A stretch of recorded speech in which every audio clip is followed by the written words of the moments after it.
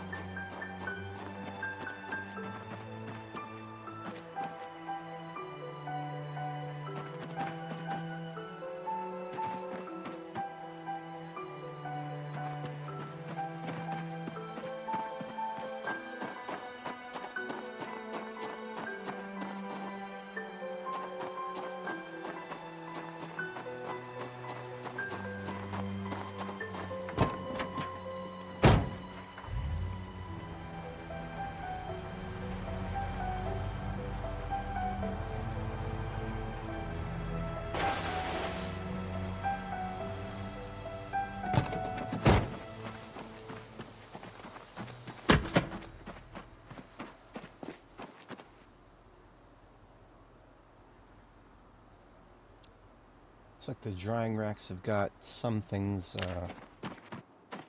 different stages here. Total about a day left.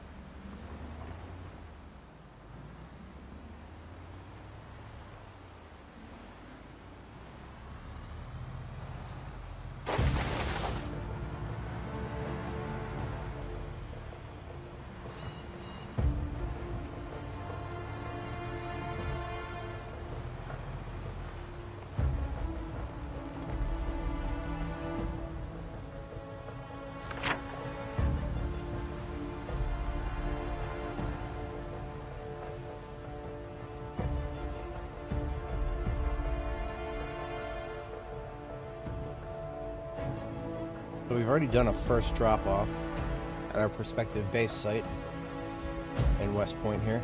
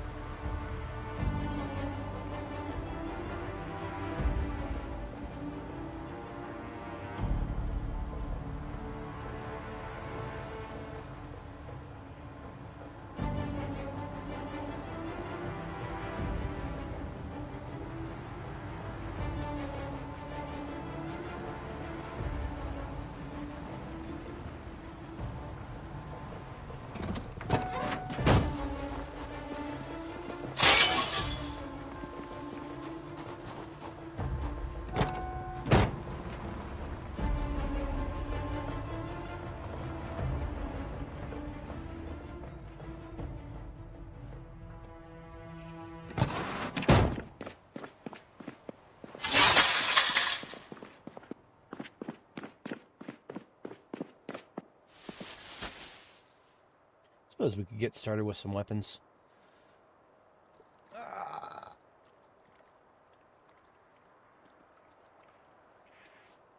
I'm still not completely awake yet.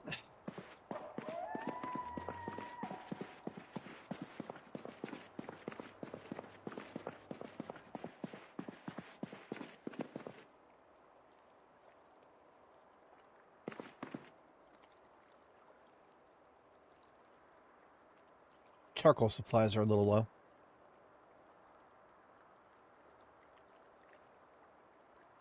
That's something we could do. We'll get together some charcoal and prepare ourselves for a round of weapon forgery.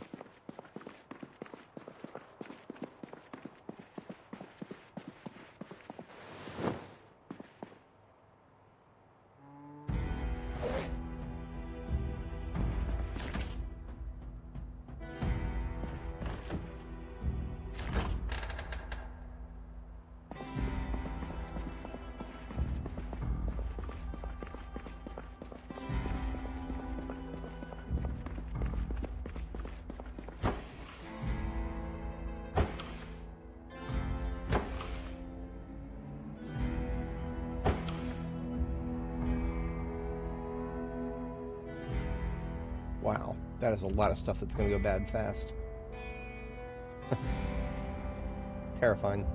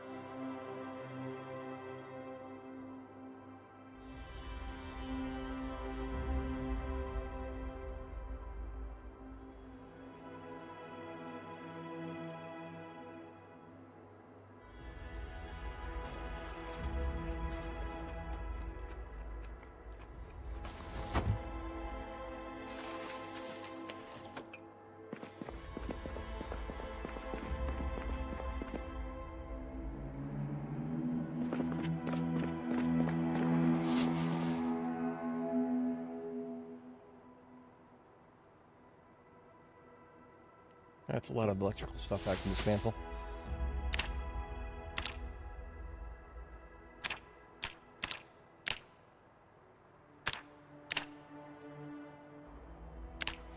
I've actually got to step away briefly real quick here, so I'm going to get her started on this.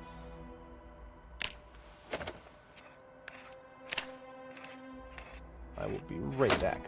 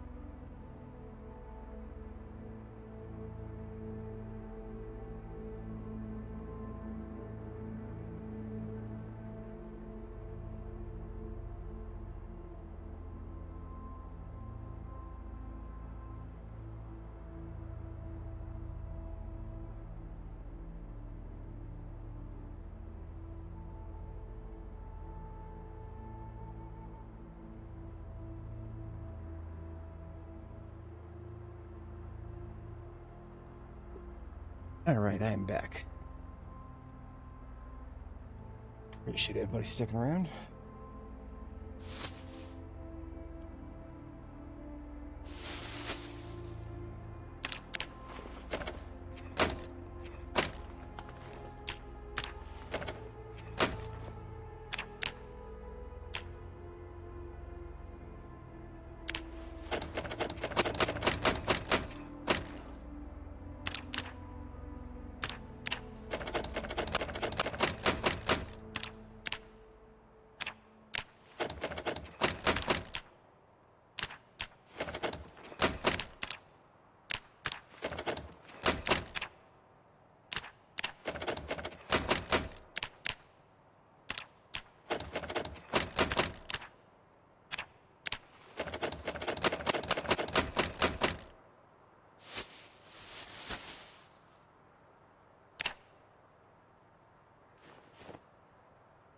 Came away with about 50 scrap from that.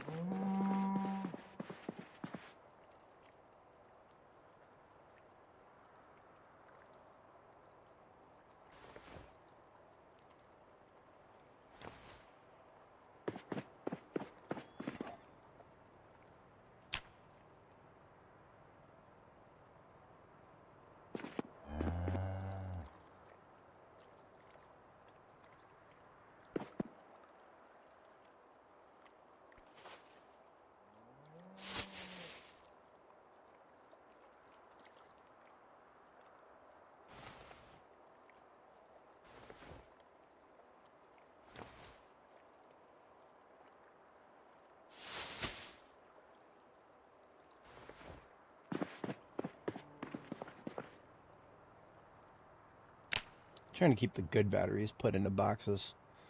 The bad ones, keep them off to the side for now.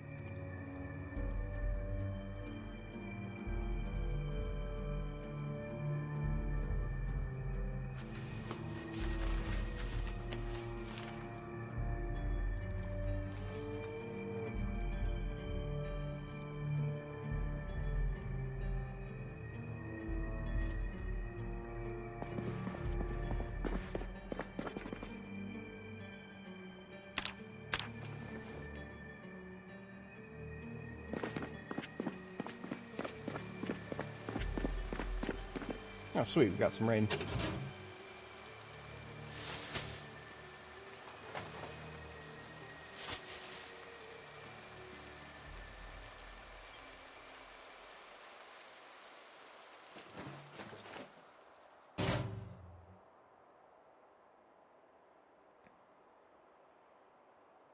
For a grand total of 10 seconds.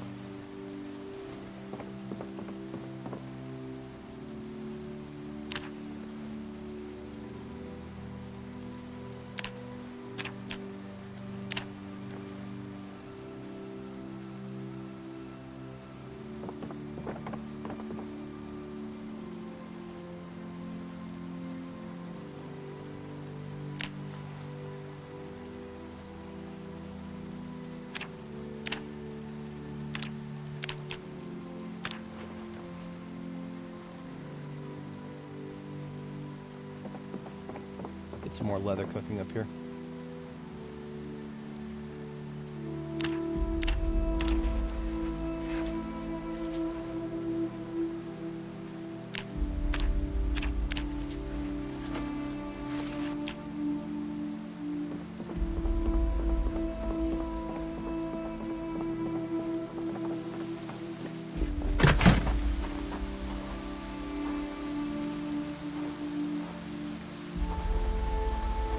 No, Hassan, I haven't gotten there yet.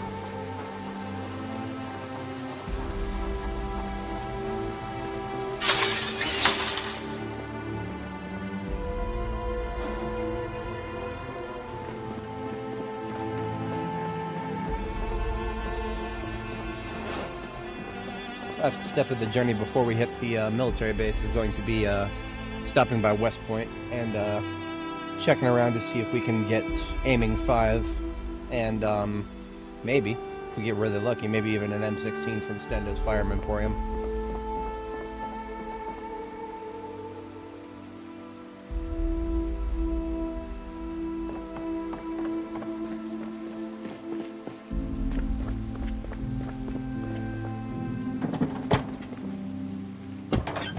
I'll need to get the ambulance out of the way because we need to do some logging.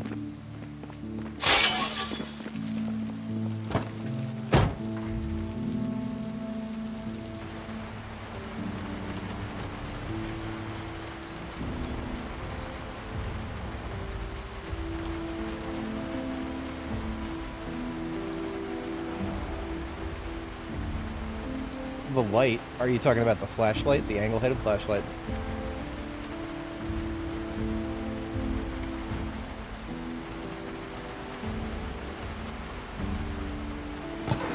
If you mean this one right here, the flashlight? That is, we got that really early on at the, where did we get that? It wasn't at the, wasn't in any military base. I had that by part 2, I think. I think I got lucky and I found it in a vehicle, if I remember right.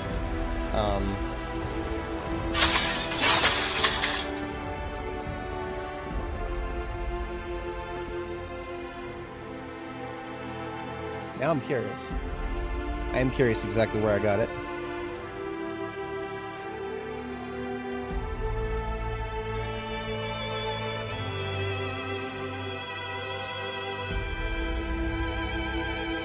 Did I have it by part 2?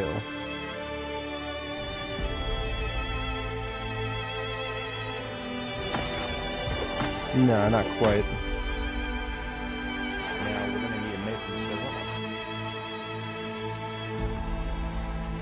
I did have it by the end of part 2, so I got it at some point in part 2.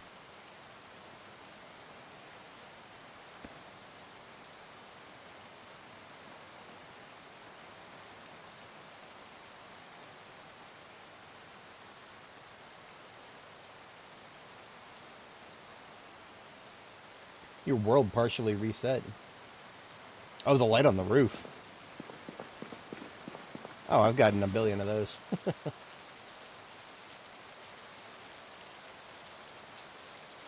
Huh.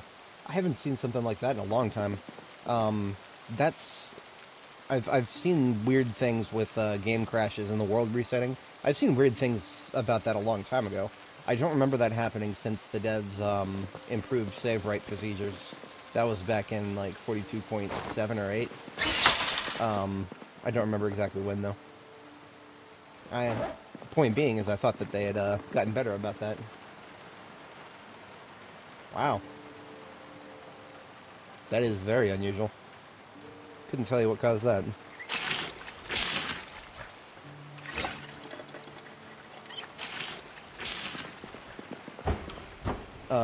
Any changes with your character, or was your character intact?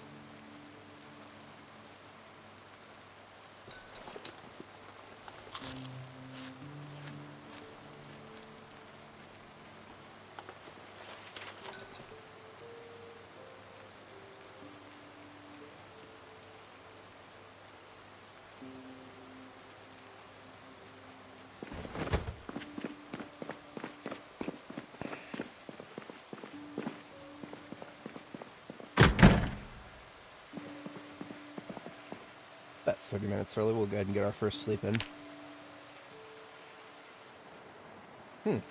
Now that is very interesting. To be entirely honest, if my character is intact and my bases are intact, I'd probably keep going, but that would be a sign of instability within the save. I'd be terrified.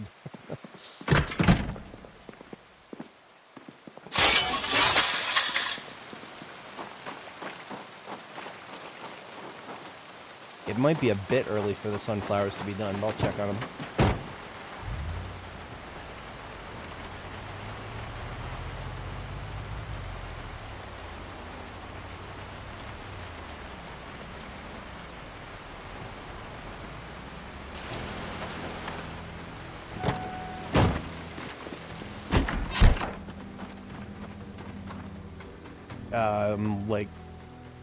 I'm like 4 hours early.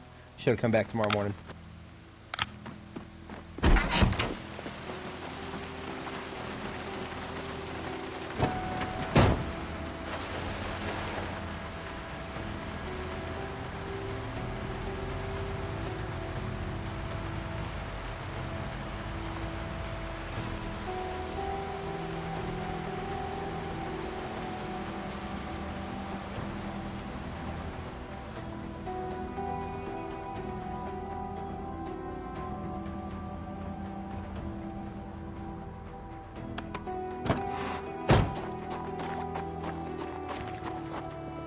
Should still have a axe in the McCoy truck here. It's a wood axe. I don't think I've ever really gotten behind those. Stamina usage is just nuts. Much sooner have a firefighter axe.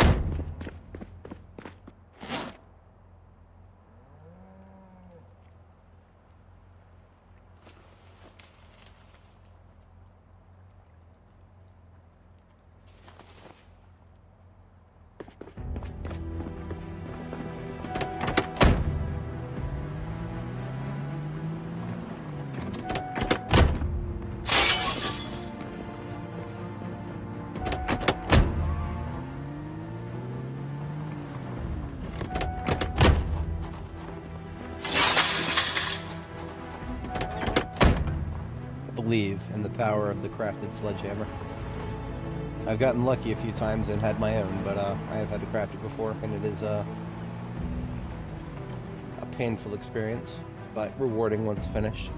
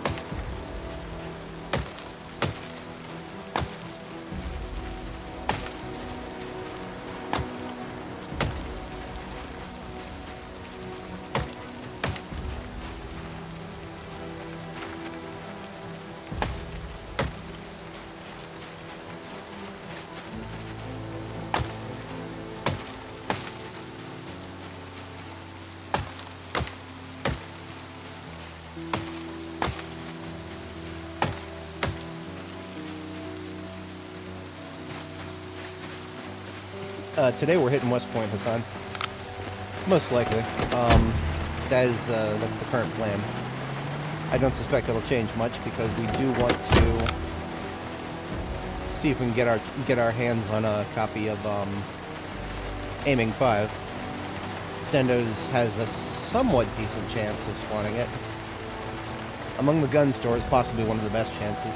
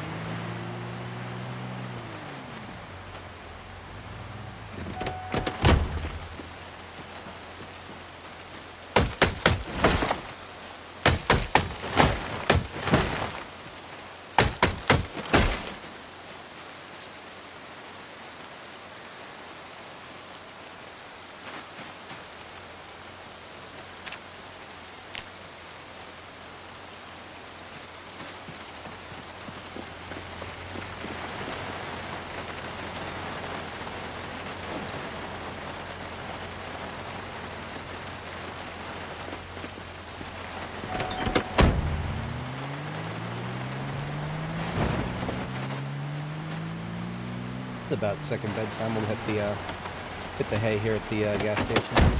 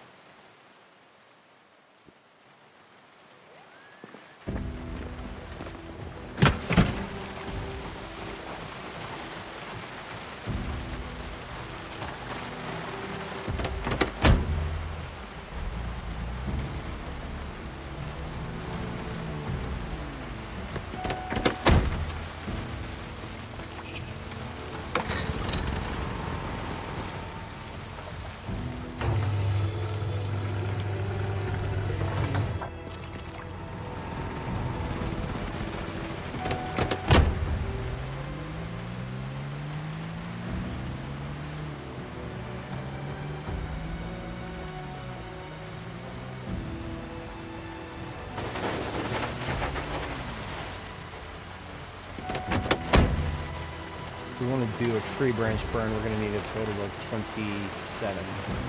That's just 3 more branches.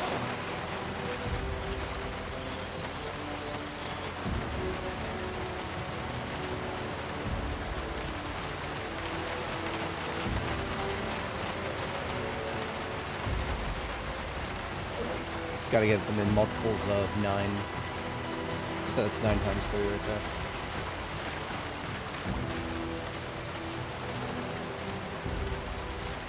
And we can do 3 more log stacks.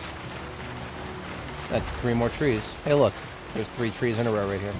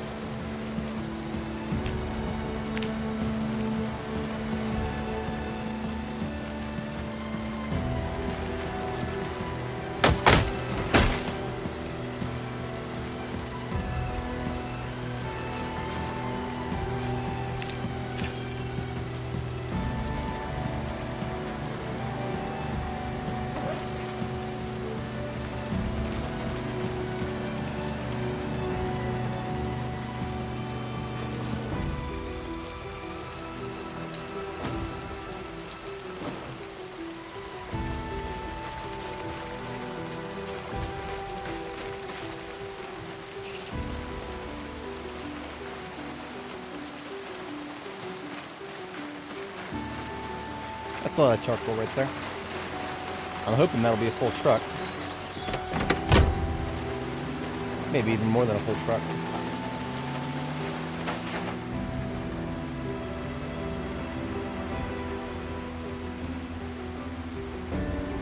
Oh, you know, I've also got a barrel that I can turn into a burning bin.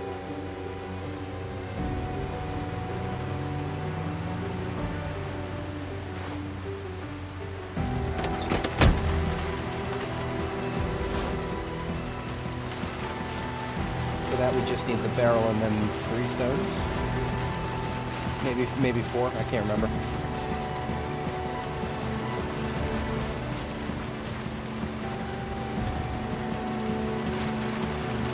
Like 4.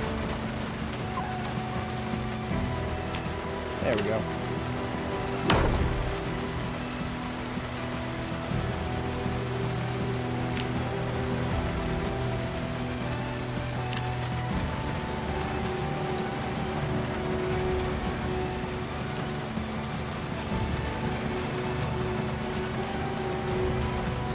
I can't wait for the charcoal burning to be blocked by the rain.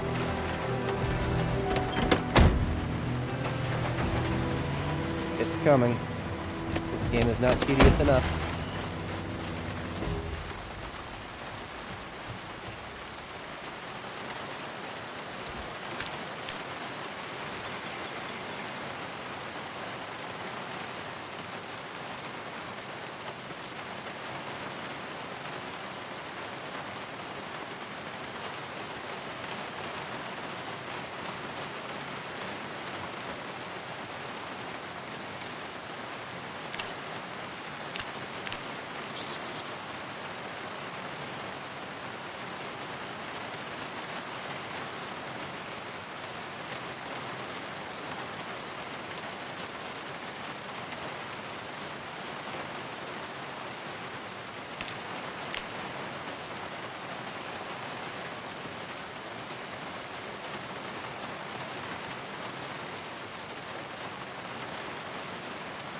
Sweet. So we've got basically 2 shipments of charcoal out of that. There's 114 in the trunk, and another 103 on the floor right here.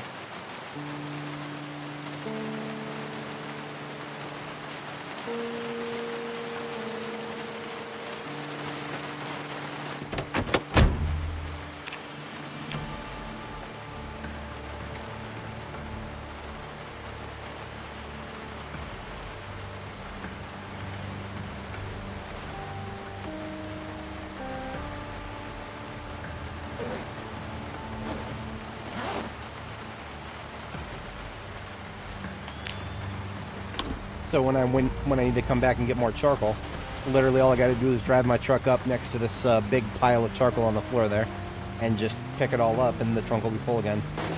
Glorious.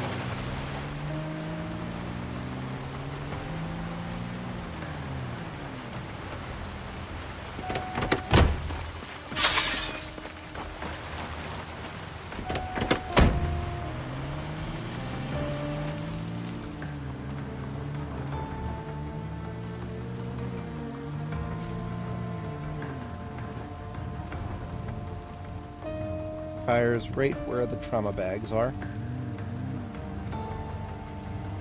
Boom. Let's have a bite to eat. I'm thinking some Fruit Loops.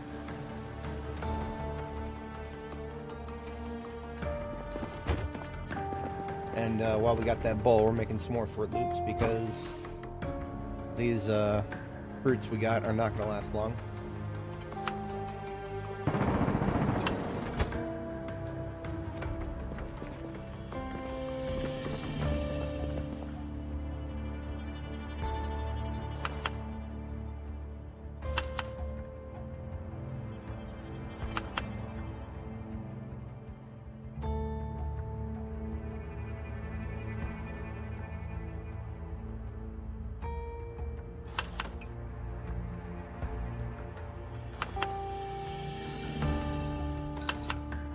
Hot Fruit Loops.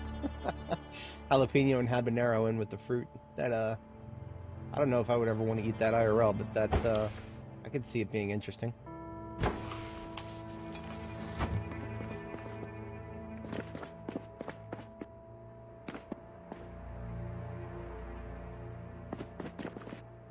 Alright, I think it's time for some weapons.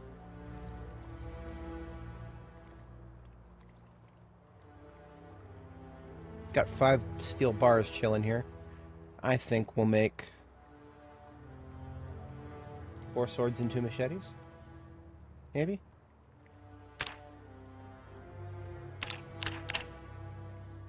That's gonna be a lot of smacking things with the hammer here.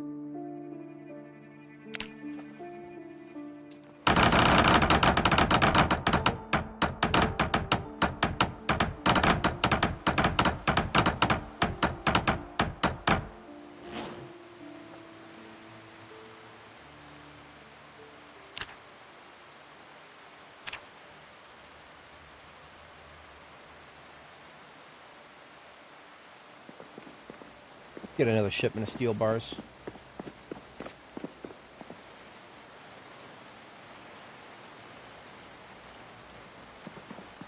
Ah, here we are. Got a bin full of them here.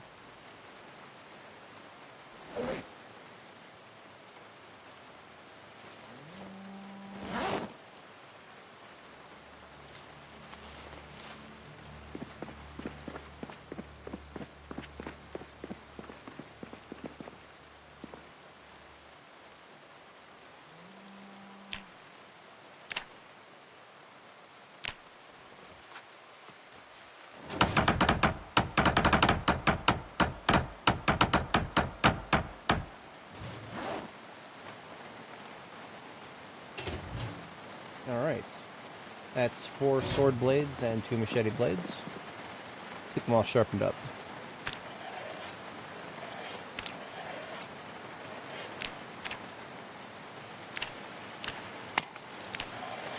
Ugh.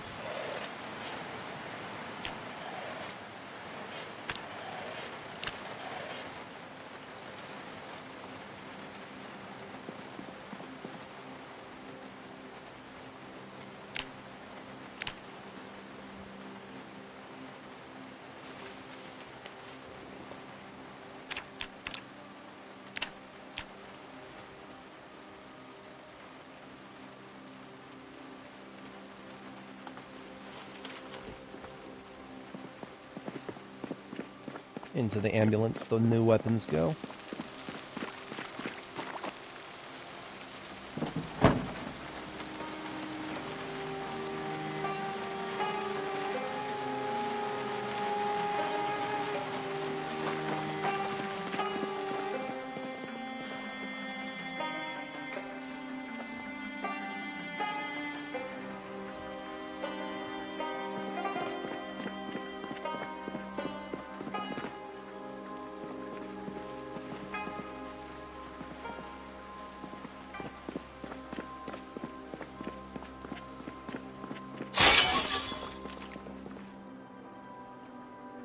This is my welding ambulance over here.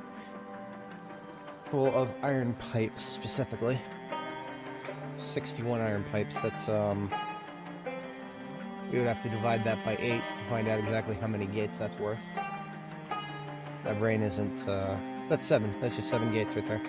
Because it would be, 64 if we had the, enough for 8. I remember some of my multiples, not all of them.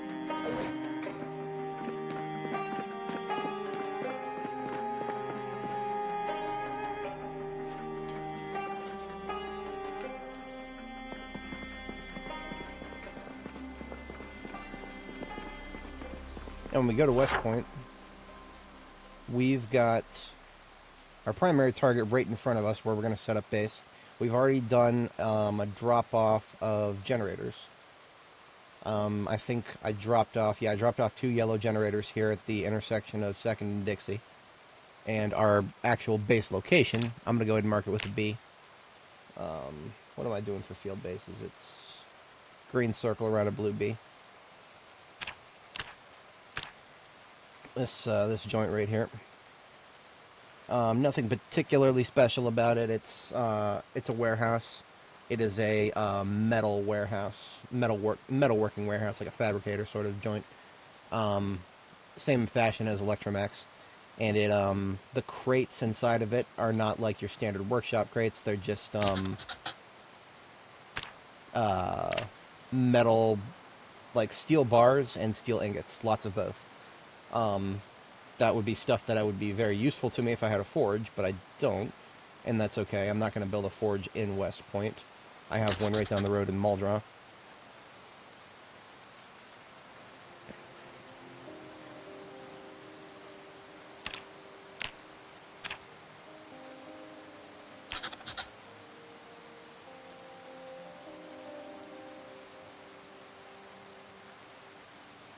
Yeah, this is where I've got the forge in Muldraugh. Muldraugh has been fully explored and looted for everything that I wanted from it. We have still got a lot of supplies staged right there at Muldraugh. We would be, when we start the process of migrating towards West Point, we will be stopping by Muldraugh pretty much every time on our way down.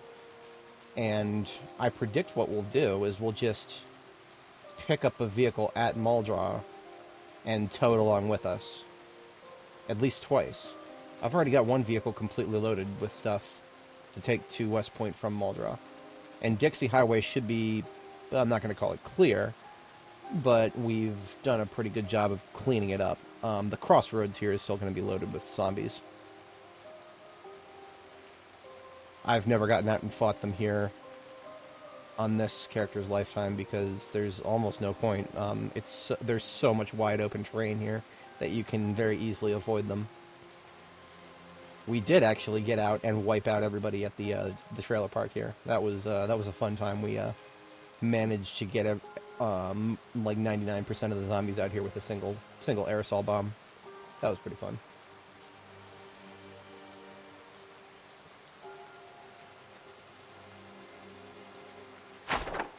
Now, order of operations, we do have a little bit of props left over here that I need to concern myself with before we proceed.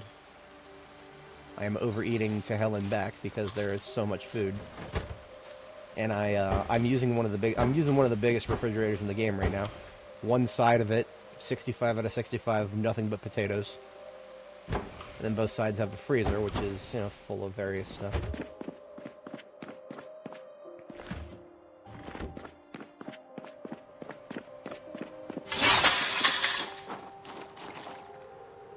Some morbid math that I haven't done yet is how many freezers can I fit in the trunk of a vehicle right now, considering the nerf to trunk size. Freezers are till 39, but trunks can only get as high as 130. Oops.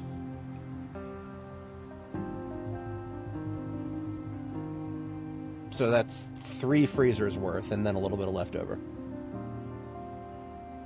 It's not good.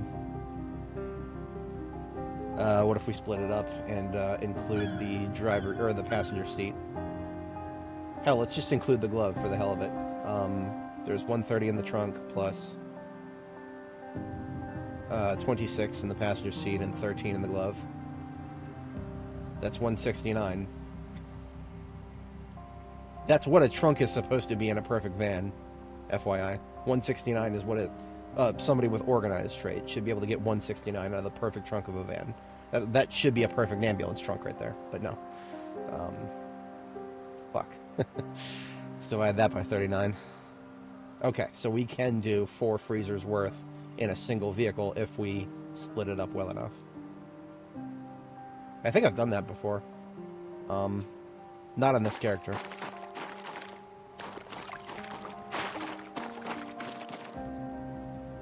We got some mildew over here.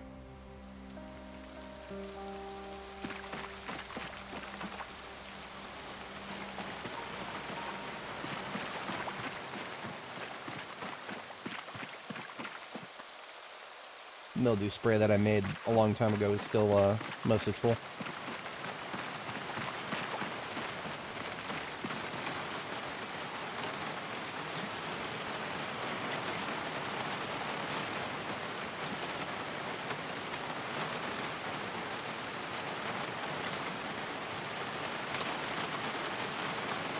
Problem solved.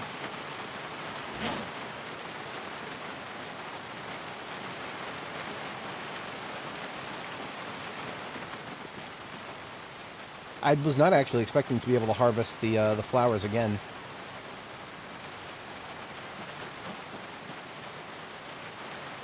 Oh, we got some mildew over here too. We're gonna need to make another. Oh no, there's still some left.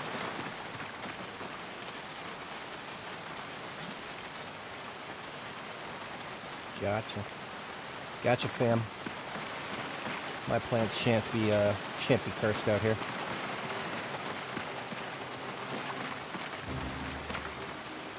Now this is a problem. These watermelons only have days left. Anybody who's ever grown watermelons in this game and harvested them at high-level agriculture, you know why that's a problem. There's not enough fridges on the map to store a full harvest of watermelons and keep them stored. But that's one of the things that's important if I'm considering that I'm going on an expedition. If I'm going on an expedition, that gives me an excuse to run another generator.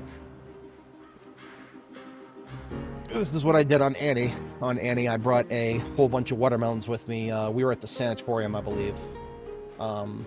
Yeah, we just brought a bunch of watermelons with us and subsisted on fruit salads for a while.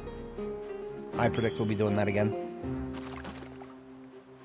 But first, we got to deal with these sunflowers. I'm pretty sure that the drying racks are definitely done by now. They should all be done. Most of them were supposed to be done by this morning, and it's now the afternoon. So I had a few leftover sunflower heads in the fridge. Let's grab those and harvest the rest of these bad boys.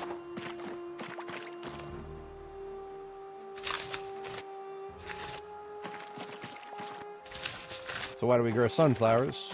We get sunflower seed from drying out the... We dry out the sunflower heads, then we can harvest the heads for seeds. And then from the seeds we get, in large quantities of seeds, we can press into oil, vegetable oil. And that is something that we can... Basically just a second source in addition to butter. Renewable source of getting fat. Not that getting fat is a problem right now. We're 90 kilo and dropping.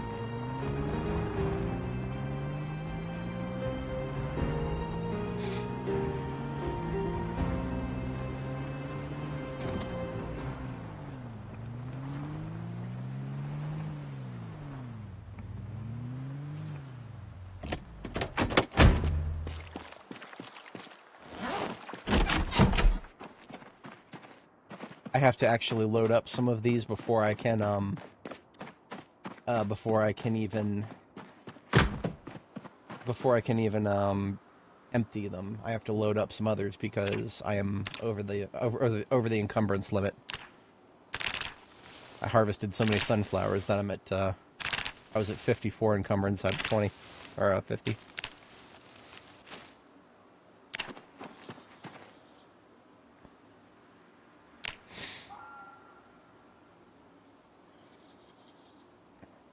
Every single one of these drying racks has its own UI placement.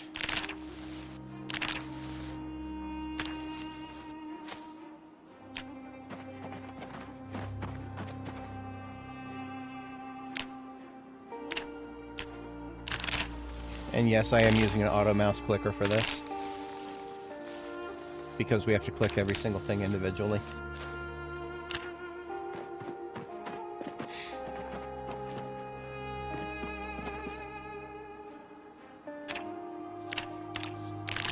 If anybody is not familiar, I have the police department converted into a drying facility, and I had to do that in a bit of a pinch during the winter because we had to harvest all of our fall crops in the dead middle of winter.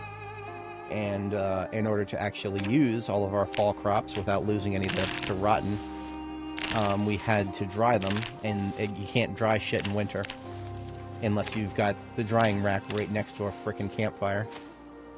So that's exactly what we did. We built a bunch of campfires in an indoor location near base, and got the drying racks loaded up.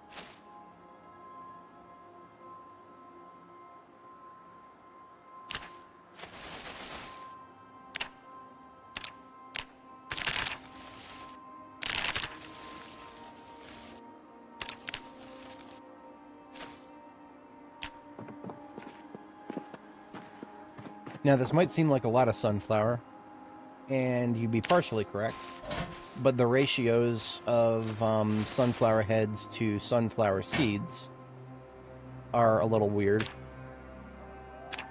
Sorry, the ratio of seeds to the amount of oil you can make out of a bunch of seeds.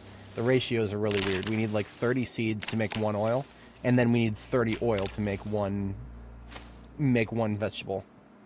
Sorry. We need 30 seeds to make 1 paste. We need 30 paste to make 1 oil.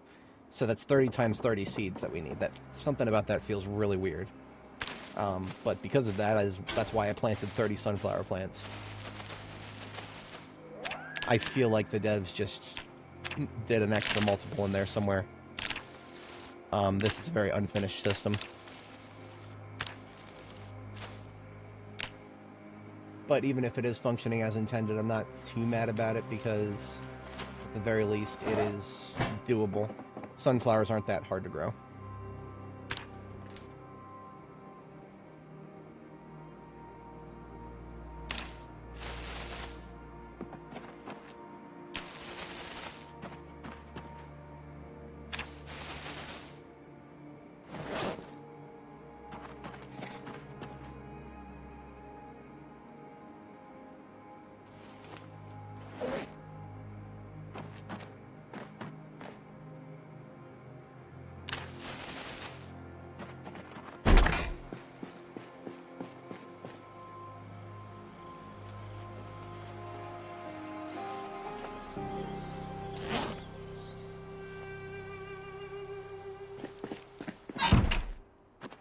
As you can see, there's a bunch of wheat sheaves on the ground that I'm sure I'll use someday. It's just a lot of work to process it all, and I have not gotten to the point where I'm actually hurting for flour.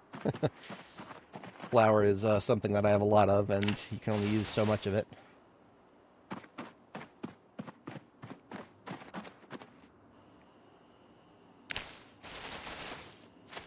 I would make bread so much more often if it wasn't for the fact that yeast is something that we cannot make and must loot. Yeast is one of those uncraftable linchpin materials. Otherwise, half of what I would eat would be sandwiches, because sandwiches are actually really encumbrance efficient. You can make a lot of them, and they don't require a container like most food. Most food has a baseline weight of like 1.5 for your skillet, for your frying pan, if you want to make a meal. But with bread, the baseline weight is like 0.2, and then it's just whatever you add onto it. So if you want to carry around lightweight meals, sandwiches obviously are your go-to.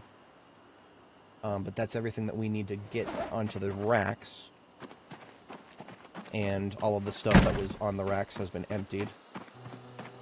That leaves us with a total of 249 sunflower heads. I'm probably just going to go ahead and start pulling seeds out of them until it's bedtime here.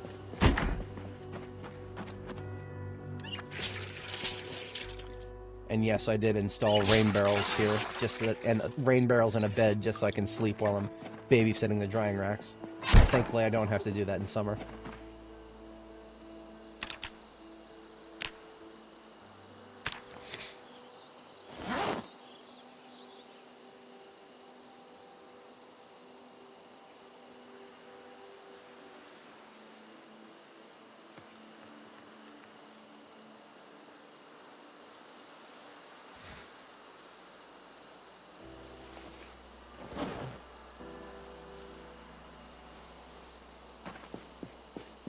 I'll probably process these at like 10 at a time, maybe.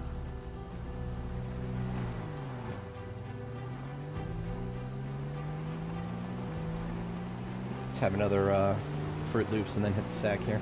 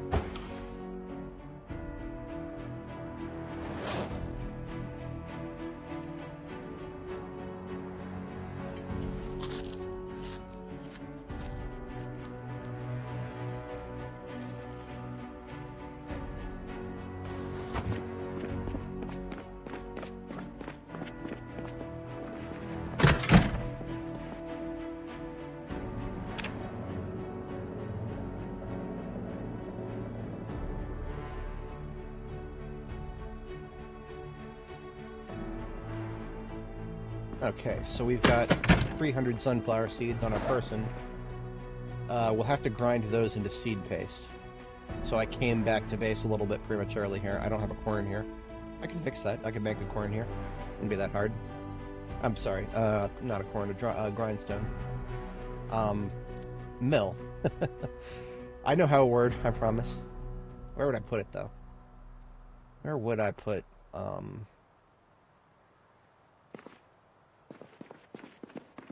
It would actually make sense to have it near the oil press here. But I'm narrow on space. It's actually the gold bar pallets are, taking up more space than I would have preferred. That's okay. They're mandatory.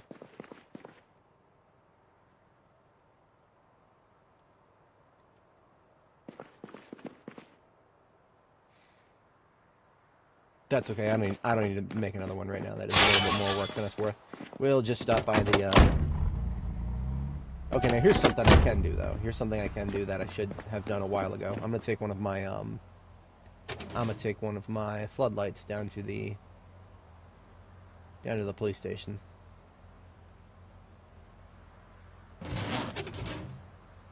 You know what? I'm gonna take 2 of my floodlights down to the police station. And I'm gonna put a red bulb in one, and I'm gonna put a blue bulb in the other. Yeah, that's right.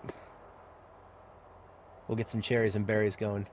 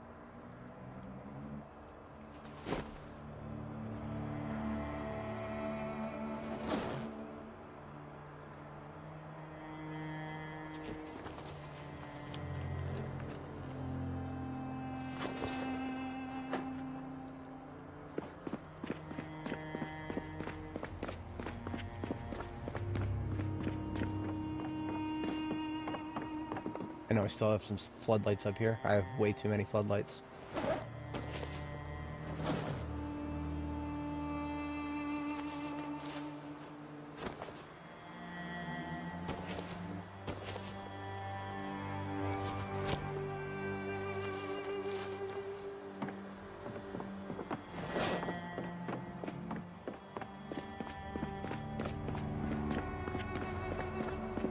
And I do need some battery connectors for them.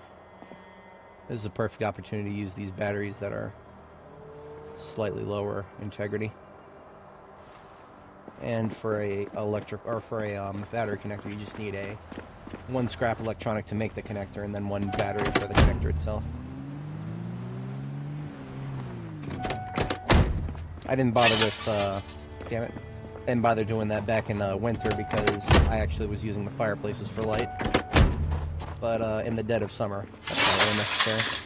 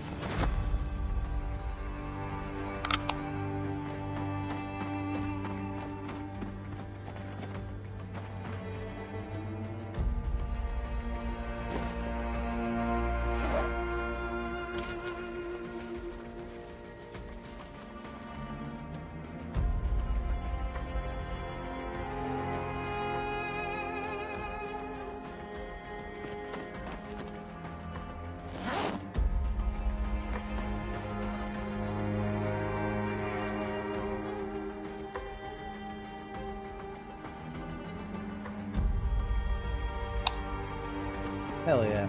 Let's see how that looks from the outside. I like it. I like it a lot.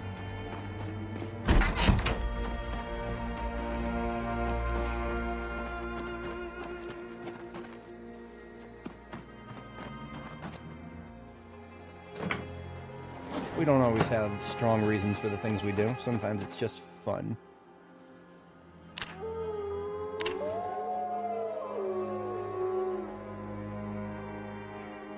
So 30 sunflower seeds a pop is 1 seed paste. This will get us 10 seed pastes.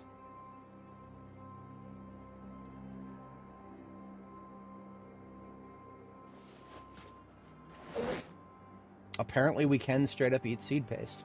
It will probably make us the most miserable we could possibly be, but it would probably get us to put on some weight. I would never do that. I would never force my girl to do that. Absolutely not. Under no circumstances.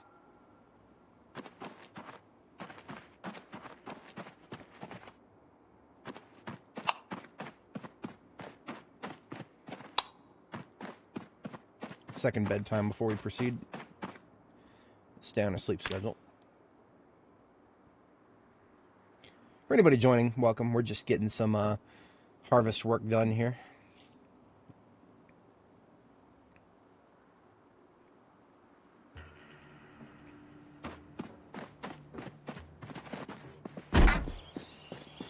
Let's do another 10 of them sunflowers.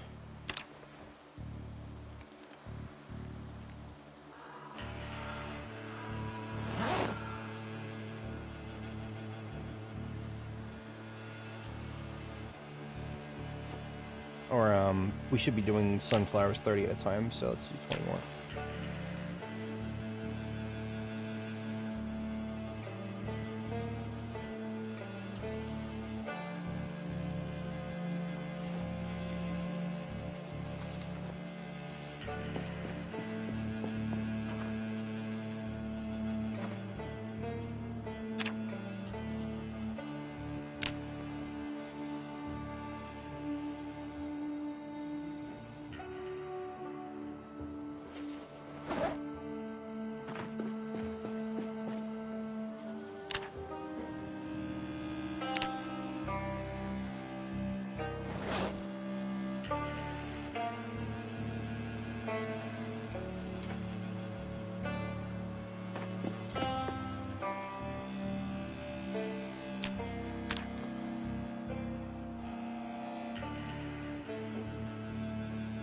So with that, we have 30 seed paste.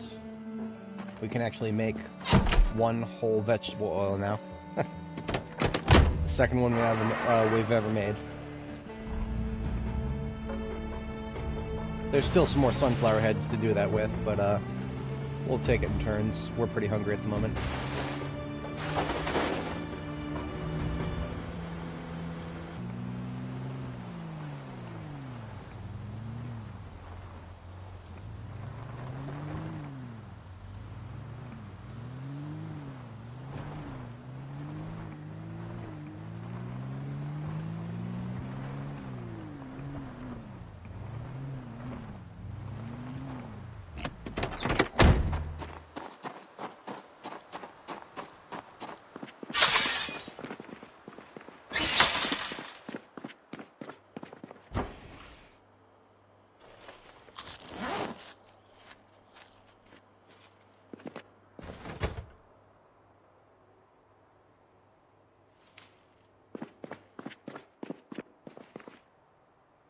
Look at that, 30 seed paste for 1 oil. I'm pretty sure that this is supposed to be... I think this is just supposed to cost 1 seed paste. I think there was a miscommunication on the recipes here.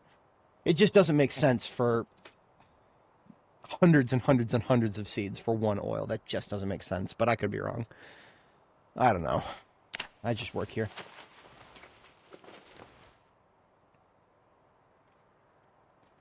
Second oil I've ever made. We'll put it right over here next to the first one. It's a friggin' trophy. Look at that. I survived B42 and all I got was this lousy bottle of oil.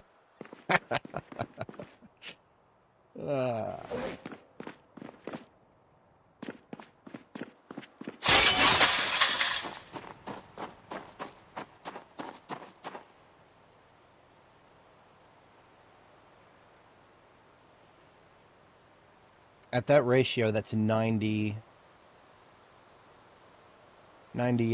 sunflowers? For 90 sunflower heads dried for each oil, if I'm not mistaken. I could be wrong about that.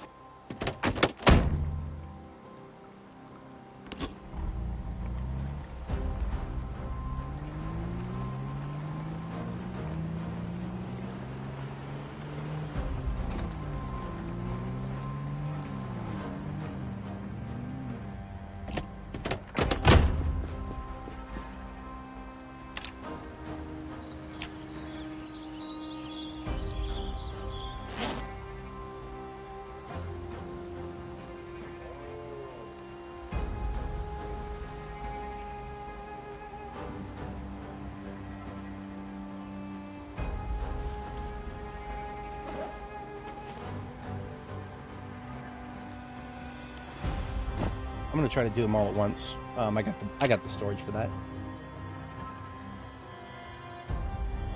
So there was 30, and here's another 30.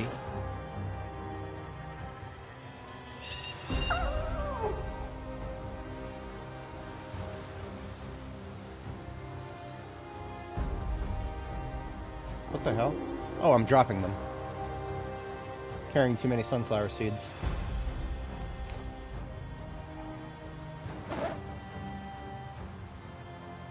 So I got 300 seeds in my main backpack, 300 in my second backpack, and now we're going to have 300 in our third backpack.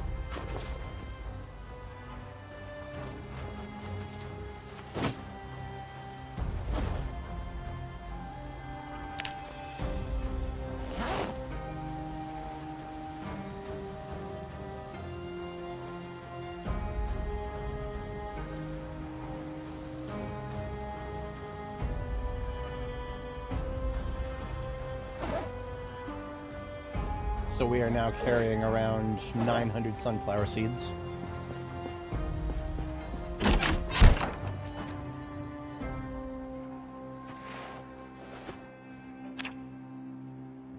And we can mill all 30 paste at once.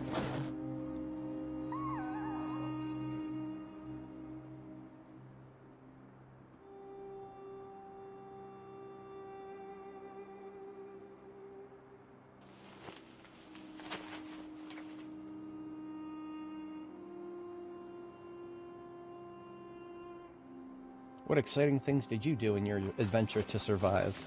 Oh, I milled 900 sunflower seeds. It's alright. We'll have NPCs to do this for us in the future.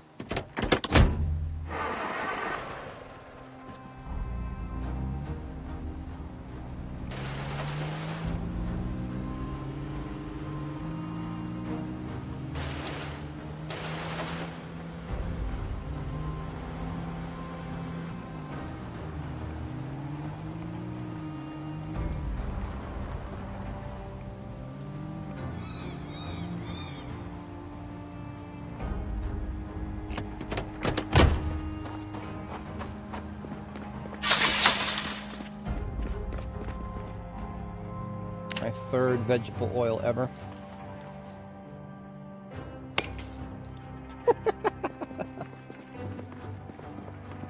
Right as I finish making it, another light bulb burns out.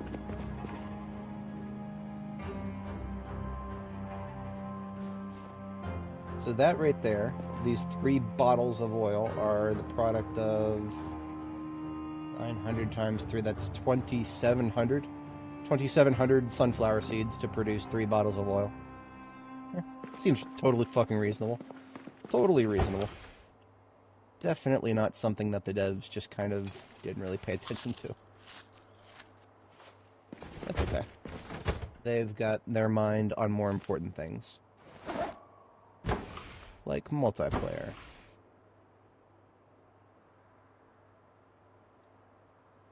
We've got a bunch of fruit that is like basically done. I would like to get the fruit that is done out of the way and use up the stuff that is about to be done.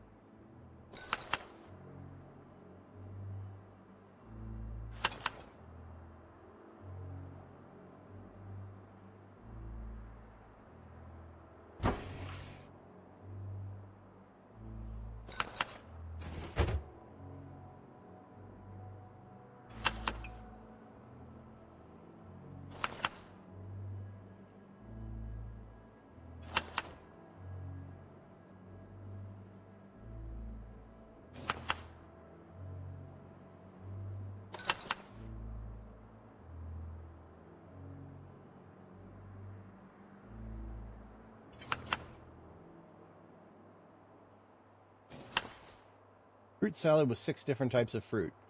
That gives you very lots of unhappies. Or negative unhappies, also known as happies. Lots and lots of happies. That's a good thing.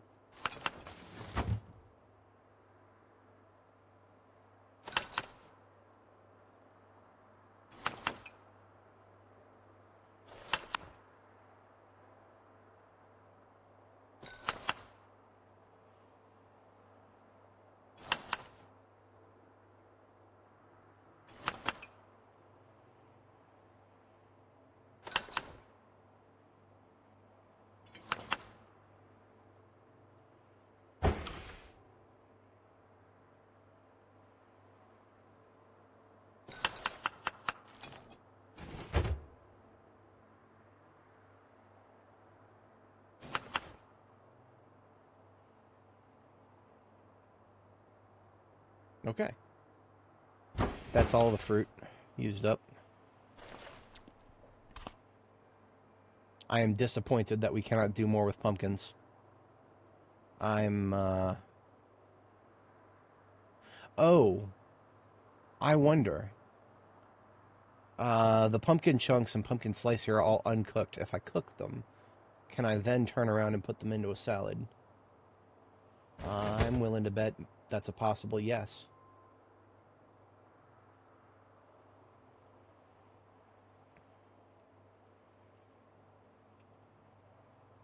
This is a B series of Fruit Loops here, because I've got an A series that I need to eat first.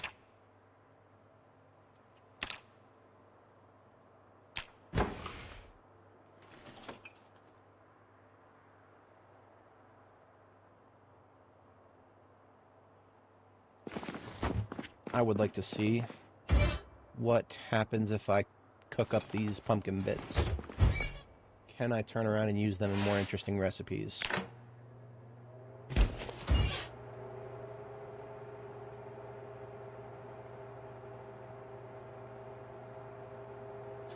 Ten minutes to cook, apparently.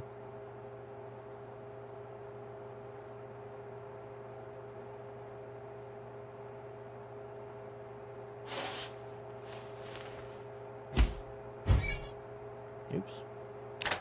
Now, what can I do with these cooked pumpkin bits?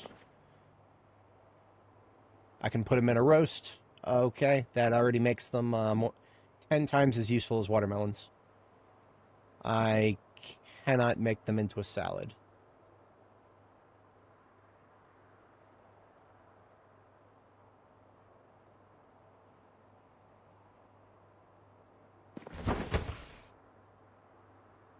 And if I'm going to be doing roasts, that means we'll be doing potatoes for sure, because we have tons of potatoes.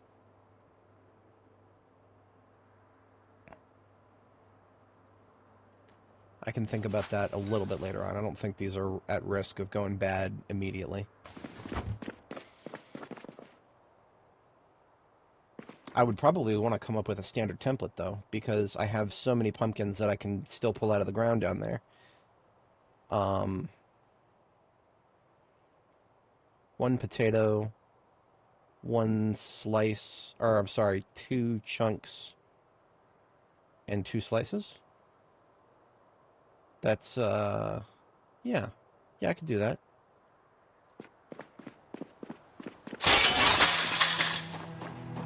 Quick animal checkup here.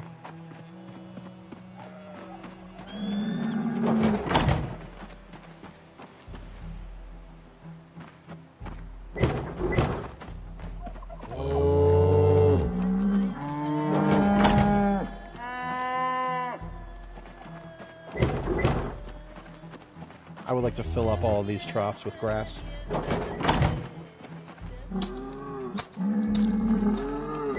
I would like these creatures to be set for life on food. So that's our next task real quick.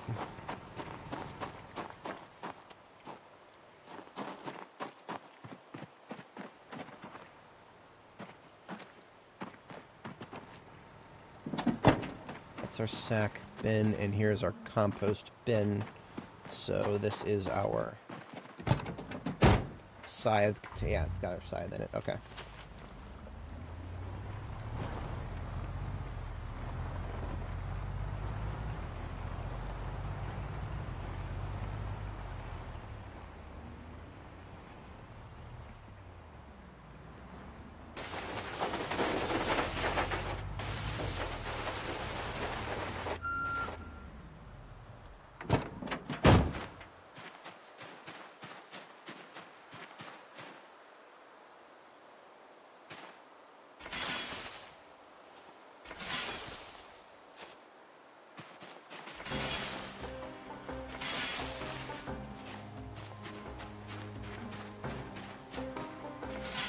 You can break your inventory size by doing this.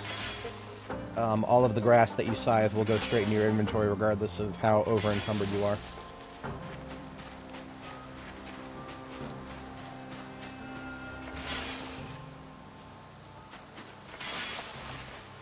They can, yes. I don't trust it, though.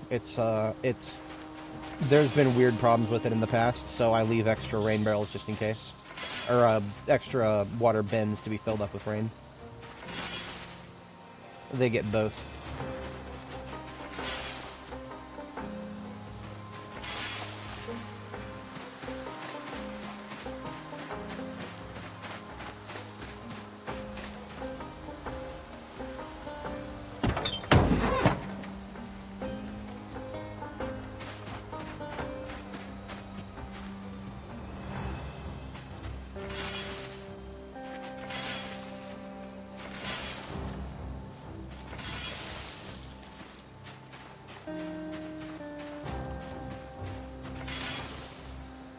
It may be a little archaic not to trust it because I think that is a problem that has probably been fixed. But it costs me nothing to leave an extra trough there. There was supposed to be, a couple of them were supposed to be food troughs instead of water troughs, but then they got filled up with water and I was like, whatever. I didn't go too far out of my way to fix that.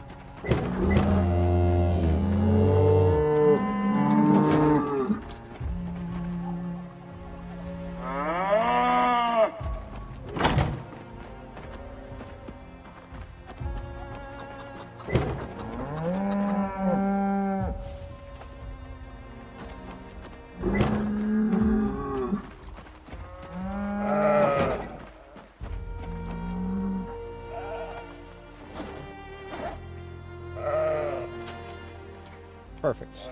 All 4 bins are completely 100% full. Now, all I have to do is look out for them to get lowered in their capacity. Wait a minute.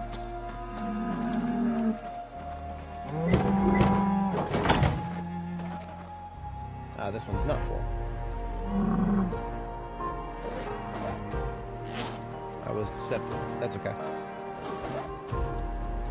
I don't need them to all be 100% full. Close enough. Close enough is good for me.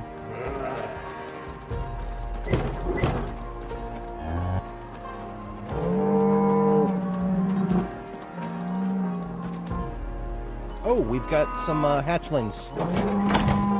I have never seen a turkey hatch in this game before. I can pet the baby turkey. So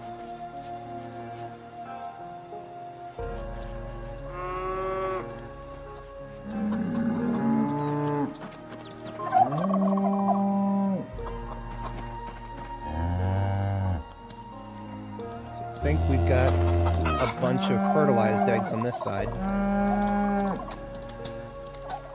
I'll just take the ones that are not fertilized.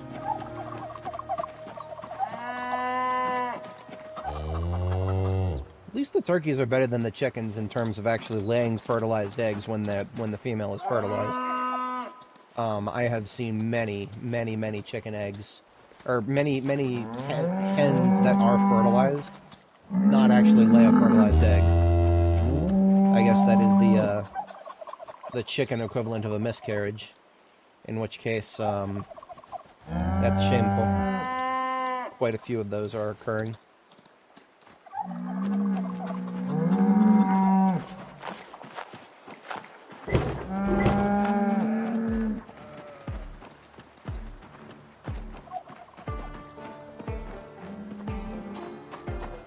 Alright, I think the animals are set for a while.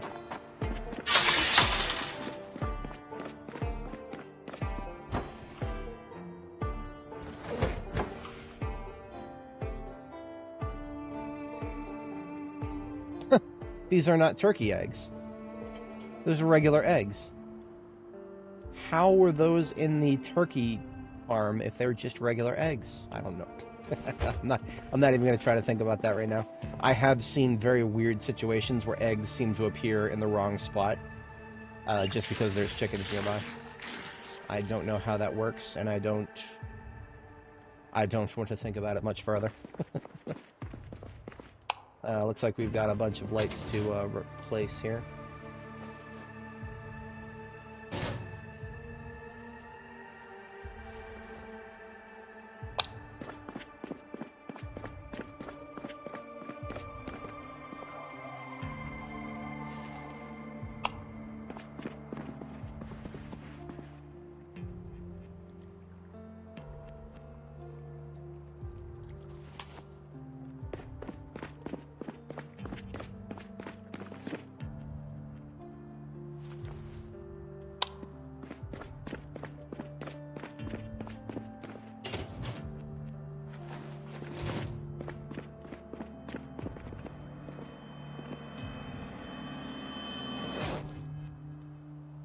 Let's check the status of the crops.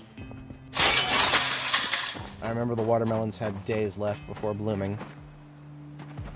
None of them show hours yet.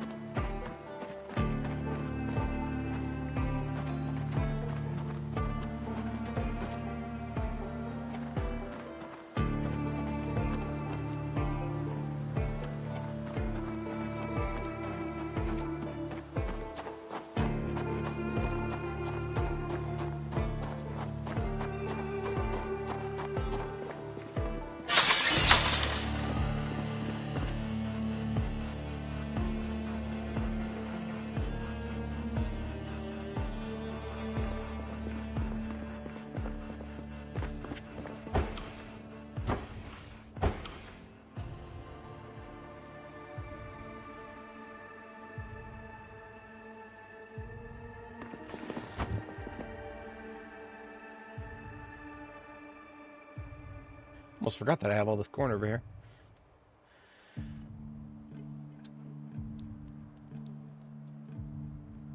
I think I can turn that into just a regular recipe ingredient, but I would have to... what about a stew? Can I turn that into a stew?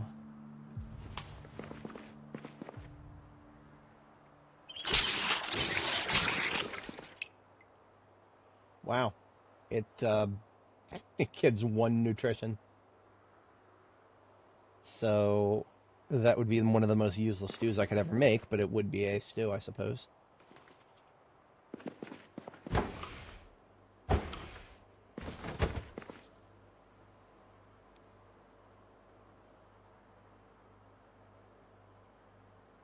I don't think we ever did find out anything that we can do with barley. Barley is probably just an incomplete thing in the game. It's probably for future alcohol production. Same with sugar beets.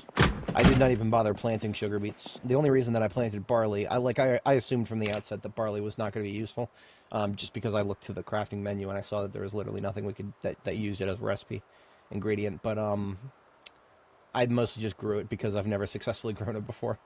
A lot of my fall crops died for very stupid reasons in previous characters, and I decided just, fuck it, I ain't trying again.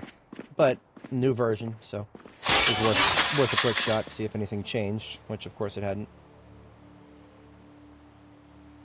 I'm going to take a look down at the drying area and see if the latest batch of sunflowers are done.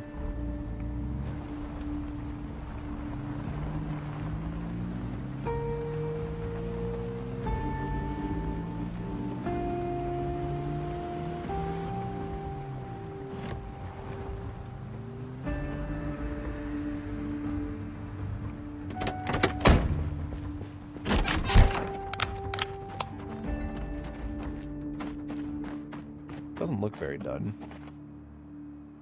but it is. Neat.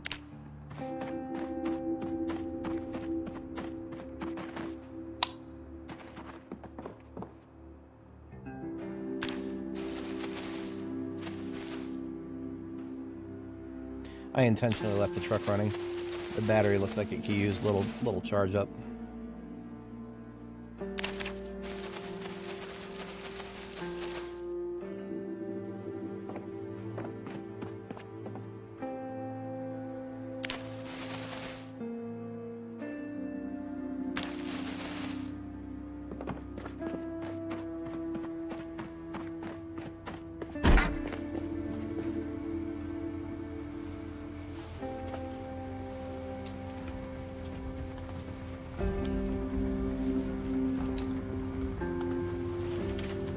I think we'll comfortably get to 180, which is another...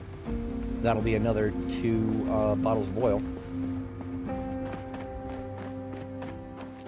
Yeah, assuming 20 each. We'll have 2 bottles of oil and then 20, 40, 60, 80 left over. So we'll be 10 short. What a shame.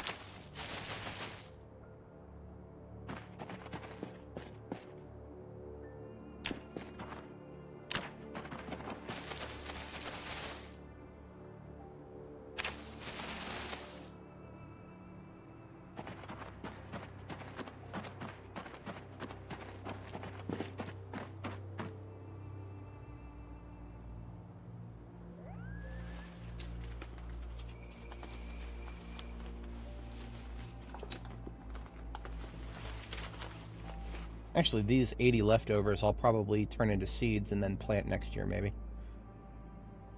Assuming the save doesn't break by then. I always like to assume positive things.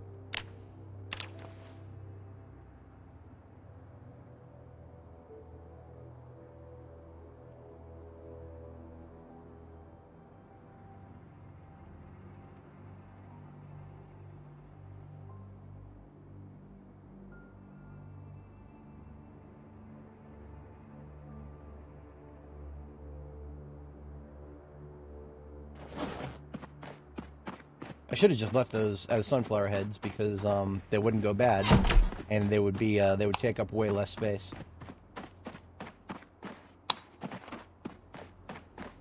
Get the batteries charged back up. Huh. Still needs another. You know what? I'm just gonna let it go while I sleep. That'll get the battery back to 100.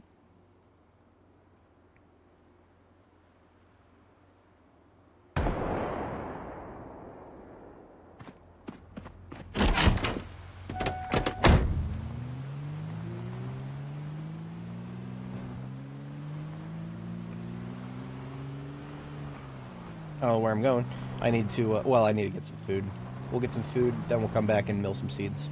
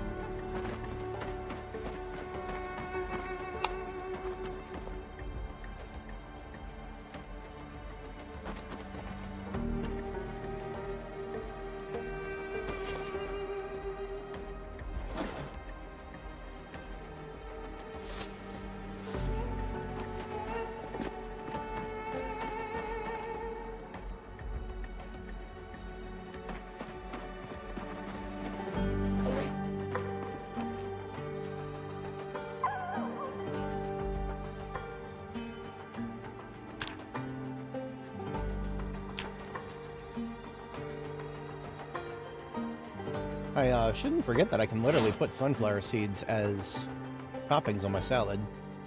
It never felt like a good thing to do because I could, you know, actually plant them instead, but now that I have this many and I know that a lot of them are spares, that's something to consider.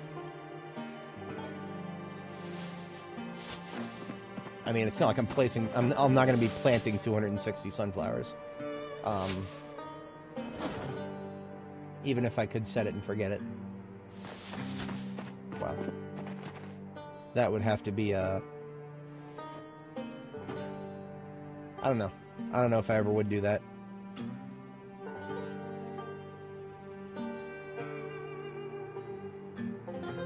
Because knowing my luck, if I did that, I would get a 2-week drought immediately after doing it. That is just how my luck plays out. If I take a gamble on something that big, it never pays off. Small gambles always pay off for me. It's kind of weird how my luck works. It feels like small gambles just regularly pay off without any problems, but large gambles, I don't know. Something about my own personal luck patterns.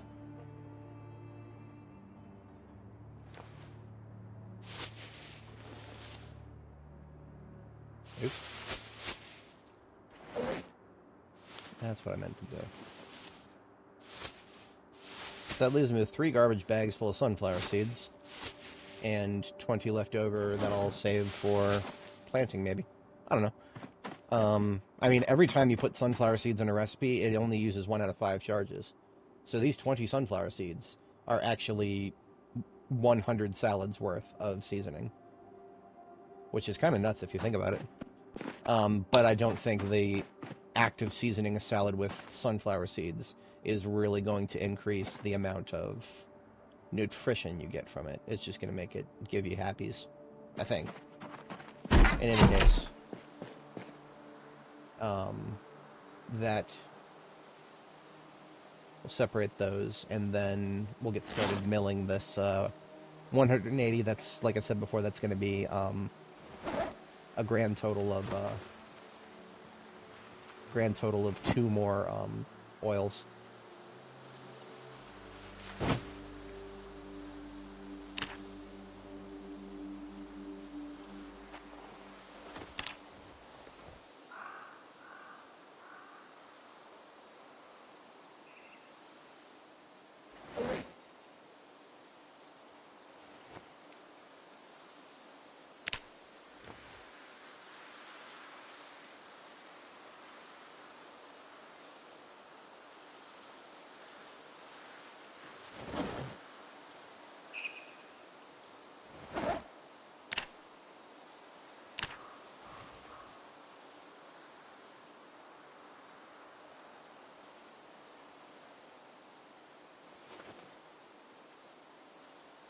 Alright, I'm now carrying 900 sunflower seeds. Let's mill all that into another 30 paste.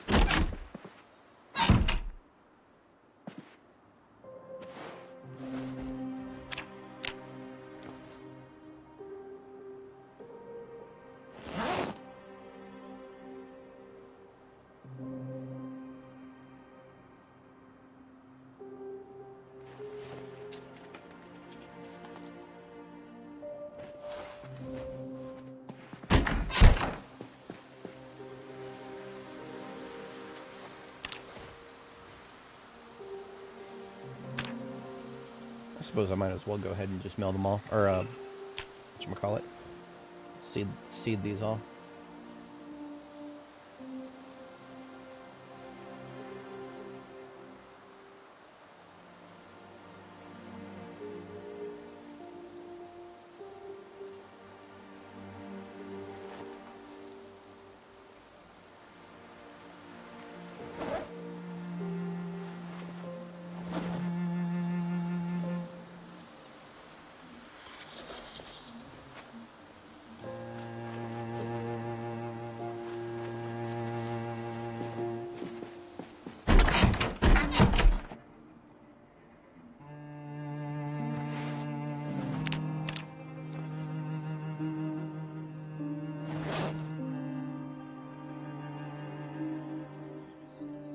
So just in terms of raw time spent, we just spent literally an entire day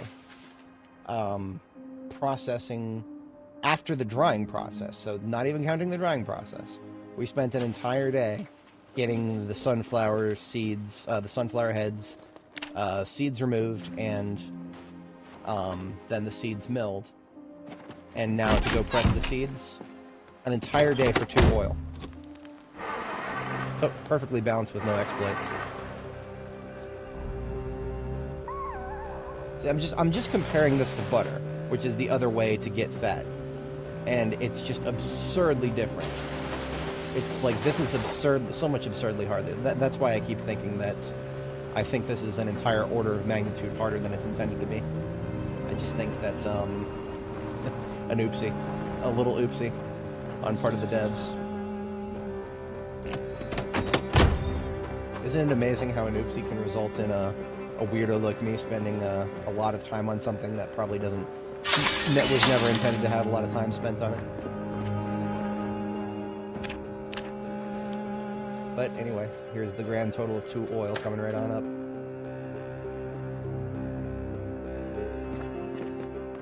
We can add that to the other 3 we've already made. We have our entire harvest of sunflowers, which was a 30. We planted 30 sunflowers in total and harvested them all at agriculture level 10, so we got the maximum return on investment for what we planted. For 5,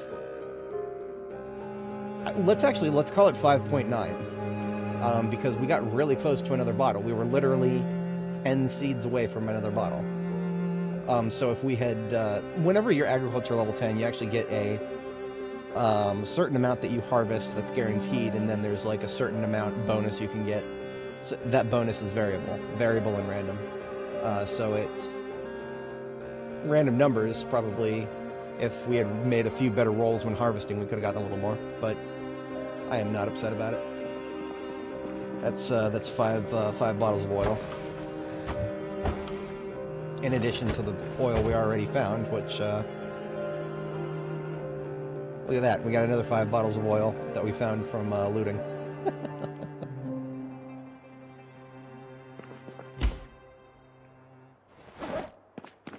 I'm going to toss those 20 seeds that I've allocated for cooking purposes into the bin there.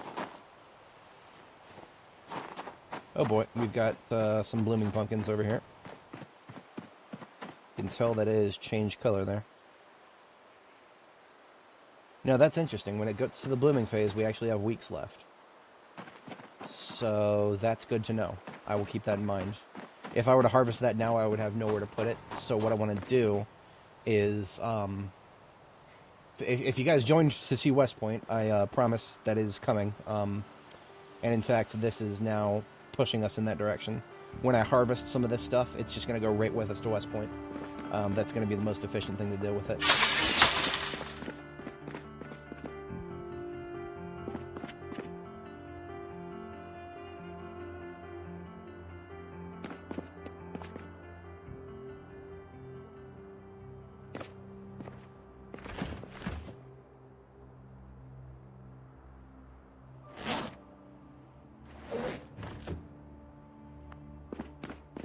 I'm going to spend the rest of the evening doing some cow milking here.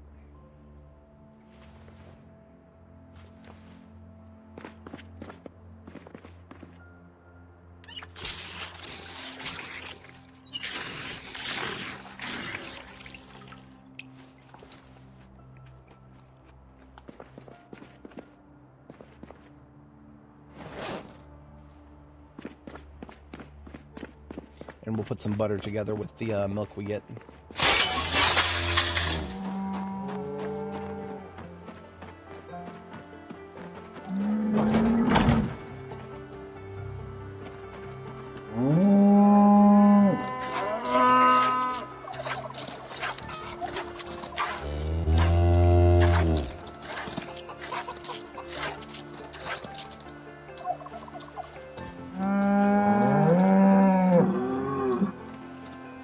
Produced almost 20 liters of milk.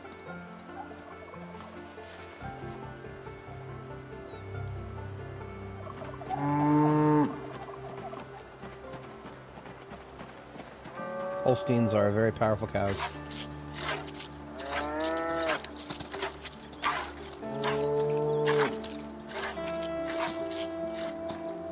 Alright, we got a total of 30 gallons now.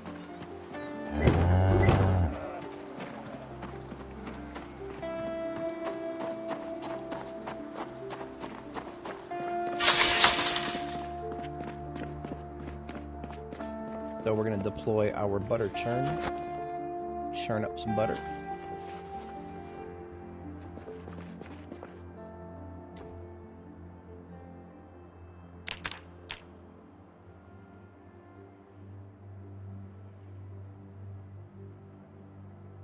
And this butter is all going to come with us. We're quite far away from needing to go back into weight gain phase. In fact, we are desperate to lose weight right now. Well, we've been losing weight over the past few days.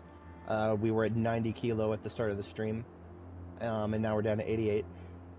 We are still high weight, though, and that causes problems. It says -1 fitness. That only applies if you're starting, but the other problems with high weight, the running speed, low endurance problems, I think those do kick in if you get the trait. So, I do want to keep myself under 85 kilo, usually, if I can manage. I was finishing off food in Muldraw, and I didn't want it to go bad, so I ended up going way over, as tends to be.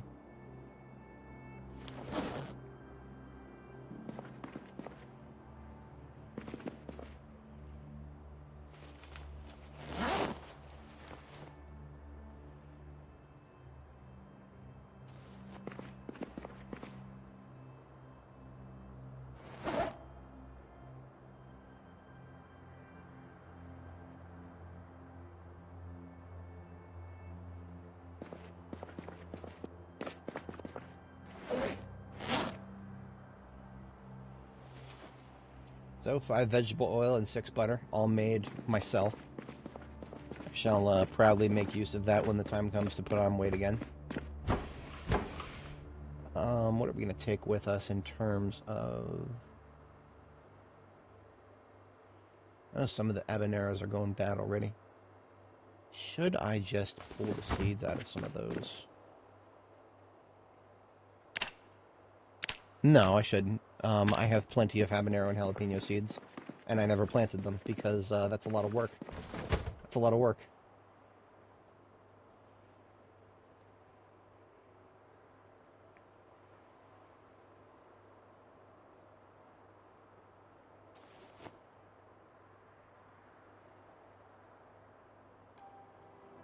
Hey, Richie, good morning. We are doing pretty well. We just did a massive processing operation of our sunflowers, and we came away with a grand total of 5 vegetable oil from our harvest of about 30 sunflower crops at agriculture level 10.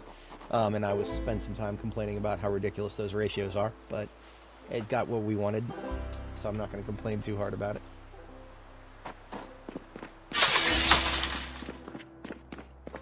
I think one of the things I'm doing now is getting some cookware put together for our destination base at West Point.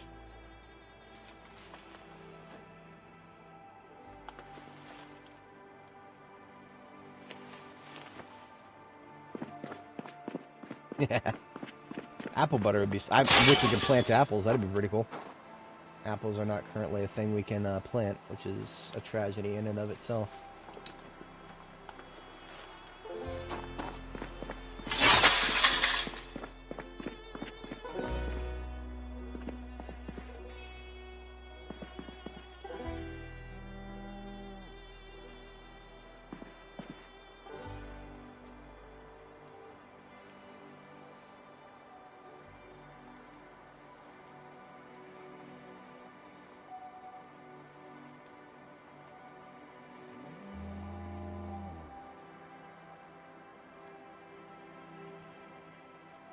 I'll take this suitcase. Use a suitcase for food, for cookware and stuff. Looking for a way to separate it.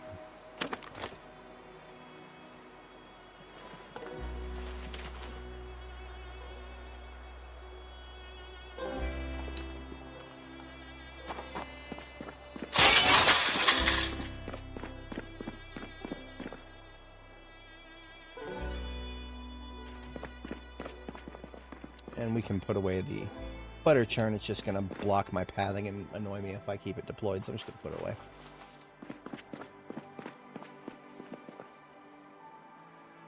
$22.50, it's actually past our bedtime. Let's have a quick bite and hit the sack.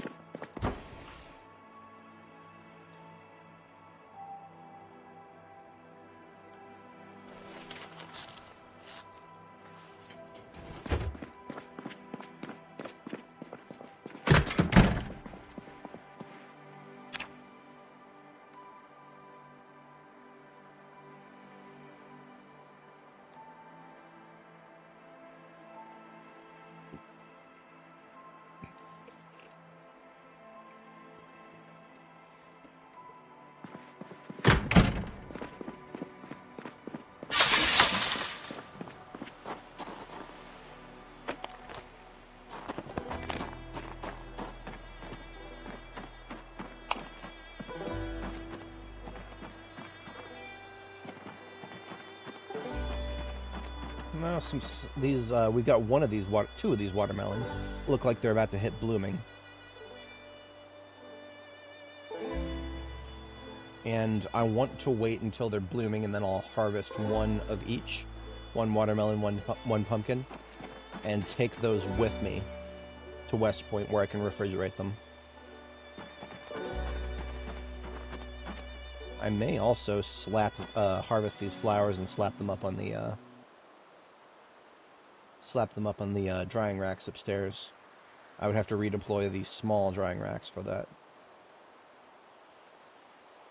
I do like having coffee. That makes me happy. So flowers is actually very useful for that.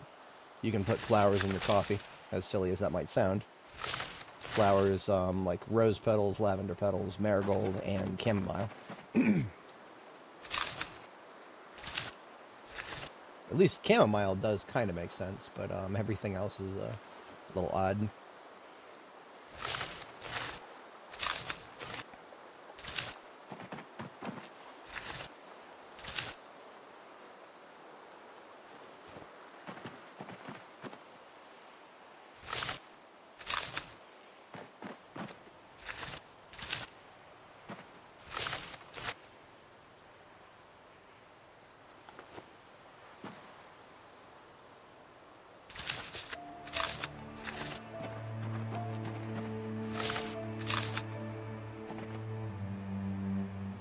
Basically got 100 flowers out of each of those.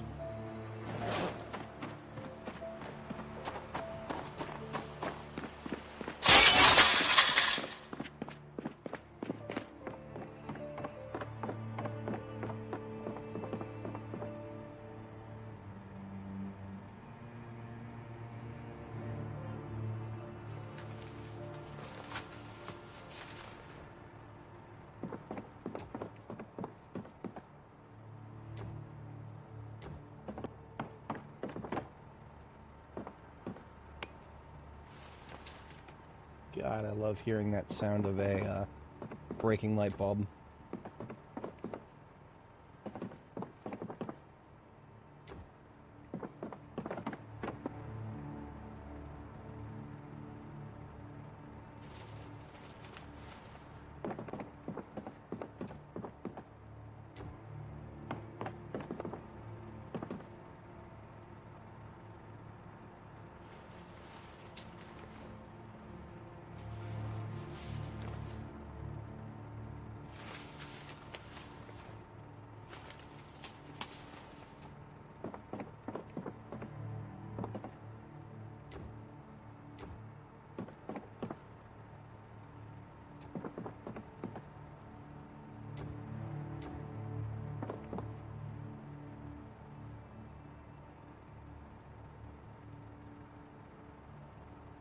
Positioning there is pretty not optimal. There's never been much optimal about up here. Who's blocking me now? Oh, the heckle comb, right? Yeah, that is suboptimal to the point of absurdity.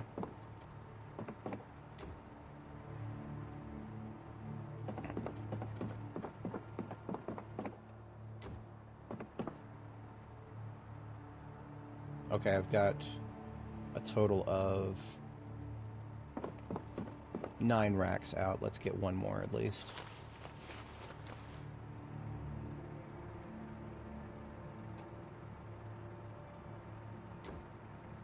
Alright, disorganized is crap, but it'll help us get... We can do half of what we just harvested now, and it only takes 1 day.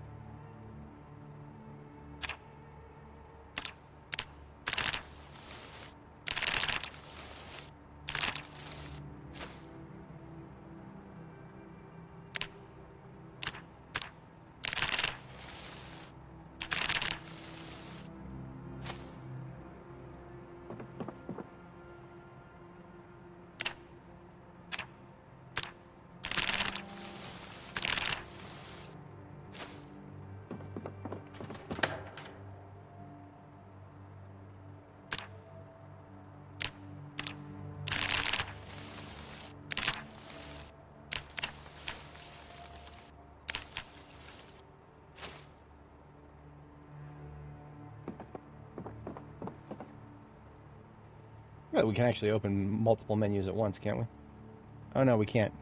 I did it once before in the other area. Guess we can't do it everywhere. Okay.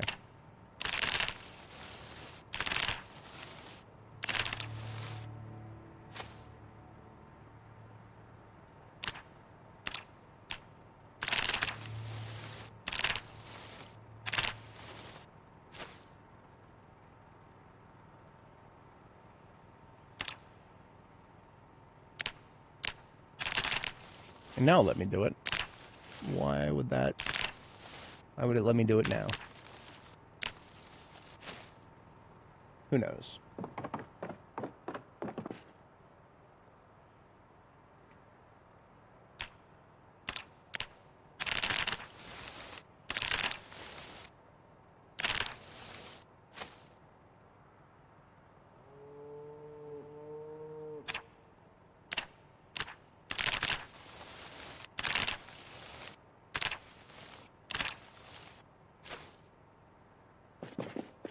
Alright, that's half of the harvest.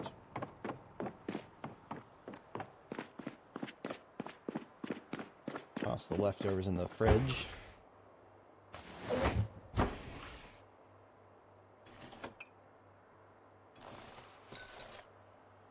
Except I don't have enough room in the fridge.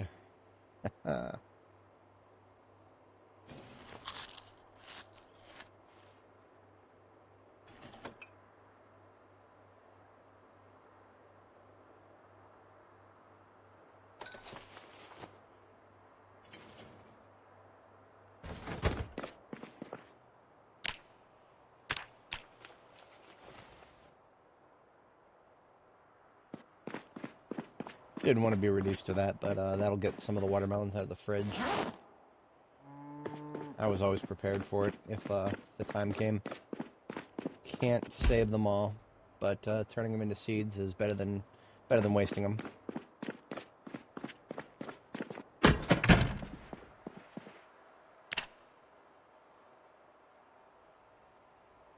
Alrighty.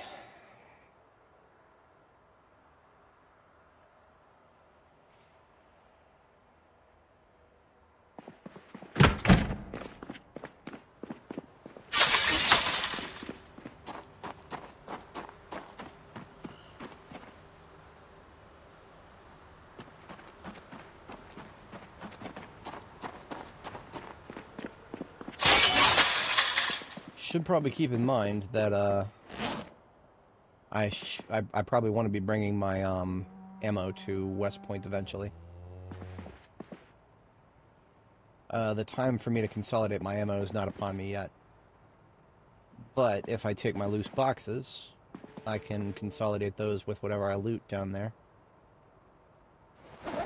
So I may take all of my loose boxes. In fact, I will definitely take all my loose boxes. So these 5 boxes of 223, this 1 box of 308, so on and so forth.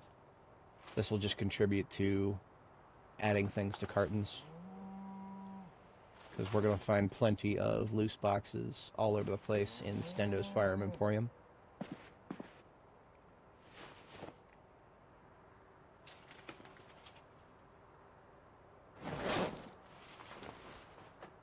Alright, so that is all.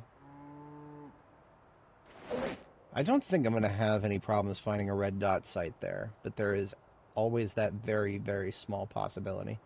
So you know what? I'm just going to take one with me. Just one, just in case. Actually, there should be one in my gun bag. But what if there isn't? I'll take it. There's literally nothing else that I would use those for other than an M16. I don't use M14s anymore because it doesn't make sense to expend 308 on a medium distance weapon when you could be using it for long distance shooting. The number of the number of shots of long distance that you'll ever find in this game are so much lower than anything medium range.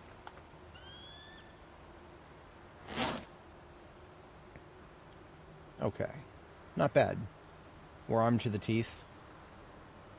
We've got enough food for several weight gain cycles.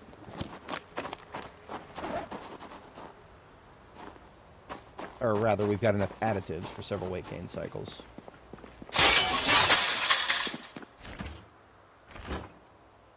I have not yet decided what kind of food stuffs I'm going to bring.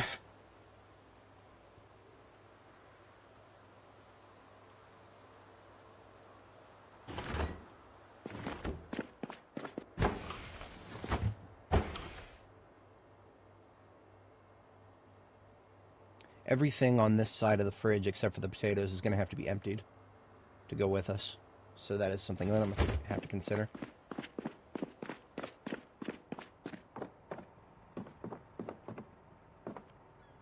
What kind of rate are we looking at here?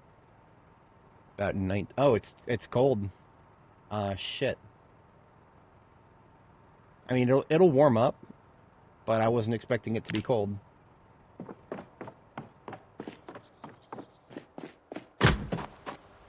$56 outside right now. That for mid-July in Kentucky. Well, we had a heat wave before. Now we've got a cold snap, I guess. Whatever. That's going to slow down our progress a little bit. That actually is making me want to do a shipment now. Just a delivery. Just deliver all of this stuff to West Point. But if I'm going to do it that way, then I should probably take some more than just that.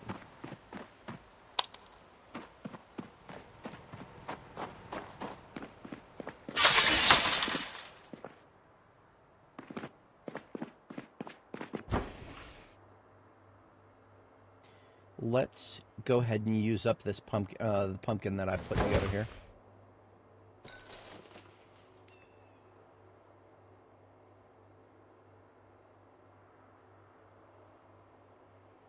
Since I cannot put it in a salad, we could do a pie.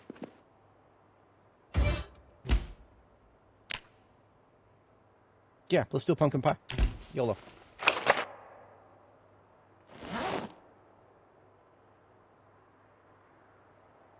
How about... Okay, so it's got to be a sweet pie then. Okay, interesting.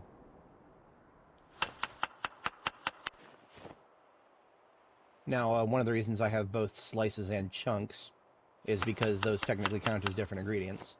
So, chunks and now slices.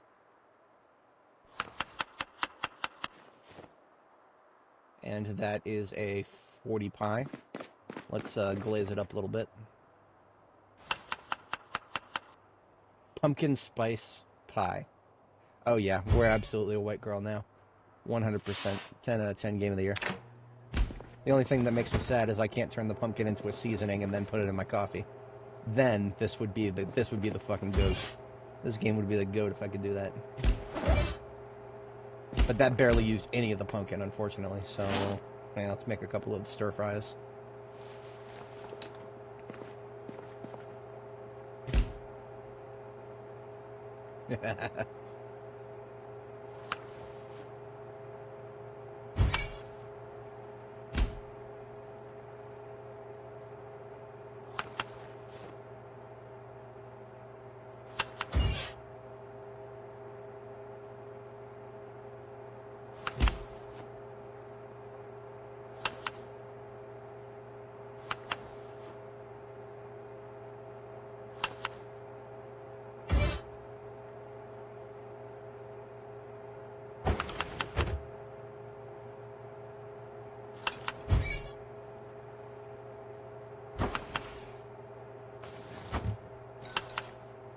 Pumpkin stir fry with hot peppers. That actually sounds interesting. I don't know if I would like that or not.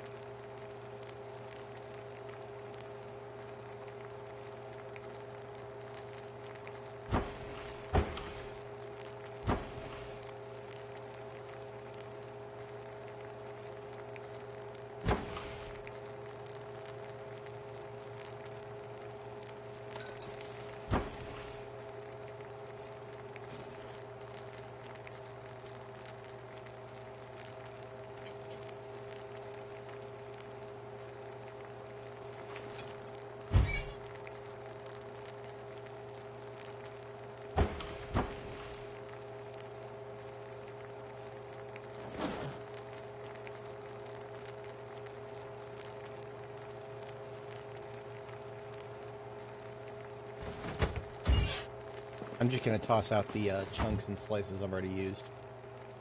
As wasteful as it feels, it would be even more wasteful to actually put that into a slot of a roast or something.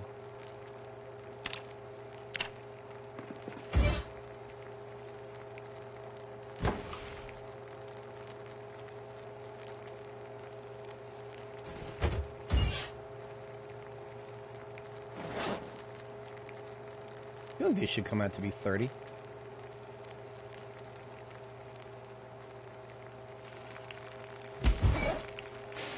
Yeah, 31.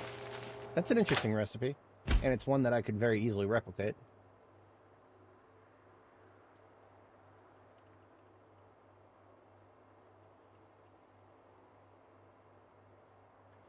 Pumpkin hot fry.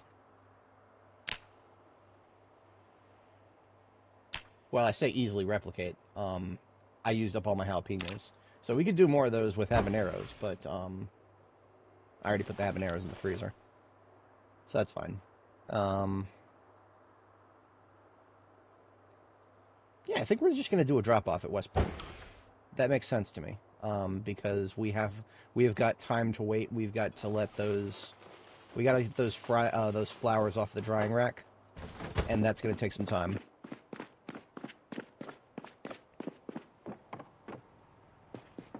These are going to take more than a day now, because it's moving at 0.7 times, and it is got 17 hours left. So that's like I don't know, about one full day still.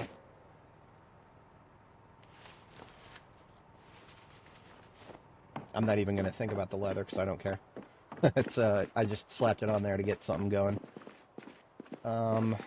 Anything else? I don't really care about that.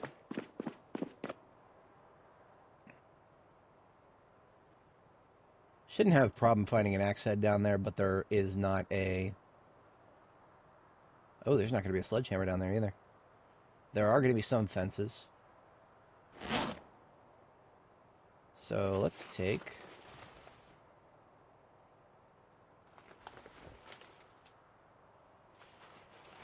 one firefighter axe head, 2 long metal spearheads, and a sledgehammer head.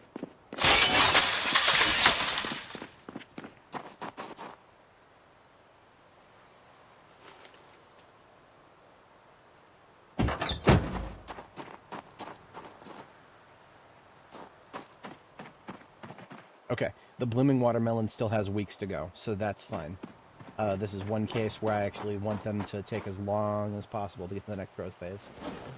Because then I can harvest the pumpkins, you know, as needed. Animals are set. All crops are mostly harvested. There's thyme down here. I've already got plenty of thyme dried up and in use elsewhere. Let's take, speaking of thyme, let's take some, we're going to take some spices with us. Or herbs, not spices, but herbs. I've got some left at Muldraw, but I would like to split what I have at Muldraw. Something else in the future. Let's do 20 of each.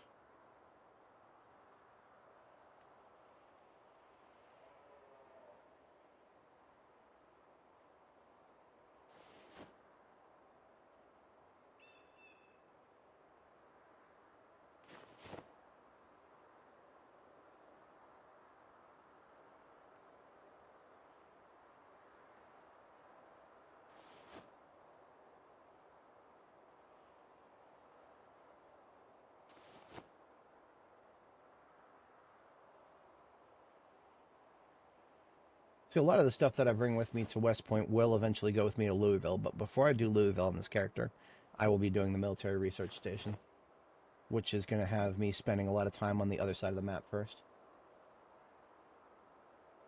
Ooh. Drag race strip in Valley Station. Good to know, good to know.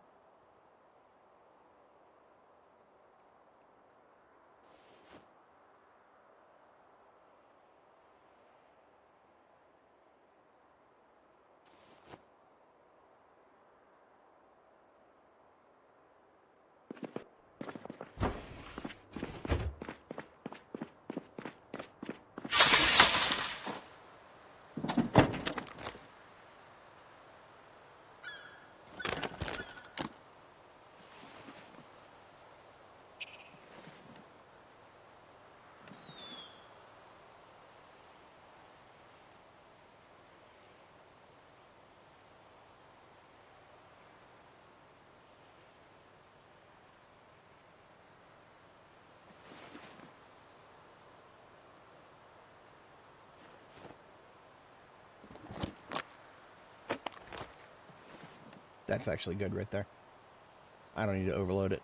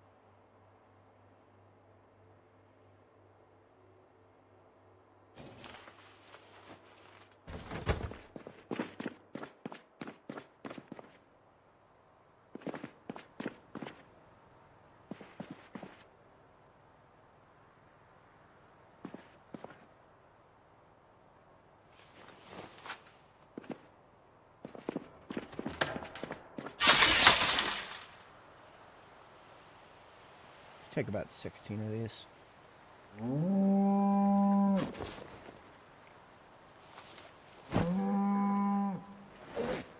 I feel like we should have no problem finding iron pipes down there.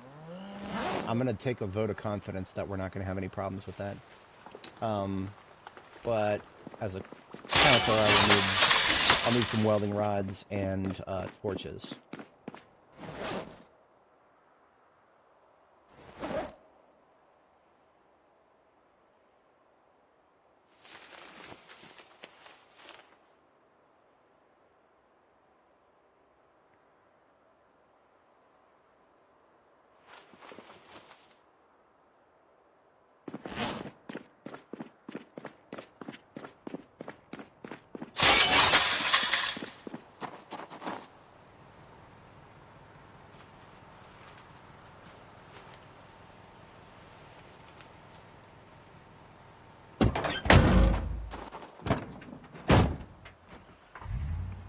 Alright, off we go.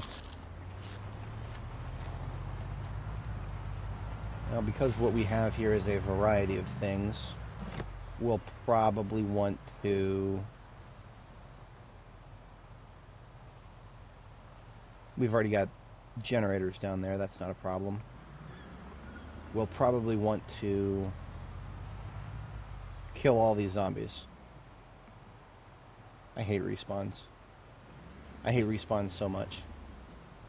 But I'm not in a position where it's going to bother me to get out and kill them. So we'll get out and kill the fucks. Hey!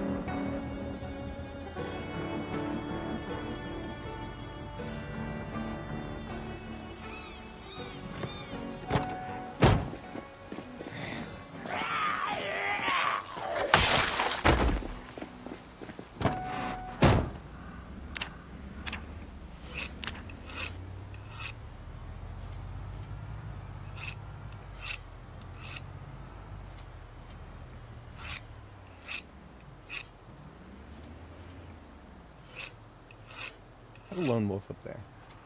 Or is that a group? Got a shotgun on him. I don't really care about a shotgun right now, but I'll take the shells off him.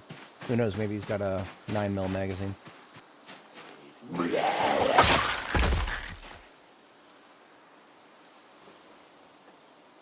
No 9mm.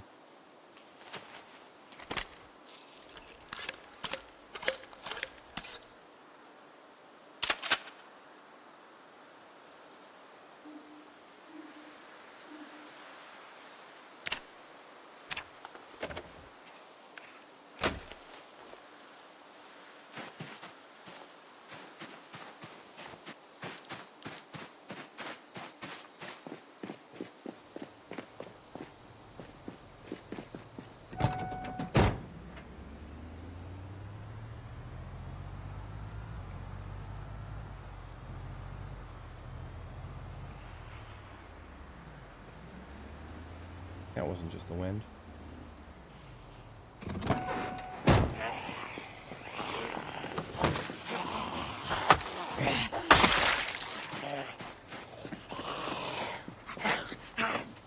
Yeah, what's up? Right over here this way, please.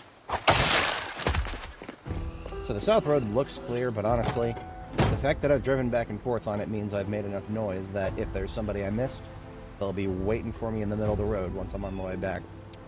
So that's a thing. Our destination is actually going to be Muldraugh. Whoa. Because if we're going to West Point, we're going to want to tow a vehicle with us. So we're going to be in the field for a total of a day and a half, maybe. That should be more than enough time to get that get the flowers finished on the drying rack. Departing midday on the 21st.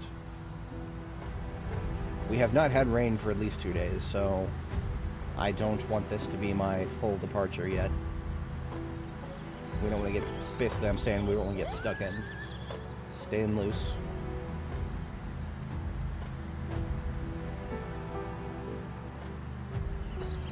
Eyes peeled for rabbits.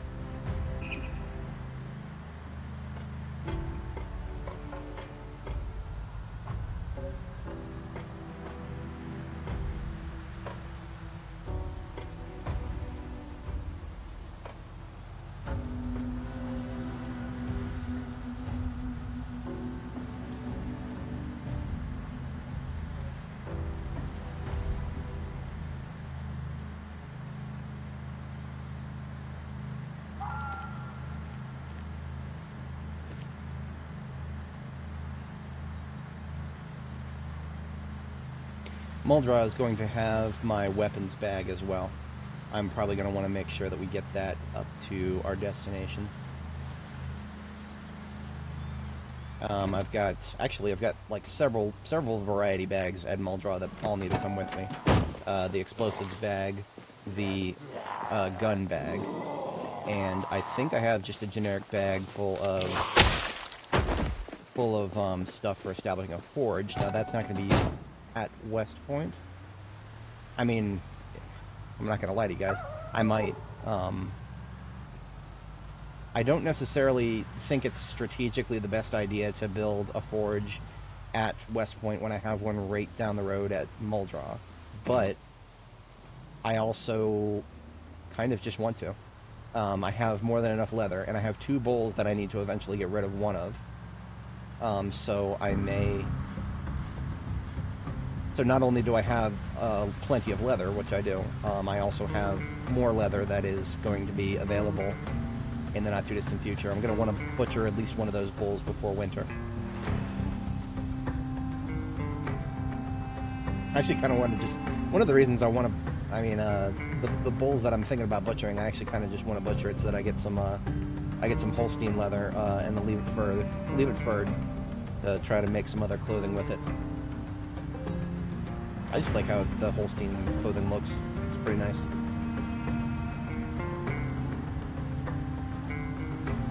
Ah, rain. Okay, cool. What I was thinking about in terms of rain, no longer a concern.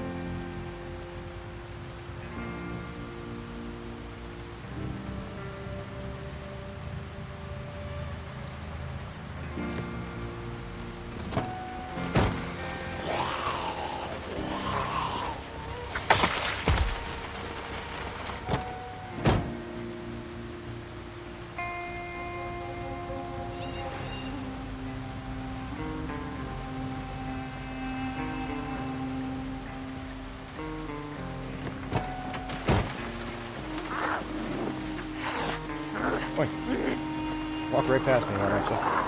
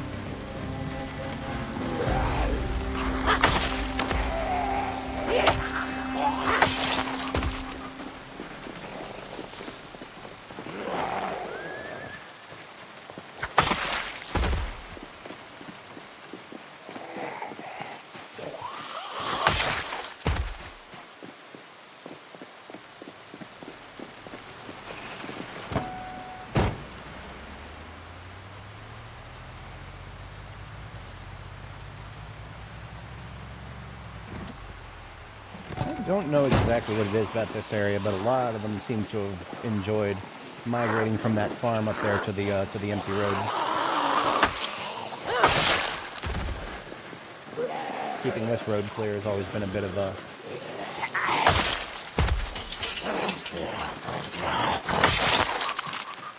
task.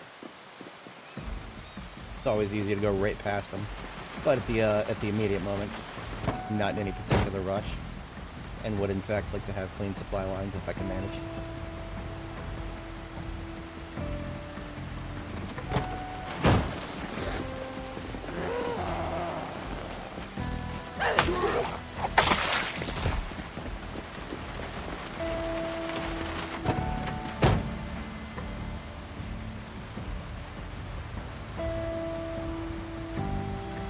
thinking about AI the other day, and all the silly hype that's surrounding it in video games. There was an interesting movement on the stock market where stock prices of video game companies seemed to fucking crater after Google released this frankly absurd AI product that tries to visualize a prompt-generated environment for a video game in real time, only it's not real time, and it's actually just a 720p video of somebody running around. But it impressed a lot of people, and it got me thinking about what would I actually consider a useful application of AI as I understand it, which I don't want to toot my own horn too hard, but I spend a lot of time fucking around with it. And I don't just mean prompting, I mean I'm running it locally, so I can explore the limitations of LLM and generative AI and whatnot. But I've been trying to think: is there an application to it that would actually be compelling, that would overcome the fact that I see it mostly as slop? And I think yes, I think there is. And that would be if we can get generative AI code, sort of a code LLM sort of generative AI model that can generate code but can also be fine-tuned on specific code bases. That could open some very interesting doors for modding potential. Because right now, people have actually tried to... People have on the Project Zomboid workshop on Steam, people have tried to clamp down on people posting AI-generated mods because they suck. But can that be fixed? And knowing what I know about what I know about both modding and LLMs, I think it's a big question mark, right? It's a big question mark because I don't know much about fine-tuning LLMs. I've never done that. I've done a little bit of fine-tuning of Stable Diffusion models for image generation, and I kind of have a general understanding of what kind of returns you can expect for fine-tunes of Stable Diffusion checkpoints, but I've never done it much with LLMs, so I can only think of that in terms of you would probably need the source code of Project Zomboid fully decompiled, fully annotated, fully notes appended to it and everything. You would probably need that, and you would probably need a very hefty model, like one of Microsoft's GitHub models, which we're never going to see open weights for, ever. Literally ever. Microsoft is Microsoft. We know that. But, Microsoft is not going to be top dog in the AI game and any part of it whatsoever for long. It's a question of when, not if, because right now, the proprietary markets have proven a complete and utter inability to keep up with the open weight markets in the field of image and video generation both. Okay, maybe not video generation. I think Google VO. I think Google VO is actually better than anything else for safe for work content in terms of AI video generation. Oh yeah, look at that. Full respawn in my parking lot. I'm not surprised. I'm not even mad. I almost expected this. I was hoping not to see it, but I'm not. Anyway.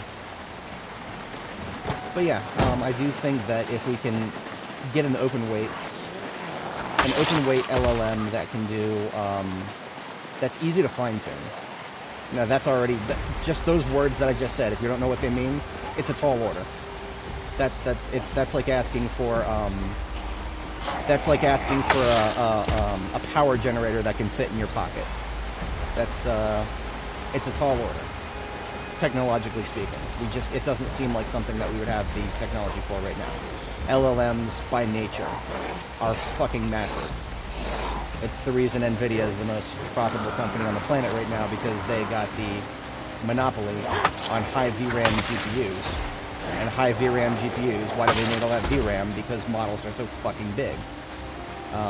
And I don't know how much optimization can be done in that field. There's only so much you can do to make that much information get compressed into an even tighter format, if that makes sense. I mean, it's kind of like, it's almost like, one of the things about AI models, neural network models, is I've kind of started to perceive them as like an extremely lossy form of compression, and prompting as a way of trying to extract something in a predictive manner from that, from whatever you've compressed to. But the results speak for themselves. Some people are perfectly okay with using LLMs to generate paragraphs of text for them.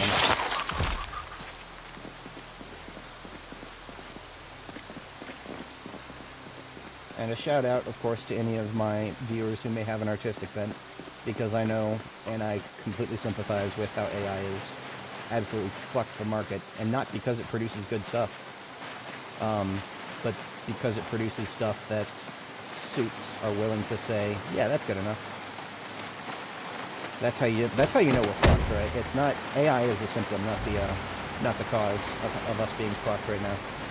The cause is people accepting substandard stuff. AI is just one of the best ways of producing substandard stuff we've ever come up with. But that's not all it has to be. I want to say that I'm white-pilled enough to say for sure that AI doesn't have to be that, serve that role forever.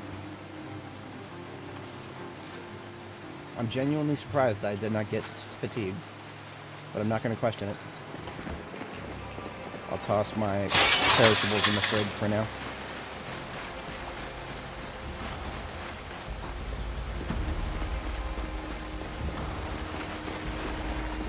Yes, OpenAI. We need like a pejorative for OpenAI. Jesus Christ. Yeah, I was looking at kits, or figures for kits these days. The very kit that I paid for to build my current computer, which was built in 2023, looking at the prices that I paid is fucking embarrassing. And that is, I already paid more than I should have for the GPUs. If I go to, I think I actually have it linked in the description if you guys are interested, the PCPartPicker.com. I think I'm still logged in. Yeah, so my part lists, TerraCore, that's my current computer.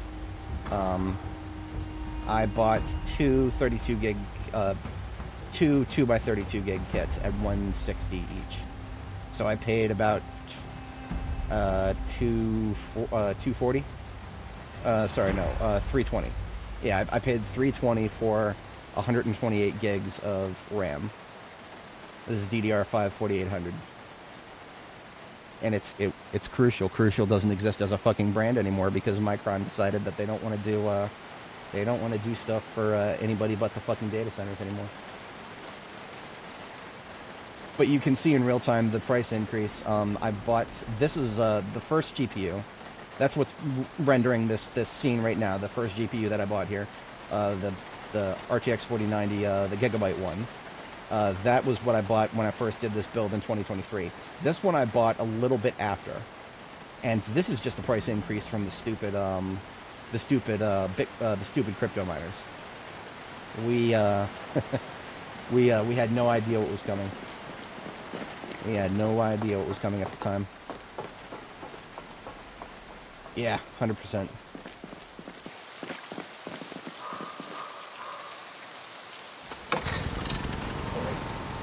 The problem that I see right now is actually not necessarily even a private sector problem. It's a public sector problem, because Jensen Huang has been, oh, I've already popped this off, we're good. Jensen Huang has been spending more time schmoozing with government officials than anything else now, because I think he knows 100% that the bubble burst is coming, and in order to get ahead of that, what he's trying to do is get politicians in his pocket for bailouts. And if that happens and it's fully successful, like if they bail out the failing AI industry, oof, that's gonna hurt. That's gonna hurt everything.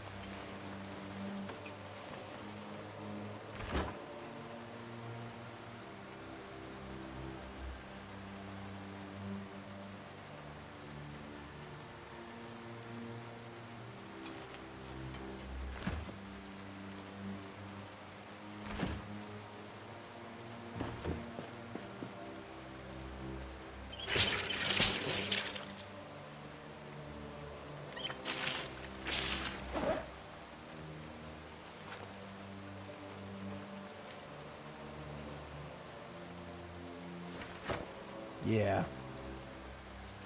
100%.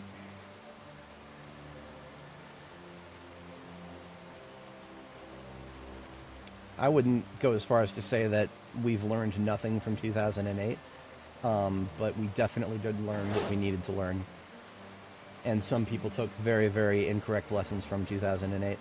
Some people learned, well, we've just got to push it this far and then do this instead, instead of reassessing the entire business model, as they should have.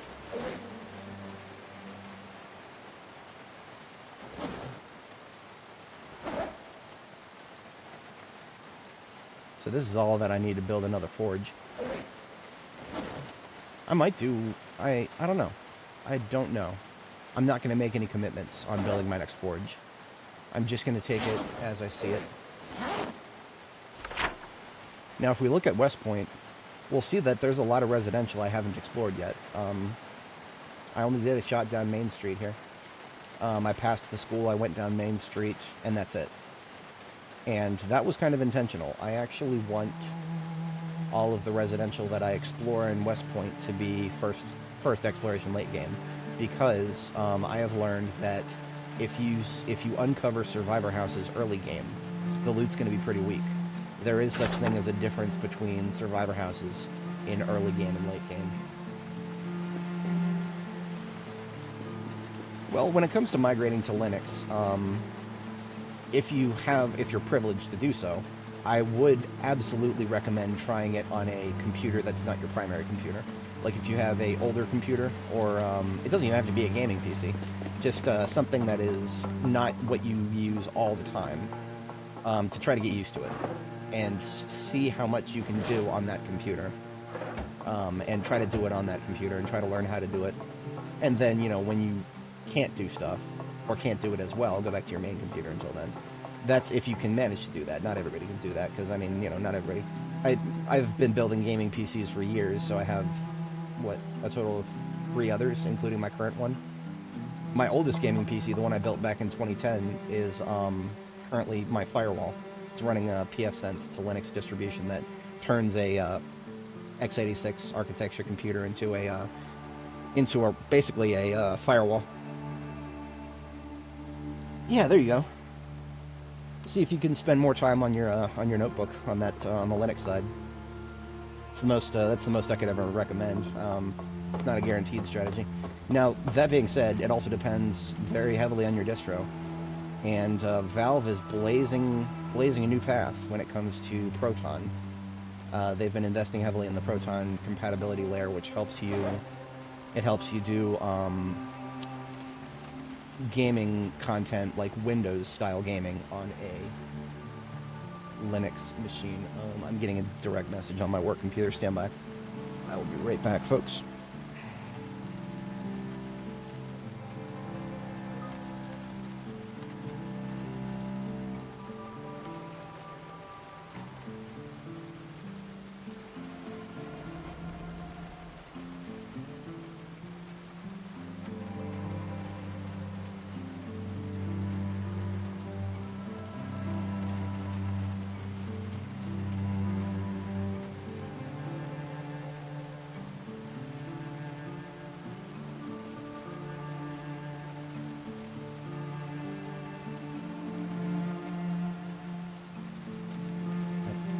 Might mean that they want to call me.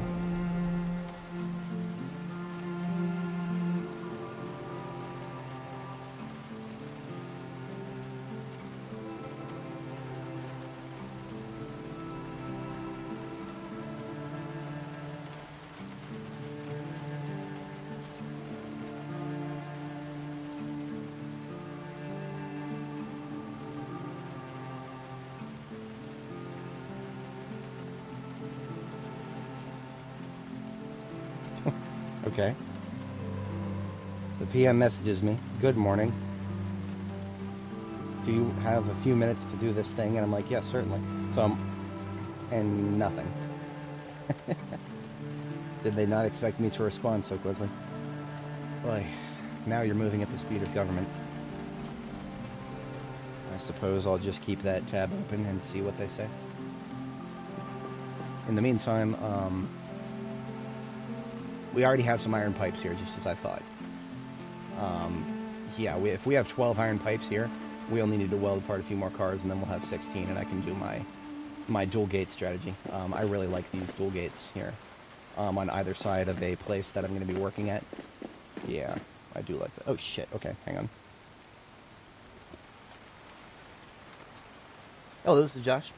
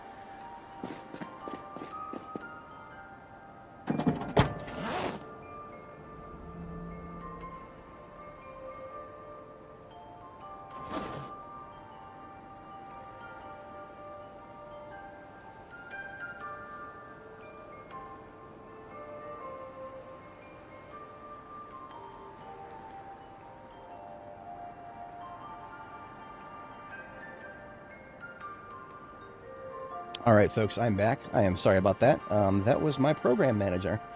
The person above my manager, who had a few questions for me about getting my credentials sorted out.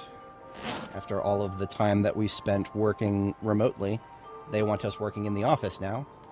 And, well, when your badge is expired, you can't exactly work in the office now, can you? So we got that shit to sort out. That's a fun one. But no, my program manager is very nice. I've barely ever spoken to her, but he is assisting getting that sorted out.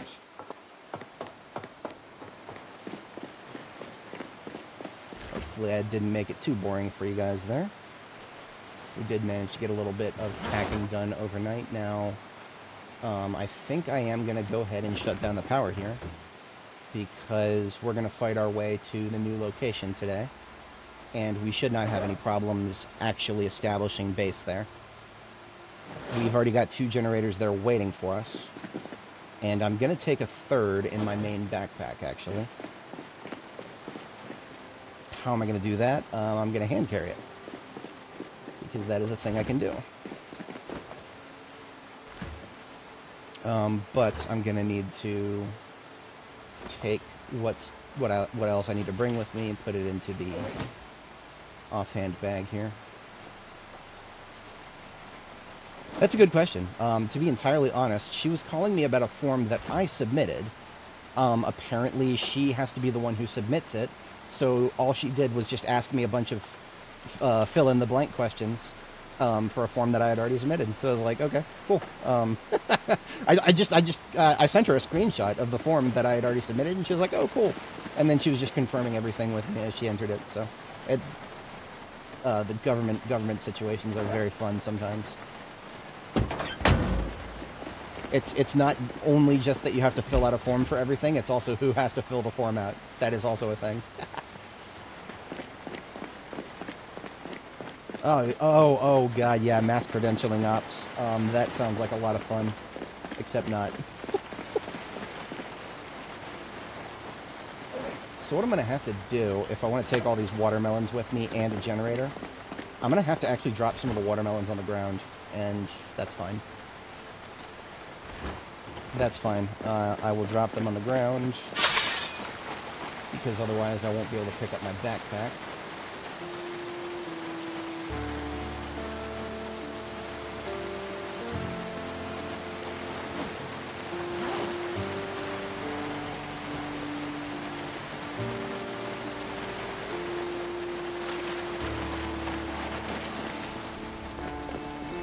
These are empty gas cans. I need a full gas can.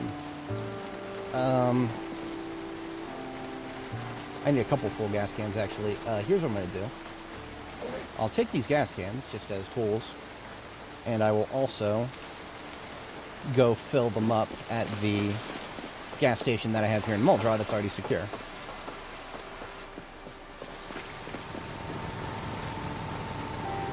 Oh, you know, I've got 10 liters of gas in this jerry can that I found. Storing gas in a jerry can is extremely inefficient.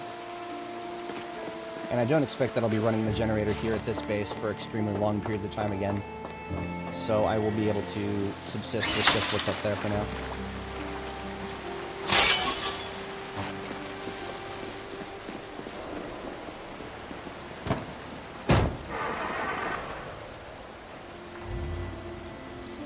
Oh yeah, outsourcing the filling out of forms with PII on them and shit like that. That's a little sus, but I guess as long as you got a strong contract.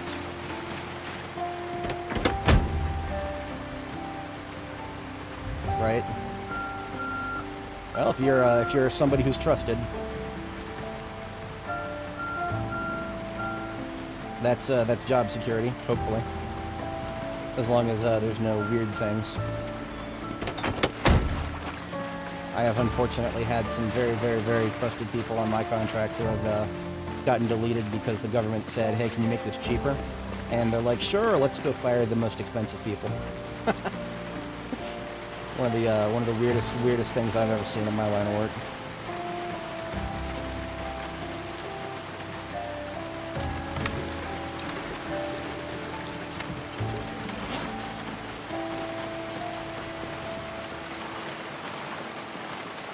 Okay, so I am now going to pick up the blue generator, which is full of fuel. However, fuel does not change its weight. So this blue generator, which weighs 30 and therefore can fit directly in my backpack, is also full of gas. I'm never not going to laugh about that every time I see it happen. I don't have a spare battery charger right now. That's fine. I will find another one in West Point.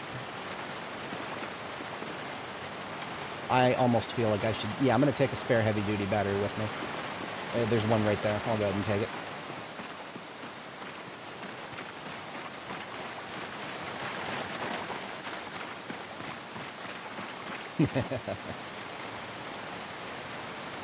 Don't want them clicking on sus links. That's the fastest way to get ransomware these days. Alright, so with the generator in my main backpack, we've just got to pick up these handbags. Except that one's still too heavy, so we're going to take all the rest of the watermelons out. Alright, that one's in my hand now. This one's in my other hand.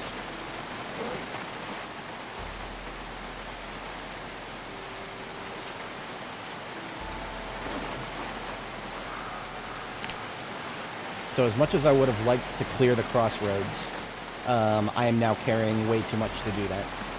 So we're not going to clear the crossroads. We're just going to gun it for our destination, and then I'm going to drop my bags and kill all the zombies at the destination, and then we can get set up.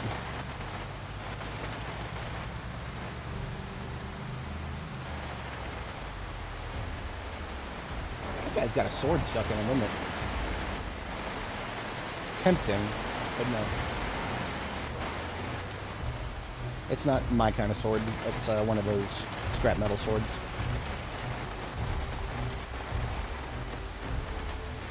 Oh, hey, okay, you know what? That's, I don't want to say that, you know, it's, if it's normies, but that's time well spent right there. Showing people that there's an alternative to Microsoft Office. Yeah, absolutely. Glorious. Glorious. I would do it in a heartbeat. I would probably get tired of it, but I would do it. I would do it a million times over than having to introduce another user to Microsoft's Microsoft's environment. I mean, I'm writing my own book here with LibreOffice, and I enjoy it tremendously. There's a few things that I kind of miss from Microsoft Office, but I couldn't even name them off the top of my head. Off the top of my head, I could not even tell you exactly what I miss the most. I'm sure there's something.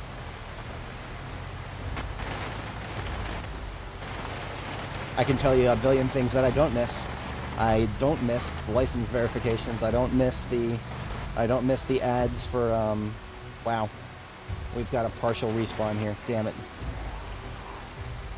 But that's okay, because I can go right past him now.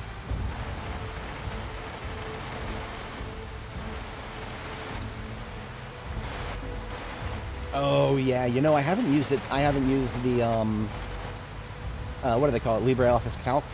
I've used it a little bit. Actually, I've gotten some very fun use out of it. I used it to calculate the time epics for my series that I'm writing. These are the crossroads here. We'll want to clear these eventually before I start towing ops, but we're not towing right now.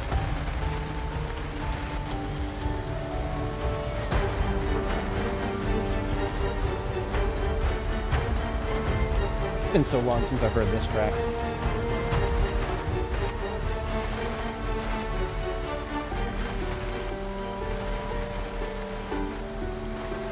Yeah, where is it? Now I want to show off. Activating my elements. Athena. Scroll down to my notes here. That's not what I'm looking for. Timescales.ods. LibreOffice Calc, that's what it's called. So I used it to help calculate.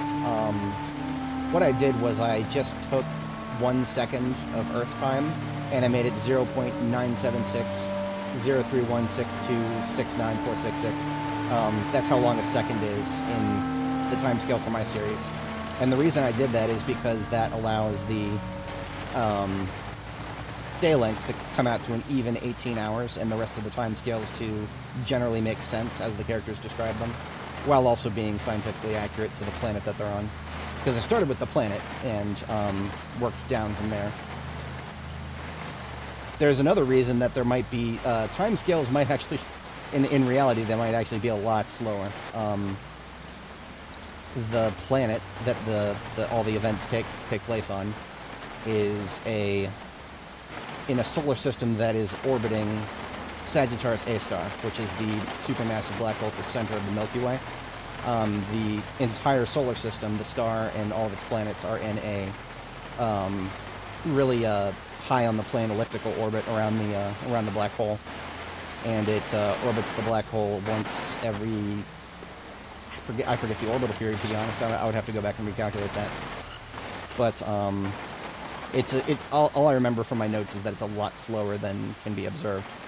The actual, like the denizens of the planet don't use the orbital period of the black hole as anything significant to them. The black hole is very significant religiously, but the orbital period is not as commonly known.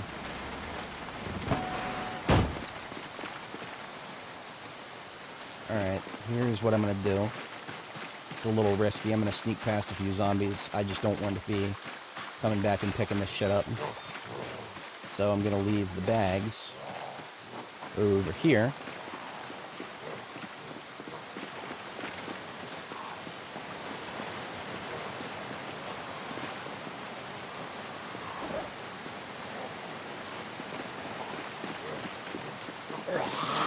I'm a little bit over encumbered, but otherwise we're hanging in there.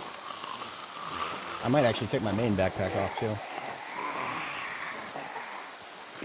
Yeah, I'm just gonna take my main backpack off too, because I am at stage 2 over encumbered. If I start getting into a big fight right now, I will I'll tire myself out too fast just because I'm over encumbered.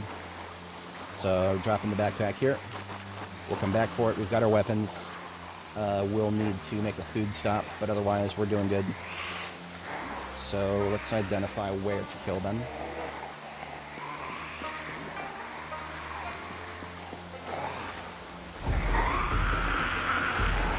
I'm hesitant to kill them in my own driveway. But if I kill them here, my back is slightly vulnerable. I'm going to need to check the other side of this tree line. There's a couple by the car. I don't really care about them.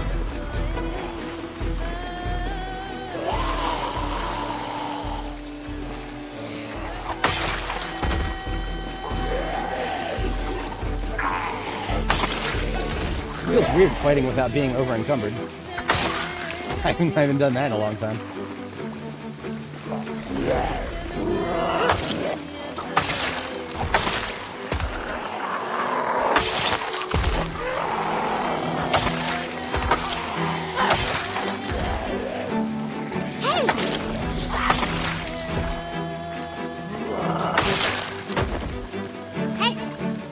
I saw another one on the other side of that tree. No? Okay. No. Hang on. I swear I saw another one here. Yeah, it is. Like, I feel lighter. Well, I mean, of course, I am lighter. But it's a feeling. It feels over reals right now.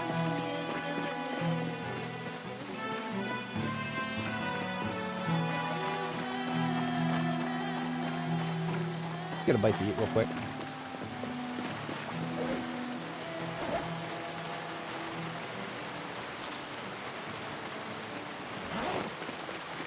Oh, we got room in my satchel for this. I get hungry again. Okay, so I know there's going to be more to the off to the right there, and I want to try to kind of avoid having them break my doors and windows, because this place is my place, not their place. There's also going to be probably an unknown number of them on the other side of the fence.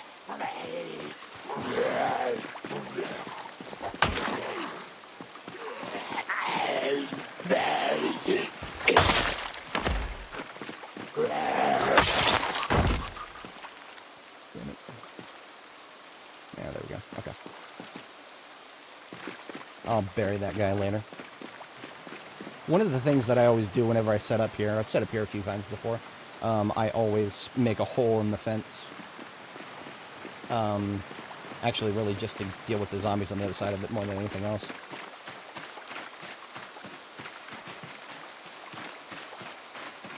There are a lot less here than I was expecting. I was expecting a pretty big fight. Not to say that that was easy peasy peanuts, but it was definitely no ground war. But yeah, that's why I didn't just go honking the horn, because I didn't want them to start smashing their way through the windows of the place.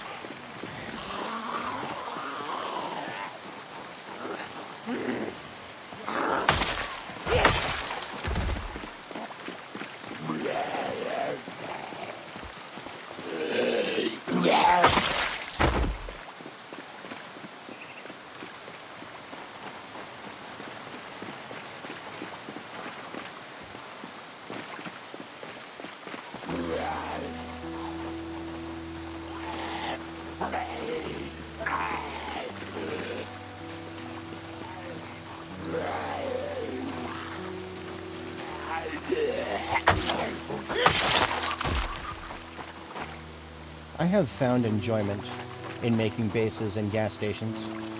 I won't do it to this one, but I find enjoyment in it. Ah, there's some more. I had a feeling my zombie senses were tingling.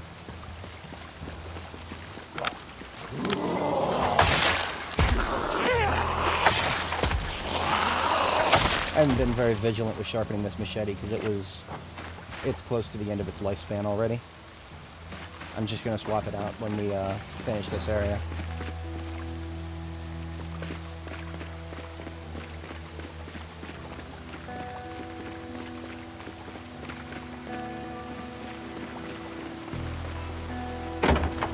Sweet.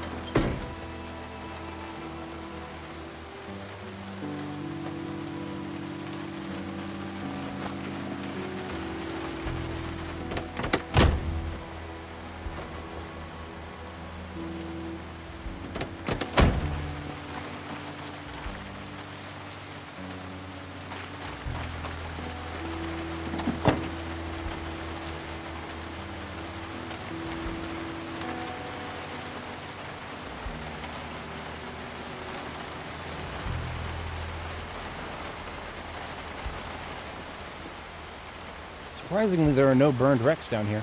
Last time I based up here, there were several burned wrecks at a sort of a collision in the intersection here. But I guess that is a random thing instead of a guaranteed thing.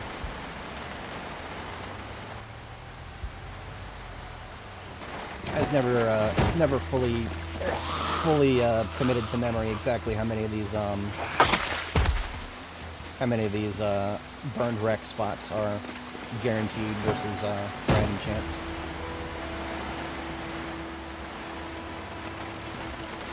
Alright, so the blue generator will put... maybe put in the corner here.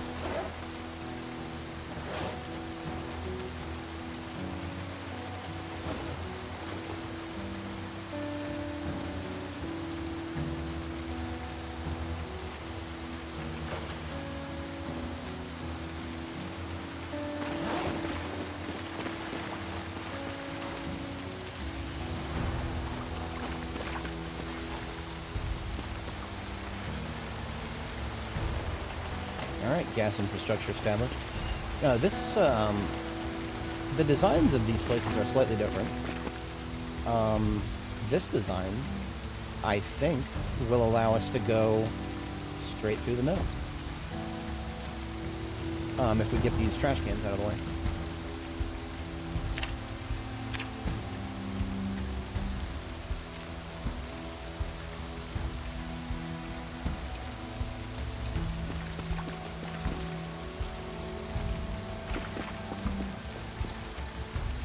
Yeah, we got more than enough room. That's 3 tiles total.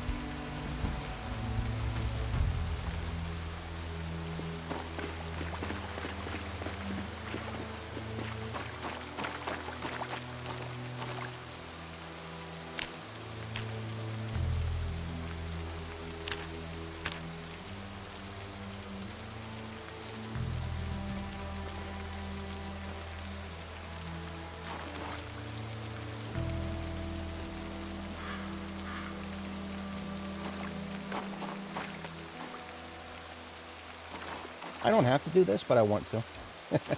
I hate it when places don't clean up the trash.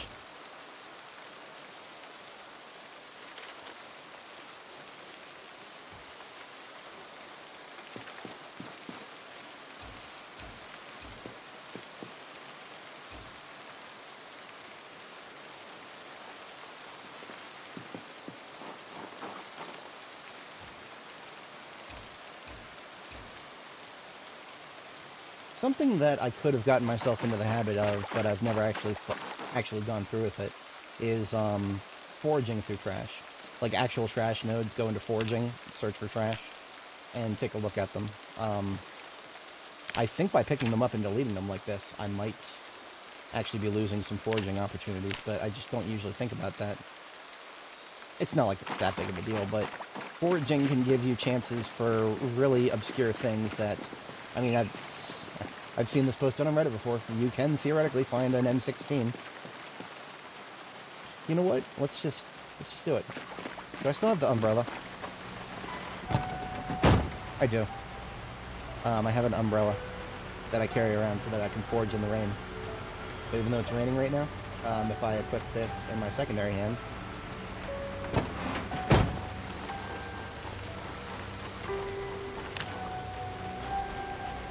I'm only getting a very small weather effect right now.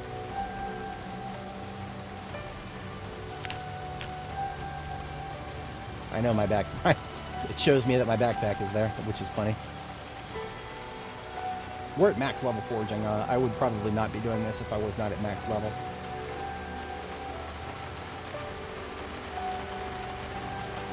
Wow.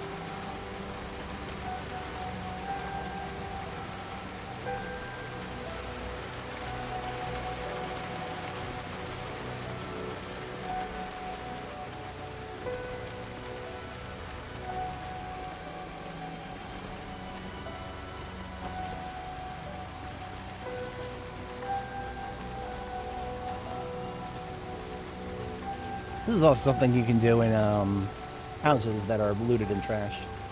So I predict we may have many opportunities for this, because we never uncovered most of the residential here.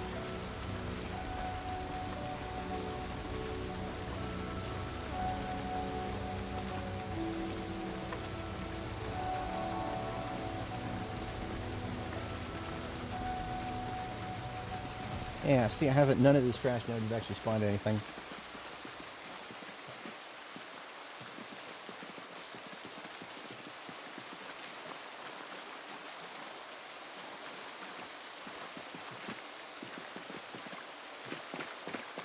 Oh well, worth a little look-see. I can actually put this backpack back on now.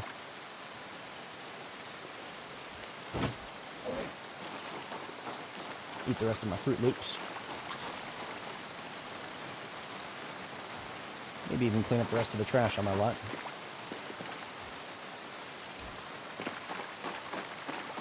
You know, in real life, trash would actually, I would feel a little different about it. Signs that there used to actually be humans alive. But in-game, it just looks ugly, so I delete it. I mean, who knows? Maybe I would eventually see so much trash everywhere that I would change my mind on that.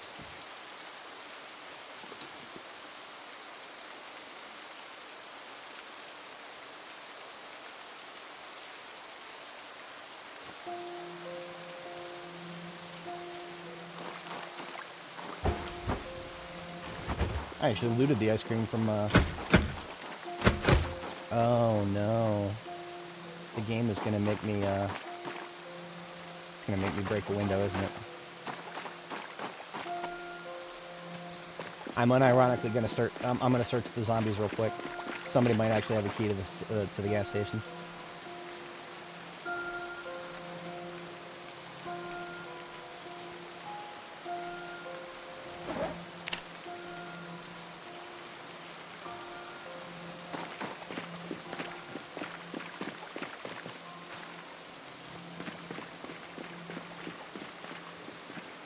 Hoping beyond hope. Now, if somebody did spawn with the keys to the gas station, they could have gotten scattered very far from here by now.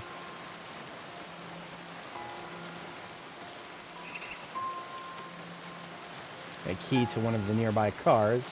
I feel like that means I'm getting closer.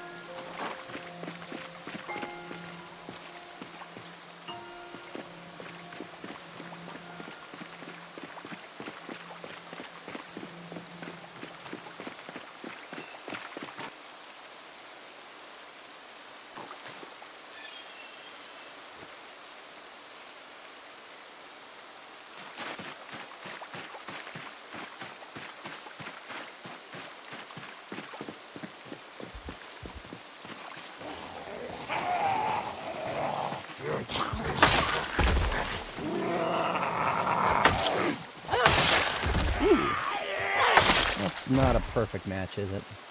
I feel like that's close, but, no, not quite. It's a little light. Shame.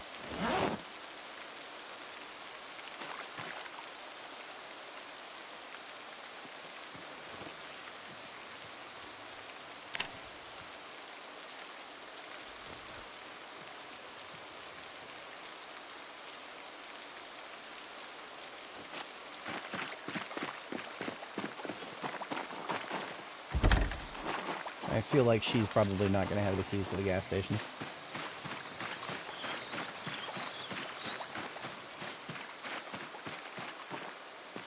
Ooh, look at all that. Well, I don't see anybody wearing a fossil oil shirt.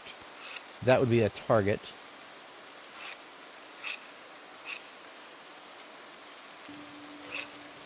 I wish there was a lockpicking system in this game. I think the devs might have stated something about it, but that would escape me.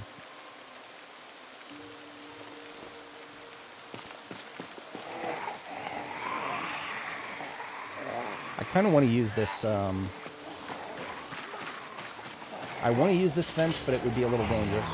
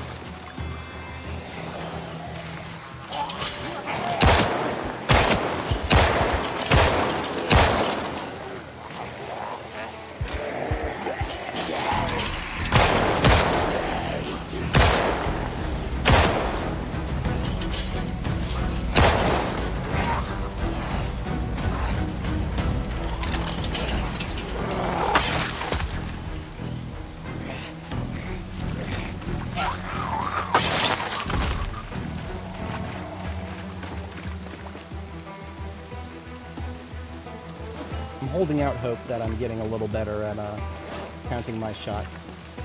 Didn't even have to do it out loud that time.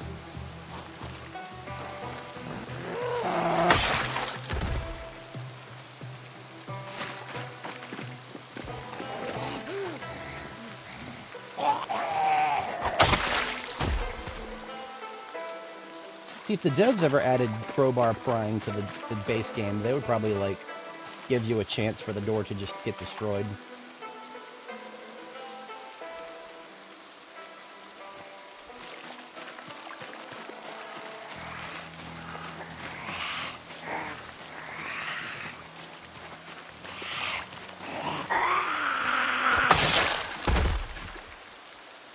Alright, I need to put my mask on, because that's a lot of corpses.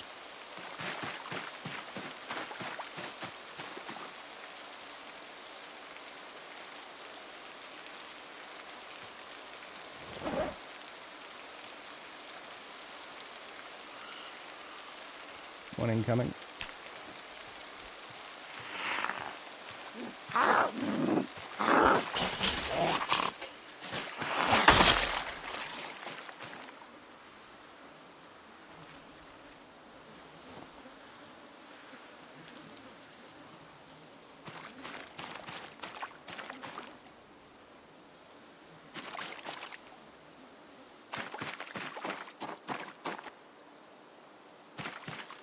I think that's everybody from the vicinity on this side. Because I've, after multiple firearm discharges. I'm surprised I'm not getting anybody from the south. That's a good thing.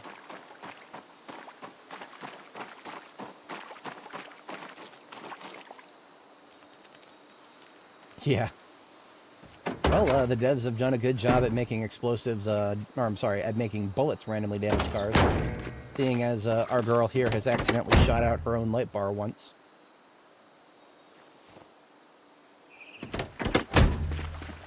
Oh, look at that. Big old group here for no... I guess they, didn't make it for the gunshot party. Hey!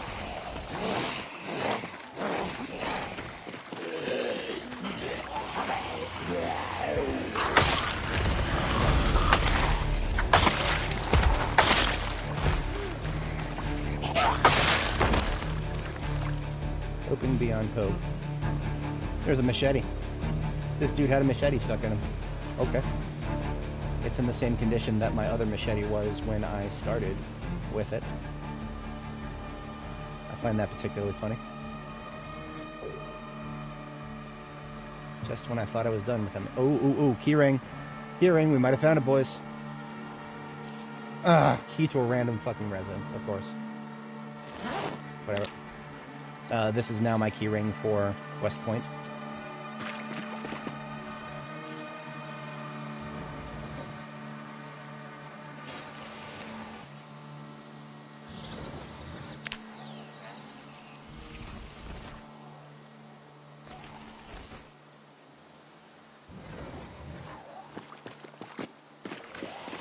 Pretty sure this door is locked. Yeah, I already tried it. The Giving Forest right here. I think that is too light to be a match for me. It might be close, but it's broken. I'll hold on to it. Can fix that easy enough.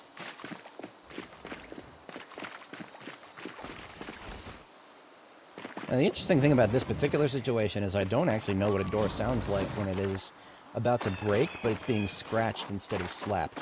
I know what a slapped door sounds like when it's about to break, but I've never heard a scratched door on the verge of destruction.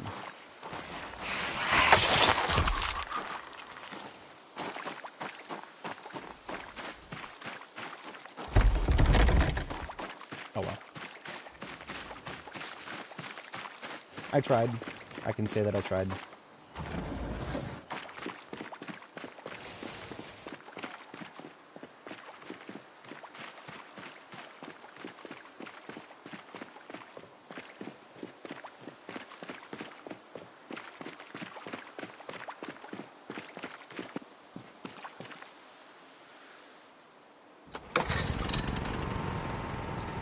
So that's powering 8 lights.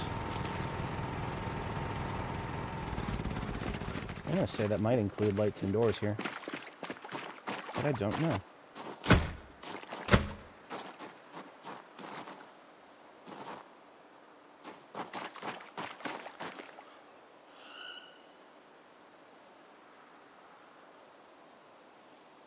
There might be sparklers in there, so I can't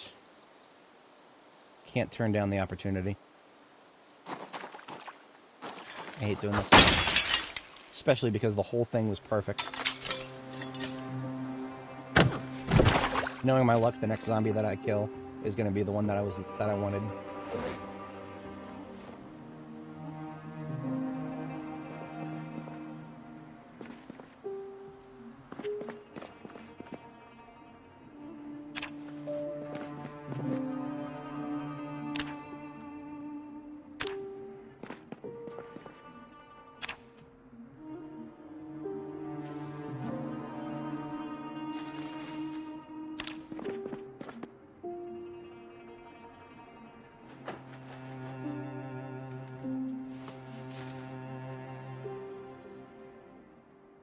Already found mop and bleach. That's great.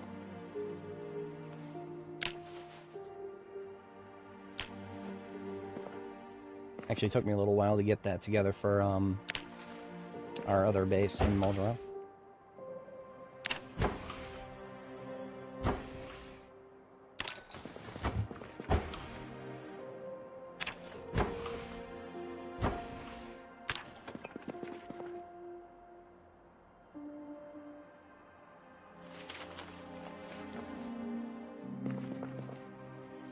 Oh, okay, so here's a key.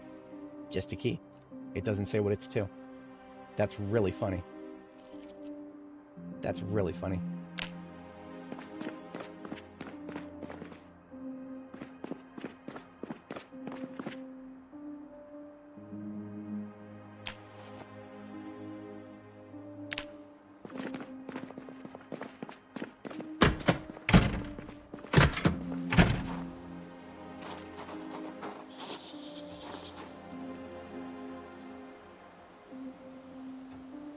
I'm not quite ready to pick that up yet.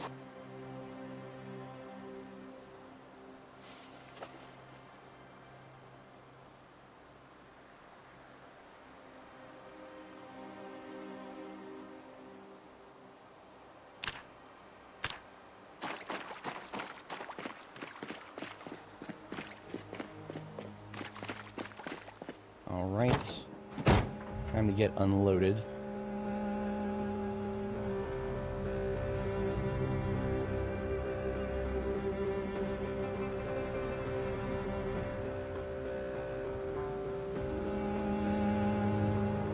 Quick little orbit.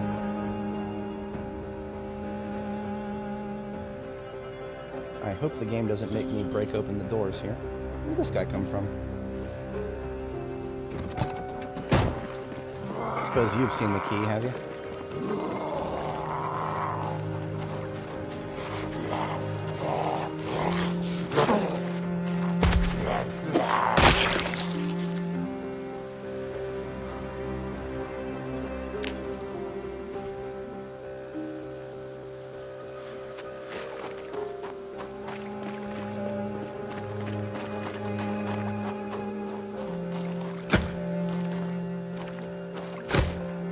That's not good.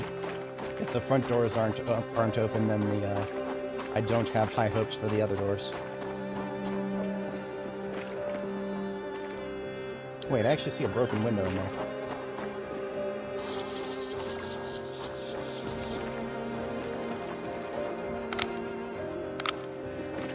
But I don't see any exterior windows broken, that's actually very interesting. That means there probably is one in there somewhere.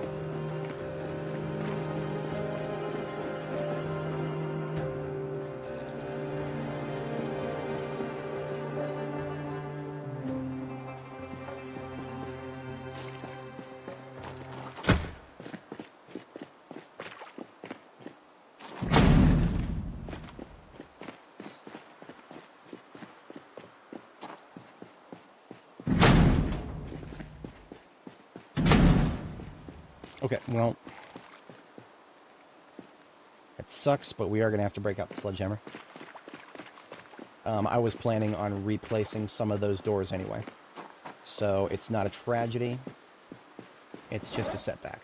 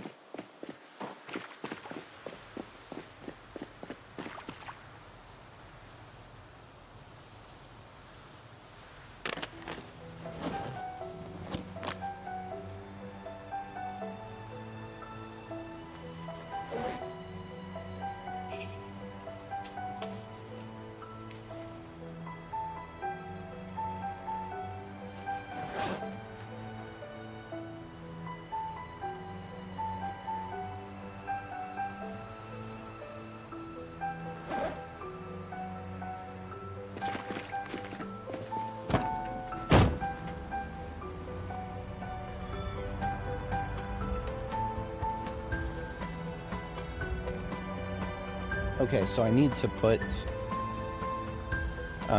before I do anything, I'm curious about this. We've got all these trash nodes. If I forage for trash right now... Oh, look at that. A couple things.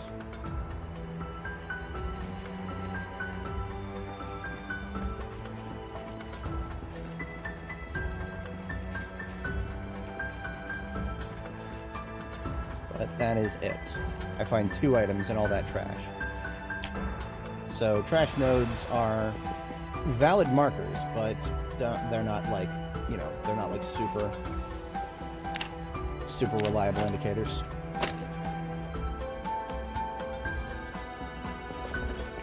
One of the reasons I'm going over here right now is there is a chance of a zombie being back here. So, yep.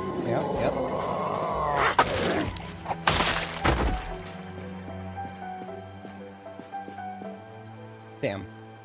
You would think that a guy back here next to this might have the key to the joint. No such luck. But I wanted to grab one of these planks so that I can carve a handle for the sledgehammer head that I just picked up.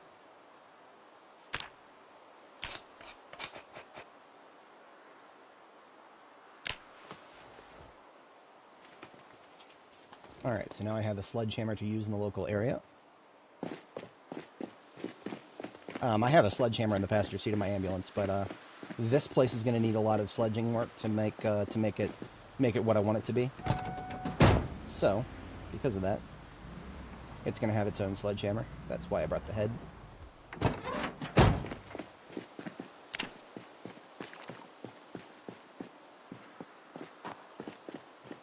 So what I'm envisioning right now is just driving straight on through to the other side over here.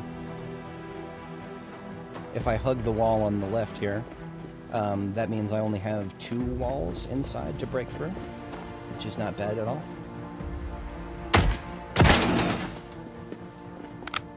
Like I said, since none of the windows and doors are broken, but I saw a window inside that is broken, there's definitely a zombie in there somewhere. It's basically guaranteed. I'm going to break that, drop the sledgehammer there. We've got muscle strain, but it's not serious. It should just be yellow. The window was broken. Hey, look at that, look at that. She heard me slapping the door. Let's take her out there. Wait.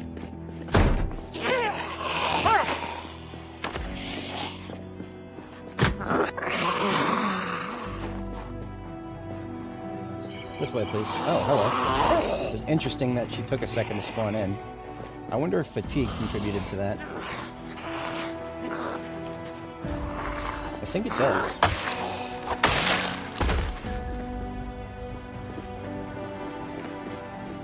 And she might not be the only one.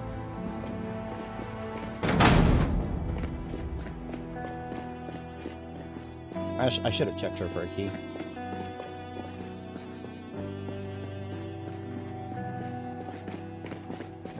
Not that I'm like dying for a key right now, but it's the principle of the thing.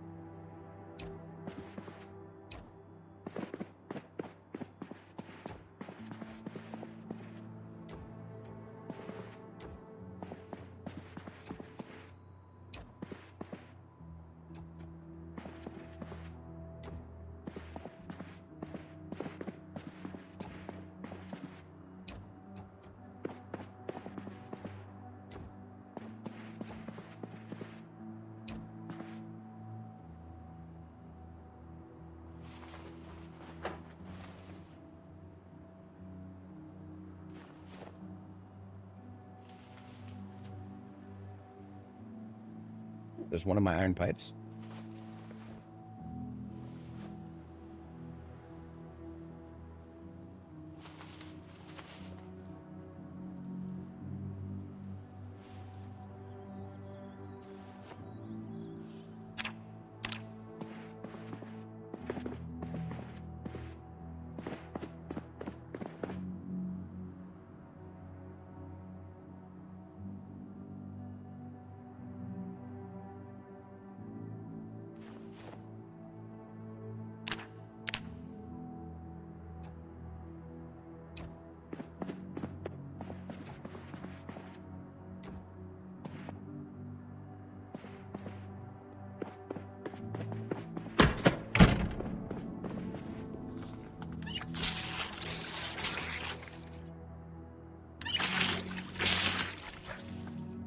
Last time I based here, I made some decisions that I definitely won't be doing a second time, because it resulted in me having to do tons of sledgehammer work.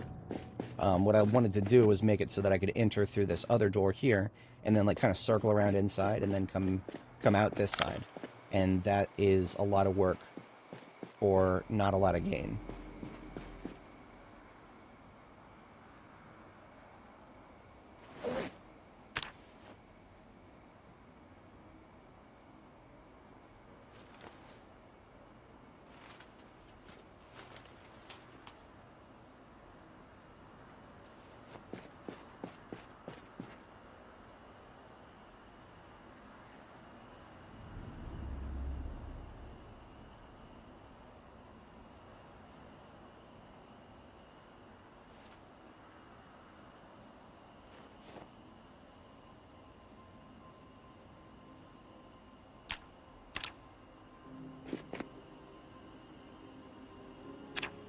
Alright, both trash bins are empty, and all I need is a crowbar in order to pick them up.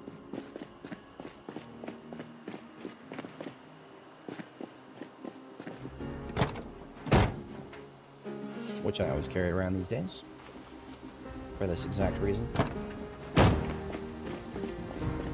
It would be amazing if I could do other things with a crowbar. That's true. I could have gone through the roof. If I was, yeah. No, that's, I don't usually think, about doing that, and even though I've actually done it before, with other places. That is a skill issue. I gotta readjust my thinking processes.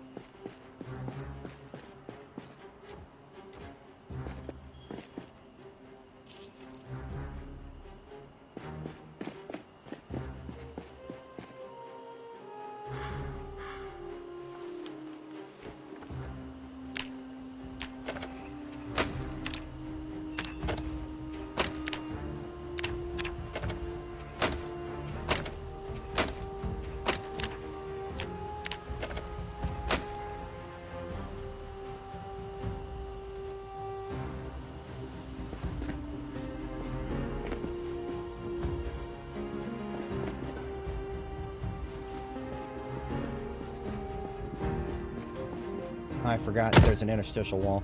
This is the showers here.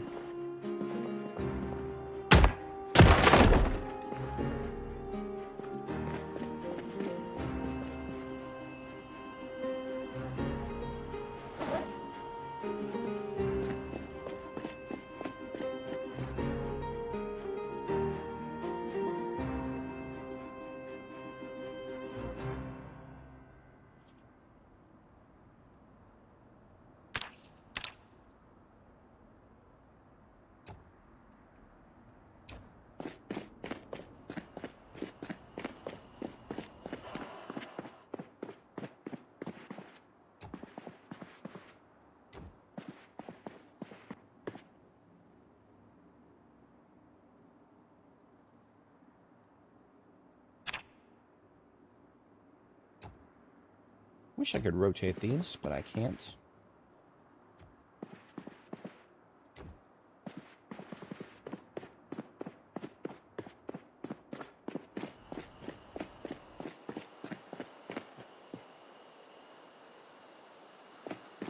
Alright, so here's what I think is the best course of action. I don't have a bed here yet.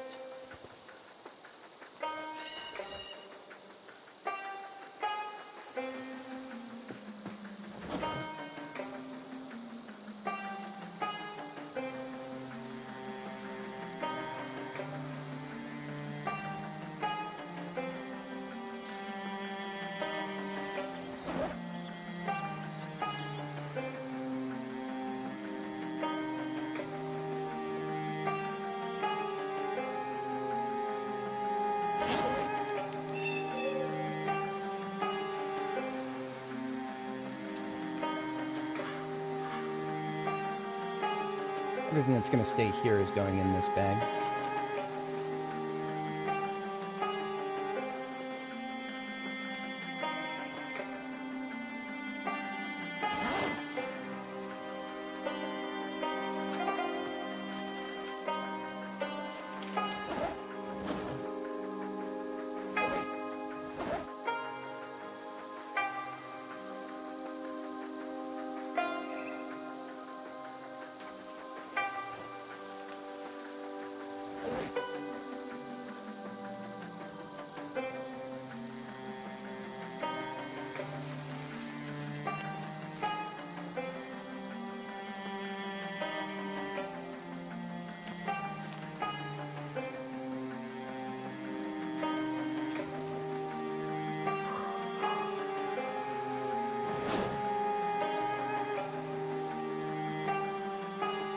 Wait a minute, what am I thinking?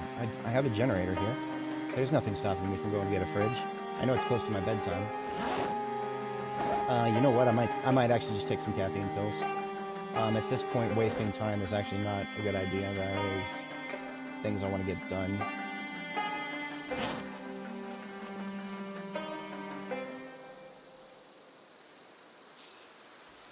Rather specific things. Okay.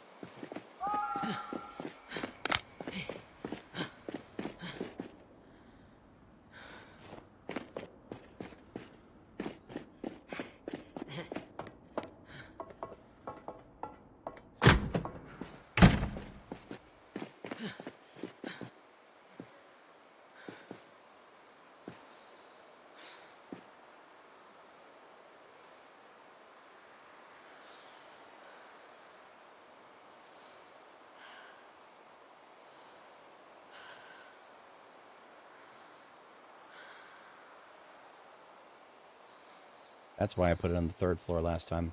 Okay. That's okay. I don't need to measure it out too carefully. What about from this axis? 1, 2, 3.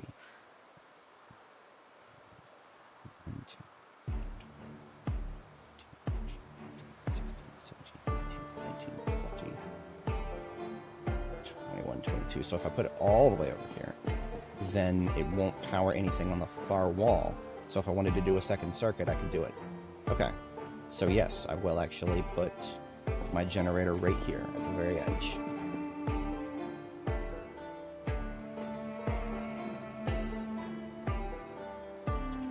And I am going to take caffeine because I've got too much to do and I don't have a convenient place to sleep right now, so if I didn't have a bunch of caffeine in addition to what I have on me, I wouldn't have done that.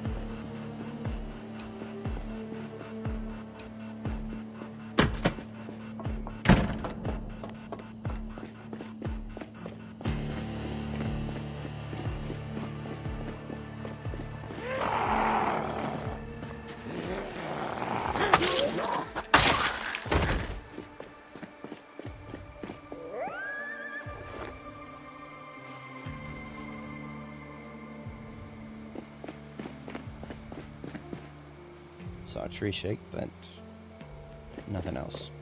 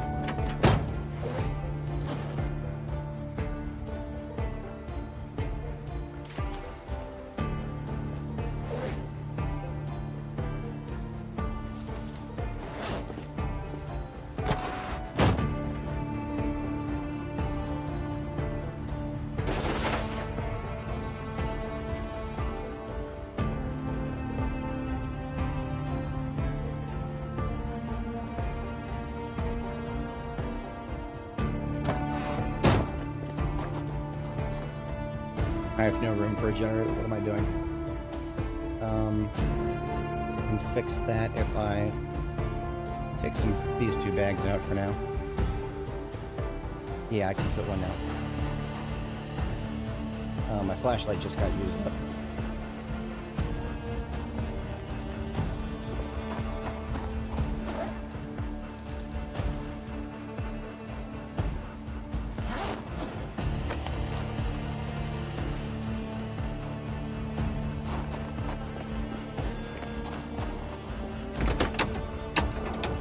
steal the radio from here and take its battery.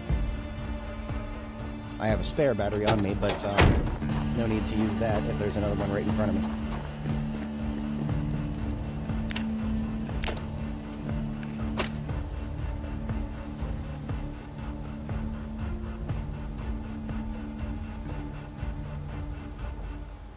Oh, never mind.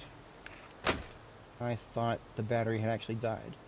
That's okay. It is close enough that it is now trashed.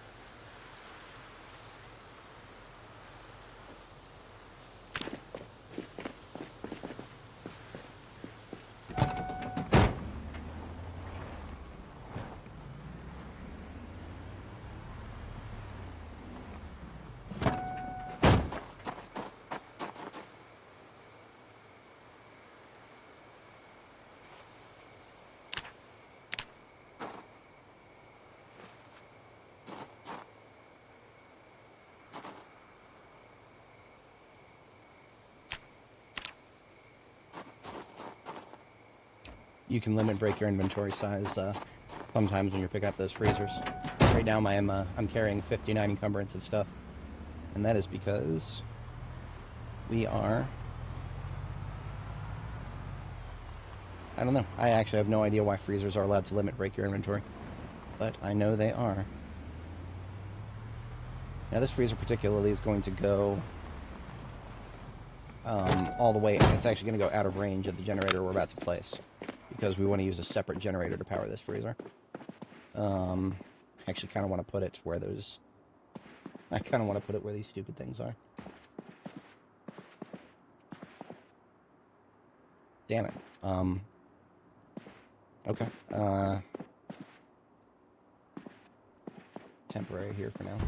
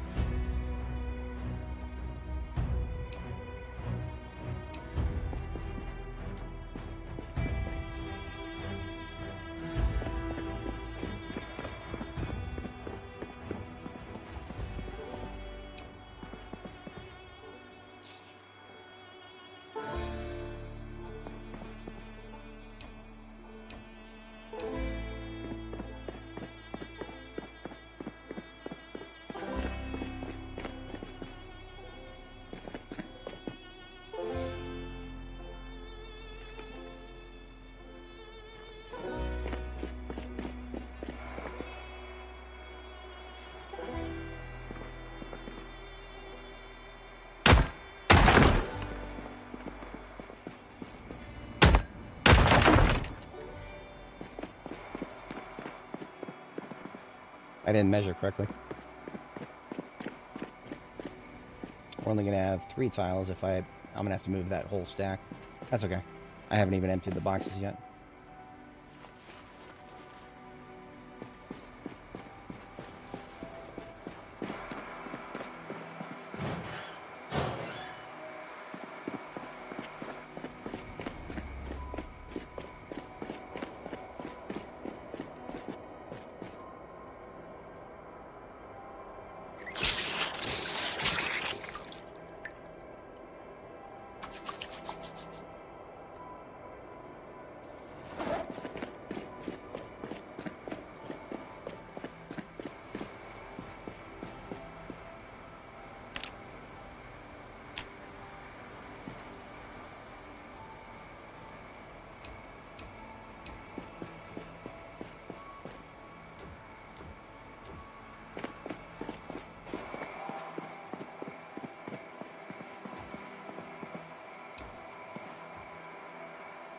Two, three, four.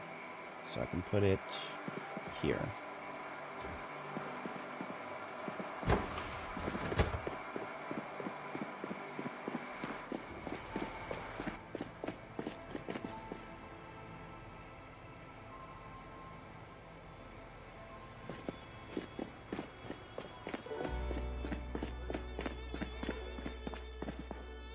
Should have gone inside without having to go around. Well, I suppose that it wouldn't hurt to go ahead and put a fridge down first.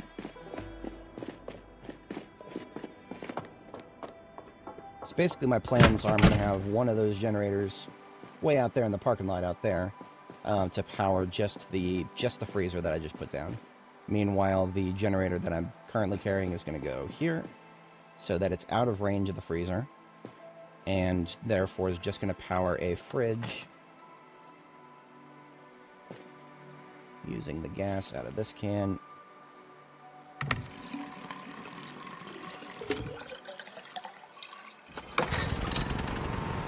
We just have 4 lights to track down, and I already see 2 of them. Definitely don't ever want my generators to be powering inefficient exterior lights. Those are weak.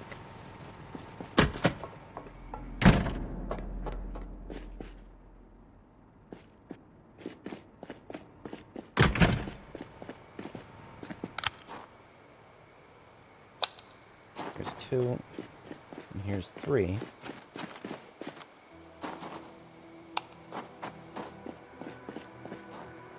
Or is not on that side? What about an exit sign?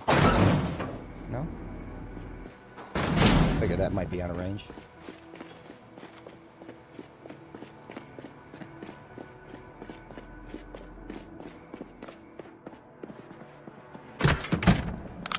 I wonder if it's the bathroom lights. Not that side. Not that side. Huh. It's catching one more set of lights, but I don't know where. Ah. Somebody left the lights on in the storage room. Okay.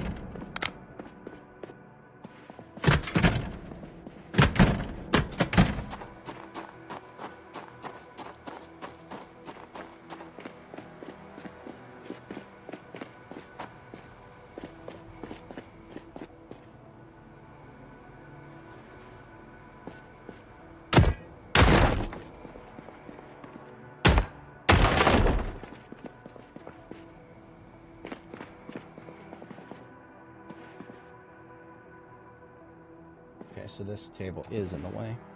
I'll just go ahead and pick everything up.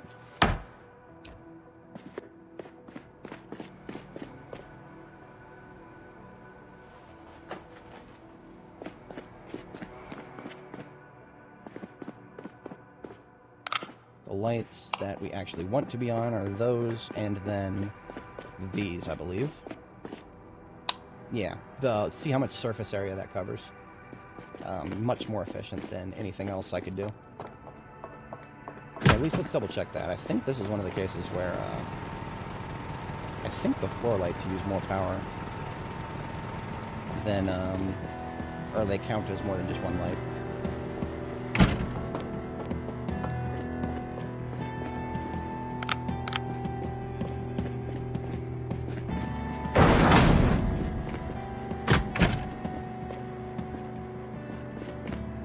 Okay, I do have to step away briefly, IRL. I will be right back in just a moment here. That's actually not a safe spot to sit. Let's have a sit down in the bathroom.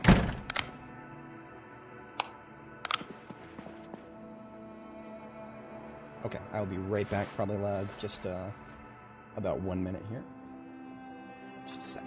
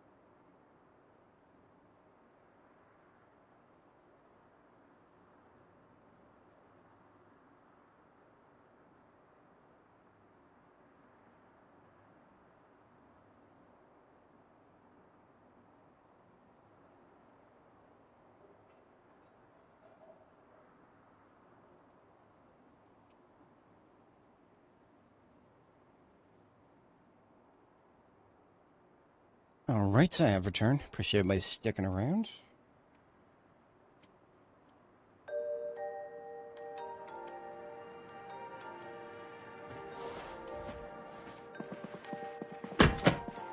Hopefully that cooked off enough time between our last sledgehammer usage.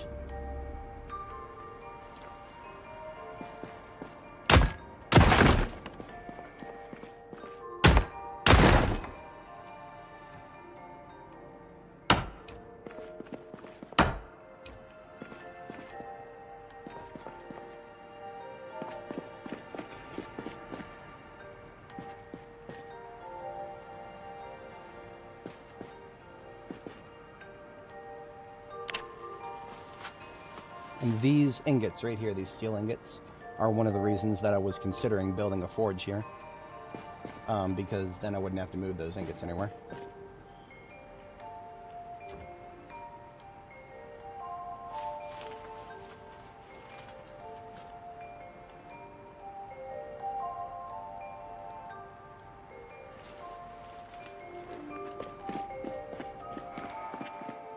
Alright, next sledgehammerings will be up here.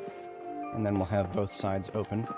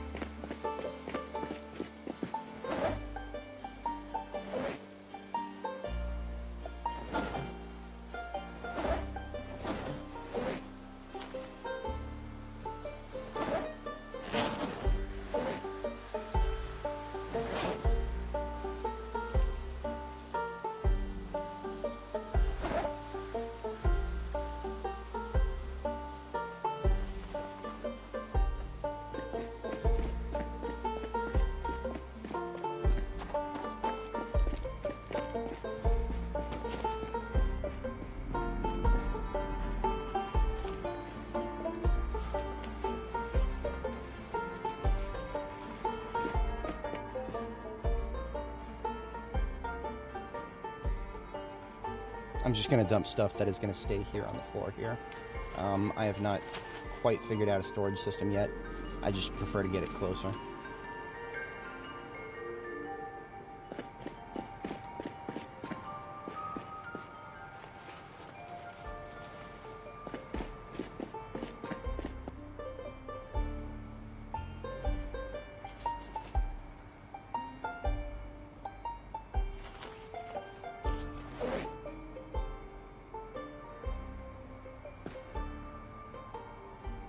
I can make this the memorabilia bin, I suppose. 1, 2, 3, 4. Yep.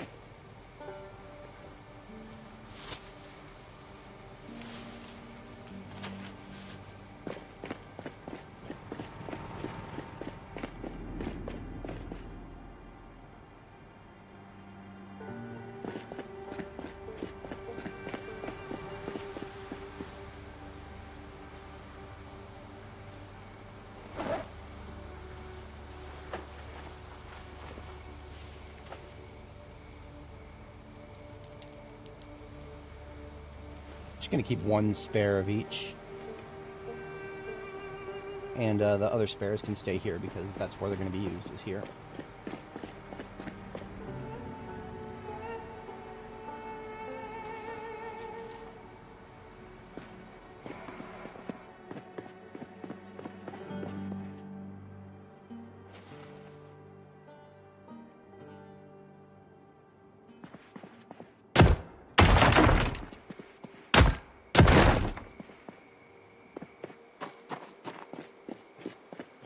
Two more sledgings, and then we'll have a pathway to drive over.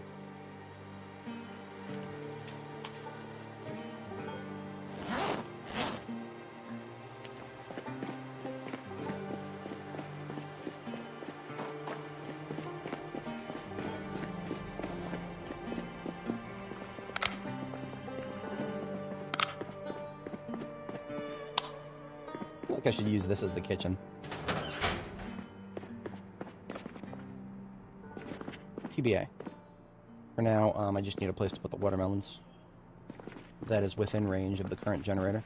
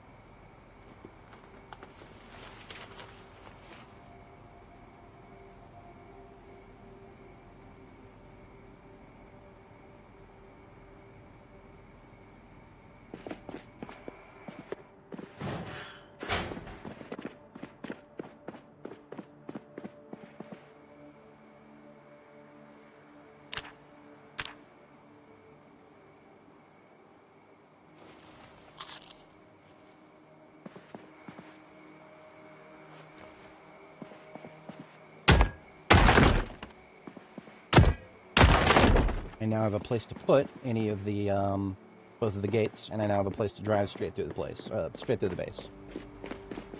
Glorious. Oh, look at that, we got a guest.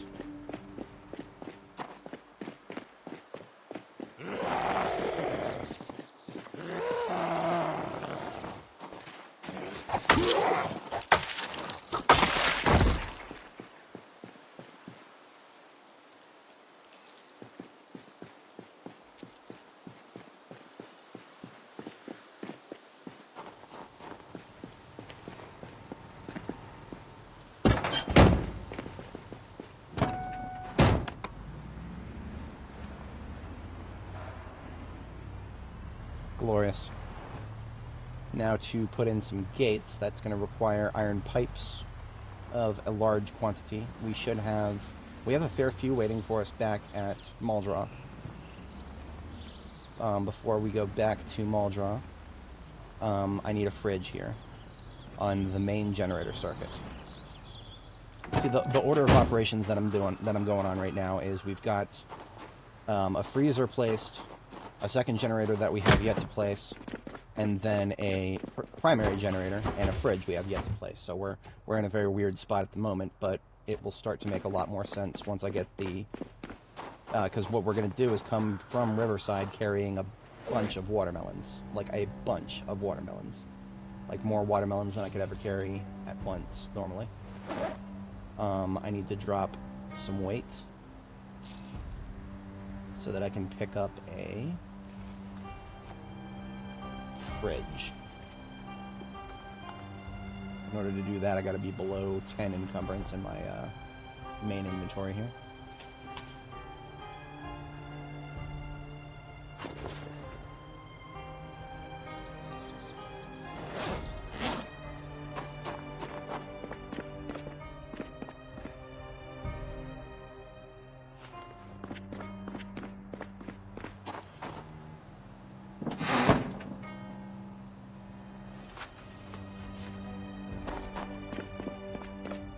Now, normally I wouldn't use large store fridge. It would be a bit power inefficient because you're forced to power both sides of it.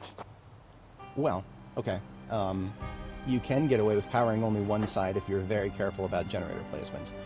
I'm not interested in putting all the brain power into making that happen, so I'm not going to do that. But that's mostly because I actually want to use both sides. If you actually need both sides, then having a double fridge like this is more power efficient overall than just two normal fridges, because these big fridges do actually have a lot more storage in them than regular fridges are 52. These are 65 if you are organized.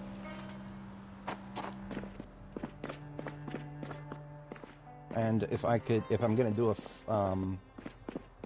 do a kitchen with custom furniture, I'm thinking we're definitely gonna use the blue furniture from this place. Absolutely. We're doing another blue kitchen. Or another, I mean, I haven't done a blue kitchen in a long time, never mind.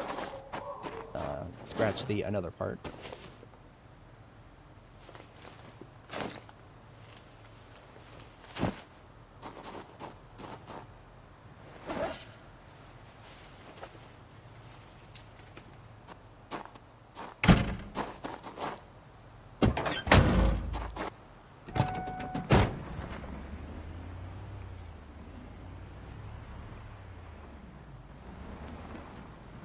We actually don't quite have enough room to put the generator in.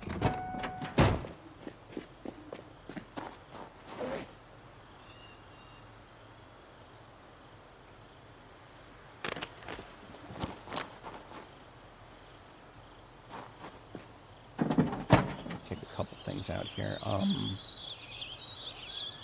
Literally just a few things. The hot dog machine and the dispensers.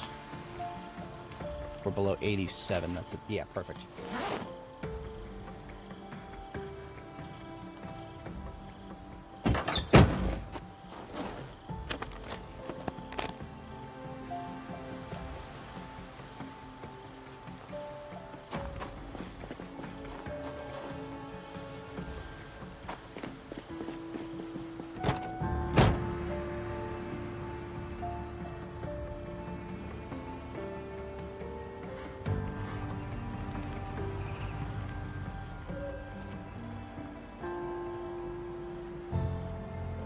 Now our target to power is right here, which means the generator for that would be positioned about 19 tiles in the general this way direction.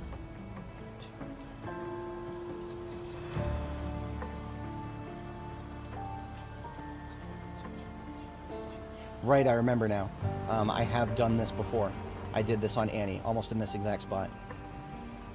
I remember because I tried putting it in the gravel there. Except it didn't fit. Well, now I remember exactly where to put it, so I don't have to worry about marking it. I can just empty these bags. The suitcase is full of cookware, so it's going to go to the kitchen. Meanwhile, the duffel is full of bomb-making stuff, so that just goes somewhere conspicuous in the center here.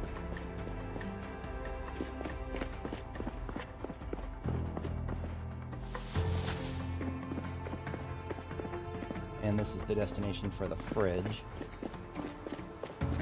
Hello there. I had a feeling that this would be attracting people, but that was not where I was predicting to see them. Oh shit, I don't have my weapons. It's alright, I never unequip my knife. And worst case scenario, I am the weapon. Hey, look at that. Level 4 short blade.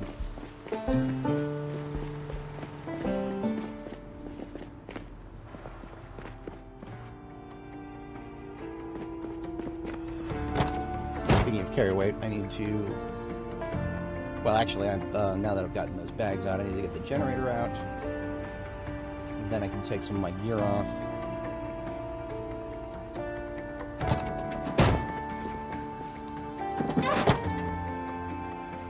And then I can put the fridges down. Then we've got refrigeration.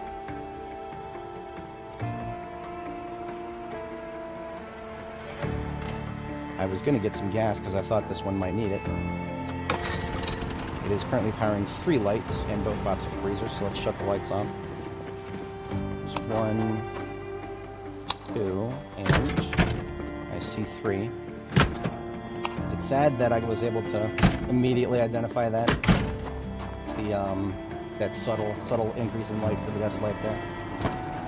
I don't need this running. That was just a verification.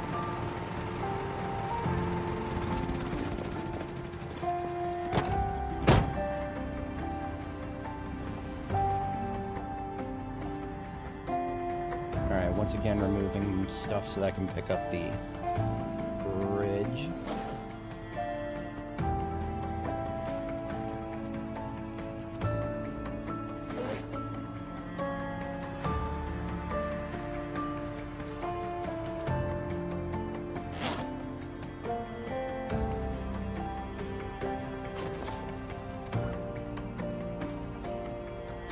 Too heavy. That's annoying.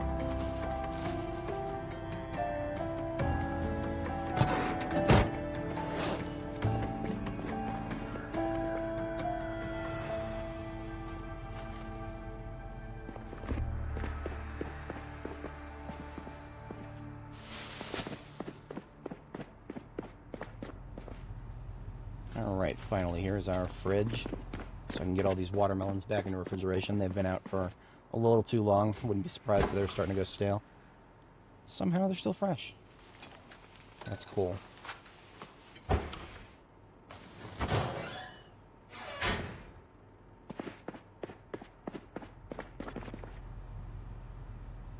And that should be all of the that should be all the fridge moving that I need to do for a long time. So let's gear back up.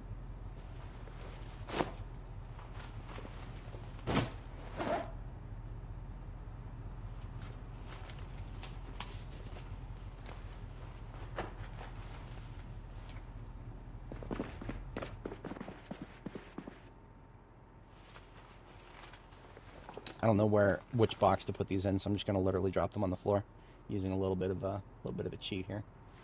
Remember that you can put anything in your hands, and you can drop anything from your hands, including furniture that normally would not be placeable on the floor without actually quote-unquote placing it. I will shamelessly exploit that on occasion. Now let's get a quick and dirty something to eat here. All the stuff we brought with us. I don't think a bowl. Actually, no. Cookware suitcase should have a bowl.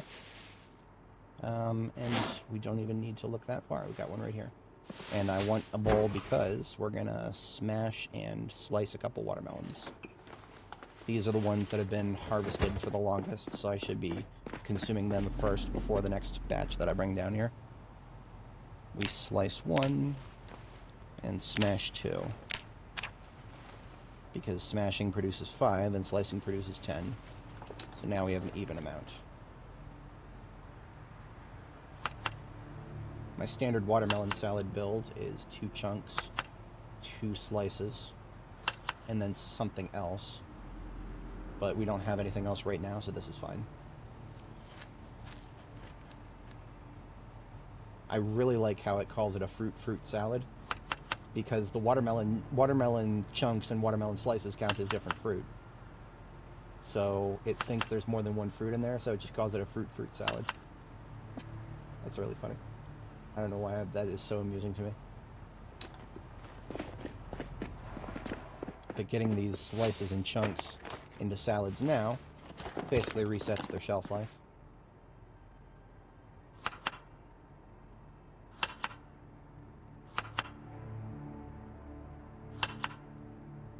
Now that was a salad instead of a fruit salad. The stats are actually the same, but the ingredients that I can put in them are now different. Which is whatever, I'm not mad about it.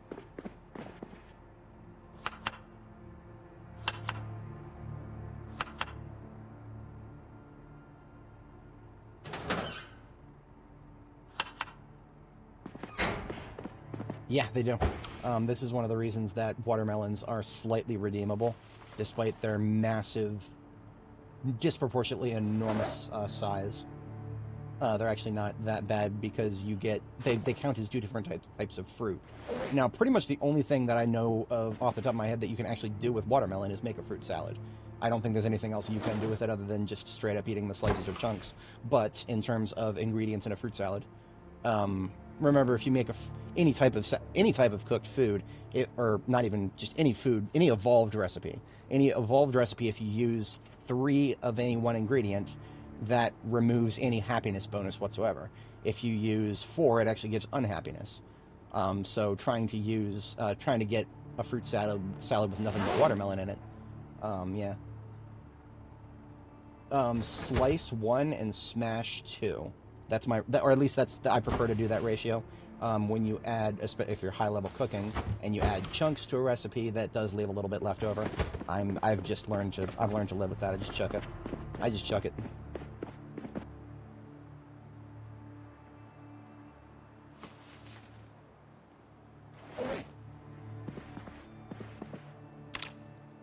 In fact, I'm gonna go ahead and eat. I don't have enough bowls for these last 2 bits, so I'm gonna go ahead and just overeat a little bit, so that I can get rid of the rest of the pieces of this. I can say that I've used up 3 watermelons to the fullest extent.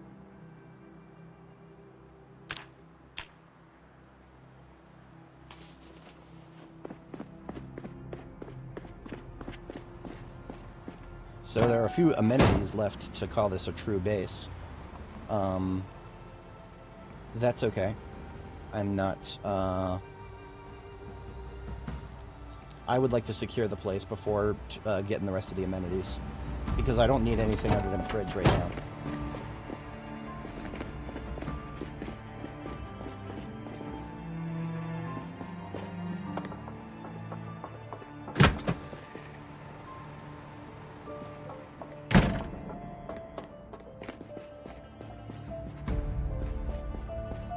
I'm just going to check through all these containers real quick and see if I can locate a,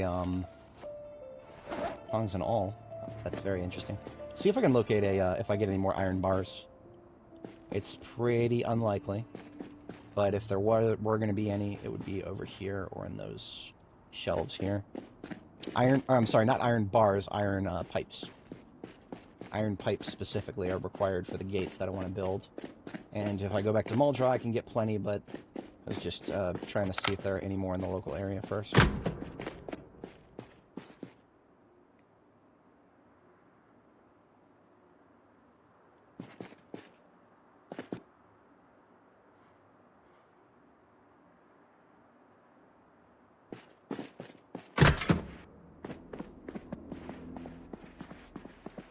I don't think that there would be anybody back here, but I can't rule it out. Not anymore.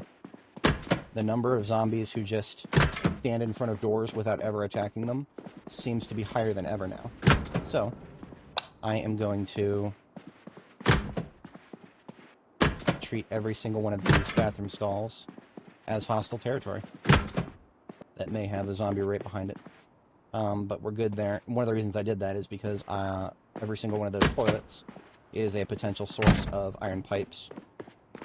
But before I resort to that, we're going to go back to Muldra and get the iron pipes we have there that are collected and kind of set aside for this exact purpose. And then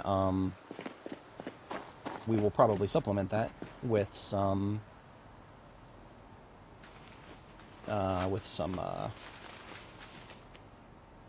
iron welding apart some cars on the way back. These cans of gas should be filled up at the gas station and then brought back with us.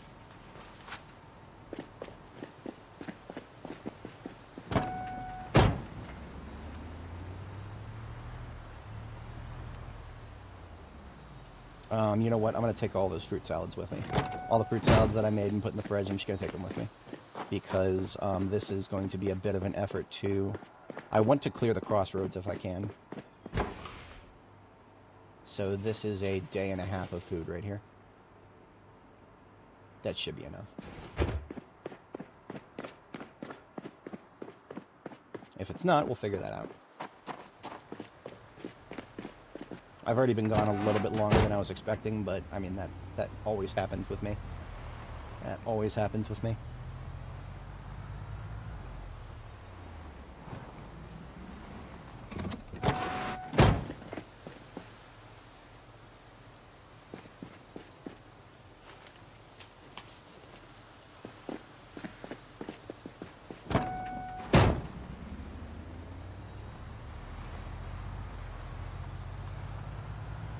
So on the road here, there are going to be tons of burned wrecks still. Oh, you know what? I remember there is a car that is already loaded up to go to Muldraugh. I'm sorry. There's a car at Muldraugh that is already loaded up with stuff that I meant to bring to West Point. I just did not tow it with me yet. So I should probably just... What that car has in it might include the iron pipes that I need already. I just don't remember exactly what I put in it. So we're going to have to check that.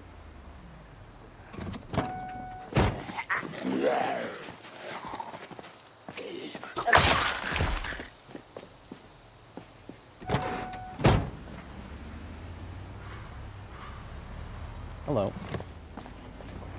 I love it when they're distributed all over the place.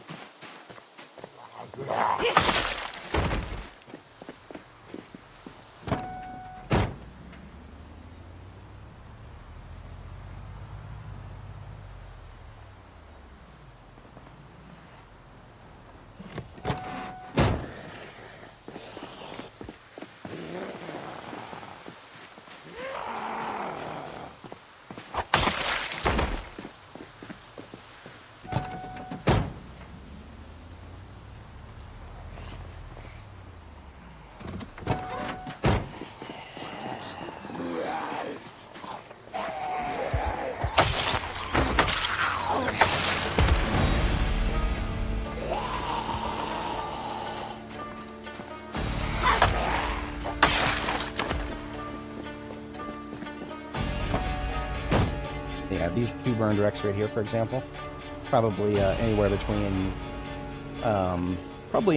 2 and 6 iron pipes between them. I usually get at least 1 iron pipe, and I sometimes get as many as 4. Being level 10 welding, I kind of hope for better, but yeah, it's all right.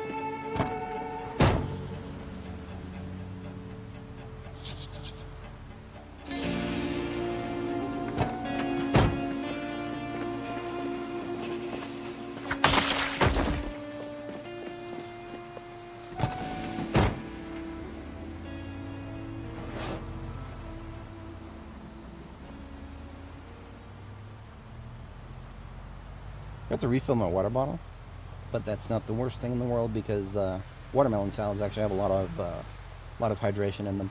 That will tide me over until we get back to Maldi. I think my order of operations at the moment is going to be scare the shit out of these rabbits in hopes that they don't run back into the road later, and then I might just bypass the crossroads here. I'm going to kill everybody who's in the road up to the crossroads. Once I get to the crossroads, I'm going to bypass them, and we'll go back to Muldraugh, and then we'll start the tow job, and then head back and kill them on our way back while we're towing.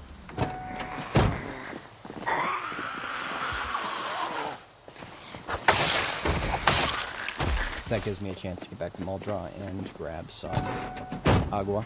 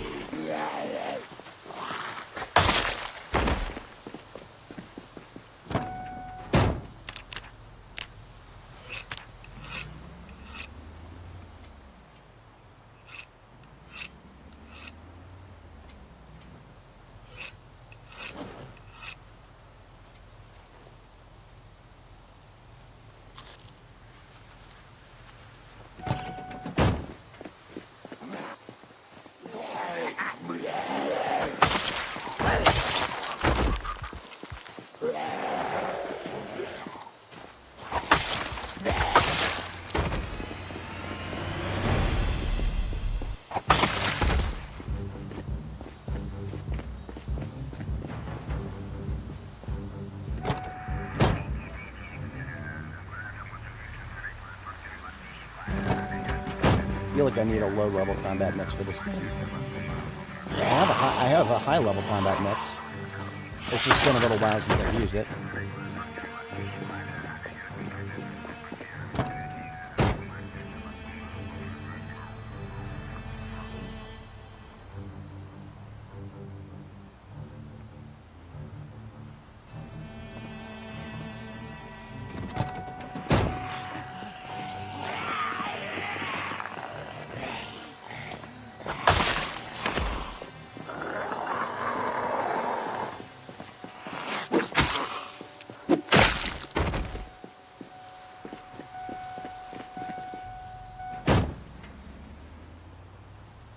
Alright, I think this... Yeah, we're starting into the crossroads now.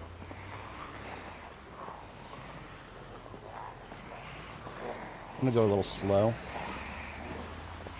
so that I can get them moving from this direction back into the crossroads.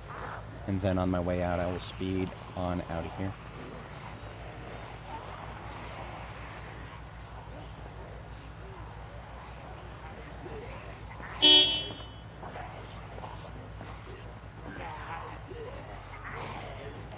We have a lot of room to do a bombing here, and I very much like that, but we're not equipped for one right now.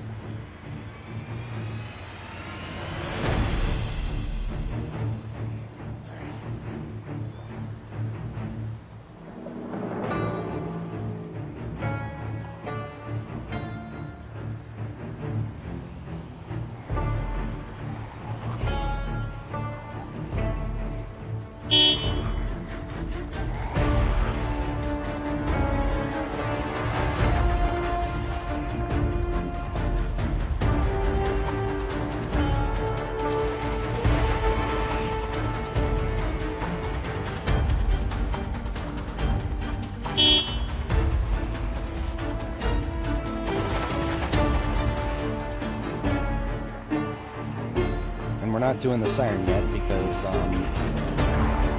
like I said, we're not equipped to set the bomb. I just want them to kind of disperse in this area first.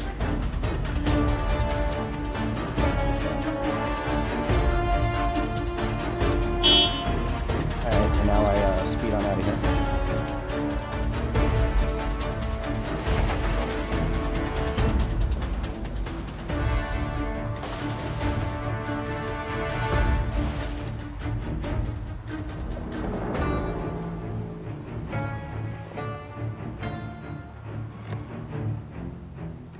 Should be out of cell for now.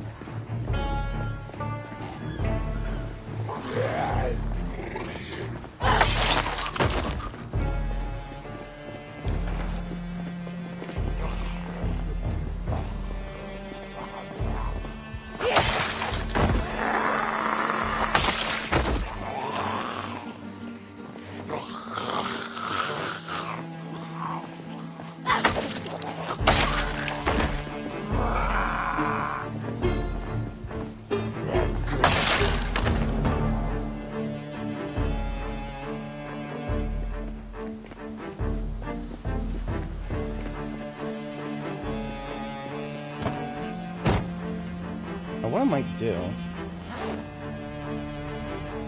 there's a couple ways I could go about this. Right now, the thing that's kind of been floating to the top of my head is we're going back to Muldra, and I think what we're going to do is as soon as we get back, we'll leave the ambulance there temporarily, drive back with the D6 that we used to do bombings, and we're going to tow, the bombing D6 will tow the vehicle that I've got in the back of my head that is currently loaded with stuff that needs to go to West Point. And then on our way, as we tow, I will leave the I'll leave the towing vehicle, or the vehicle that I'm towing. I'll leave that behind when we get to the crossroads, and then use the D6 to do the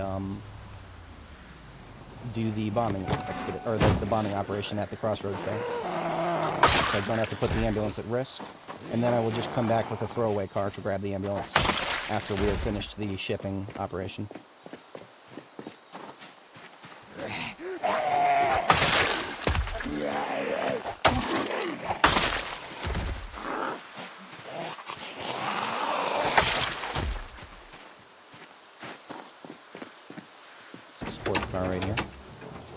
Of course, it's full of garbage. This is a D6. Oh, we should check the trunk of these.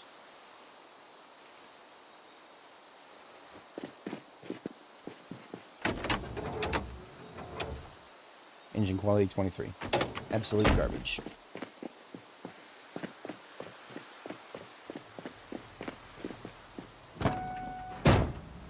Now I can't remember what type of object I picked up from these piles. There are iron pipes here. Good to know. Here's what I'm going to do. I'm going to take the iron pipes that are here and just kind of move them to a separate pile. So when I drive past here next, I will see them and know that they're there and take them with me.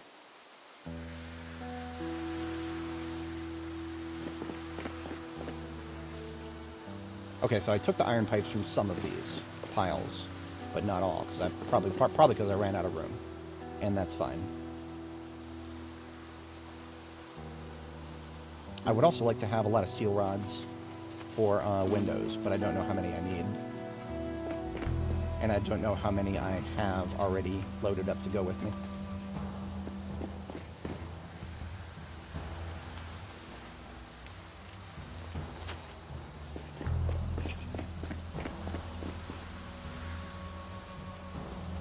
So what I'm leaving on the floor here is what I'm going to pick up with the Chevalier D6 for the Chevalier D6 that is meant for bombing operations has got an open trunk of suboptimal trunk size, but that's fine. It should be at least close to 100, which is enough to pick up what we're leaving here, and that's how we'll get that on the way back.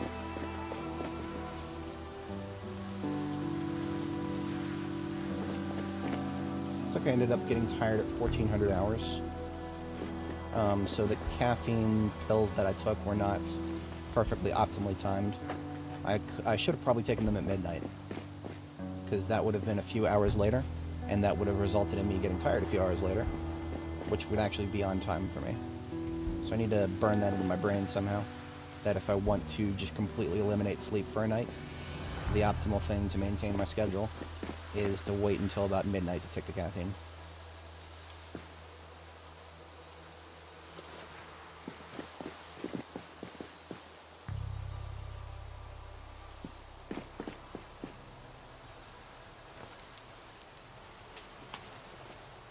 A lot of the other steel parts we have no need for. Like, for example, these steel chunks. Our destination is going to have billions of steel ingots, which I can easily saw into blocks and then saw into chunks. So blocks and chunks I have no need for. Alright, that's probably more than we can fit, but that's perfectly fine. There's enough steel rods there for 10 windows. I don't even remember exactly how many windows we have at our destination, but it is a number. Profound, it's a number that possibly extends into the double digits.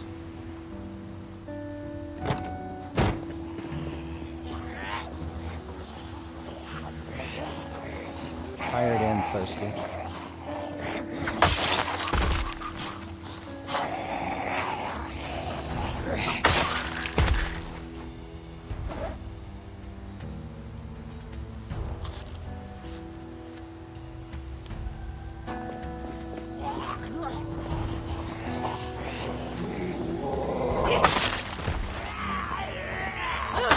Scares me in stage 1 fatigue. I am Longblade level 8 and I've got a machete in my hand.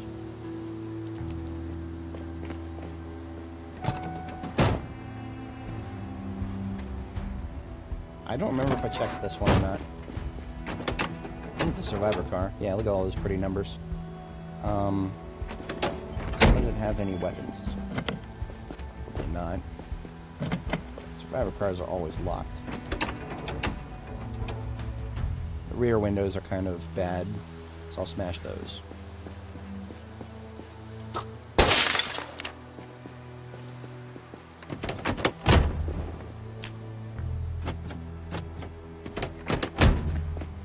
Brandenburg, I would probably go Ekron, I mean, just for proximity.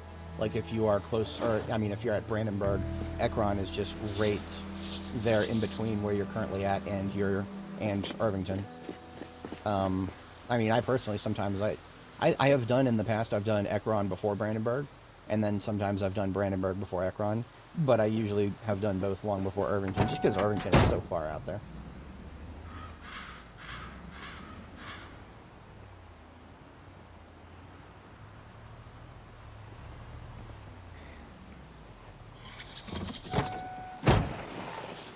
I figure as long as I don't get to stage 2 fatigue, I'm still alright for one-offs.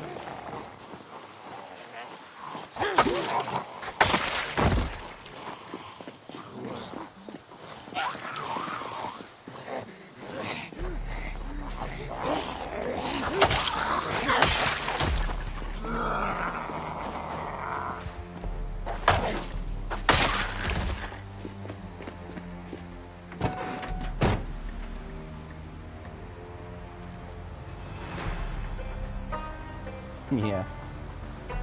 That's the life right now.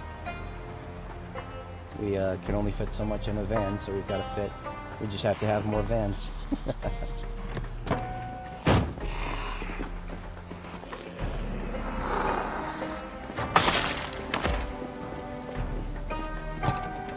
Yeah. Can't think off the top of my head. There's nothing particularly unique about the Brandenburg Gigamart. Other than the fact that it's got the mall there, but the mall itself, the mall does have a sewing shop there, so if you're interested in sewing stuff. Now, I found it very curious that the quote-unquote sewing shop didn't actually have too much in the way of sewing gear. There's no awl, for example. I specifically remember looking for an awl there and not finding one. Lots of dye, though. Like, tons of dye. If only dye worked properly.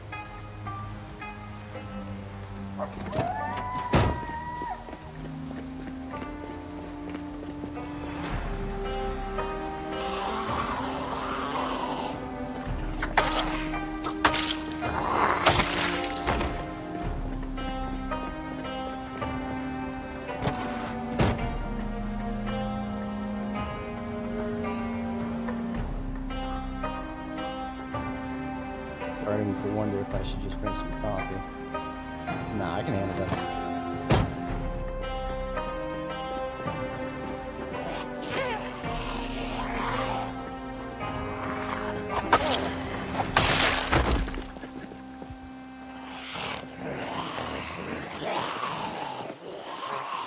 I haven't figured out exactly what the chances are, but every once in a while you'll come across a house that was a tailor must have been in the person who owned it, because like every once in a while, like maybe 1 out of 12 houses, something like that. It's a little bit less than 1 out of 10. I would see a house with like multiple sewing kits in it, and usually a sewing kit will have an awl. I also like to collect the buttons because for some reason we can't make buttons right now.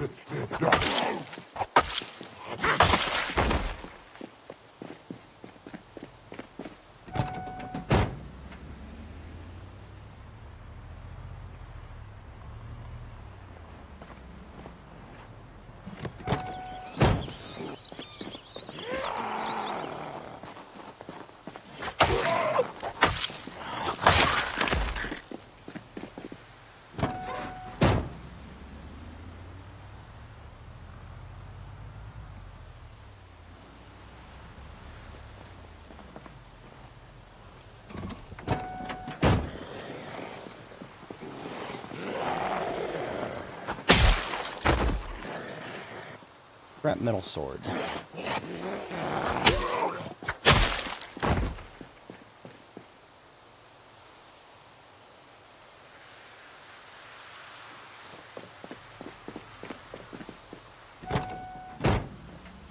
Okay, there's stage 2 fatigue, so I'm no longer in a good shape to be fighting zombies, but it's only been a day and a quarter since I was here.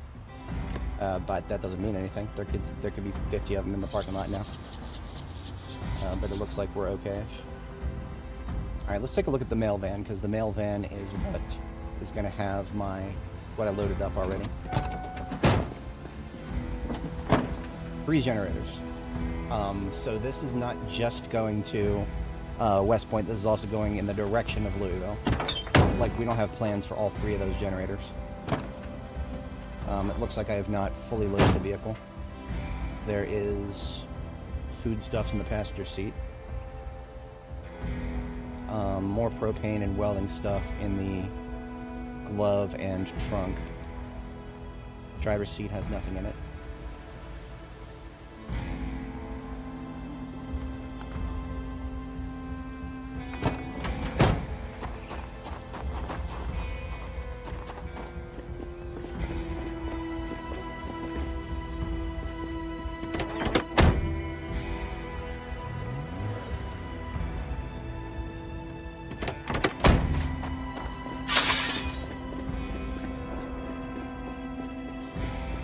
There were no iron pipes in that vehicle.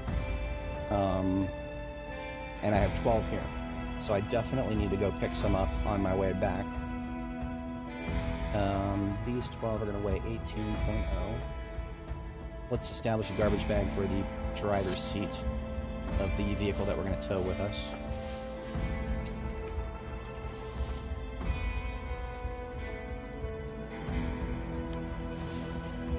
Going to be 2 scrap metal for each gate that we want to build, so there's 4. We got a lot of steel bars here. We don't need any at our destination. Steel rods, meh, question mark.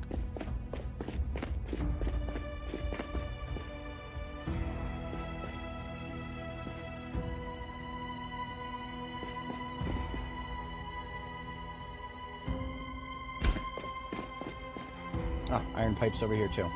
Forgot about that. Go ahead and take a full spool of wire. We'll need we might need 2. So I'll take that one, but I'll also take this one that's not entirely full.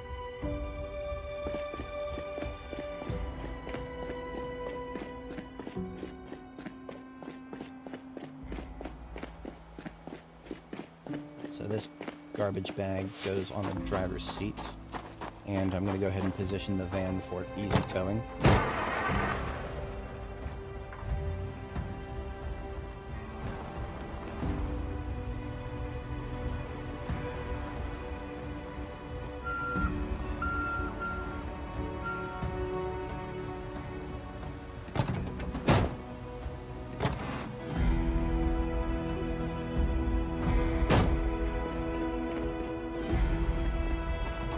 For this tow job, I am not going to take the tires off because that mail van actually got some good tires from me. And this is, I don't know, it's not the best thing in the world, but the trunk of the fire truck here actually has a perfect trunk. While sometimes I would say that that is a good, useful thing, that is a possibly annoying thing. What am I doing? Oh, I didn't actually get a final tally. I suppose it's not that big of a deal. Let's get a final tally here. I'm curious.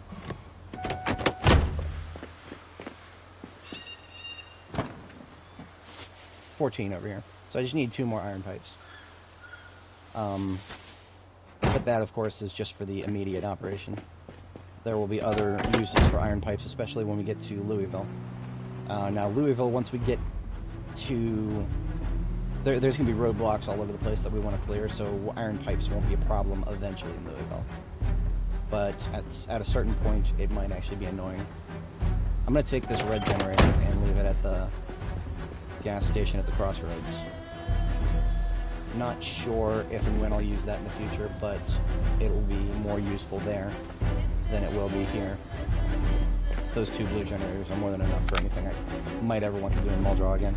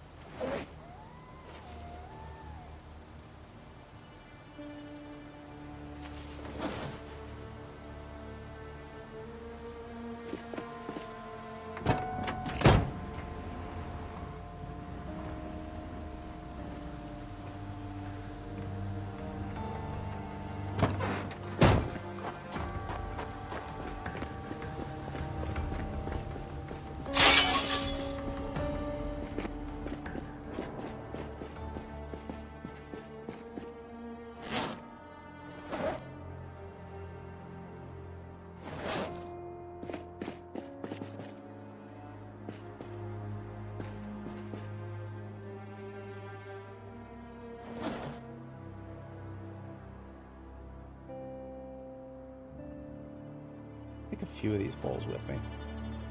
Just leave 2 behind here, so that I can make some more watermelon salad, or watermelon fruit salads.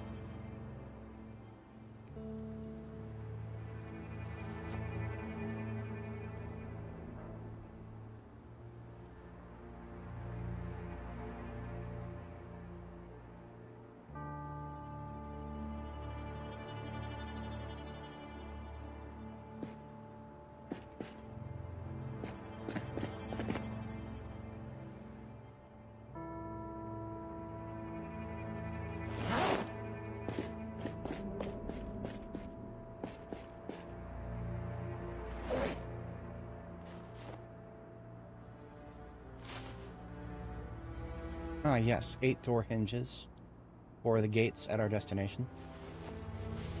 Perfect.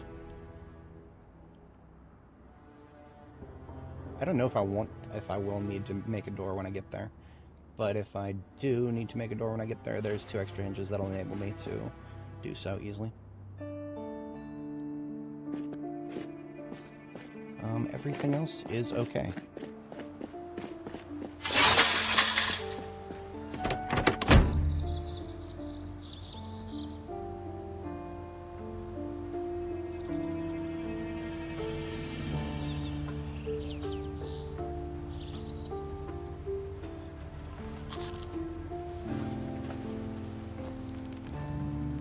Sleep schedule is still a little bit thrown off. It would be best to wait a little longer before going to sleep.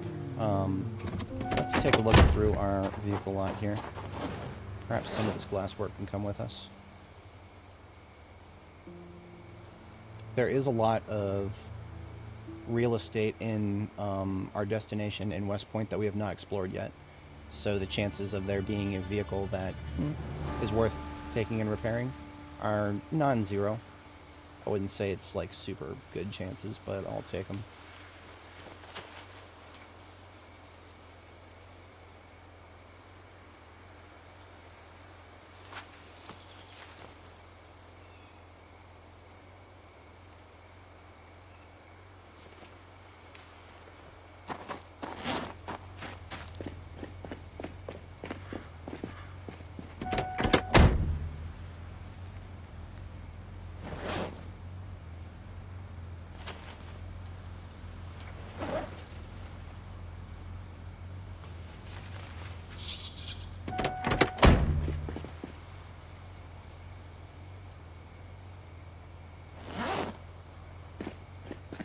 I don't like looking at a broken rear windshield, so I'm going to replace it.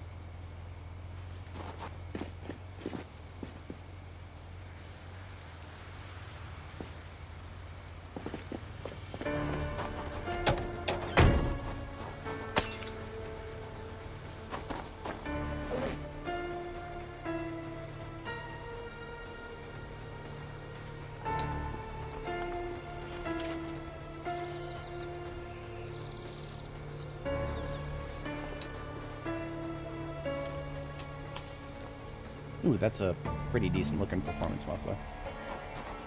The rest of the tires are going to be too heavy to take for this run. Maybe I will take them with the ambulance.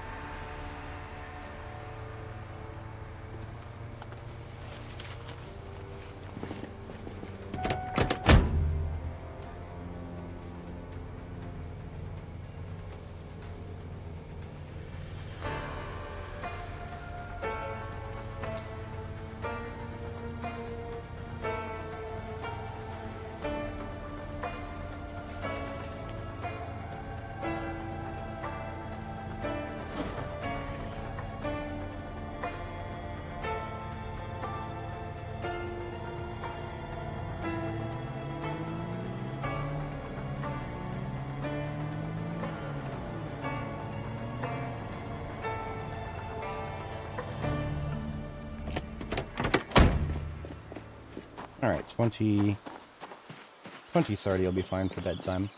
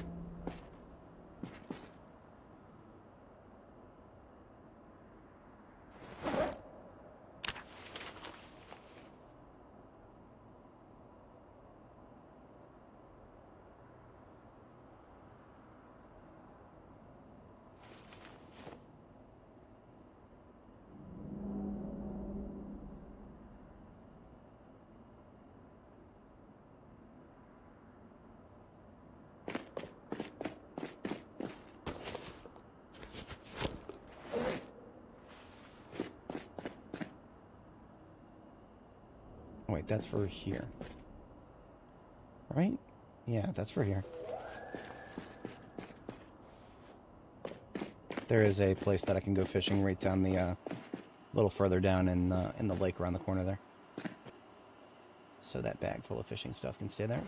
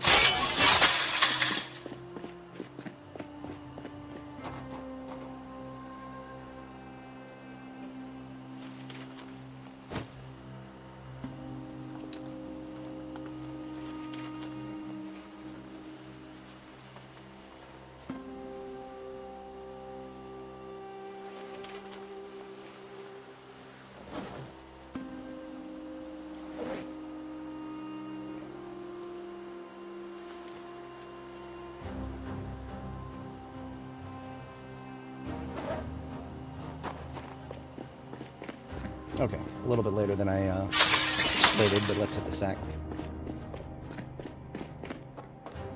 As an overnight task, I'm gonna go find a bed.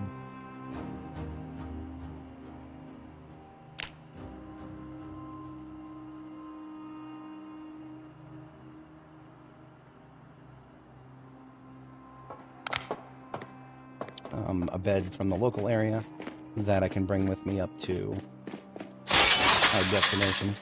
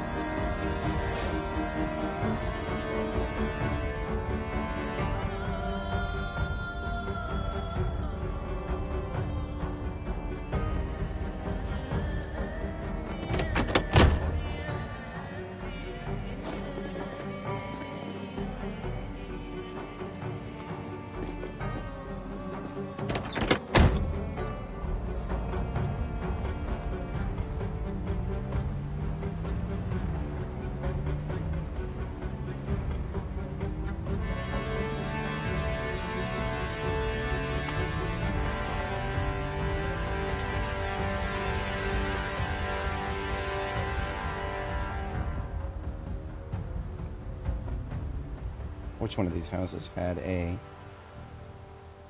One of these houses has a single bed, and I think it's this one.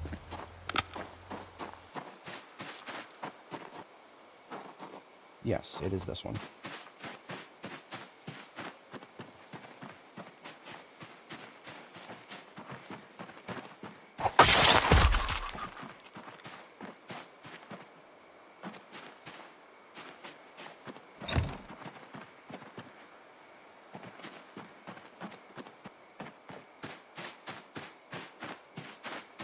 Bush right in front of the door. Hacky.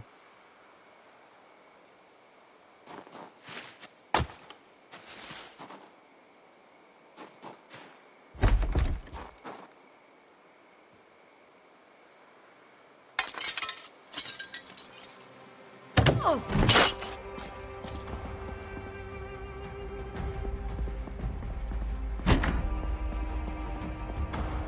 Oh, it's not a single bed. It's just a double bed that takes up the entire room. That's even more tacky. Boy.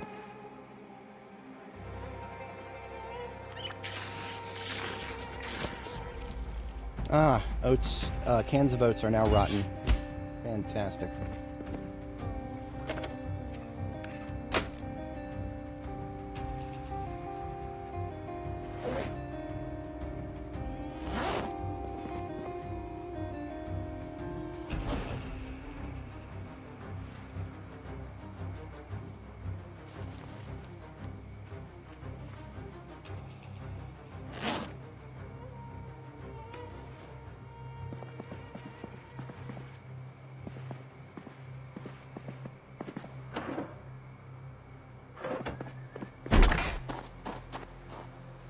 One of these houses had a... I swear it was a blue bed.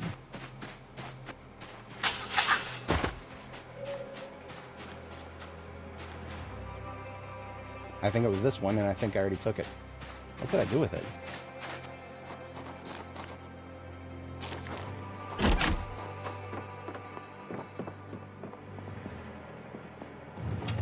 What did I do with it? What would I have done? Oh, I would have put it at the, right, it's at the gas station. Ah! Aha! That's actually kind of funny.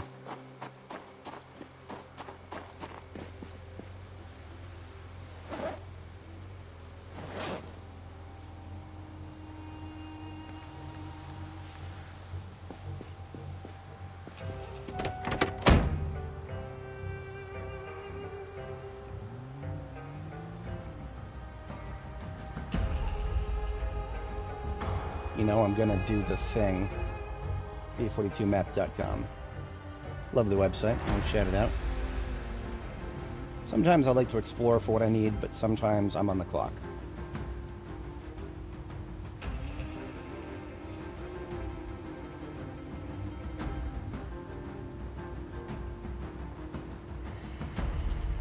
It's a question mark. That's a double. And I know that house is a double.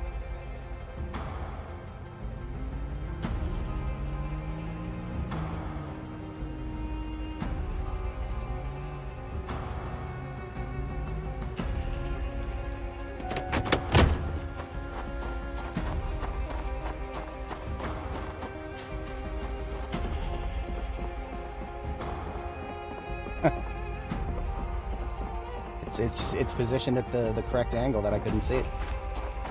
Boy, what's a guy got to do to find a double bed or a single bed around here? Everybody here is living it up on them king sizes. I'm not fighting an entire group. Not now that I'm fatigued again. We may need to do a third sleep to get our sleep schedule back on track.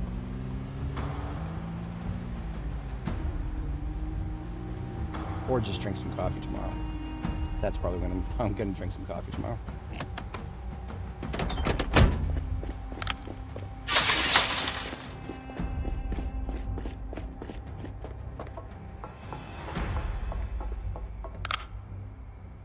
Okay, you know what? I'm taking the medical bed.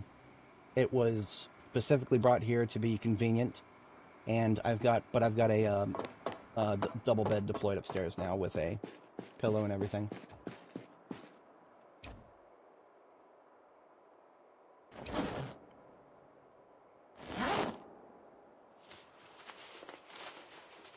And the best thing about a medical bed is you can fit it into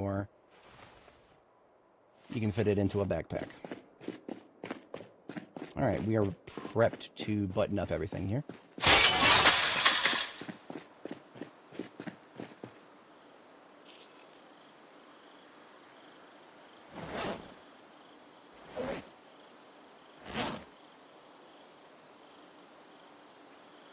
Perfect fit.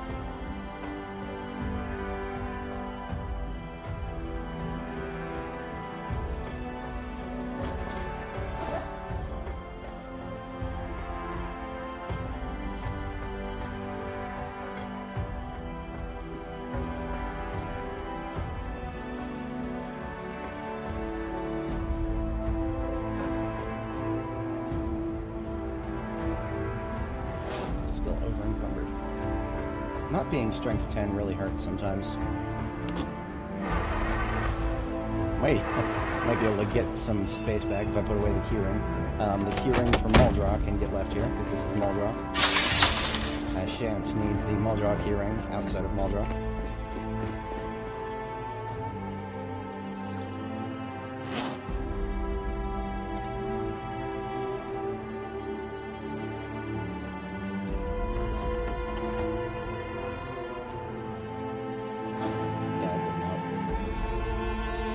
Whatever.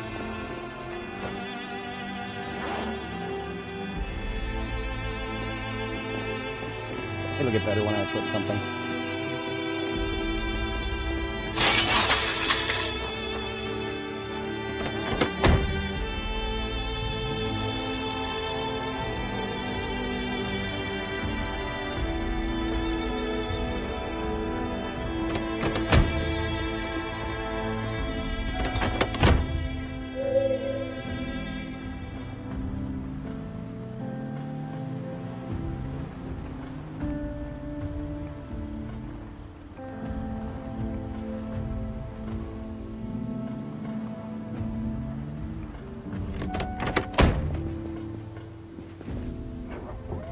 Oh shit, I'm on the clock more than I thought. There are some flowers in the fridge. They should be fine for a few days. I got them into the fridge pretty quickly after harvesting them. But, yeah, I need to get those.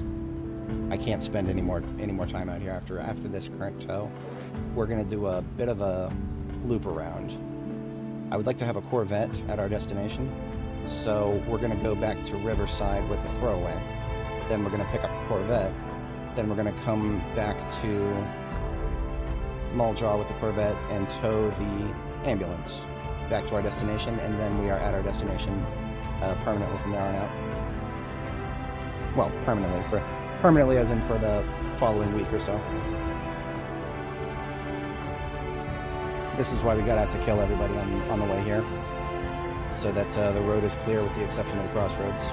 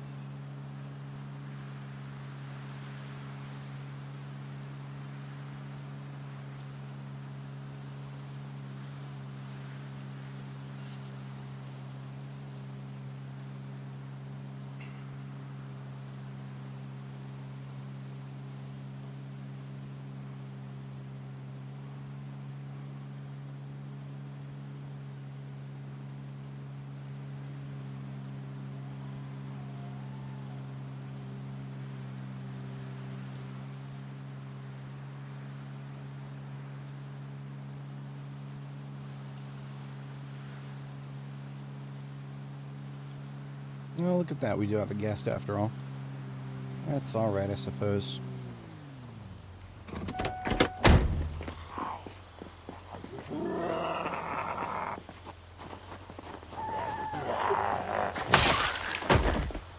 I made a bit of a mistake. I didn't actually leave the bombing materials in the vehicle here that I set aside for bombing operations. So, it's a rather hefty mistake, actually. Because now I can't do any bombing that I thought I could do. I think I'm just going to... actually, I have a few options. I really do wish that they would fix towing. I wish the devs cared more about vehicles in general. The lack of concern they've displayed towards vehicles for so long now is just kind of disheartening. I know they had to have their arms twisted very hard to add them in the first place. I get it. But they've added them now. It's a part of the game now. I I wish they would just accept that and actually give them the due consideration that they deserve. But it seems like they would rather drag their feet at every step of the way.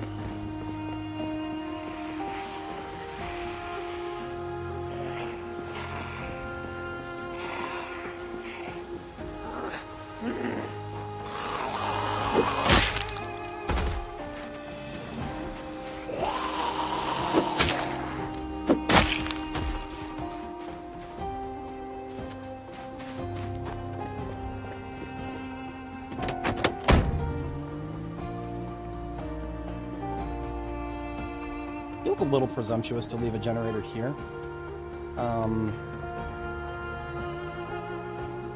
Because if I want to leave a generator anywhere, it's gonna be much better placed at the west point of the whatchamacallit, the gas station that's at the crossroads to West Point, because I can take those crossroads. In fact, I will be taking those crossroads to get to and from West Point very often in the future. I just kind of wanted to get it out of the trunk if I could, so that I could pick stuff up here. But that's not happening right now. We'll come back for it. So what I'm going to have to do, and this is unfortunate, since I don't have the bottom material, I'm just going to have to leave the van here before we get to the crossroads horde, and we will just come back for the van. It's not like anything in the van is super essential. Now the red generator that's in the trunk of the fire truck should get left here. Meanwhile, that garbage bag of stuff that I left on the driver's seat of the van is a little bit more essential than everything else in the van. So I'm going to do a little rotation of stuff.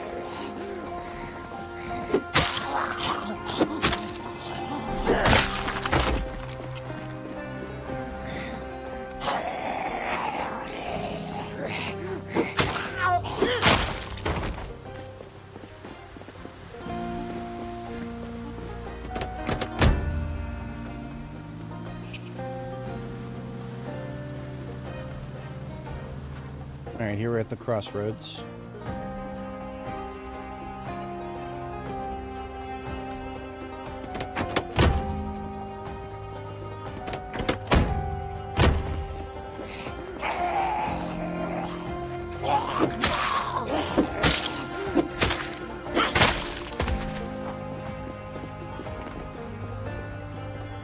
I'm gonna try to leave it a little further off to the side. Hey, there's some rain.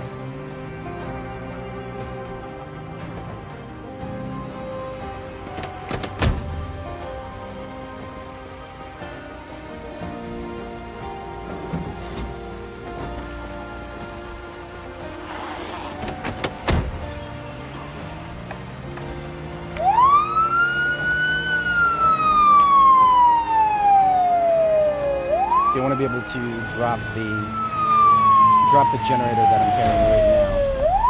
I would like to be able to drop it at the gas station. So I'm going to try to peel everybody away from the gas station real quick.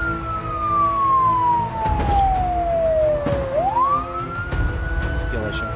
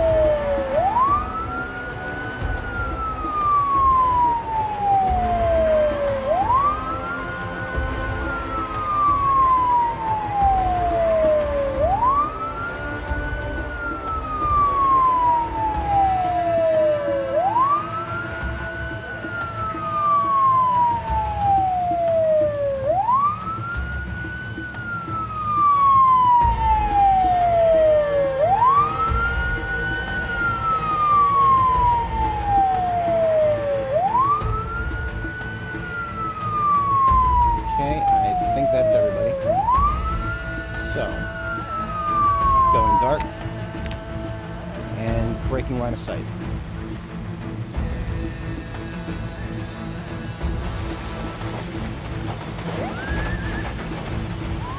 And we're going to sneak all the way around and approach the gas station from behind. I can get away with that. It's going to be a little tight. A lot easier to do this early game when there's no running through the tactic. I'm not worried about the one-off. Holy shit!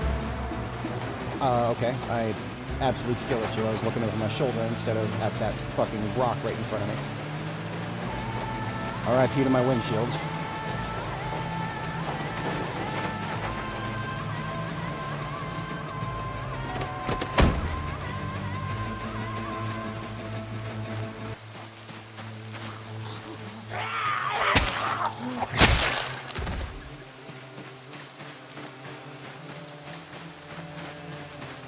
Is there a better windshield on this, I wonder?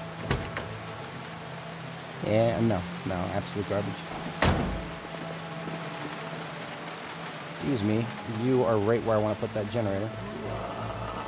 Why don't you die over here, please? Okay, so I'm just going to put the generator over here next to the pump.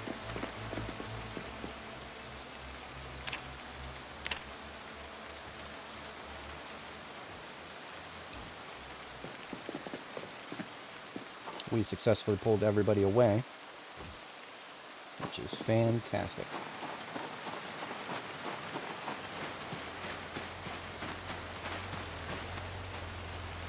One incoming from the rear there. Probably not going to be a problem. Kill him on when we get back.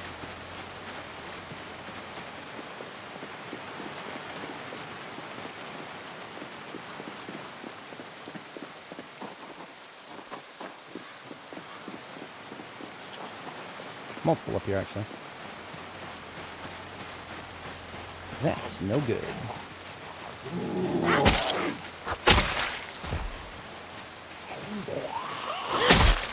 Alright, so we didn't get to clear the crossroads, but we did manage to get the generator put down.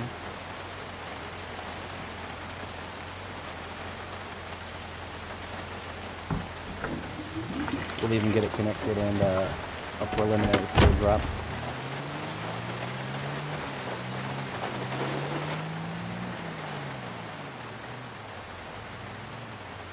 In fact, we probably got it clear enough that we could sneak by once with a tow, but no, I'm not going to risk that right now. Hey, there's a better windshield. Better everything. But the keys are nowhere to be seen. That's a shame. I'm going to have to break one of these beautiful windows. And car alarm, go. That would be really funny.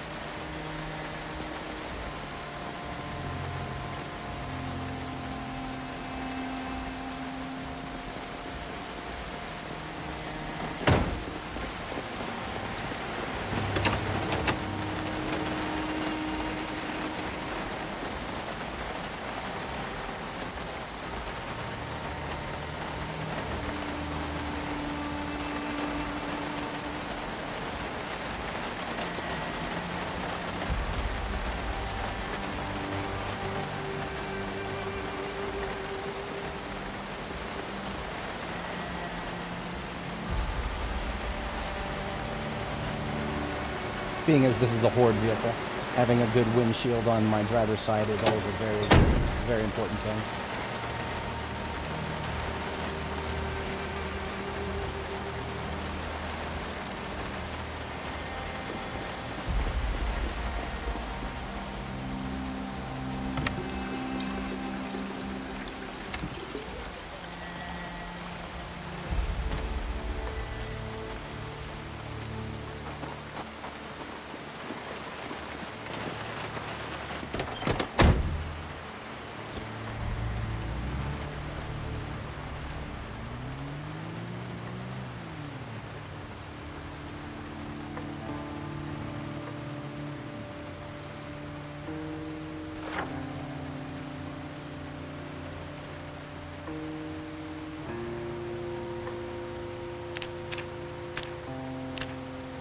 It gets a red G because it's undefended, but it has a generator, and that's good enough for me.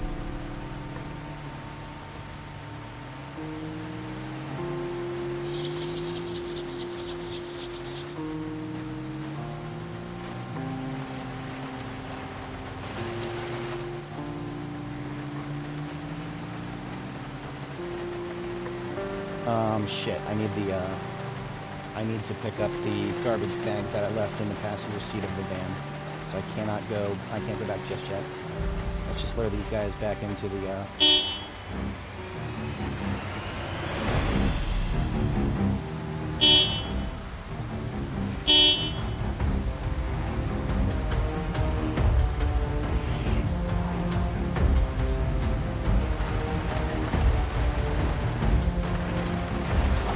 What the hell?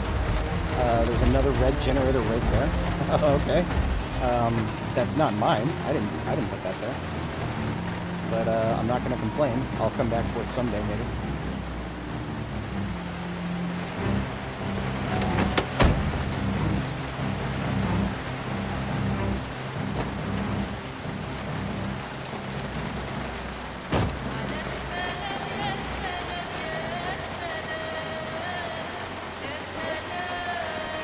Iron pipes, so I'll need to pick up too.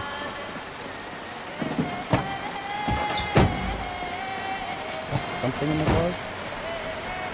Nothing essential. Most of what's in here is for Louisville, not even West Point. But I may want one of those yellow generators in the not too distant future.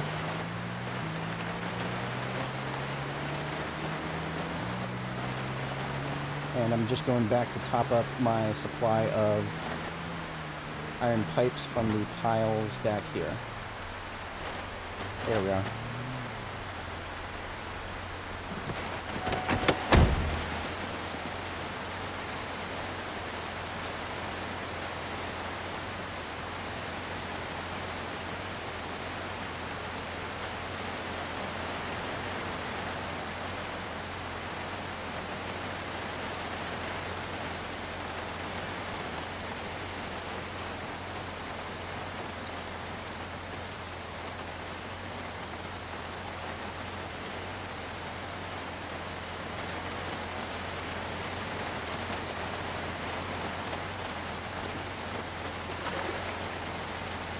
This rainwater might actually be useful for me for once. Haha.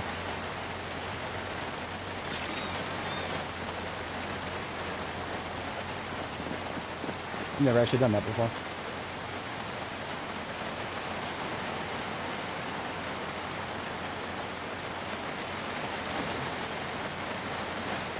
Alright, so I'm gonna pick up the hell?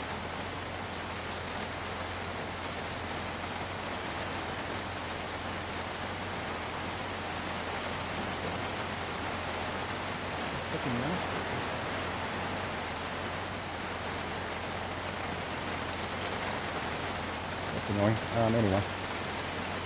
Figure that out later. So, we've got 30 steel rods to pick up. I'm gonna pick up, like, 6 of these, maybe? Oh, thanks.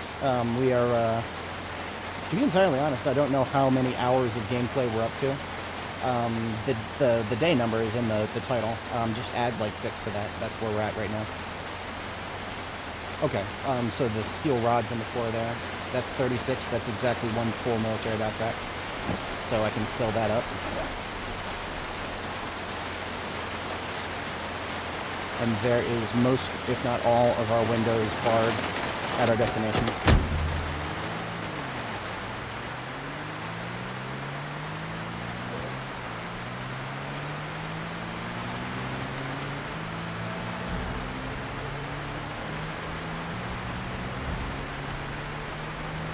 Now that being said, we're playing on default apocalypse, so we don't have any like modded, no changed experience gain rates. But there was a very weird scenario at the beginning of 42.13 when this character was created, that we had certain bonuses in certain fields that we didn't sign up for. I don't know what caused that. I don't know if I never figured out what caused it. The devs must have, because I think they got rid of it as of 42.13.1.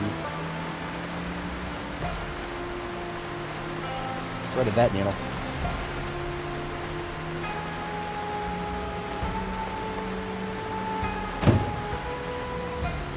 I'm gonna shoot them. I'm gonna get out and start shooting them. I gave them a chance. I honked the horn a bunch of times to scare them out of the frickin' road. Now I've got blood all over my goddamn windshield again. Because, of course, rabbits. How many did I... 4 rabbits. I hit 4 rabbits. Look at my fucking hood. Dude. Okay. I just want to point this out for the record. We just replaced our windshield with an 82%. We have hit 4 rabbits.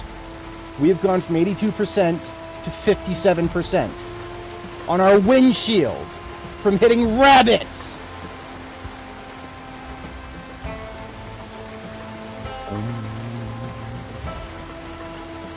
I'm at peace. I am at peace. I'm not mad. I'm at peace. I'm one with the Force is with me.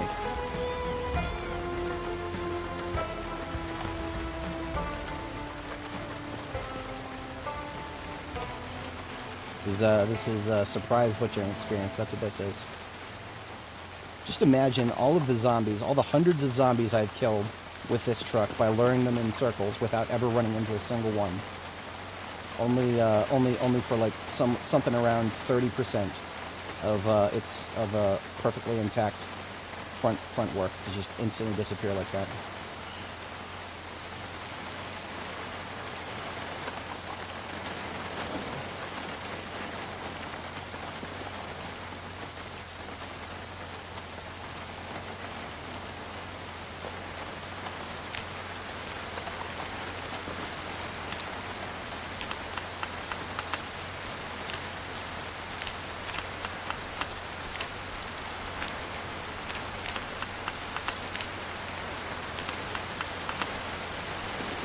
I have, in the past, attempted to deter them from entering the road by leaving the skulls of their kin and the flesh of their kin on the side of the road.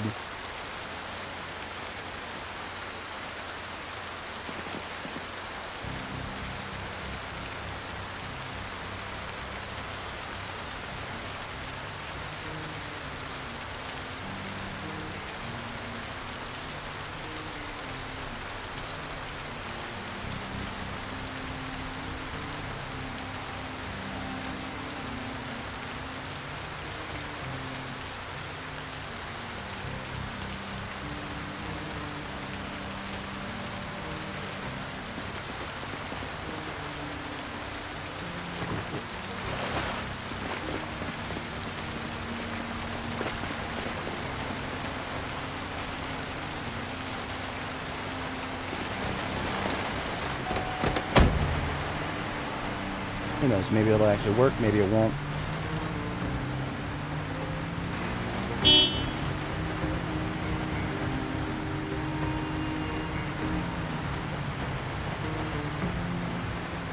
Unbelievable. That I feel like I need to put that on Reddit. I need to put that on Reddit. That more people need to know of this absurdity. The devs have shown a history of actually listening when the players make really goofy memes about stuff on Reddit. At least these things are easier to see.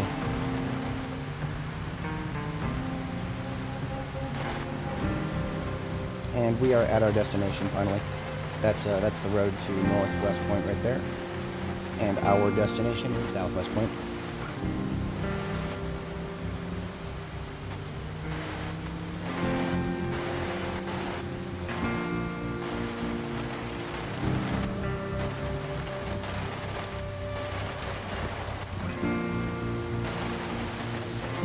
What a watermelon and rabbit salad would taste like. We're gonna find out.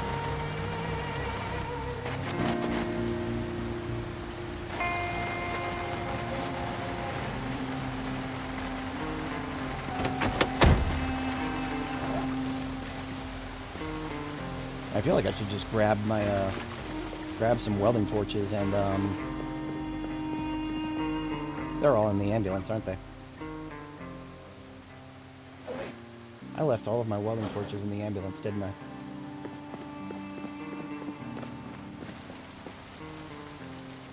If I hadn't, they'd be on the floor right here. I've been known to make mistakes. That one is a pretty funny one. The entire point of this operation was to button up our base here.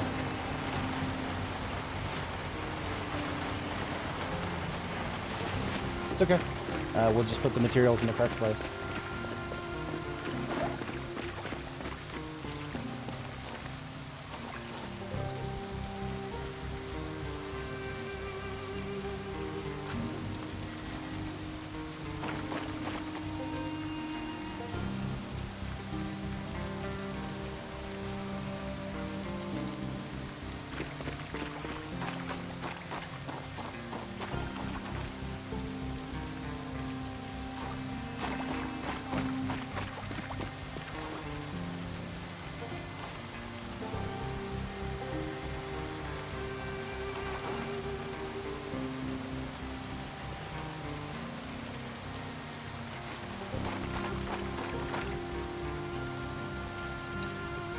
I've learned that I still need approximately one coffee because I'm about to drink one, but then I need another dozen steel rods. That's very easily done.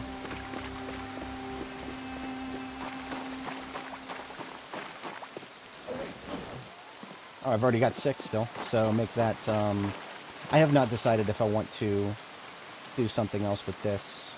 No, yeah, I still need a dozen. I should have left some here.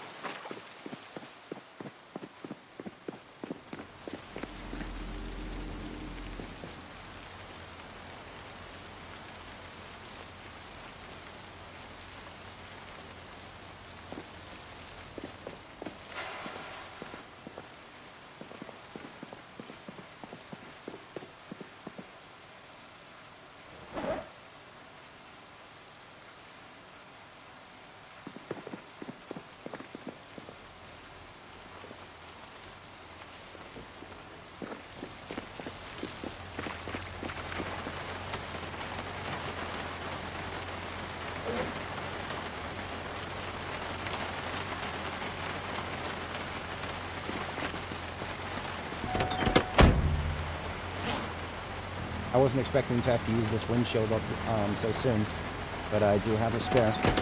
I just you couldn't have given me money to expect that was going to happen. Oh well.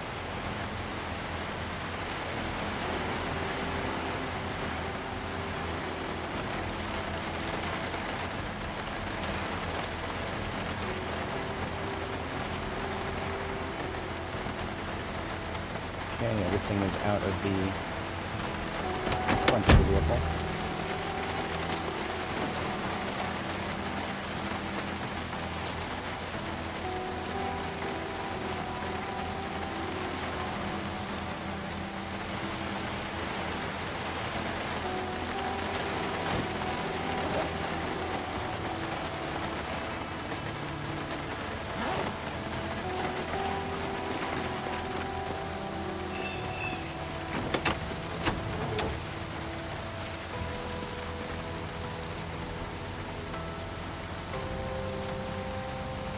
Now, see, if I had a propane can with me, I do actually carry around a propane torch at all times.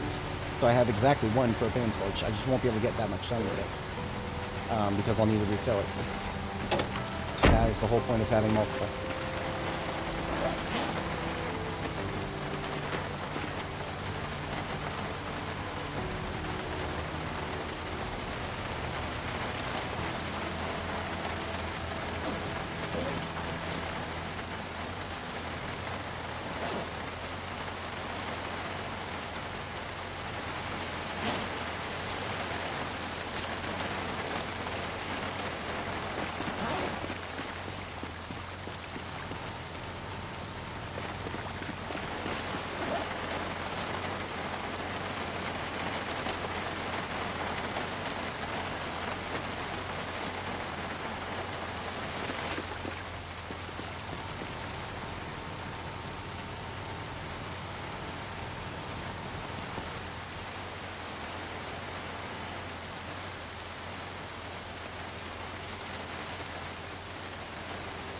Alright, 8 iron pipes right there. That's enough for that gate. I'll leave these over here for now.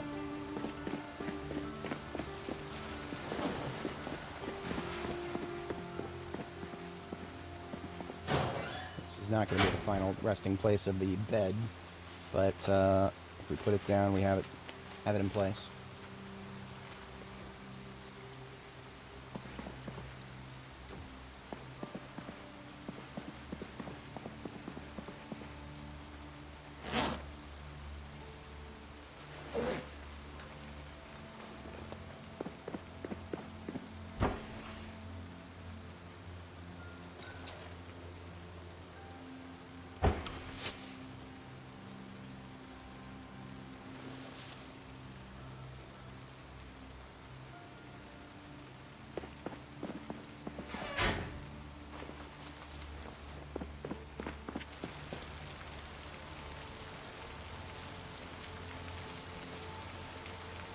I suppose I will go ahead and use my torch on the on getting the gates up, because then that at least crosses the bare minimum threshold of defensiveness. How many uses is a double? Double tall wire fence gate is... that uses a full torch, so never mind. That uses a full torch. Should have known.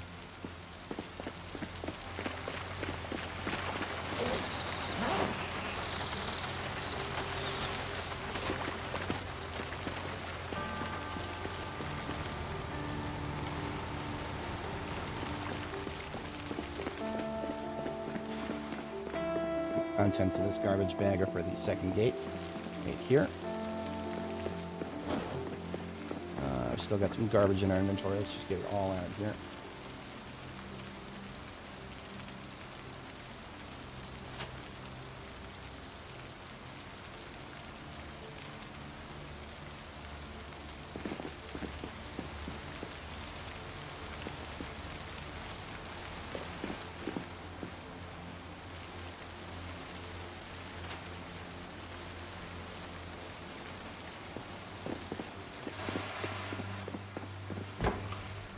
Let's make another round of watermelon salads.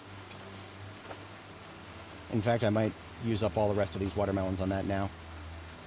I'm still carrying the, whatchamacallit, oven that I plan on installing here. So I can cook the rabbit meat and use that in the salads. As silly as it sounds to have a rabbit and watermelon salad, it's doable. Watermelon can be put in a normal salad instead of just a fruit salad.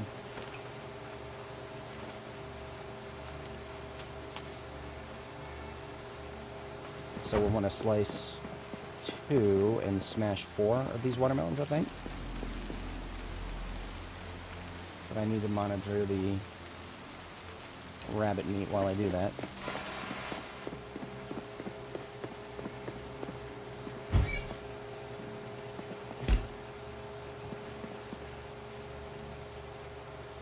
Not a final resting place for that crate.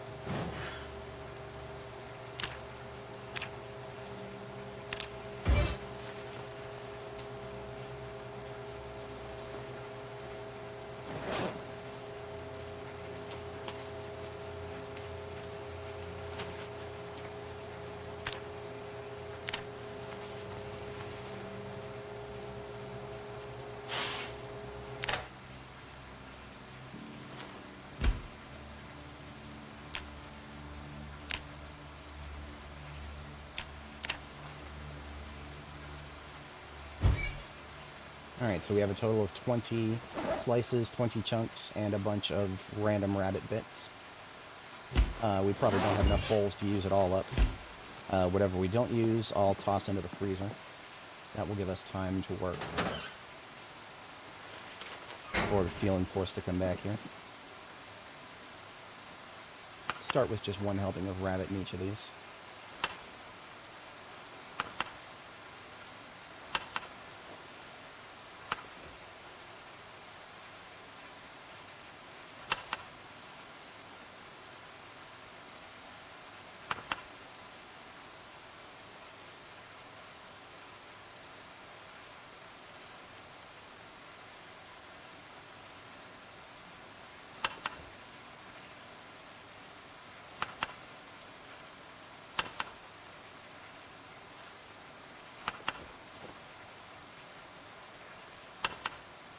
Looks like that used up all the rabbit, and we only have a little bit left.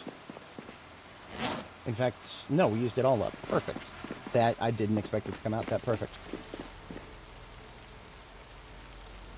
So that's going to be 2 slices in each.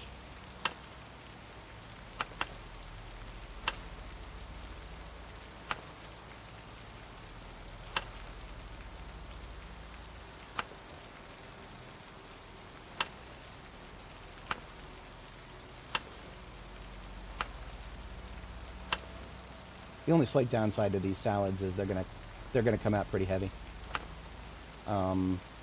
Especially the watermelon chunks are very heavy. Because if you think about it, it's 1/5 of a watermelon, and there should be a lot more loss. That's just a problem with watermelons in general in this game. You should not have, when you smash a watermelon, you shouldn't have 5 chunks that have all the same weight. Well, okay, never mind.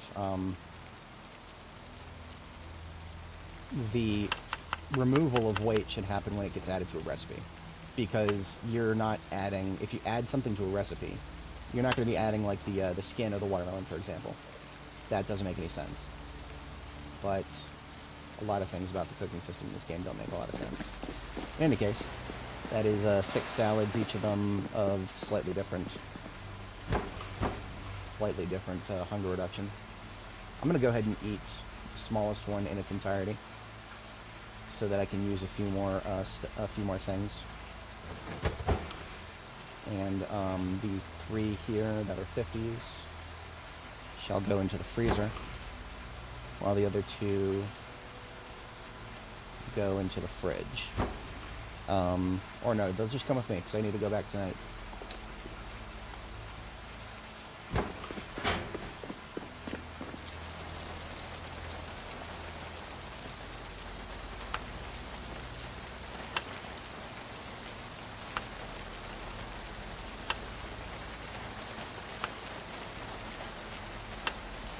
You can get something pretty close to a 60 salad if you just put 3 chunks and 3 slices, but it no longer reduces any unhappies if you do that. So, yeah, you win some and you lose some. I'm actually going to go ahead and add a little bit of spice to that. Just some oregano, and we can do mustard. That will make it a little less, a little bit of unhappies will be reduced with it.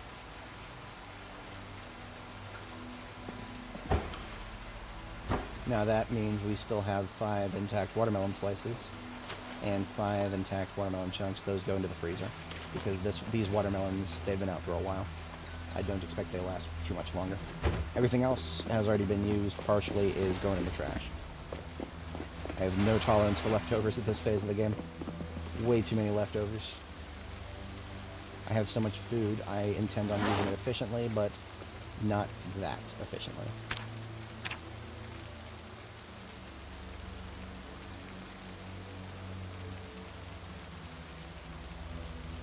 I'll just call it a super melon when I do 3 and 3.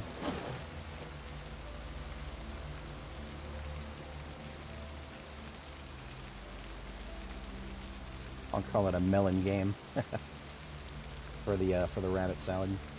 What is that, 50? Yeah, 50 melon game. Basically, that's 3 days of food in my backpack there.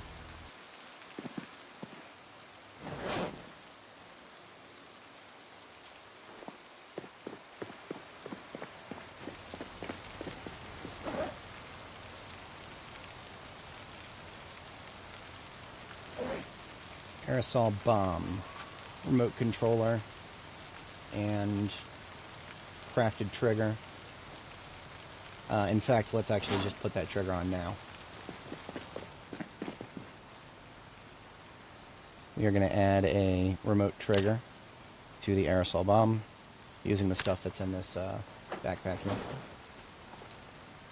So now we have a remote aerosol bomb and a remote controller, which is all we need to do the bombing at the crossroads that I had hoped to have had done by now, but I forgot that I didn't leave any bombs in the truck.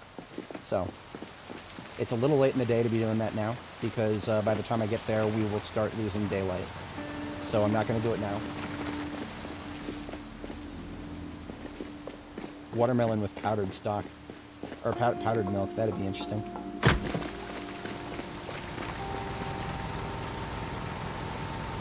Barely any usage of the generator here. It's fine. Doesn't need to be topped up or anything yet.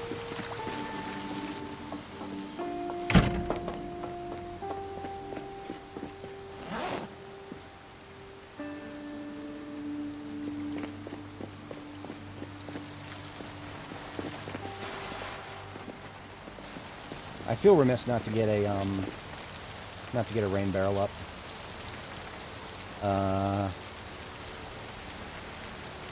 Let's see, the kitchen is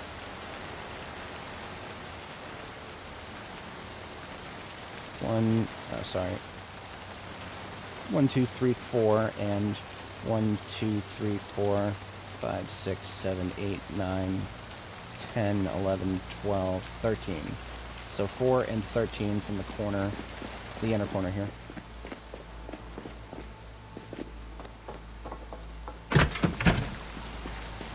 One, 2, 3, 4, and 1, 2, 3, 4, 5, 6, 7, 8, 9, 10, 11, 12, 13. I will put the tarp right there to mark that, and then we'll go get some we'll get some planks from the. There's a place that has a bunch of planks right around the corner there. We'll just take a bunch, maybe just a full backpack, maybe 2 full backpacks. Who knows?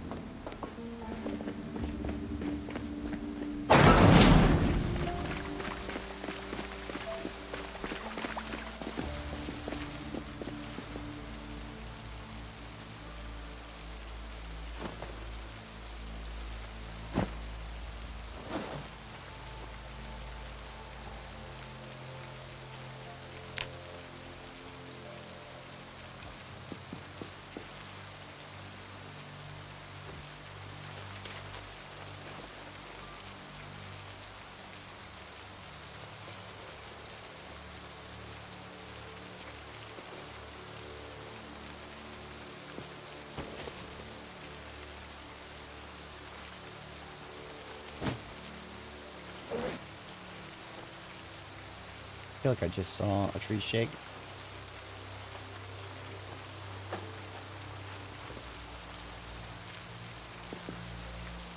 We're okay.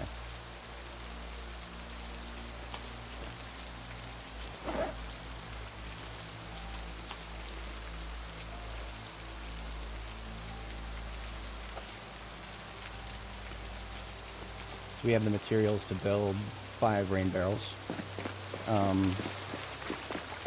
We'll just need to open a couple of, well, we might need to open one of those boxes of garbage bags.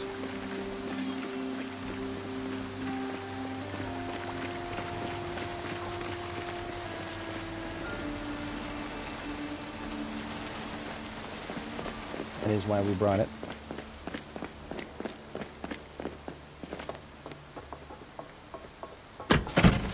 Of course, we forgot nails. As I always tend to forget something.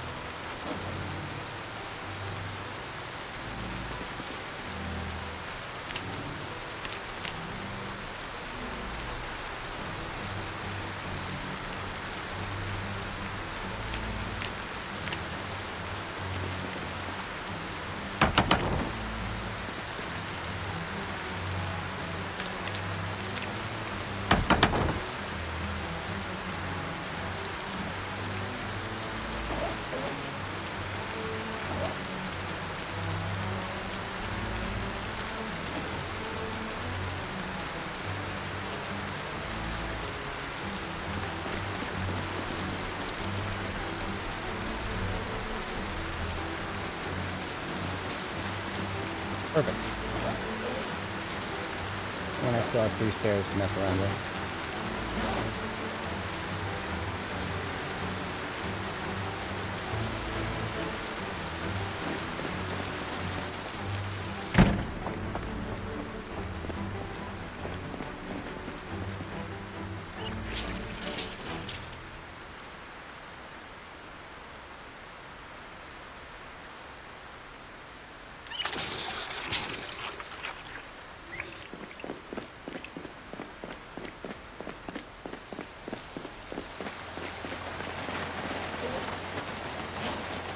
Trunk is completely empty.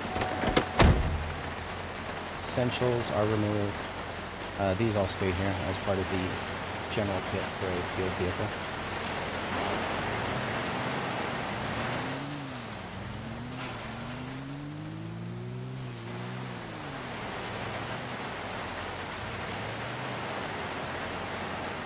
And backpack is emptied of anything I don't need right now, except for these magazines and shells need to go into the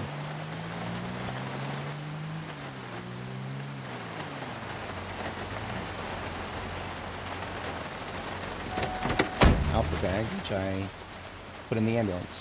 Okay. That's fine. Let's leave it here.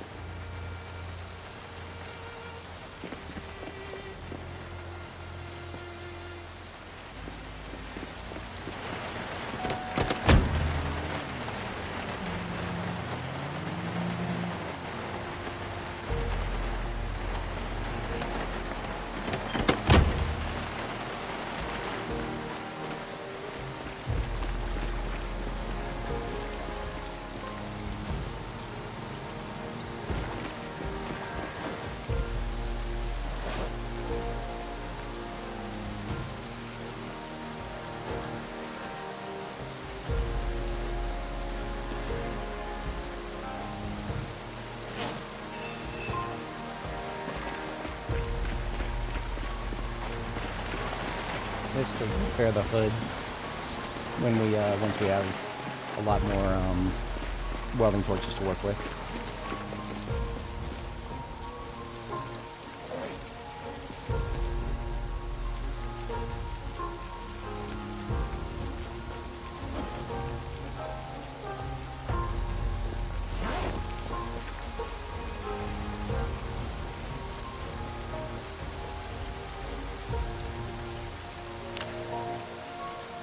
Right, it hinges.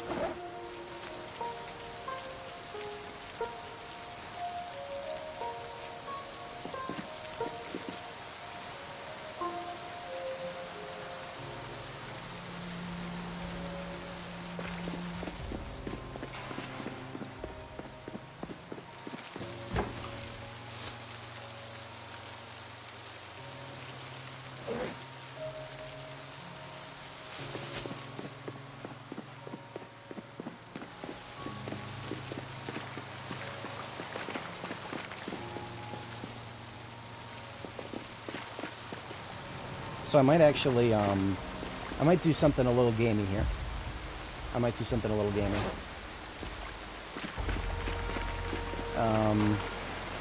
Instead of putting the harvest of watermelons that I need to get, instead of putting them in the trunk of a vehicle, I might just make, I might abuse the limit break a little bit. I might go ahead and abuse the limit break. When you harvest a crop, it fills your inventory, and when it fills your inventory, it can go way over the limit of 50 that would normally apply.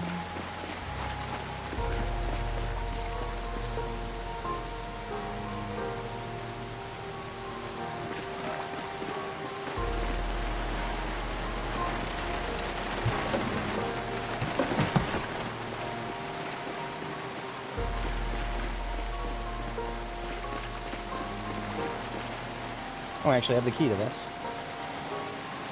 Sweet.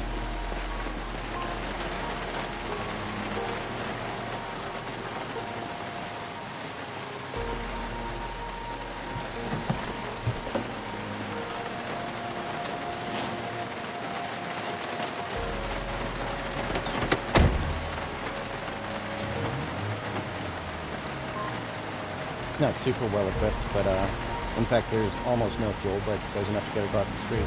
That's all I need right now. So this throwaway car is going to go back to, it's going to get us back to Riverside. And then when we're back at Riverside, we pick up one of our Corvettes to be a local use sports car for any towing ops I might want to do out here.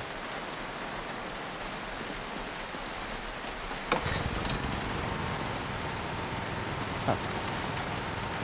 Yes, the gas is on the other side.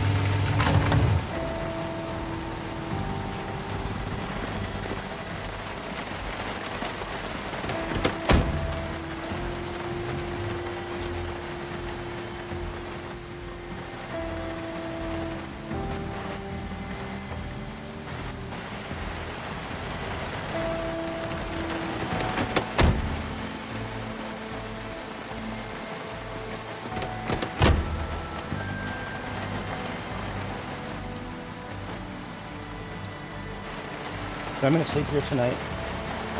I don't have the gate secured, so instead of sleeping where the bed currently is, I'm going to move the bed a little bit.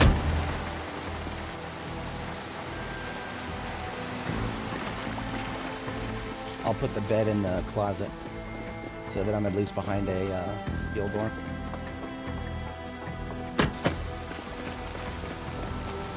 And since I'm going to be sleeping here, and there's going to be rain, I might as well get the rest of these up that I can. If I can find another 24 planks, that'd be great. I don't think there's going to be 24 left in there. We'll just get what there is and take it multiples of 6.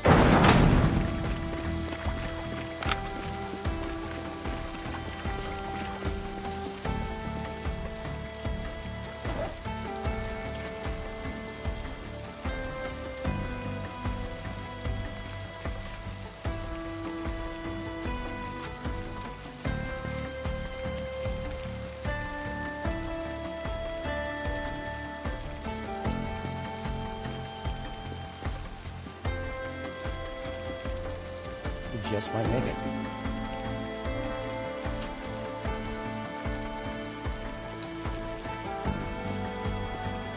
Oh yeah, easily.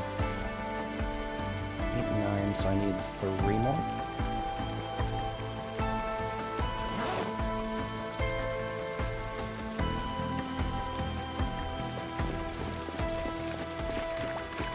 But of course, now that I'm going to do that, the rain is going to stop. Because of course it is.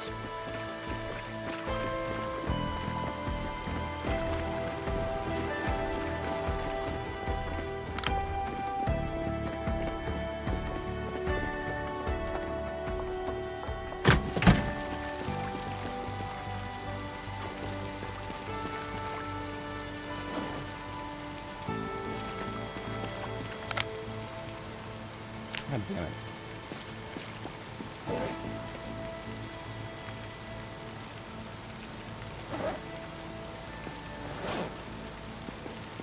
Forgot the nails. Again.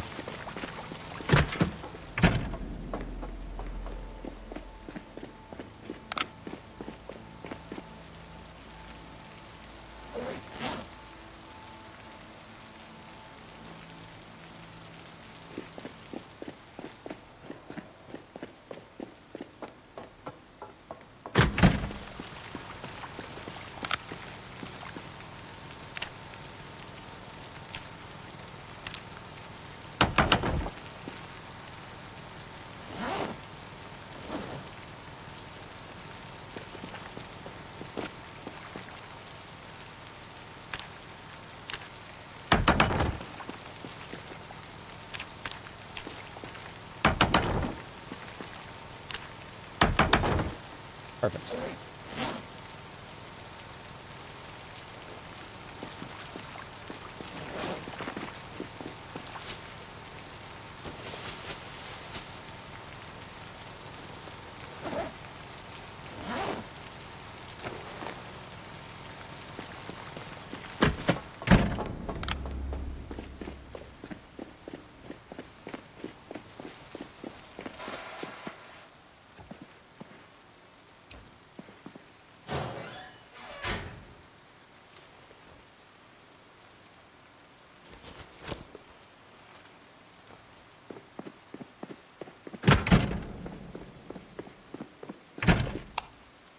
Alright, bed goes into closet.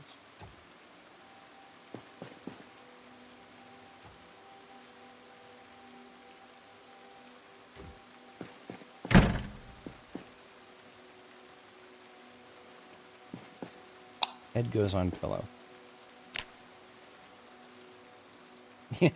No, the double tall fence is superior in every way. Wider space to enter, and you can see through it.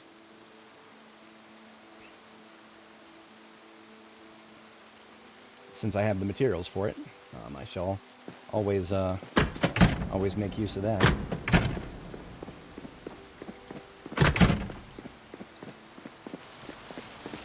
Zomboid jail.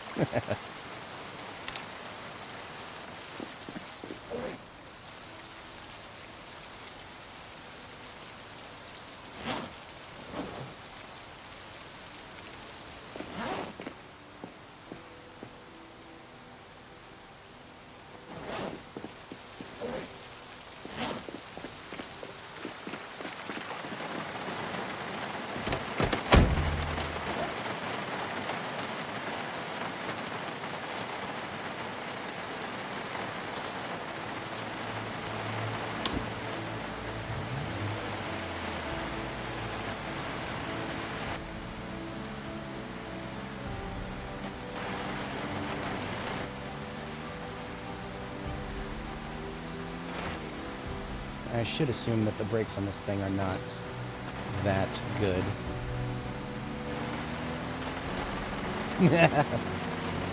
Logic is not allowed here.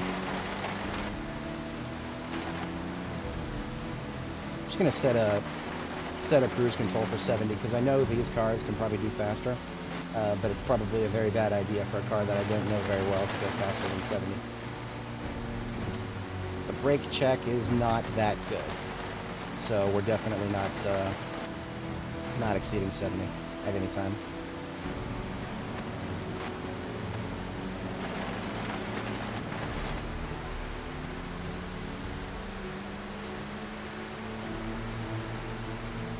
This is July 25th. I don't think there's going to be any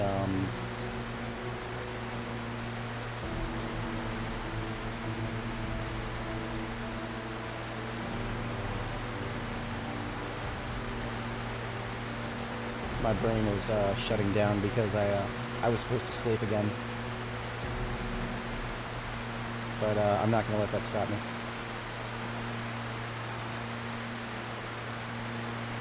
We'll make it back to Riverside and we'll crash as soon as we get there.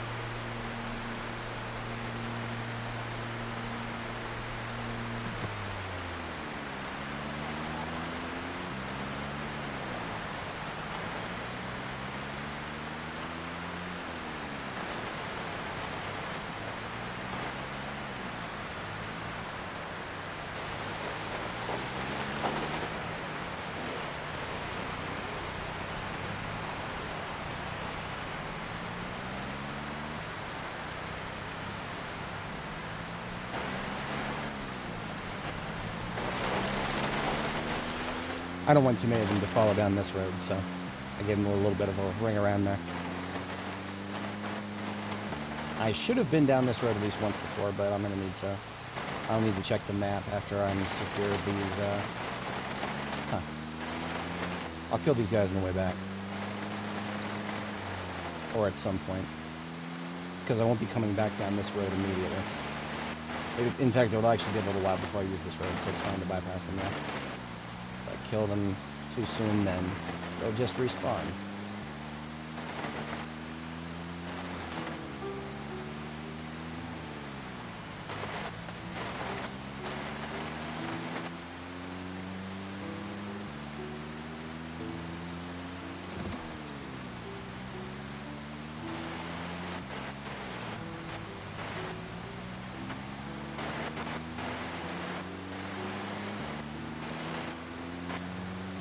Actually, if I keep going on this road, I might just go right past Phallus Lake.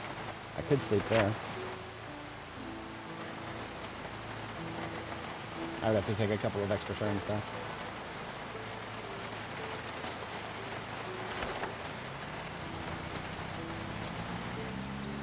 I suppose I could take a look. If it's secure, it's faster to sleep there. It'll keep my sleep schedule a little bit more intact.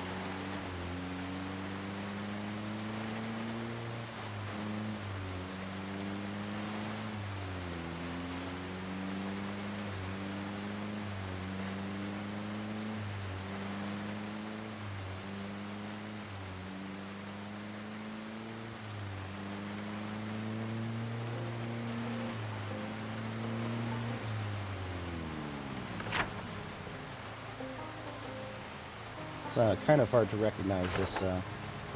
I'm not used to driving this particular road in the dark.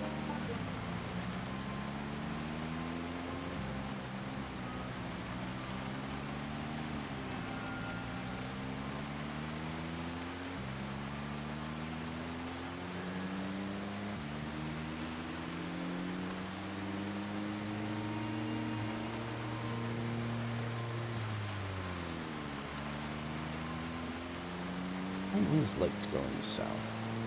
Somehow it feels like going downhill. This is the correct area.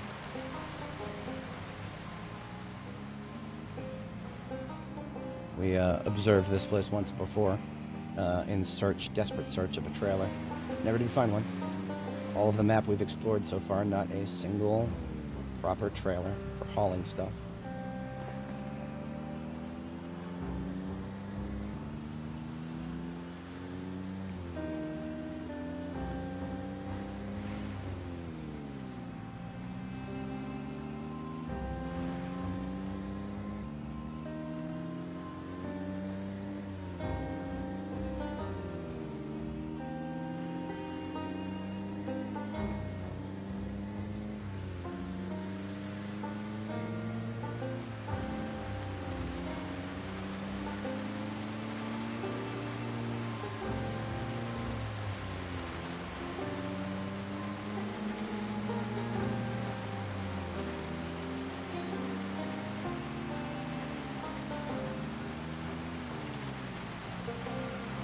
Alright, Phallus Lake will sleep here at, assuming that it's not supremely crowded.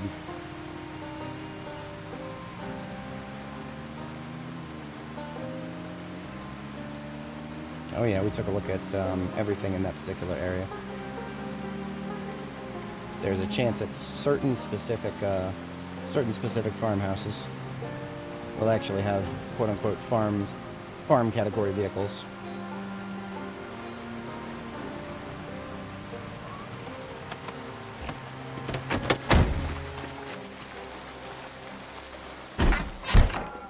If there are any here, I prefer not to attract them right now.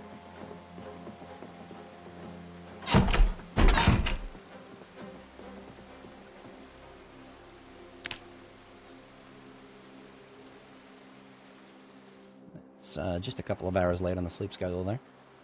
Otherwise, it is intact.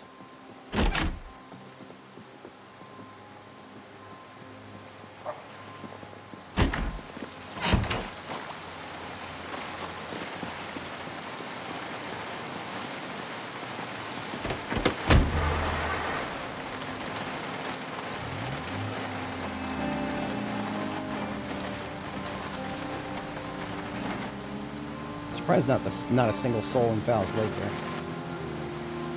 I usually expect to see one or two. Oh, there they are. They must have all gone north.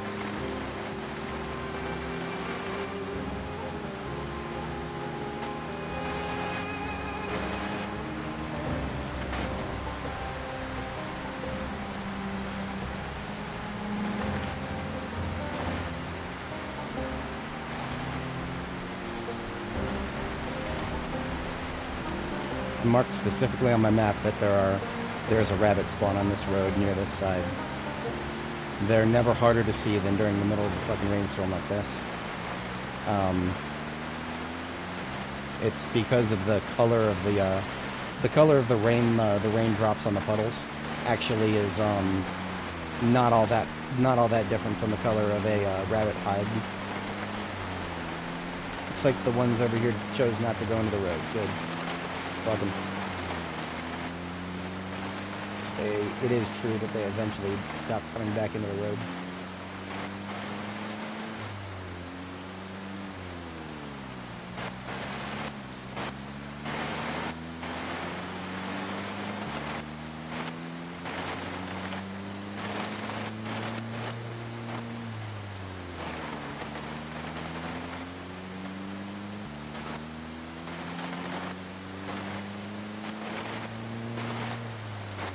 So that ended up being 4 days that I was out. We left on the 21st. Yeah. I hope those flowers haven't gone stale. If they have, I wonder if I can still dry them out. That would actually be very interesting if flowers go stale, but you can still dry them. I would certainly hope so.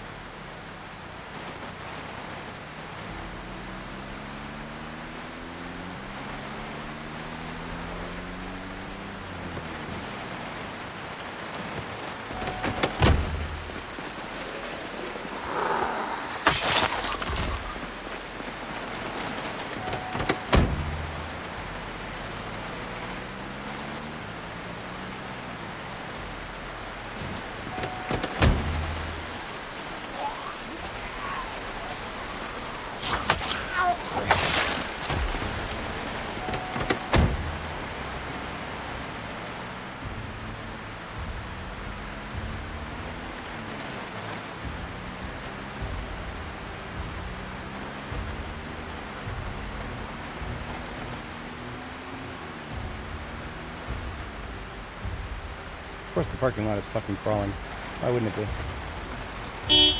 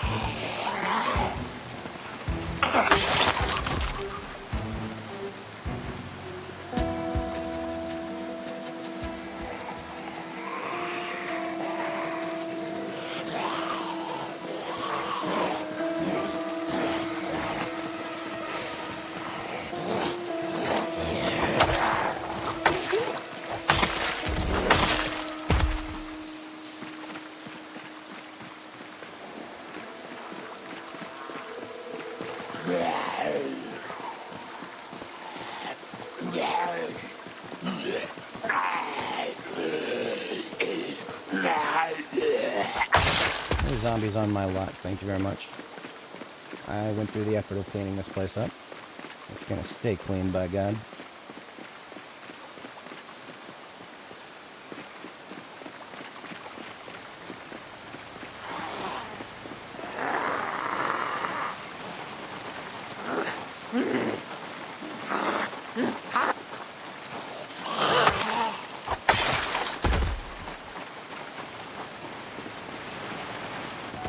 Hey there, how's it going?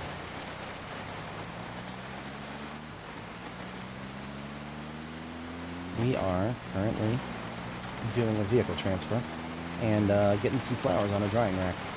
What an interesting thing to be doing in a video game.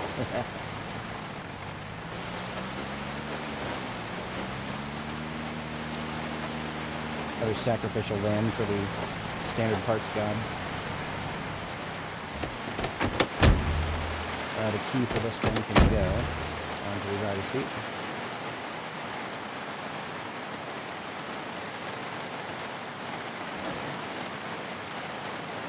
I'll clear the rest of that out later. Alright, home sweet home. We are going to be taking one of the Corvettes back with us. I prefer to take the damaged one, actually, because we will no doubt find some nicer sports car parts while we're out there in the field.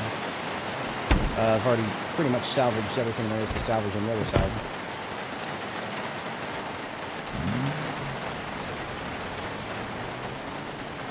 Home sweet home.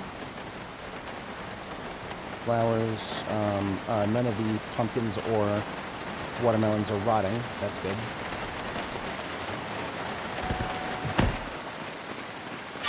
I never shut off the light generator before leaving. It was supposed to be a quicker trip than that. So, slight mistake on that part.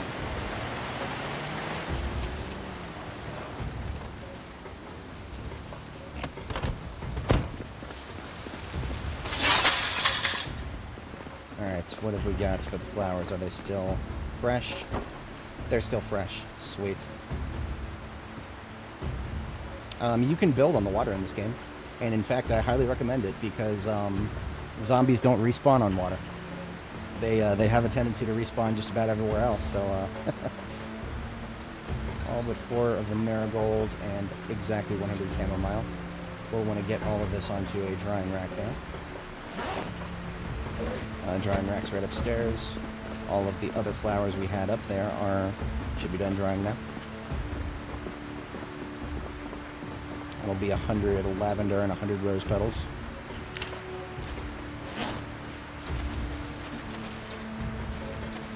And if anybody is not familiar, we dry these out to put them into our drinks. Coffee with flowers in it actually makes our girl happy. I see it as a challenge to keep your characters happy. A challenge that I'm happy to meet.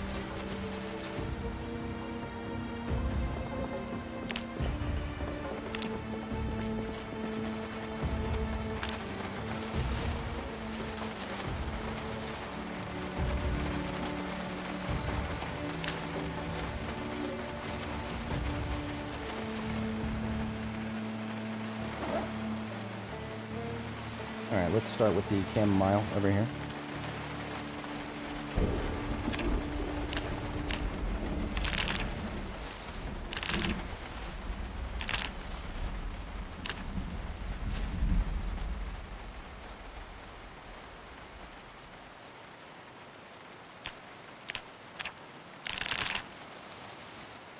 Okay, you know what? I think this is long overdue.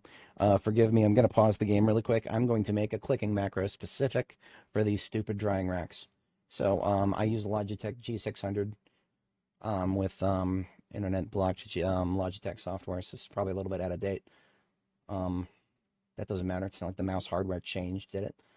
Imagine updating shit for no reason. So G8 is currently my auto clicker. I'm going to take the M1 macro off there. And what we're going to do is create a new macro and have it start, call it PZ rack clicker. And I'm going to have it record, repeat while holding. I'm going to have it record without using standard delays. Does it also record movement? I don't think it does. I don't think it does. I don't know if this software can do mouse movements.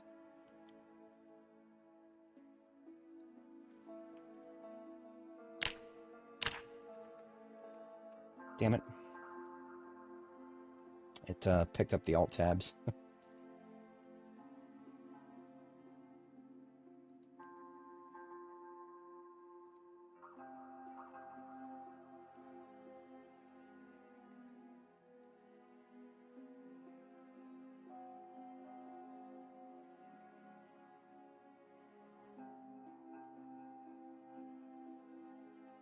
Okay, so the click, but it did not, I don't know if it can do...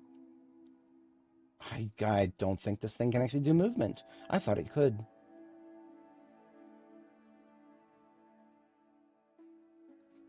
That's not it.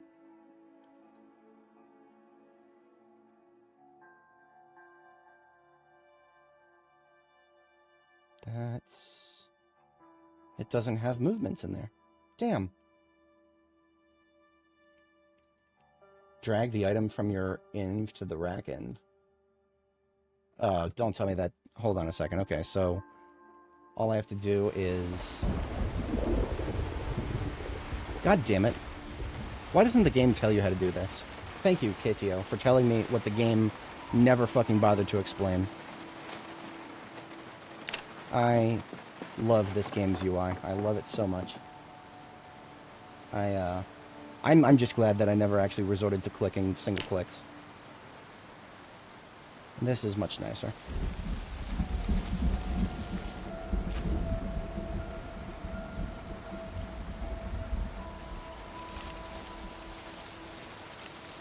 Hold on. I put those in there when it says dry lavender. I clicked on the wrong thing. That's really funny that it let me put it in, though. Chamomile. There it is.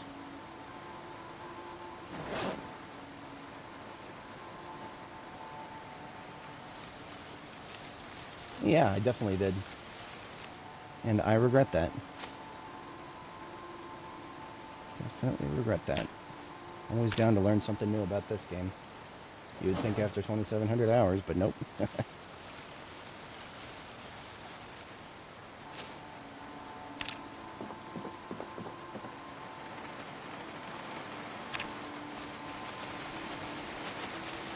I wish these things would just have inventories. So I could just scroll through the inventories and empty them all. That's not... Can't have it that easy. That's a little too easy.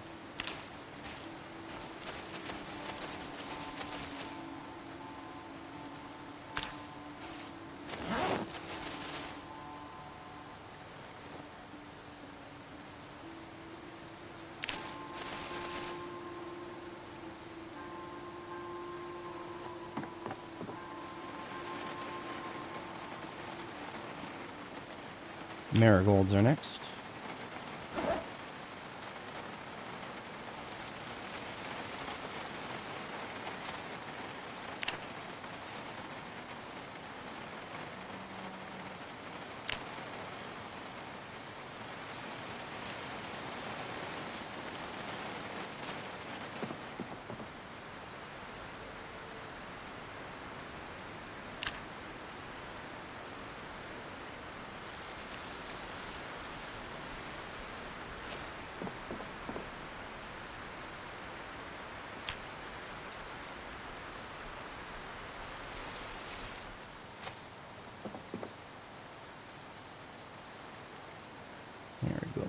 Where you at? There you are.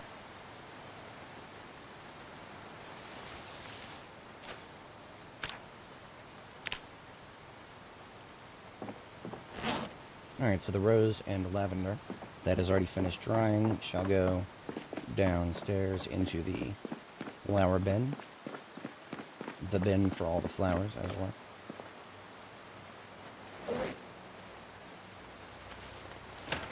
The bin for all the flowers is now full because it also has the milk. All 4 of these bins are completely full. How irritating.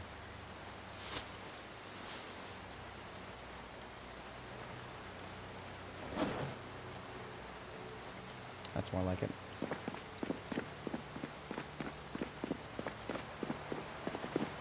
Another comic book for the comic book collection. Let's see if I have this one yet. Down in the T's. Spit Fighting Dames 005. Jeez Louise. We probably... I actually like how the game just gives that many unique comic books. Because this we have issues 005, 052, and 098. So you're telling me that the game could possibly spawn any number of any one of those 100? Pretty cool. I like it. I kind of wish other things were similar. Unique, but not so unique. Unique enough to collect, but not so unique that you have to put so much effort into them. Yeah. Otherwise, the menus, if you don't just keep a small amount in the cabinet, the menu size goes off the friggin' charts. All right, so when we depart to return, what we're gonna do is we're gonna harvest all of this at once. The pumpkins, the watermelons, all of it at once, and we're gonna take it with us. And when we take it with us, we're not going to stop until we get to our destination, where we've got 2 large fridges and a double wide freezer. Because every other freezer here is currently full. So we literally have no room to put it here, and that's fine, because we're not going to put it here. The only other thing I need to consider is what to do with the rest of the stuff that's here.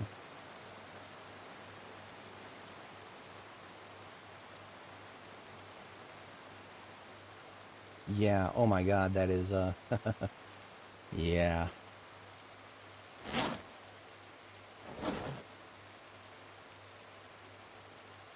Having to manually order stuff. Truly painful.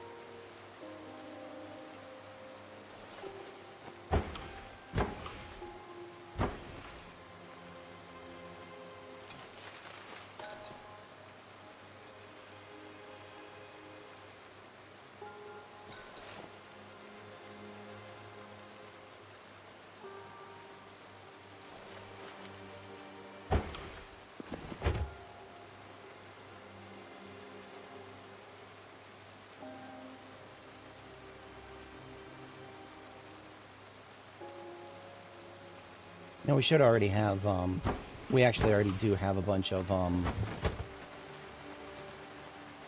herbs at our destination, so we don't need to worry too much about that.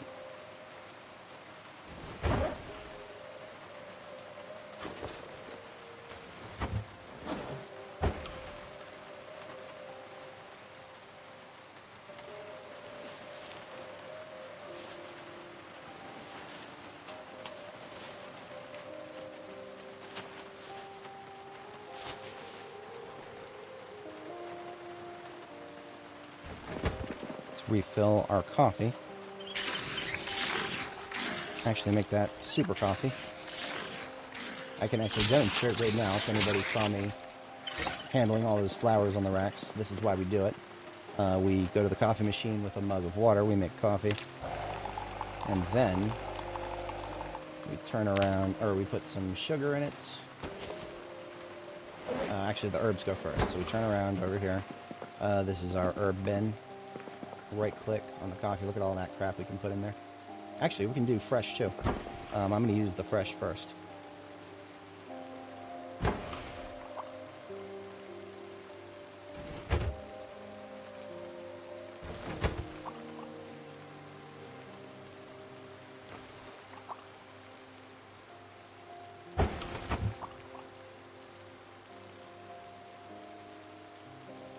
Wait, what?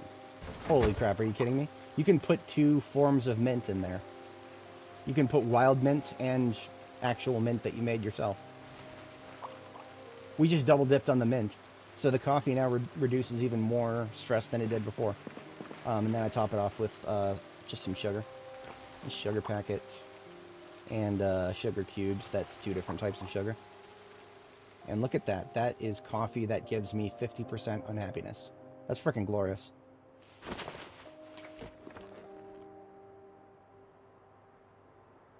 I feel like I should do that to my other coffee. Yeah, I'm gonna put... My other coffee somehow doesn't have any lavender in it.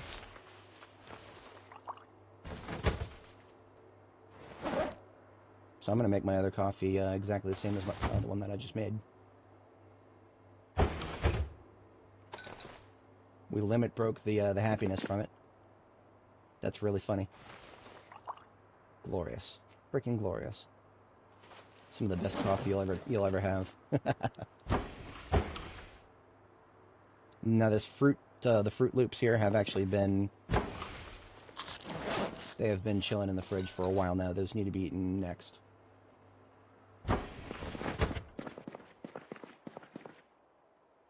I say we depart tomorrow morning.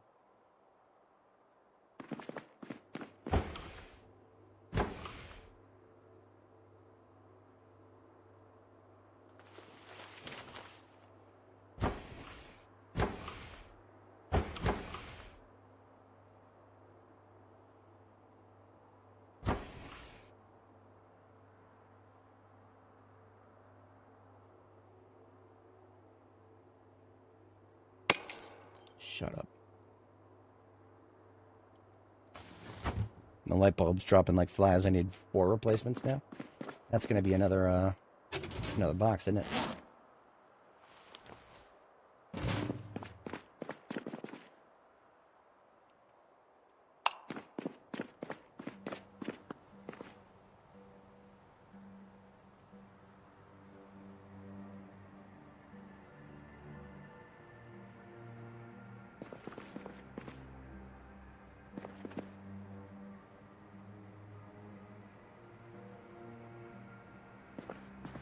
This is one of those ones that's going to be hard to replace the bulb in. There it is.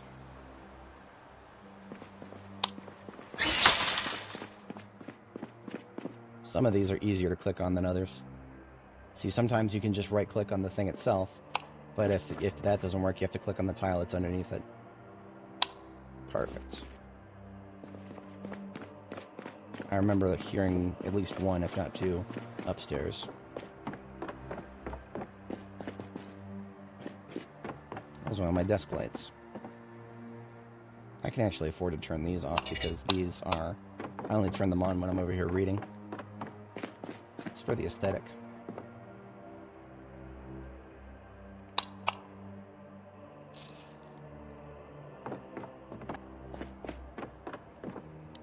How about this leather? It's actually done. I wasn't expecting that.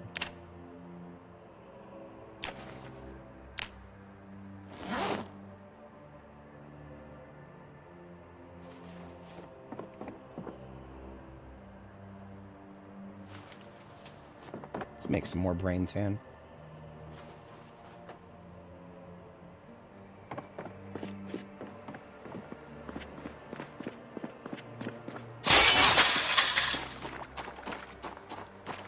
Animal brains are in the animal parts storage back here. It takes 6.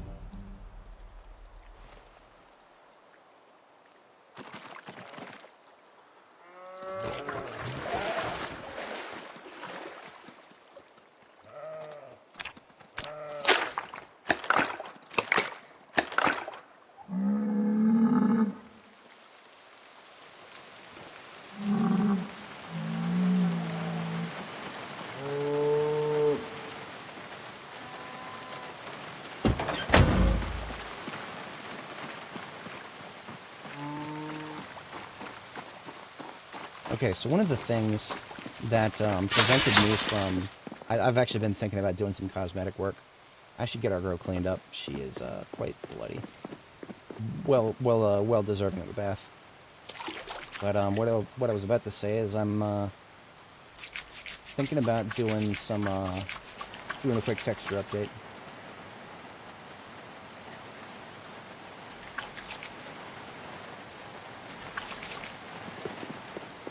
So the Alice kit, the Alice button suspenders that we're wearing was colored white to match the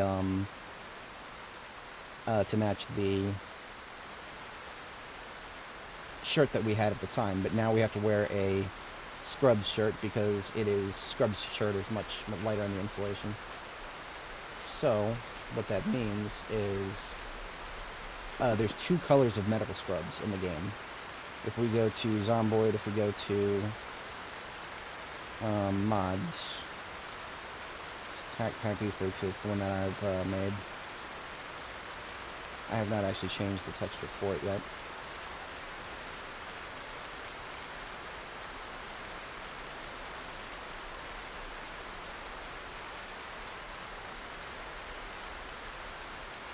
Zomboid, Game Dur. Media, textures, clothes, shirt, t-shirt, and then we're looking for, there's 2 variants of scrubs. There's blue and green. I think we're looking at green right now. If you were to ask me what the color of shirt we were actually wearing is, green wouldn't have been my first answer. But I think that's definitely it. That's not blue. That's very green. Okay, so now we know which to change which to use as a template, because I don't actually want to change the scrubs themselves. I want to change the... What the fuck did you say to me? I'm getting propaganda from my fucking power company. Just shut up and keep my power going. Fuck you. I don't need your stupid corporate propaganda. I absolutely can't stand it when I get emails from a company that has one job. Your job is not to write me stupid fluff. Your job is to keep a utility going. Anyway, let's fire up Photoshop. And we're going to do a color match here. On my desktop, I have colors for the Alice button suspenders. I would like to make these match my shirt. And I don't think that'll be too difficult.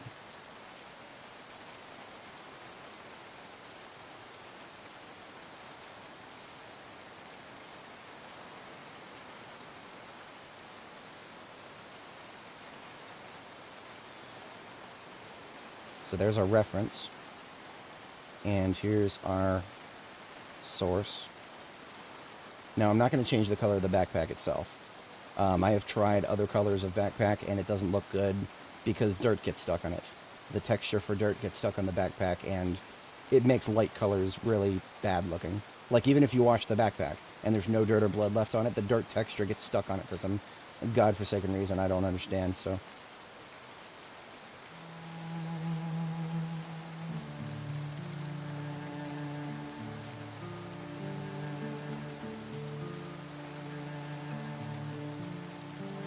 So all we got to do is get a sample of this here.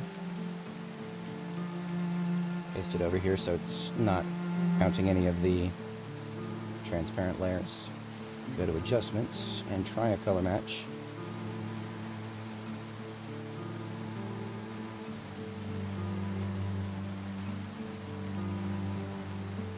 Now I don't know how that's gonna look, but it looks like it's gonna be a perfect match. So let's just save that and update the texture and see what it looks like.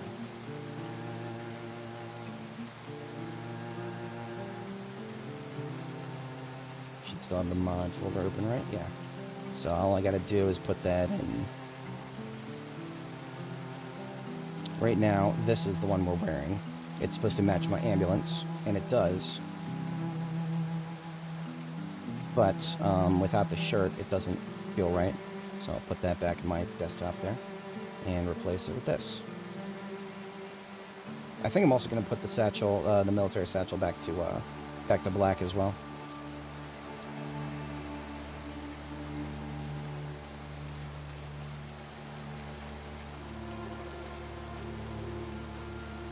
Okay, so if we go to view mode, we're going to have a black backpack and satchel and a green belt and suspenders. I think that's going to look good. But let's find out. Because now that I've updated those folders, all we got to do is restart the game. I mean, in fact, we might not even have to restart the game entirely. We might just have to quit the main menu so that it reloads the... I've never tried this. I know this would be faster to just do it this way, but I've never actually tried this for the purposes of updating mods.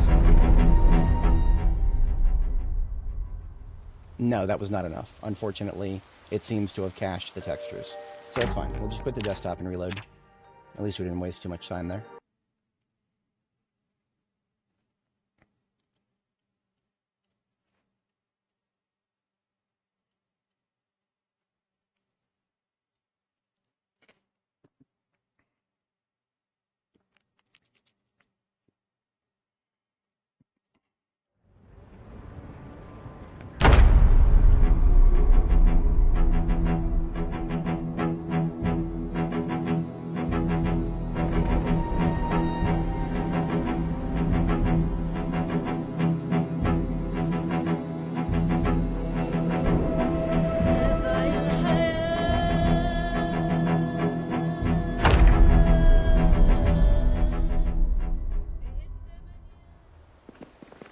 Oh, I like it. I like it. It's not... It's alright. It's alright. Here's the one thing I don't like. The straps. The straps are randomly clipping with the backpack straps. That explains why some of the straps were the wrong color on the previous set. So I don't hate it. It's just not... It's not layering correctly with the backpack, so... That's alright, that's alright. I think we'll be fine for now. I may just go back to black later, but we'll leave it as it is for now, because it looks okay.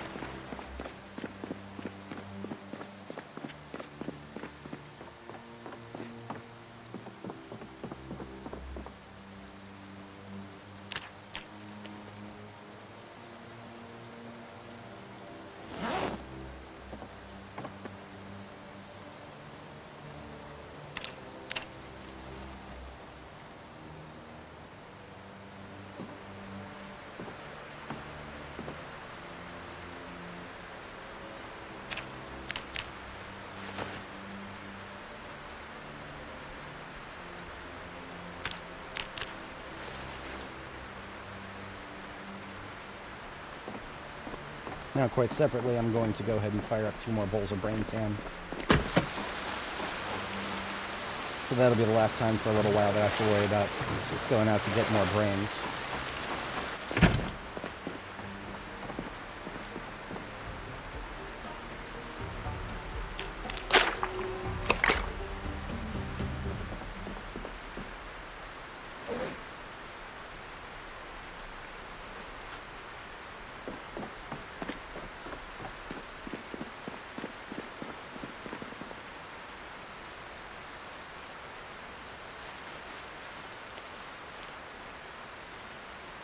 What can I do with a lamb leather furred?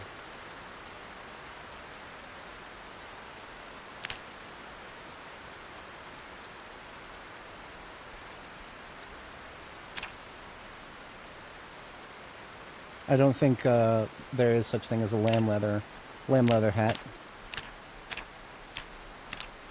Yeah, that gives us the same no matter what.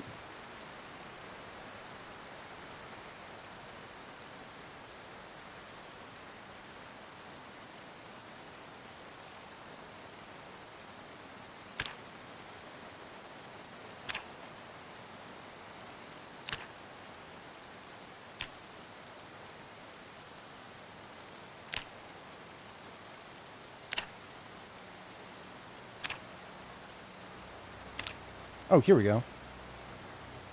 So there's a fur hat, but it has to have the word fur in the name. And it looks like only lamb leather is an option. It looks like we can't do rabbit hats. That's, huh. Huh. I have opinions. I'm not upset about it, but I have opinions. I would absolutely make a short skirt out of lamb leather if it didn't just come out like a patchwork hide skirt.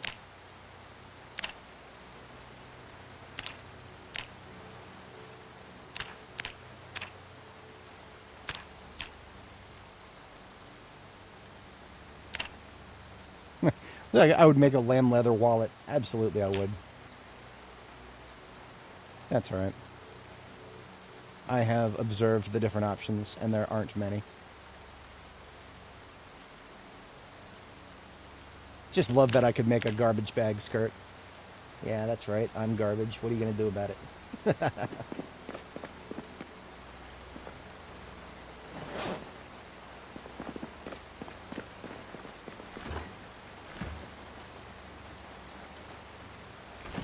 I do have some room over here, now that I'm looking at it.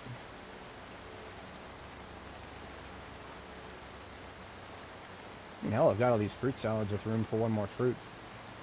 I didn't put 2 chunks of watermelon in those. Interesting. So you're telling me that I could make another bunch of those, and then I would have a bunch of room for watermelons over here before I leave. We have no need for stale eggs. Those can go straight into the trash.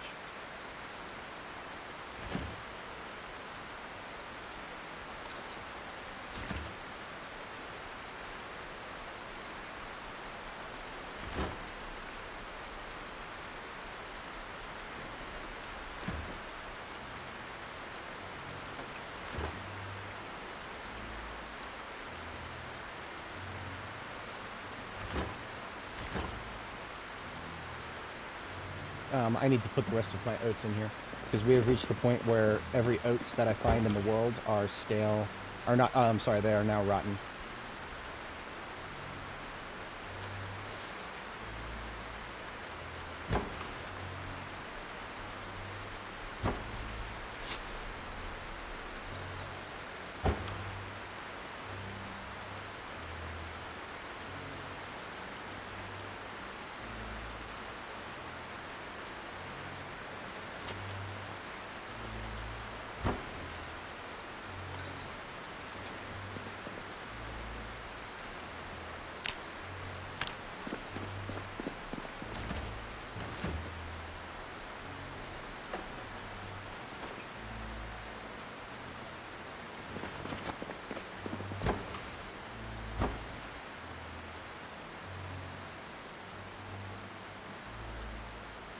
All but like 5 of the garlic that's over here.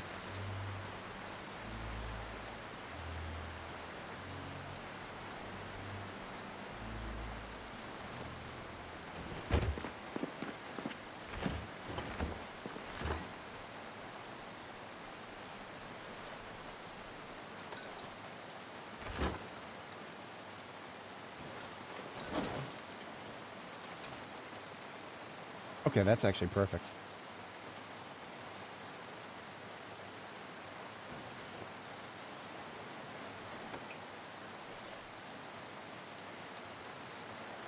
I would like to keep things together if I can.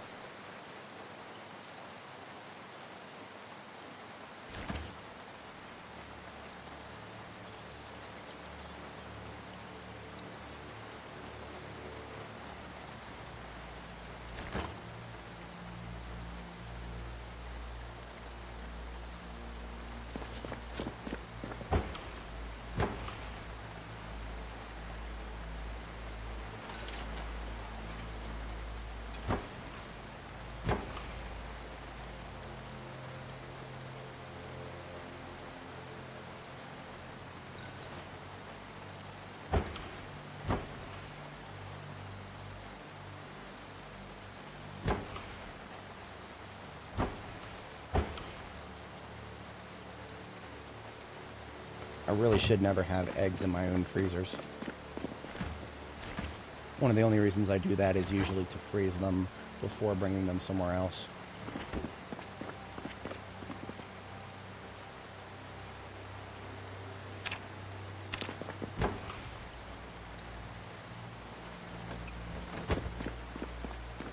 Now over here I've got another freezer. This had oats and jars of stuff in it.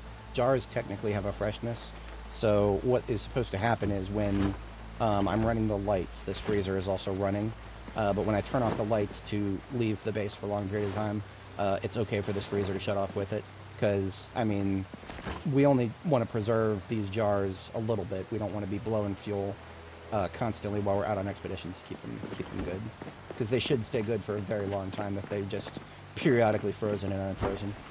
That'll extend their shelf life tremendously, I think. But what that means is that freezer over there cannot be trusted to hold things long term. And now that all the oats we're finding in the world are rotten instead of stale, we need to keep the oats frozen long term.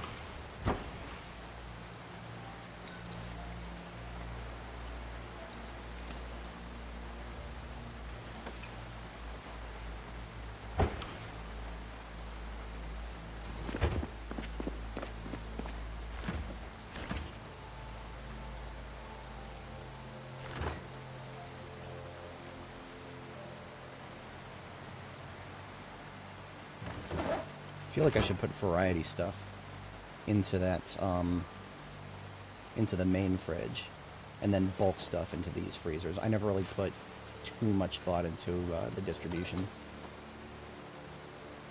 And again, these egg cartons need to go. They're just a waste of space at this point.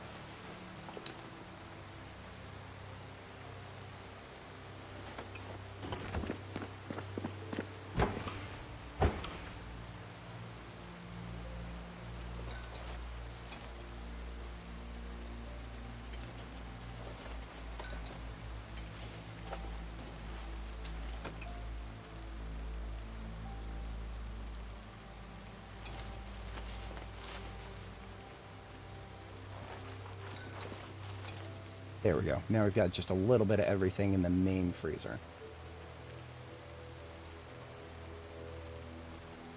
Turkey eggs are okay to freeze because the turkeys don't lay eggs very often. If I were to go up there right now and take all of the turkeys' eggs, they would, it would take them a while to lay more. Which is probably why I should go actually take their eggs, but,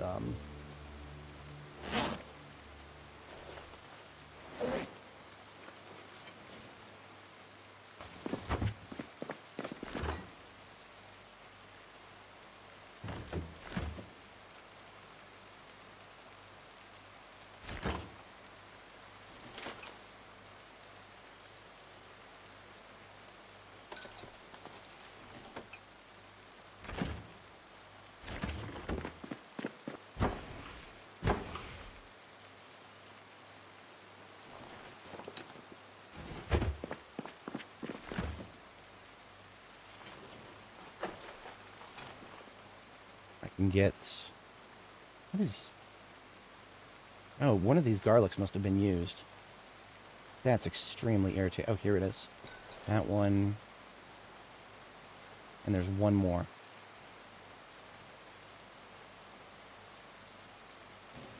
Maybe more than one more.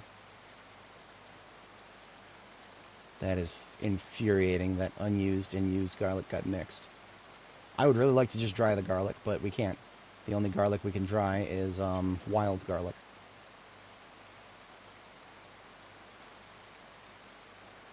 And I can't fix that myself without adding a new item to the game, so.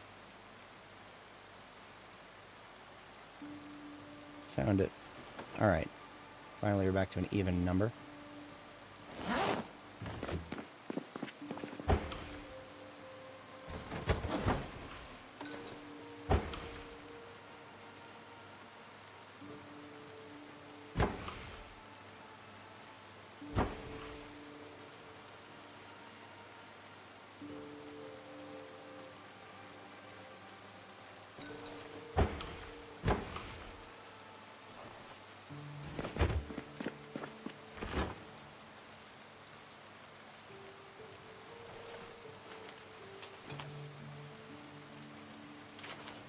Okay, I was short by 2. 2 more pumpkins, and then the freezers on the appliance wall there, the white freezers, are all completely full. Which means when we harvest the watermelons on the way out, we will leave a few here in Riverside, and take the rest with us to use out at West Point during our expedition.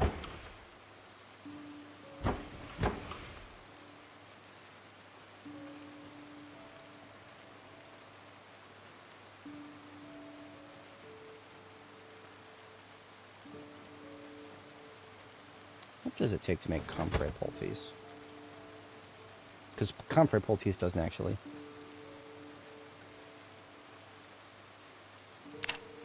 It has to be dried first. In that case, it looks like it requires 5. So we actually have a perfect number. So this 5 comfrey that I'm keeping stored in the freezer should just be drying out. And I need to free up one more 0.1, so that's the ginseng. I'll just pull that out, and then I can put these pumpkins into the main freezer. And look at that, the main freezer is completely full. Second freezer is completely empty. 26 divided by 3. We are only going to be able to fit 8 watermelons in there.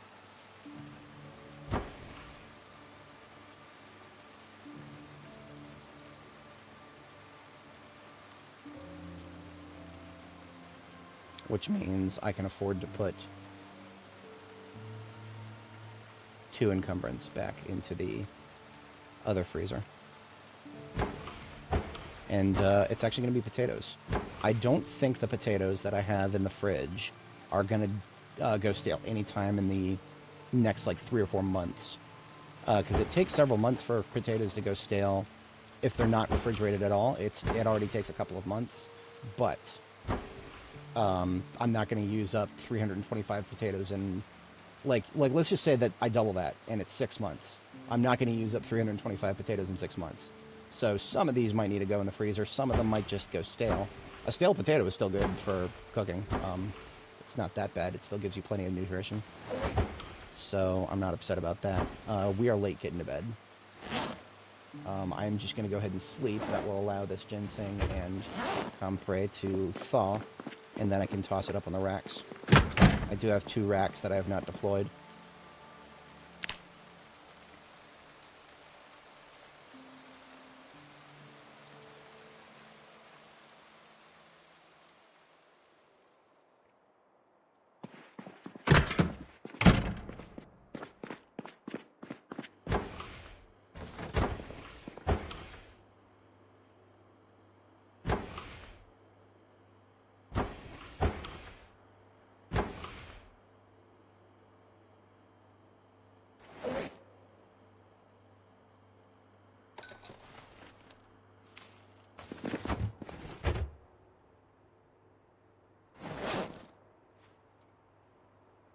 This ginseng, I'm probably just going to put in my, I'm just going to put it in one of my coffees.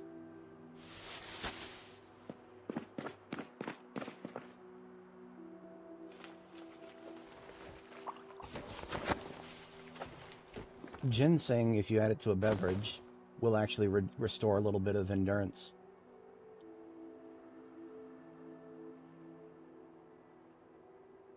You see how this, the second one that I just added to it, also reduce. I don't actually know how much endurance in terms of, like, if you drink it how much do you need to drink in order to make stage one endurance go away for a while? I have no idea. But let's get one of these racks deployed, then I can dry the comfrey, and it will serve a purpose in the future.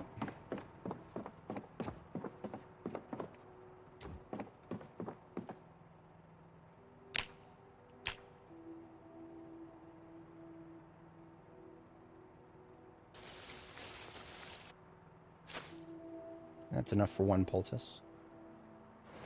Good enough for me.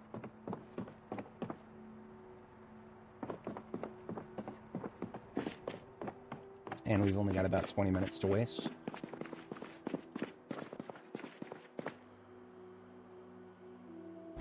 Our destination has already got all of the dried herbs that have been allocated for it.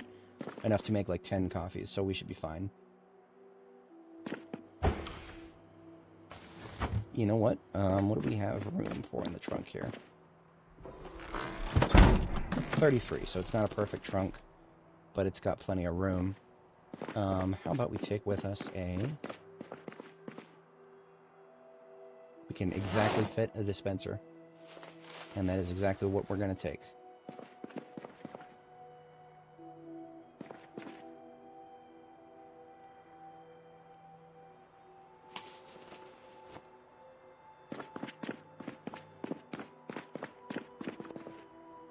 Wait a minute, there's already a dispenser there.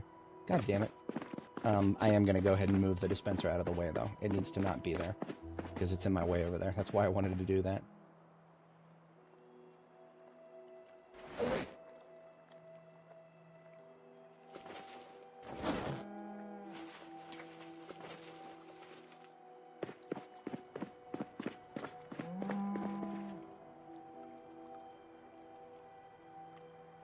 Bulbs over here are not the correct color.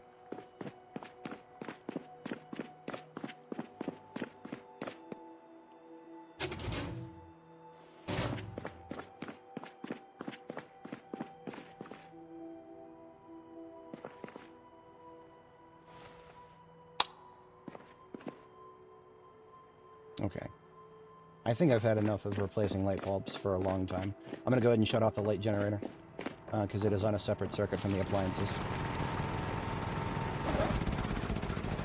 I can shut it off and top it up. Then we'll hit the sack, and tomorrow morning we will shut off, or sorry, we will top up the appliance generators before we do the harvest, and then make a beeline for our destination. I don't need to turn that back on. What am I doing? Gas can goes back into the duffel.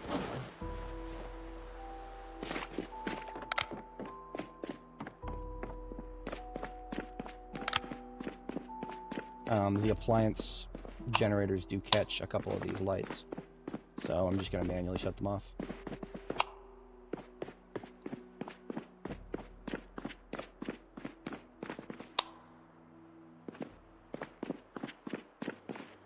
I do like that this fridge comes with a free light.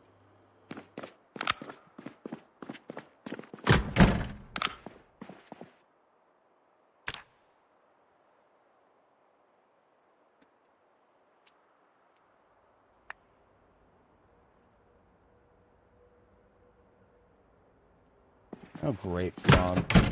That's going to make it annoying to drive, especially in a Corvette, which is supposed to be able to go fast. Dios míos. Okay, we have got to fix up the appliance generators now. Fix up and refuel.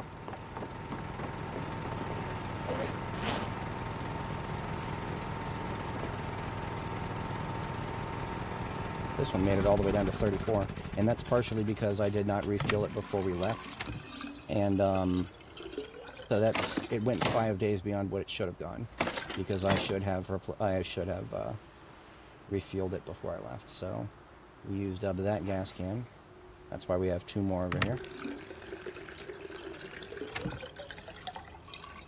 This one has the usage of just those 2 store fridges as it's supposed to.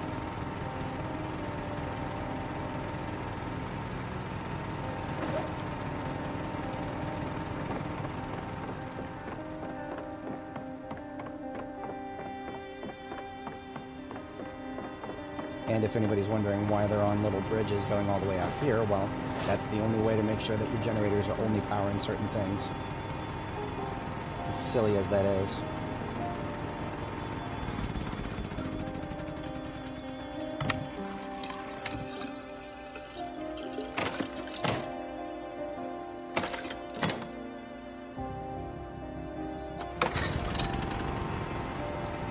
You know,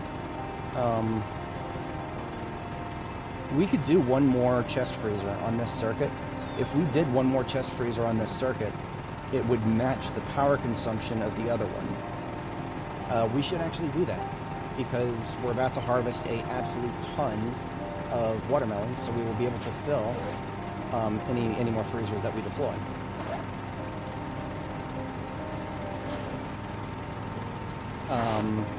It's 0.08 fuel, 0.08 liters per hour for each chest freezer, and to power these two fridges is 26. Okay, so it'll be like 0.002 less, but that will be a lot more closer. And since we're already timing for the highest consumption, then that's no problem. So what I'm going to do is all of these, all of the temporary stuff over here that doesn't need to always be frozen, we will replace this with a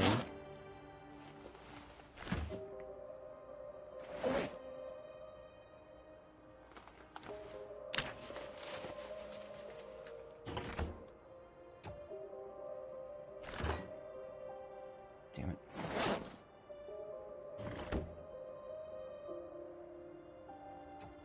There we go.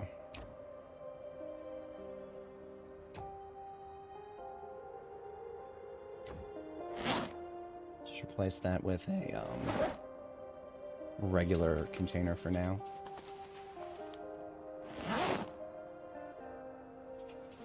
Alright, and now we have another chest freezer.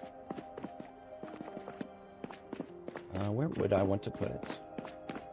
I could just replace the laundry, I'm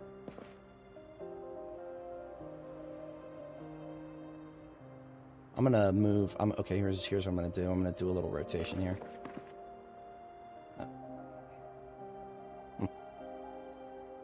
Disconcerting.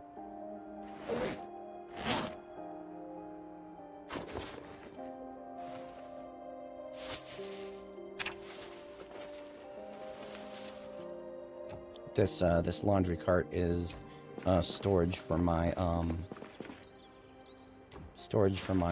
black gear, stuff that matches black outfits, like all black outfits.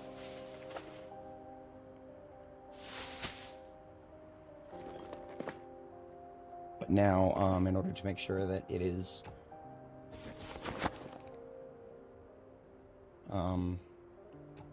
I need to make sure that it's powered correctly. So I'm going to move the dryer to the other side here.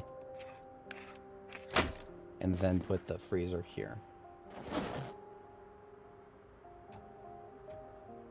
But then I will need to make sure, I'll need to go upstairs and check to make sure that the power consumption is correct.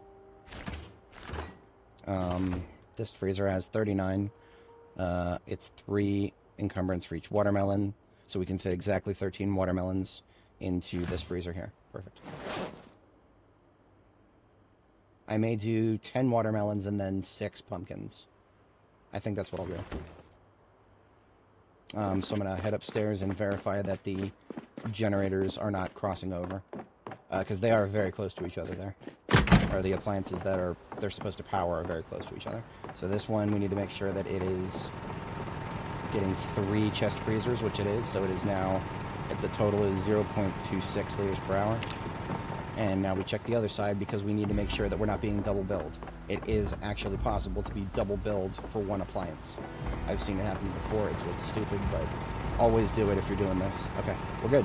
So the other one is 0.26, this one's 0.28. I couldn't have asked for a better breakdown.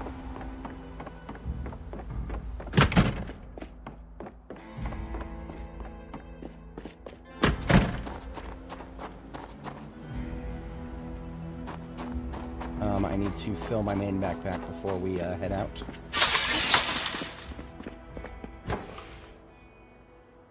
This is all that I'm taking with me, and it will fit perfectly fine into the backpack.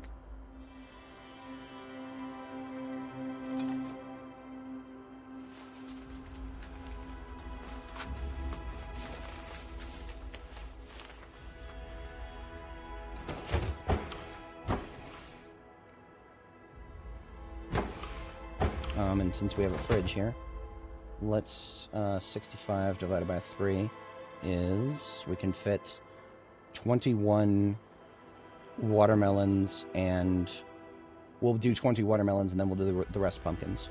I don't know how long pumpkins will keep in a fridge, but we're doing our best here. Okay, we have got everything sorted. Yep.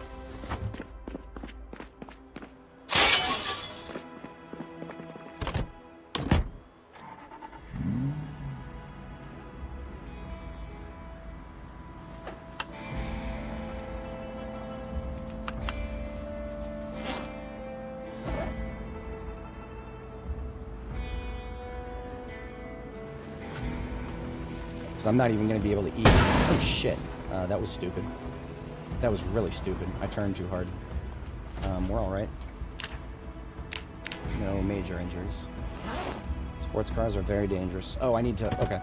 One last thing. One more thing, Jackie. We need to, I need to refill my water. Because, again, I will not be able to refill my water once we've, limit broken our inventory size. That's why we are being a little bit over meticulous on our planning here.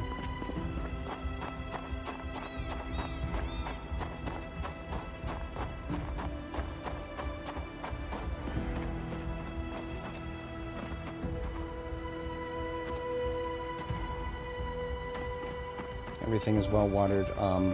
Let me go ahead and update my note. Last watered was yesterday or the day before. I'm going to lowball it and put 724. Last checked crops is going to be today, 726. Projected RTB is going to be 1 week from today, which is going to be 8 days. Has September, April, June, and November. So this is a 31-day month. So 27, 28, 31. The 2nd. August the 2nd is our projected RTB.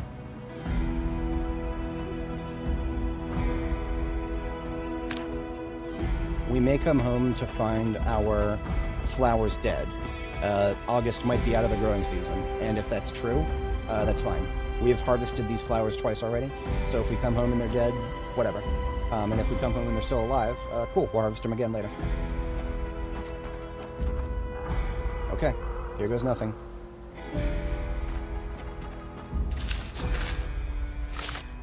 Doesn't look like we're going to be carrying much, but what are we up to? We're currently carrying 339 encumbrance, and we're not done yet.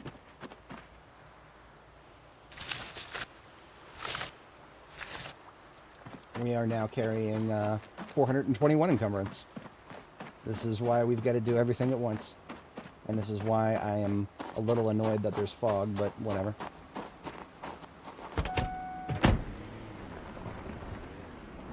If a zombie smiles at us too closely, we're dead. So we are not getting out to touch anybody. That's one of the, yet another reason why we're using a Corvette. So this one is going to get 10 watermelons, right? No, this one gets. Fuck, let's just start loading it. It was until we got to something like 36. Wait a minute, no. Yeah, that's right. It was supposed to get 10. Too late. Too late. We've got more pumpkins already. So that's one of the reasons that we're doing more watermelons than pumpkins right now. We can actually do more, I think. That's open to interpretation as to which of these two fruits are actually more useful, because the pumpkin parts go into stir fries. And stir fries, you can do a lot of things with those.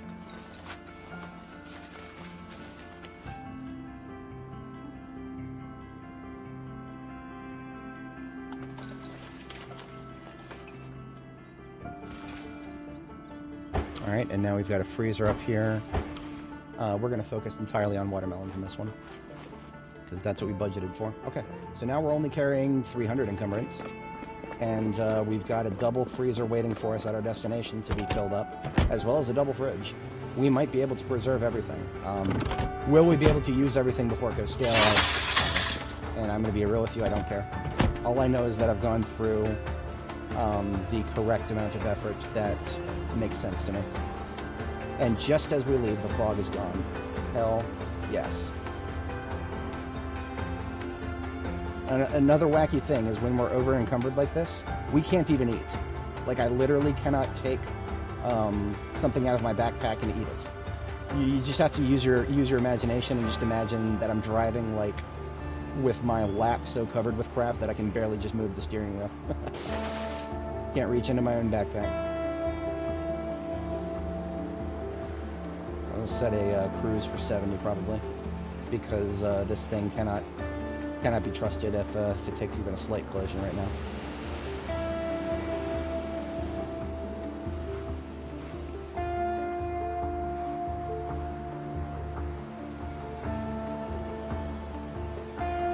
You may call me the watermelon goddess. None of the characters in this game actually have melons, but that's okay. I like to use my imagination sometimes.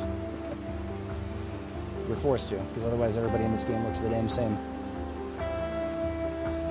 You're not allowed to portray America and say that it's accurate or realistic without at least a 30% obesity rate, so we can already say that anybody who ever claims this game realistically portrays humans, no it doesn't.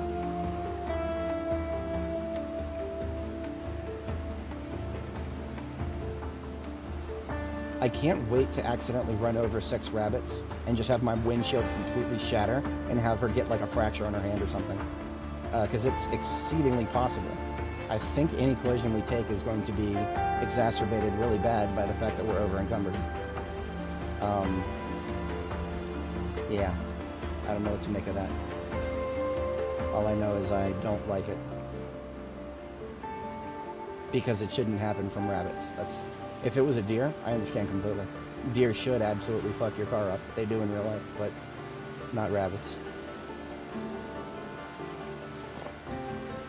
I've never run over a rabbit in real life, but I may, and here's the funny thing. I think I may have run over a possum, but I was on a road where it was like trees on both sides, very narrow. It was a narrow mountain road, so I literally could not pull over to check without putting, like, you know, I would be blocking the entire road, and people were going like 40 down that road at the time, so no, I could not get out and check. But later, I never could figure out if I actually hit it or not, because there was nothing on my... I heard a bump. I absolutely heard a bump. But I saw nothing on my bumper. There was no damage whatsoever.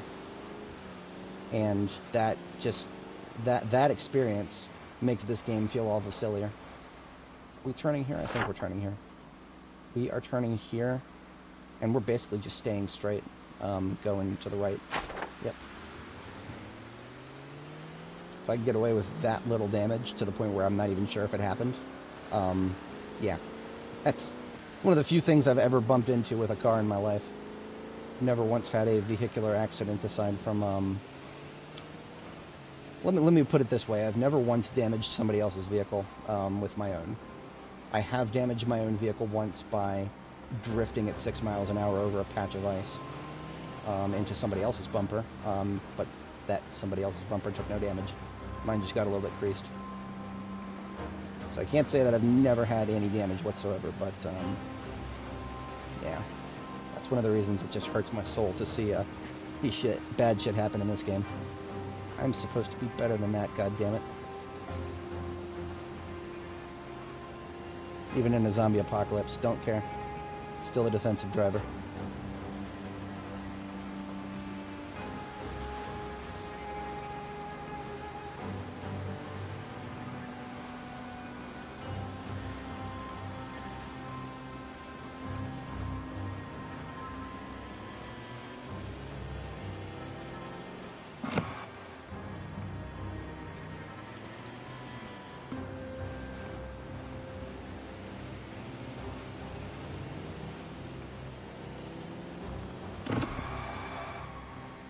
Okay, that was dangerous. but we're all right. Oh, shit. I am supposed to be stopping by Muldra. You know what? No. I'm not going to put myself in that situation. Because if I get to Muldra and I have to clear stuff out of the way... No. No, that's not a good idea. Here's the thing. If I get to the crossroads and I have the ability to try to tow the van that I left there, I will try to do that. If I can't, or if there's like zombies anywhere near the van, then no, I'm not going to try it. I will only seize that opportunity if it presents itself to me on a very bright silver platter. Otherwise, it's just too dangerous right now.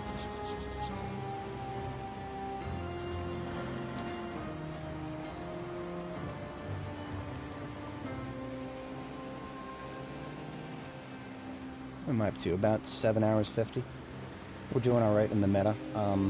I would have hoped to actually get started with my West Point exploration process. I would have hoped to get that started a little earlier.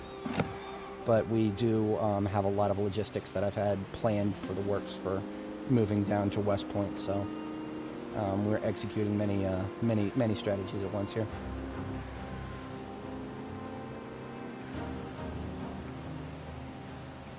What's curious is we're actually kind of following Annie's timeline right now. It was fall of the second year, that Annie started breaking into what's it called? Louisville. And I predict we'll actually be right on schedule with that, but we won't be hitting Louisville. Instead, we'll be hitting the military research station. We will still be stockpiling most of our resources that we have close to Louisville, because I don't expect that the military research station will be so loaded with zombies that we'll need to blow as much as we would have to clear Louisville. I mean, it's big, but there's literally not enough real estate for that. I don't care if it's 27 floors deep. There's only so much real estate for zombies to spawn. You could tell me that there's a zombie on every single tile in there, and it still won't compete with Louisville.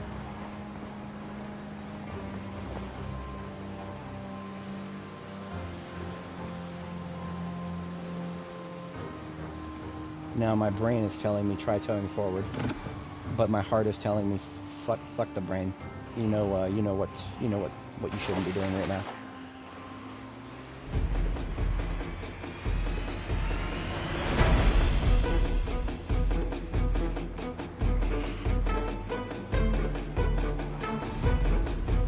I think we got this. This is going to be a little messy, but it's actually okay if this car takes a couple of truck hits. We'll survive.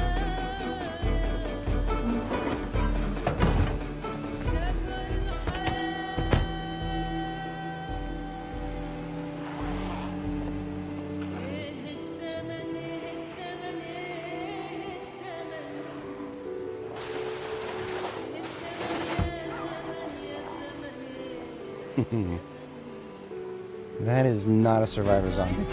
It looks like one because of the backpack, but no. That is not a survivor zombie.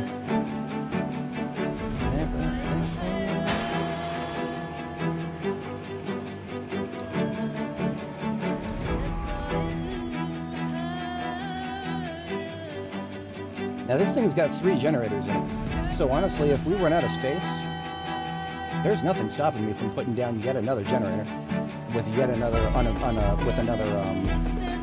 another freezer on a separate circuit. There's nothing stopping me. I will do it if I must.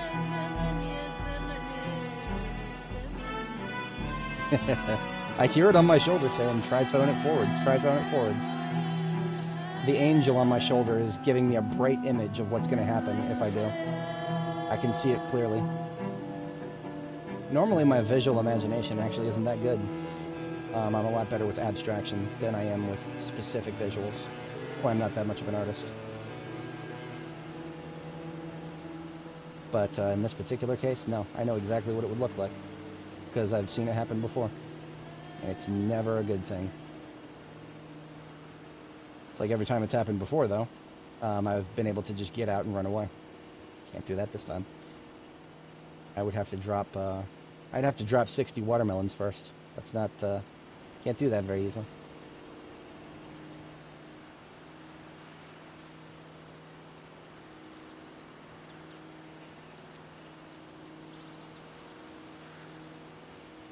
Right, but we're also surrounded by zombies. It's you're 100% correct that it is technically possible to tow forwards, even if you're not bottoming out in second gear. Yeah, you just got to keep it in first gear. If you keep it in first gear by strategically tapping, you'll probably make it. It's a question of what speed you'll attain, and if it's fast enough to escape that wall of zombies that would be closing in around us. Especially with a windshield that is probably below 20% integrity right now.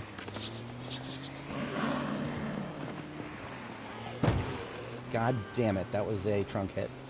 So much for my mail van with a perfect trunk. I'm going to look at it and it's going to have lost like 16 storage space from that one hit. Oh well. You know what? My curiosity is getting the best of me. There's no big groups of zombies up ahead, so if this doesn't work, it won't kill us. I need to know if it would have worked. Inquiring minds must know.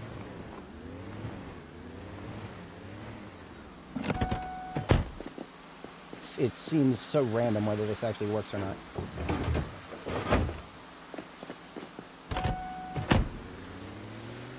It might actually work. Yep. It's like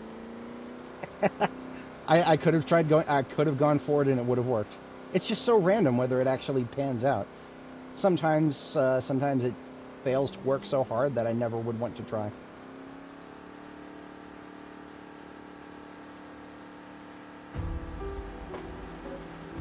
We're able to go 60 miles an hour going forward. I should do this more often.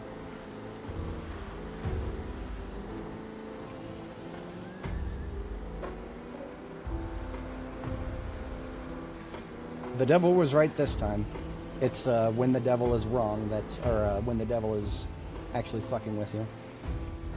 That's when you must be disconcerted.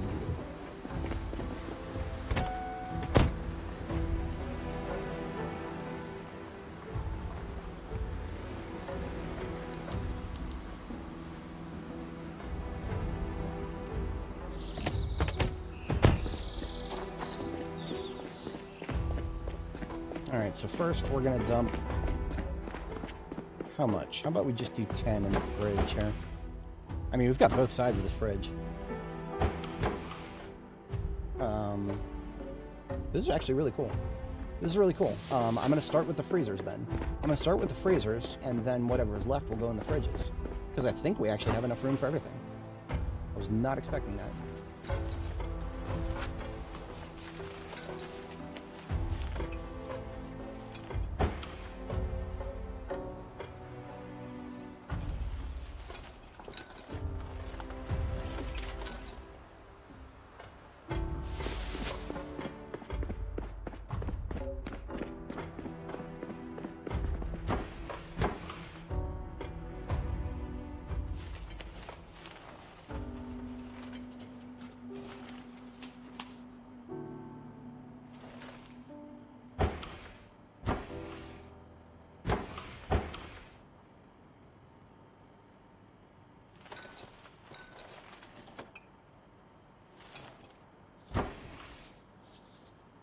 Okay, not quite.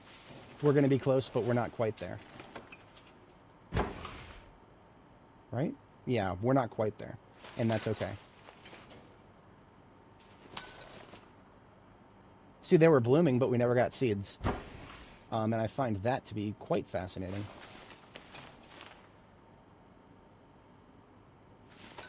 I don't want to take up that much space. Let's do like 43 out of 65. Yeah. The rest of these... Actually, okay, here's the thing. We'll turn 12 each into seeds. Because we didn't actually get any seeds when we harvested them.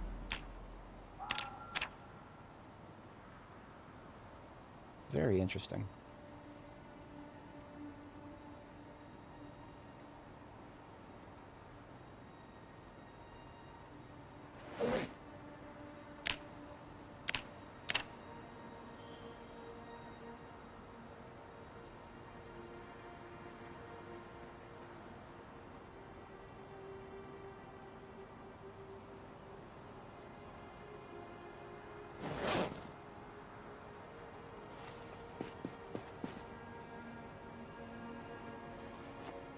Oh, pumpkin seeds can actually do, they can actually, be used in recipes. I didn't even know that.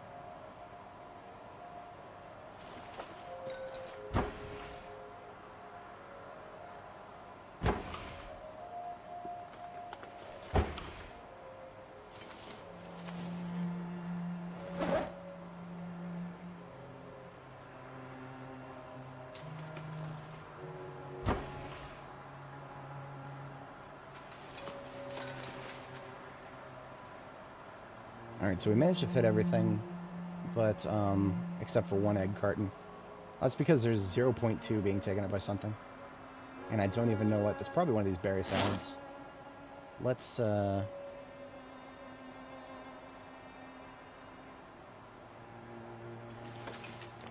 take one out.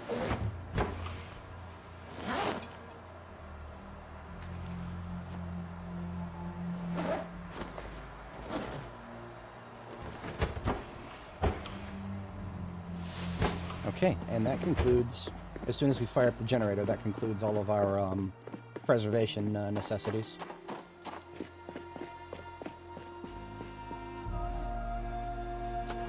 And of course that's going to bring all the boys to the yard, and that's okay. I'm prepared to fight them now.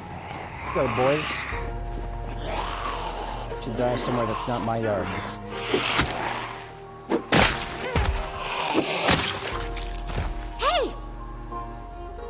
I like how some of them looked at the generator and then just gave up. Like her, look at that. She heard me and then she just, now she's just done. Boy. Their attention spans are all over the board.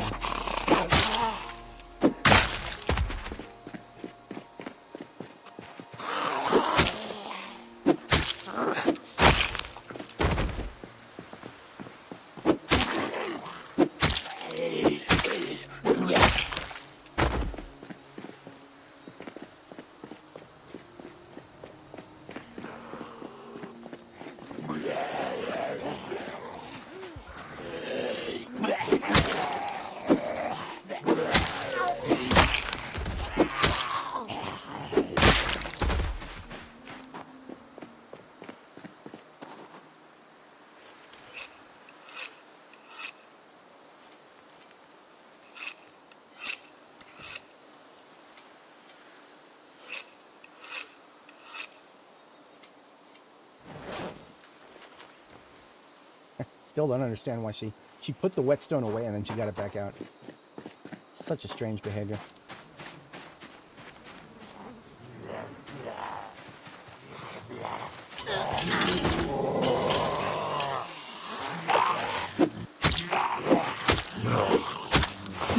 Fascinating.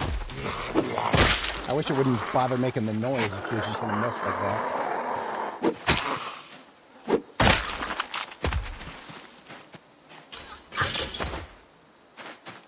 Now, I'm only level 3 with Spear, and yet look at how little blood got on me from all those kills. I wonder if that means Spears are actually really, really good weapons for hemophobes, people who take the Fear of Blood trait. Because that's what I'm seeing right now. Usually, whenever I'm low skill with a weapon, I feel like I make I make a big mess. But that might be true still for spears at low level, but it might also just be the fact that I'm constantly attacking from optimal range. I might be avoiding the blood spray entirely, which, well, boy, doesn't it suck that you can't take any traits to give you a bonus to spears. Probably because that would be the meta if you could. I feel like there should be a trait called Olympian or something that just gives you, Gives you like a fitness buff and a +1 to spears or something.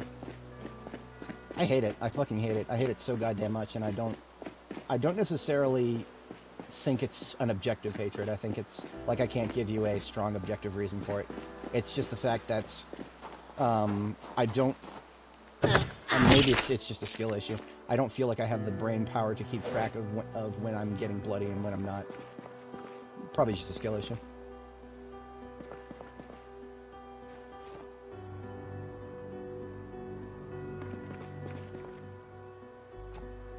And I have decreed we are absolutely doing a blue kitchen.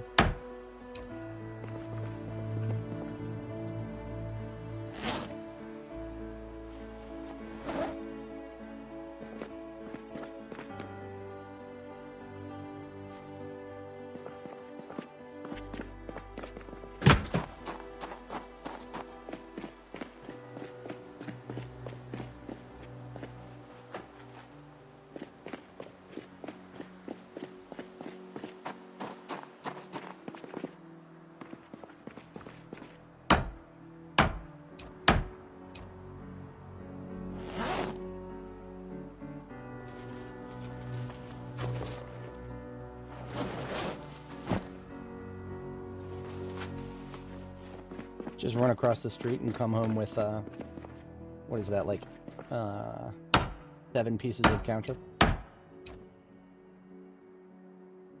Why not?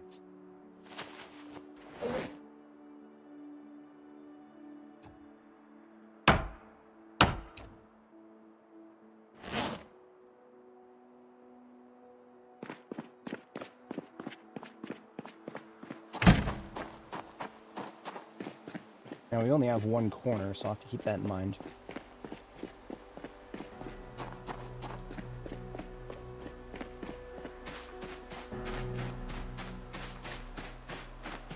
One of the reasons I wanted to make a forge here is that I'm eventually going to kill these trees out of spite. I'm going to chop down every single one of these trees, and it's going to be mostly because I'm sick of having to go around them. But that's going to leave me with a lot of logs, and I could turn all those logs into charcoal.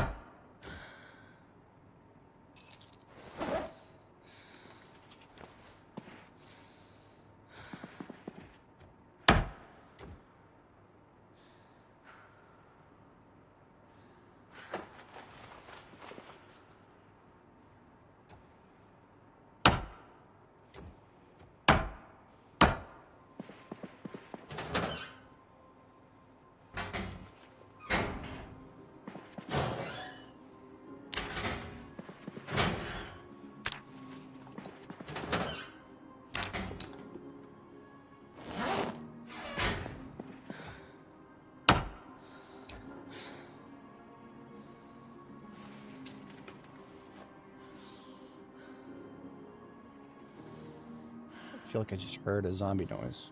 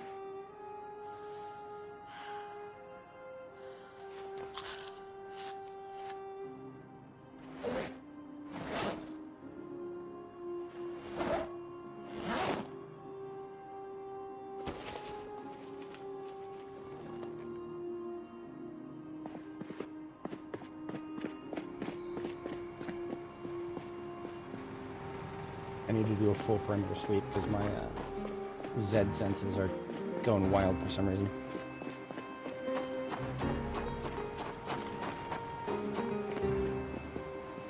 We're good.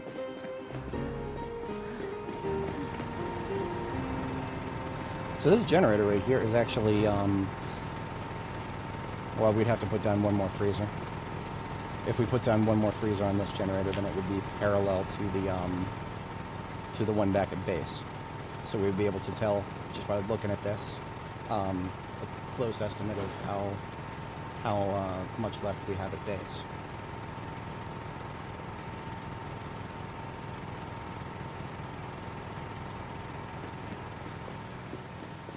But let's get started with our defenses now that we have, we should have several torches in here. Also propane tanks.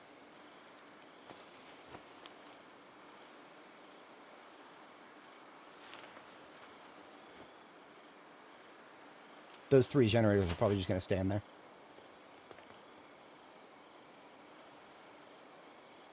As are the oregano and the thyme. And in fact, so are the tongs, because the tongs we should already have a copy of. We should already have a copy of tongs here that I found elsewhere. So all that can stay.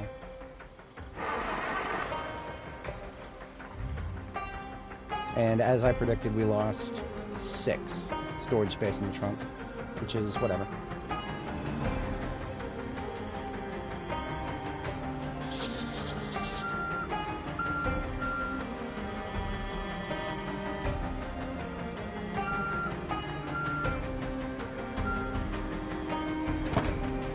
First task, prepare this hood here.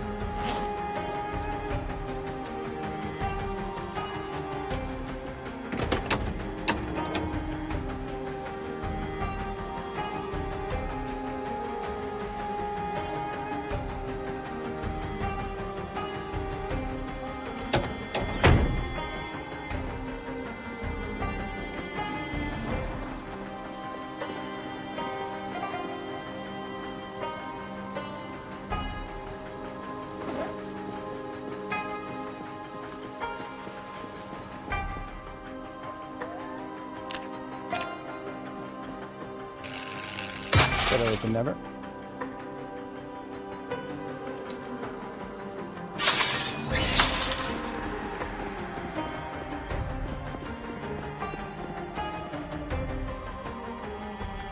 What are we missing?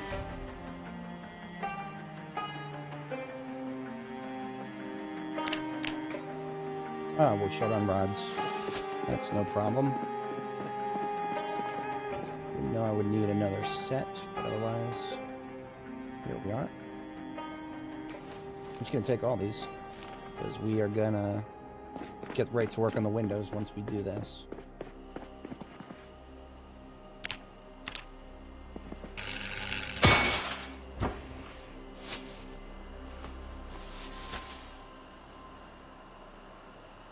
Alright, that's the doors.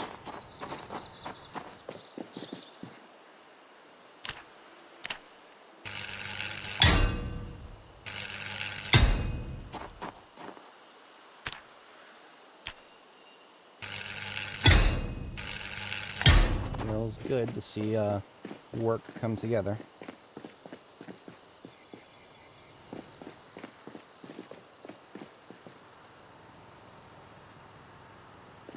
I hear a sound that could be a zombie scratching a fence, but I have no idea.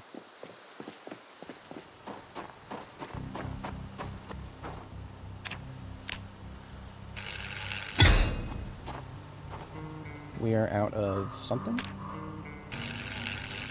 No. Now we're out of torch. As expected, that's why we have propane tanks.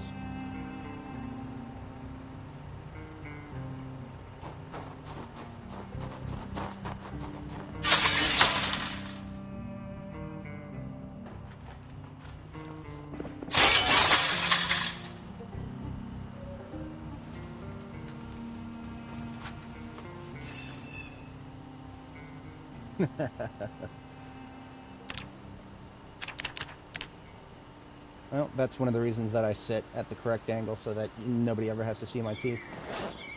My imperfections are hidden thanks to the camera angle. It was a very intentional decision.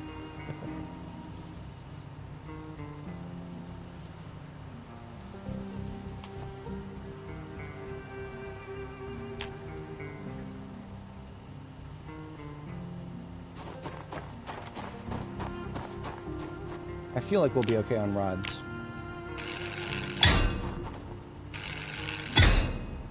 Rods are always going to be the sticking point because we can't make them. I don't know if welding rods are made of some special rare material. I always felt that they were just like iron of some kind, just like an iron of a specific, maybe a specific mixture of iron and other common materials, but maybe they're so uncommon. Maybe I'm wrong. What I'm going to do is go ahead and take a few steel bars for the last 4 windows there, because we are going to have plenty of steel bars here. That is not even a question. In the meantime, we do have some sledge work that can be done, so I'll go ahead and sledge a couple of intermediary walls that are annoying me with their presence.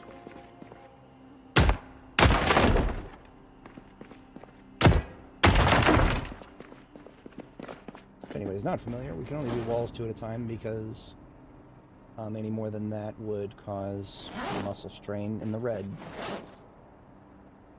It's already pretty risky being muscle strain in the... You know, I'm not doing it. It's so hard to convince myself to use steel bars, even though there's a lot here. I would much sooner just go down the road where there's a billion steel rods on the ground. That makes just so much more sense to me.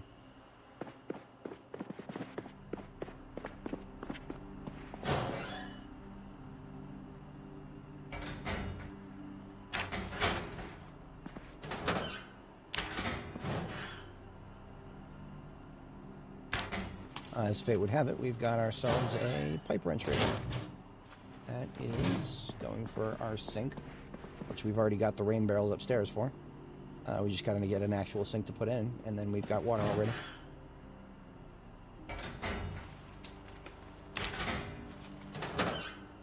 I will come back and clean this up after we've dealt with the obstructions.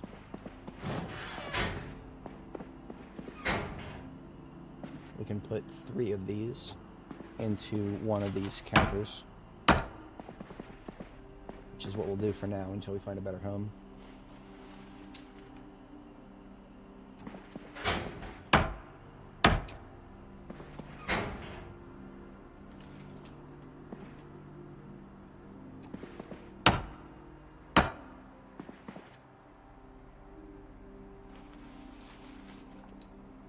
Alright, it seems like the muscle strain has gone away. I'm going to go ahead and do another sledgehammering before hitting the sack.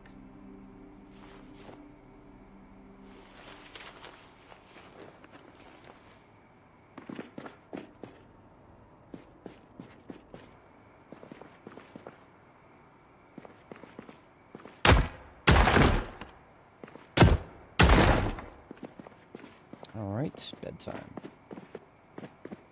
Fridges are completely full, I think. Or can I actually fit? No, the berry fruit salad is too big. So these fruit salads I'm carrying around are too big. I'm just going to full on eat one of these because that berry fruit salad's not gonna last long. I think this salad with herbs and sunflower seed is gonna last a little longer.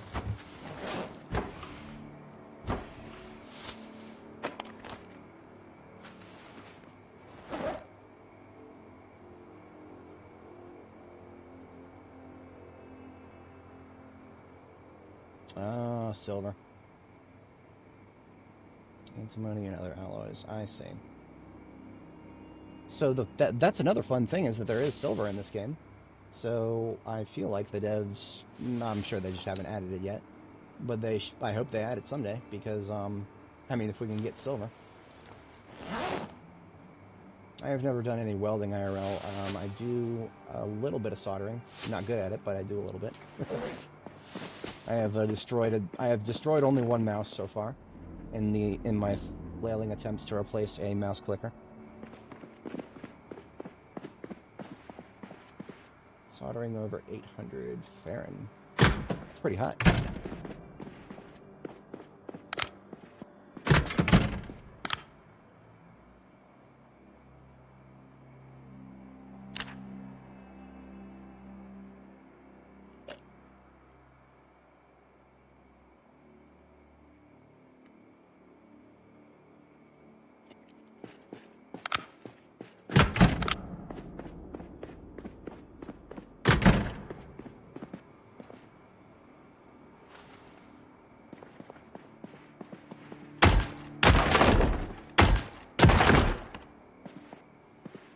So I will not be able to delete this switch right here.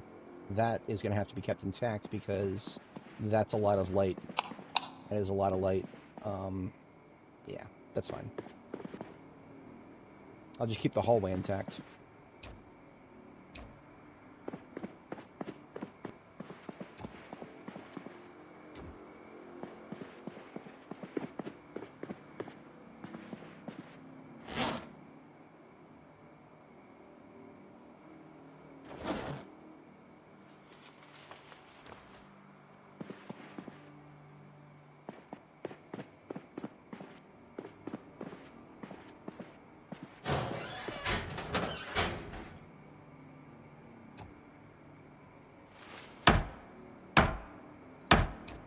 Looking at the stuff that we have to weld in this game, I feel like a lot of it doesn't require very much finesse. Maybe the weapons.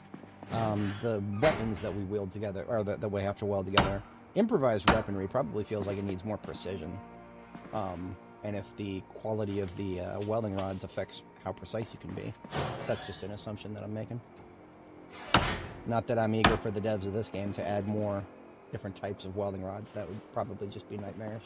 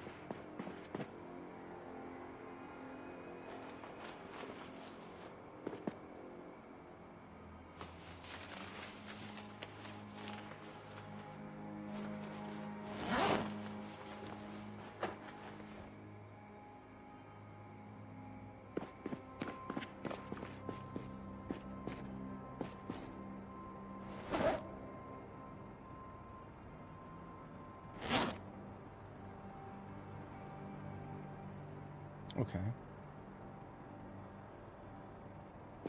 Get a little closer to establishing my storage system here.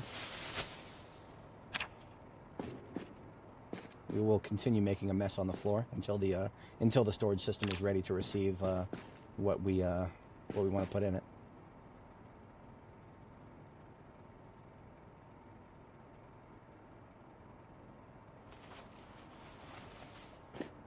I do have a home for the vending machines now.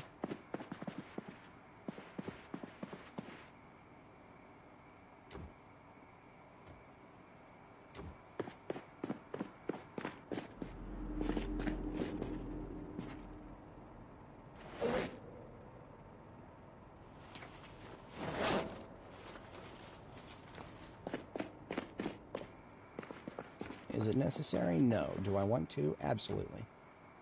Story of my life.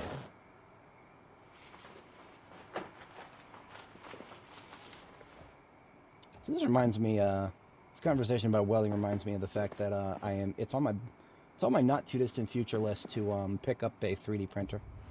I've been very fascinated with what can be done with it, and unfortunately my plans should probably be accelerated.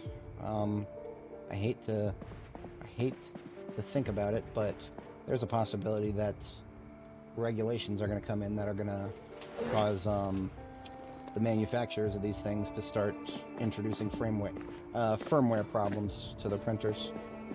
You got to make sure you're not printing guns, so of course we're going to start putting in checks at the firmware level to make sure you're not printing no guns, which is the stupidest fucking thing ever, and only Congress boomers would ever come up with that idea.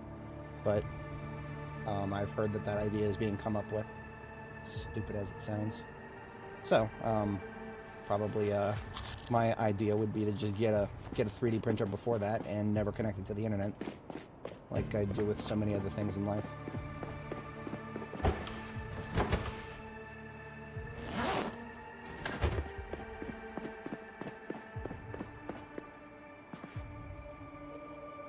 You probably have several sinks that I could put there. Those are wall sinks. The factory floor has a few.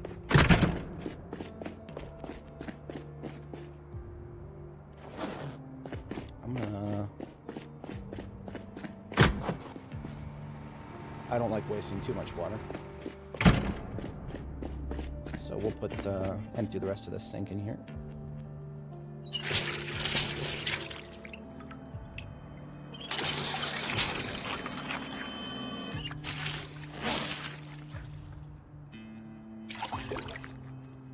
And it's gonna break. I just know it.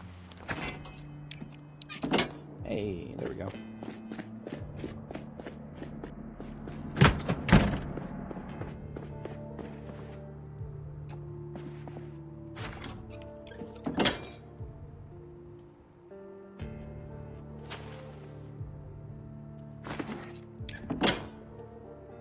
We've got water.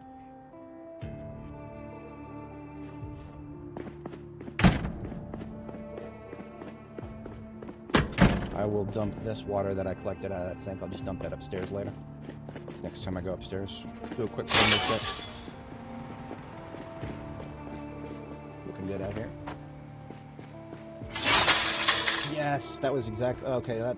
I forget exactly the name, but Elegoo was the manufacturer I was looking at. FDM type. Because I looked at resin and I was like, that looks very intimidating, and it also looks... One of the reasons I was thinking FDM seems like you can actually make, like, wear parts with it. Like, stuff that's going to handle a little bit of tension. Resin seems like the kind of thing for the model enthusiasts, like my homies who do their custom Warhammer models, or their custom... what are they into now? Trench Crusade. They're doing Trench Crusade now. I've tried to get into mini painting, but... Like my other artistic endeavors, it's kind of hard to start from scratch. I don't have any good color schemes in mind. I mean, I tried many shades of orange, but I never really figured out an exact schema that would work with the models. It is 4:20. That is my bedtime. Thinking about where to put the bed long term. This is just temporary.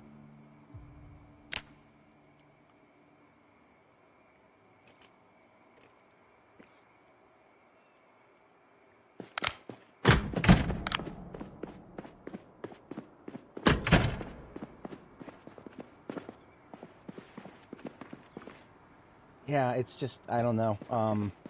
But unfortunately, that sounds like something that would make it through Congress, as terrifying as that sounds, based on my understanding of boomers. I have to work with them a lot in my day job and doing tech support for them and having an intimate understanding of how little they understand about technology. Especially because it doesn't help that all these lawmakers, they have a lot of technology around them every day for their, for even just sending emails and shit. They get the impression that, oh, it's no problem. We have these devices and they're so tightly controlled by our IT departments for cybersecurity purposes. And they think that other people can operate that way. And no, that normal people don't operate in an enterprise environment. That's not how things work. But you can't, it's really hard to explain that kind of shit to a boomer. They don't understand the difference between enterprise environments and regular. They don't even fucking know what the word environment means in that context. They think you're talking about climate change.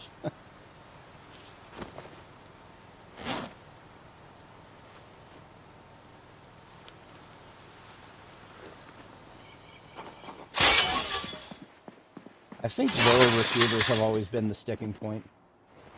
I don't think anybody would ever try to regulate non-lower receiver parts, but if regulation was going to come out and it was trying not to be an absolute mess, they would probably be going for lower receivers first. Or the equivalent thereof, depending on what kind of weaponry you're looking at. Okay, we still don't have an exact storage system, but we're getting closer. Now that we can start putting crates in the correct spots.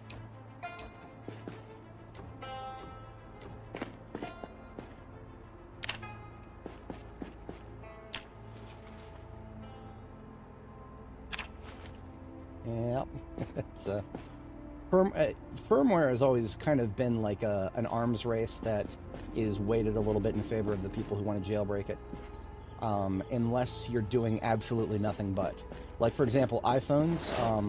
If you want to try to break into an iPhone, especially with all the iOS updates that can push firmware blobs themselves, that's an uphill battle because, you know, Apple, you know, the $1 trillion company that gets to write all their own stuff and make their own friggin' hardware. But a lot of other companies are not going to be able to keep up with the arms race there. I was very happy to see that John Deere is having trouble keeping up with that arms race. It's a bunch of Romanian hackers helping American farmers update the firmware on their tractors to remove emission controls.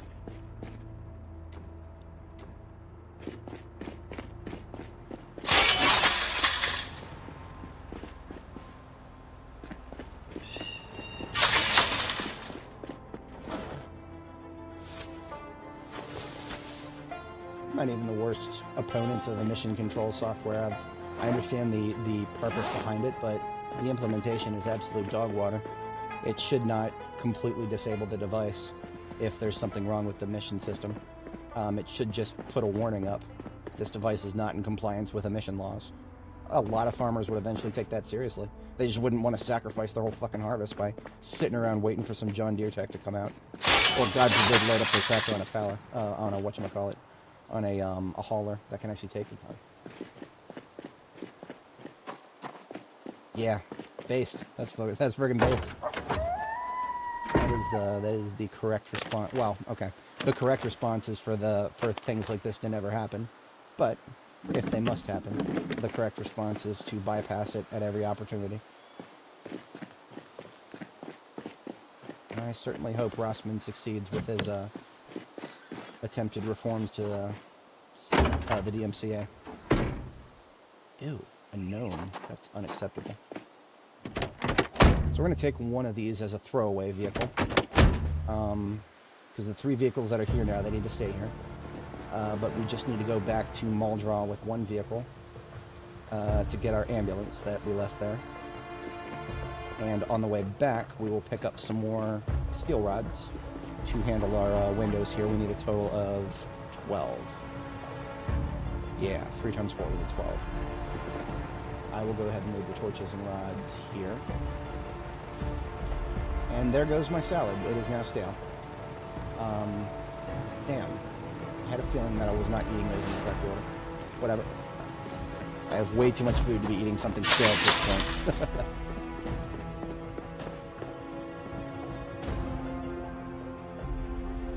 I've been in a habit of putting cookware under the sink. Yeah, we're doing cookware under the sink here. That means I can pick all this up.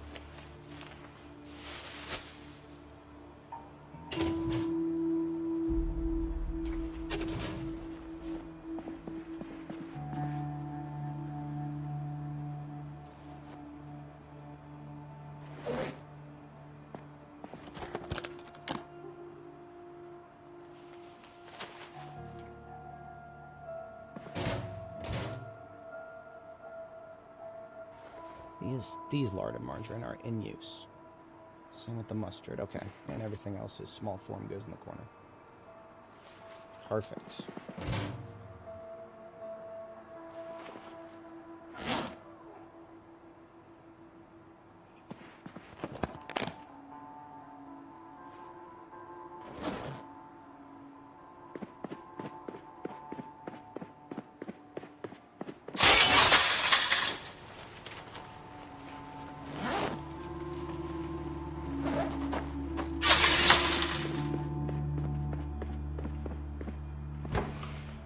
Let's take up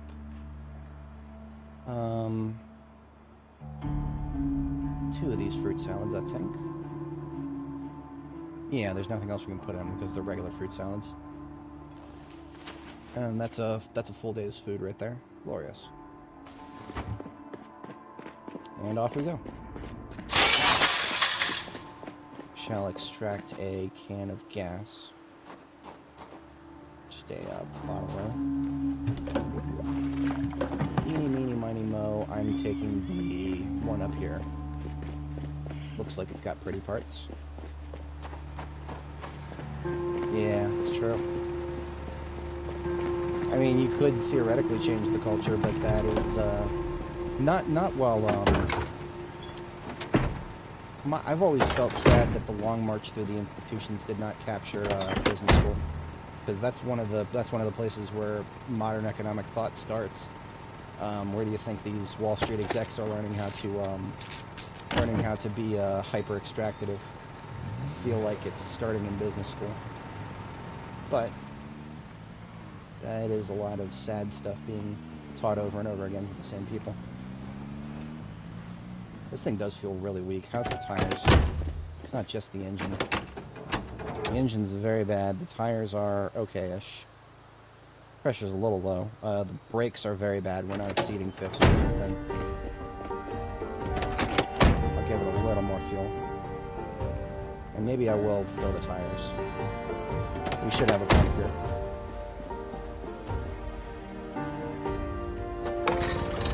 Oh, my head? Whatchamacallit, using a camera filter.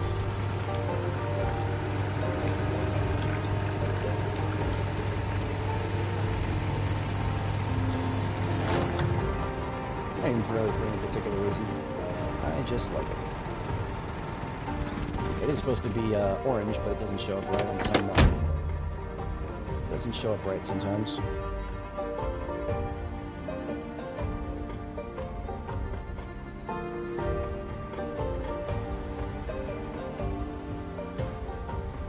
Here's my tire pump. Might as well maximize my traction if I can't have good brakes.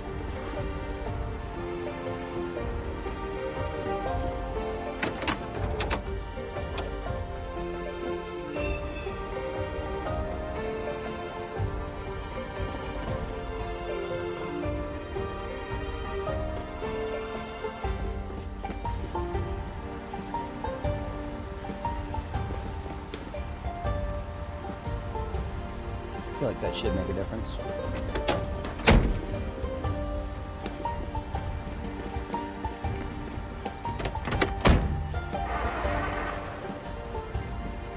Yeah, that's whatchamacallit.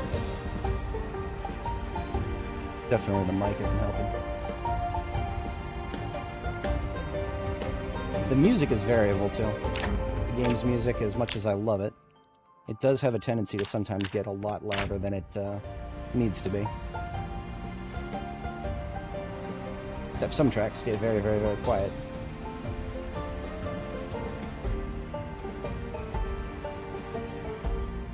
Alright, setting a cruise for about... I'll brave 60, I guess. I chickened out for a minute and thought that 55, but...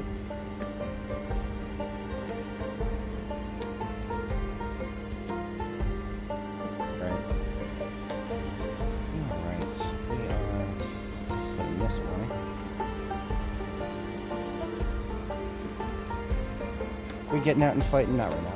Not with this crappy vehicle. I want to get this crappy vehicle off my hands first. If I'm going to be getting out and doing combat, I'd like to have my combat ambulance. you very much.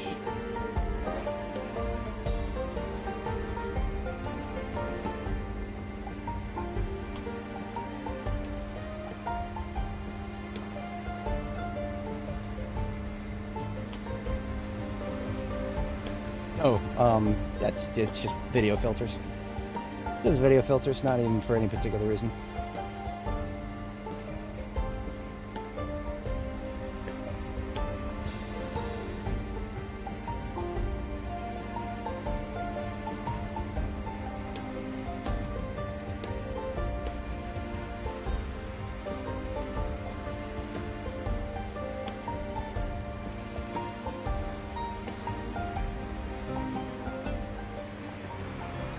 There's more that followed me down that road than I would have preferred. And the ironic thing is, this is going to be the last trip that I do down this road for a little while. But I'm probably going to want this road to be clear. So I think when I go get the, after I get the ambulance, I will come back to this crossroads with the fire truck and we'll finish what we started here.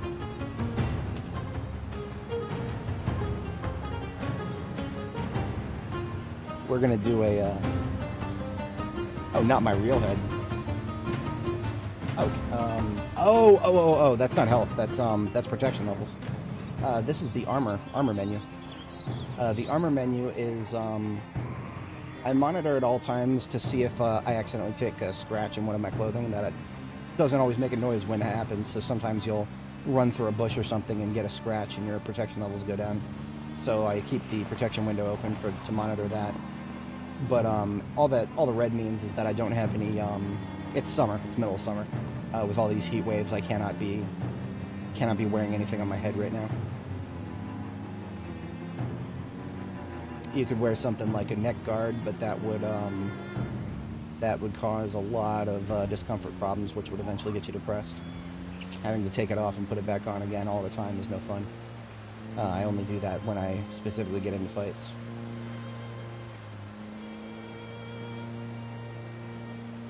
I am relieved because I thought I used to have a problem where my face cam would show up as red on people's monitors. You would be able to see this at the beginning of Annie Mae's series, and that's because my HDR monitor shows colors a little differently. So on my screen it was still pretty orange, but the way the recording got passed through to YouTube, it came out much redder. And here we are back at Muldrow, picking up my ambulance, and then we are done here for the foreseeable future.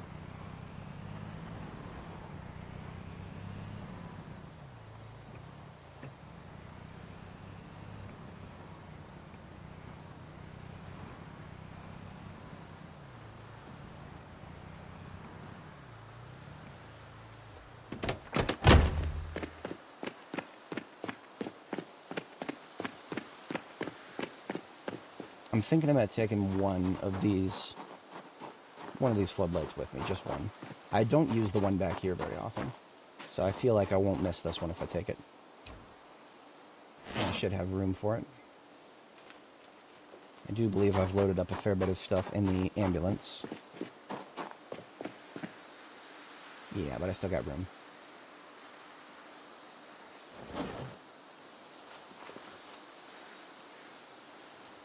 Now on that note, take a few torches out of here. I want to make sure that I have room for to do that, and then literally just point one. Now I have room in the trunk to put a generator. There is a red generator at the crossroads, so I'm gonna bring that forward with me. I'm not concerned about any of the generators here for now. They can stay here for now. If I need them in the future, I can come back for them.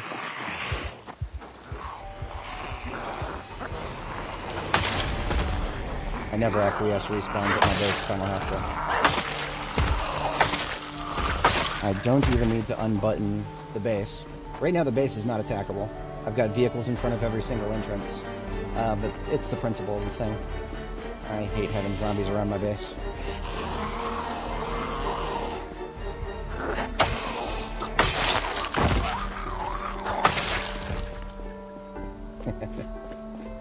Yeah, that's where I found the ambulance.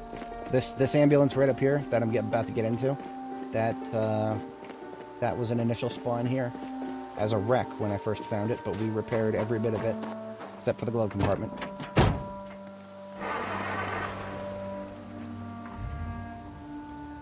Alright, so yeah, we're set to go. There's nothing else here we need. The Corvette does stay. I will probably take the Corvette to Irvington in that general direction in the future. Irvington, when eventually in Irvington, I hope to find some race cars, which will be superior to Corvettes in most ways.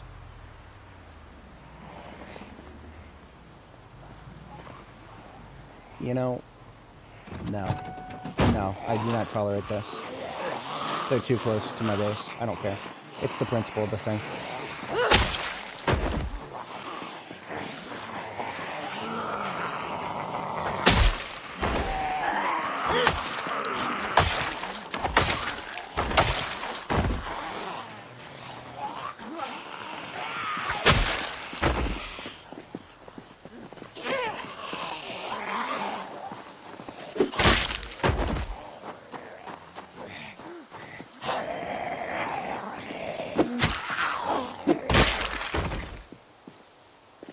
That's what I'm talking about.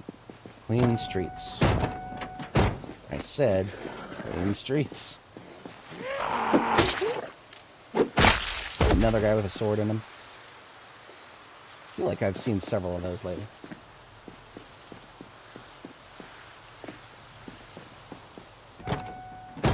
We have cleared every roadblock in this area. We have not cleared the south roadblock, though. There's a very straightforward way to get through it, so I'm not too worried about the south roadblock.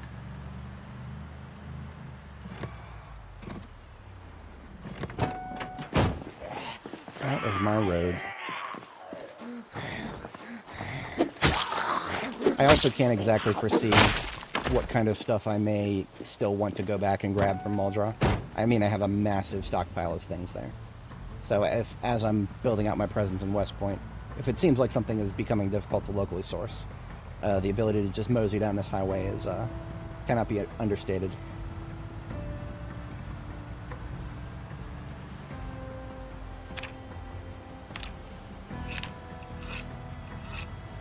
Just sharpening a blade as I drive at 90 miles an hour. Nothing to see here.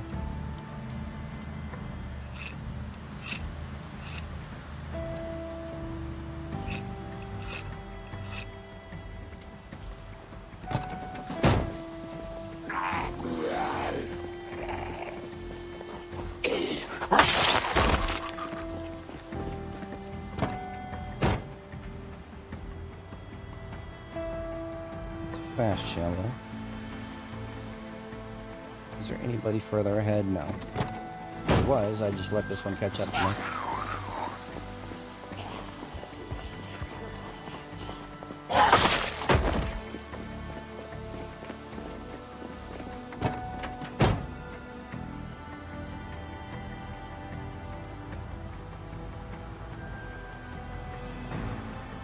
Alright, so I don't know how many of these have had their steel rods. Okay, steel rods in all of them still. Excellent.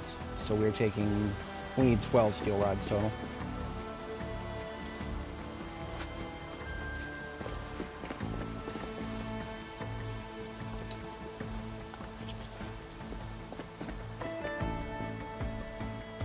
Perfect. I don't have a lot of room for anything beyond that.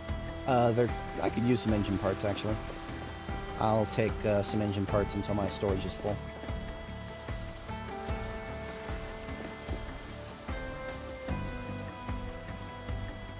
That looks good to me.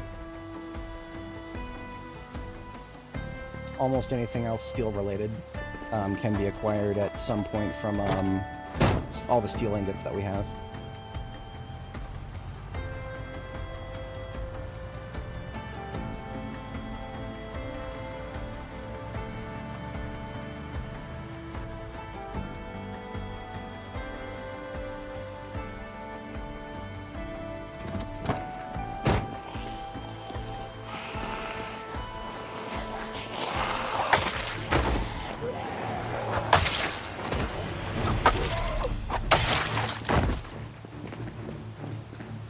a lot of respawns here. Every single zombie here is a respawn. We've cleared this area in its entirety once already.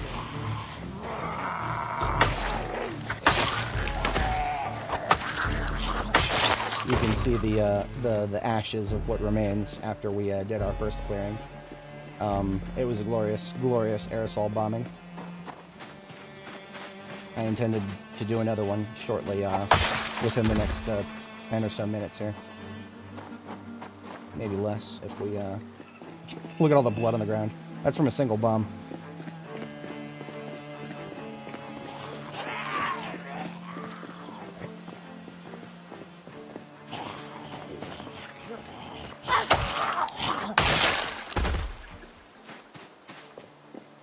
So the red generator that I'm thinking of at the crossroads, there's a small part of me that wants to just bring it back here and drop it off here.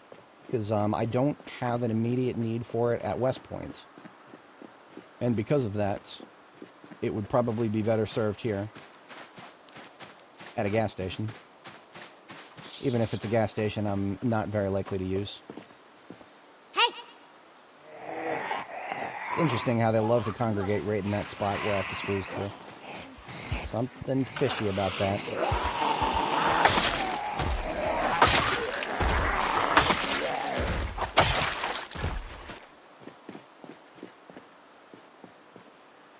Alright, looking good down here. Yeah, I enjoyed that. I'm gonna enjoy doing it again, too. Because we've got our, we've got a remote aerosol bomb already loaded up at the, in fact, what we should do is on our way through this time, we should see if we can identify a spot and get it clear.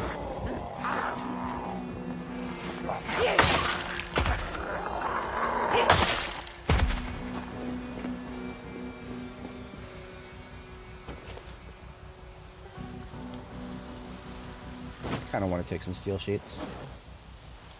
They're right in front of me and I'm going to need them. Vehicle repairs are always a potential necessity. A lot easier to just have them than it is to reshape them.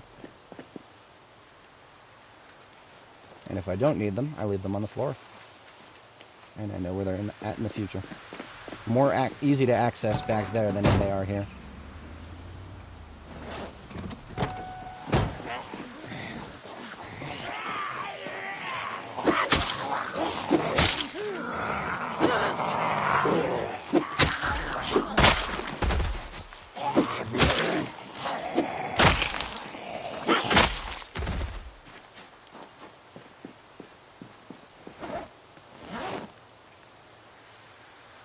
Really? Too heavy as is. Well, so be it. I suppose I can live without a few of these.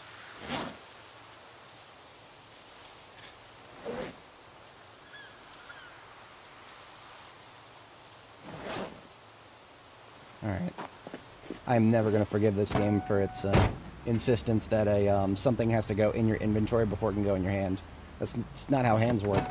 I should be able to just put something in my hand without having to put it in my inventory.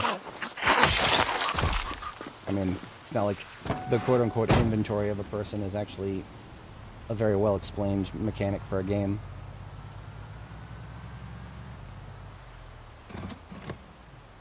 Okay, we're close enough that these guys... Actually, these guys have gotten far enough that they're going to be a problem. These guys are part of the road, not the crossroads.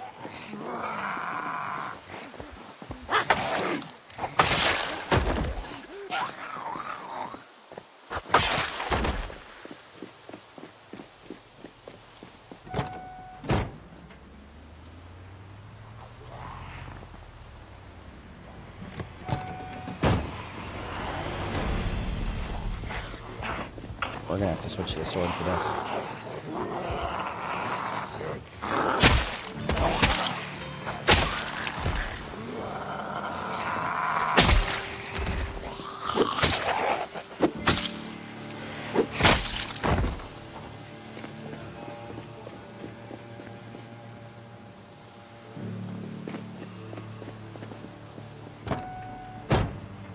Alright, so we need to lure them away from the little tent over there on the right side, or on the left side of the auto shop, because there is a red generator there, and I would like to take that.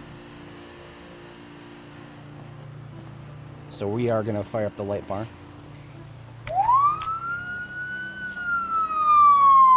And I'm going to see if I can pull them in the general this way direction so that I can do a bombing at... Where do I want to do it?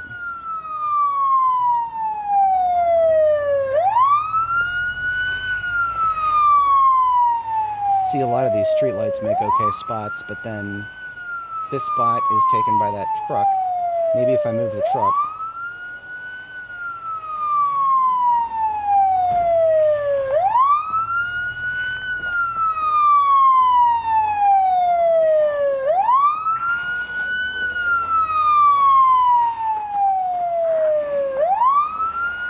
I probably want to ditch the zombies back here by Spiffos, because I wouldn't want to do the bombing down here.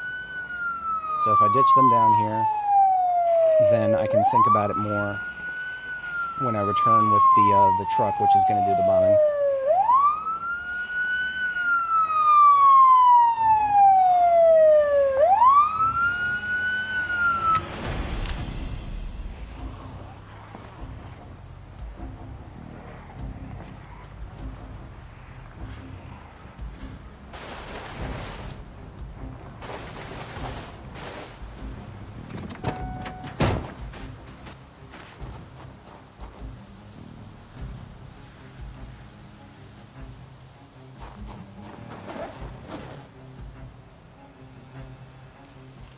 Generator heist complete. Got our stuff. We're out of here. I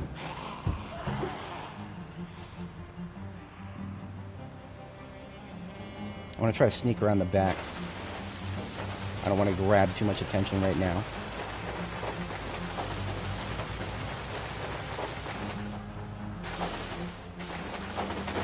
Yeah, there's not many left back up here. I have already done a maneuver up here once before.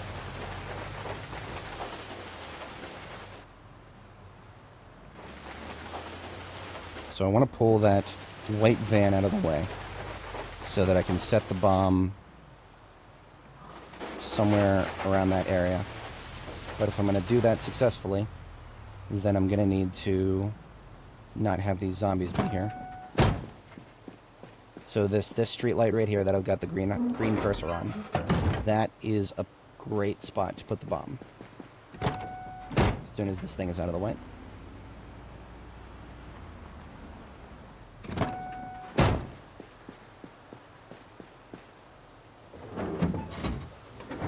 Okay, we're out of here. The ambulance is not a bombing vehicle. I do not want the ambulance to be doing this.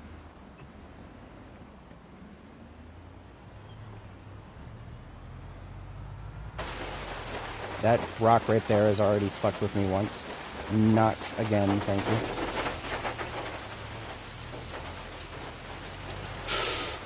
you. Not that one either, please. Thank you. It's the small ones that aren't too small but big enough. Alright, now there may be some more down this road. No, we pulled them back. Good. Good. Very good. Now it's unfortunately it is a little late in the day to be starting a bombing operation, but I think we can manage. Yeah, we can manage. We'll be fine. It wouldn't be my preferred time, but all that means is I'm not going to be getting out and killing anymore.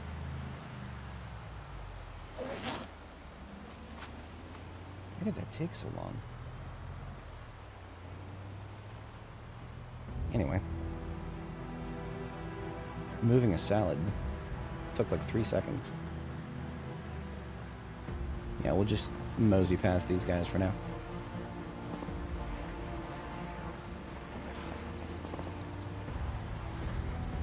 If I keep getting out and killing them, then I will burn all of the rest of the daylight.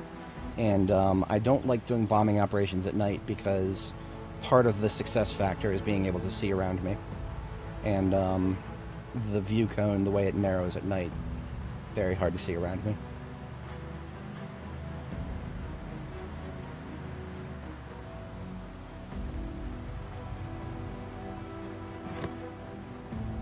Alright, here we are. The truck is waiting for us.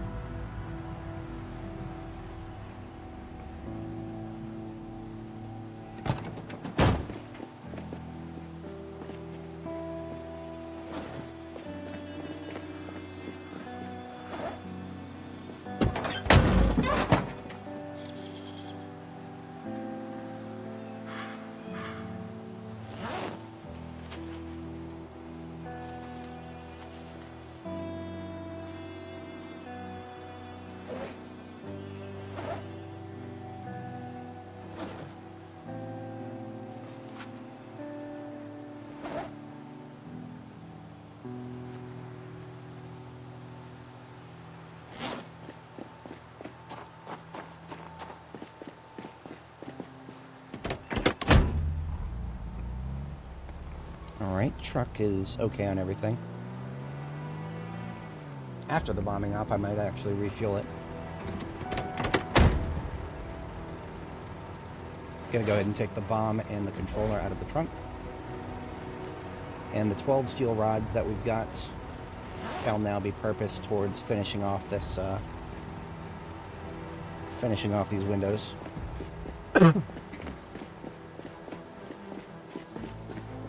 Do I have respawns? No, of course not. Nope, we are playing the game 100% vanilla with only a couple of texture replacements for the sake of fashion.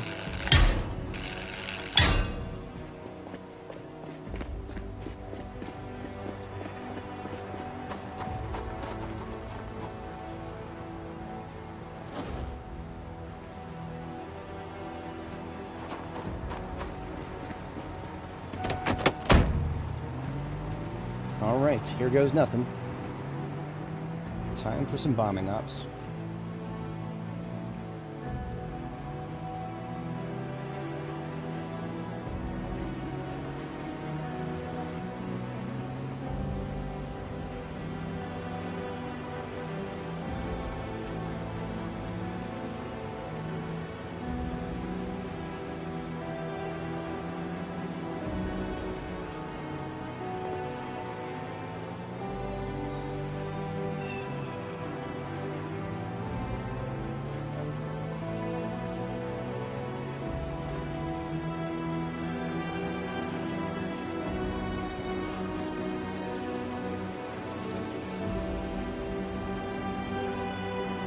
I do still have plenty of other remote bombs that I can utilize for the rest of West Point, because there will be plenty to fight back in West Point. Now, we just got hit by fatigue. That's not a problem yet.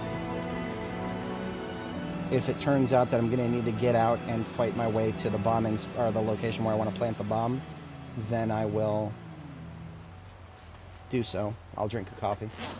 Let's link the bomb first. So we right-click on our remote aerosol bomb, link it to our controller. It is a long-range controller. The bomb is now on channel 86,200. We are just going to mosey on in. And we've got Carl here blocking my path. Fuck you, Carl. I don't need coffee to deal with Carl here. But okay, so the bomb goes directly on top of the street light, so that I have a frame of reference. I can't even see the bomb. It's layered behind the street light, but that's okay. We don't need to see it. We know where it is. Time for some fun.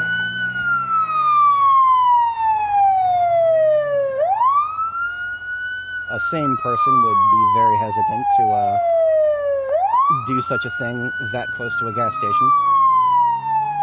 But not only am I not a sane person, I'm not worried about that.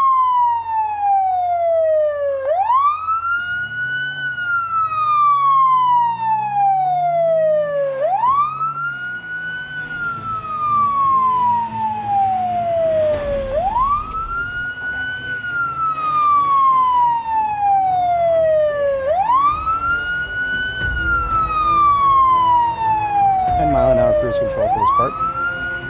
Should be more than enough. We'll drop it down to 5 after we get past That was not... Didn't want to drop it all the way. There we go. 5 is technically fast enough to outrun a zombie, as long as it is not coming at you at too perpendicular of an angle.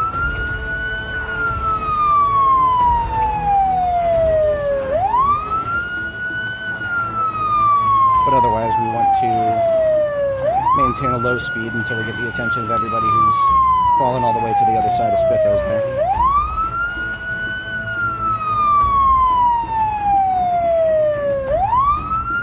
And now we double back.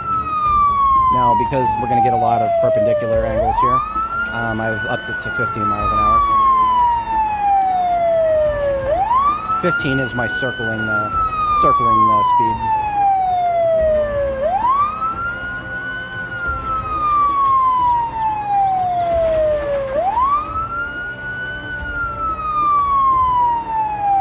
We'll just be sheepdogging them for a bit, going back and forth between the main group.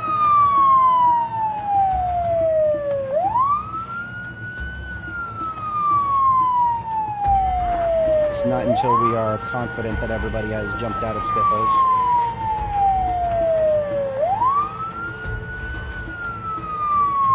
Looks like we got some slobies to the south too.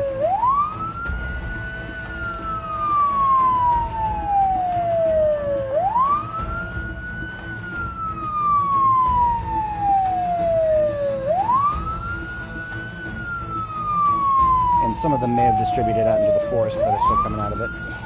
I'm not too worried about them in the long term. Just want to get everybody that I can get, or that is reasonable to get.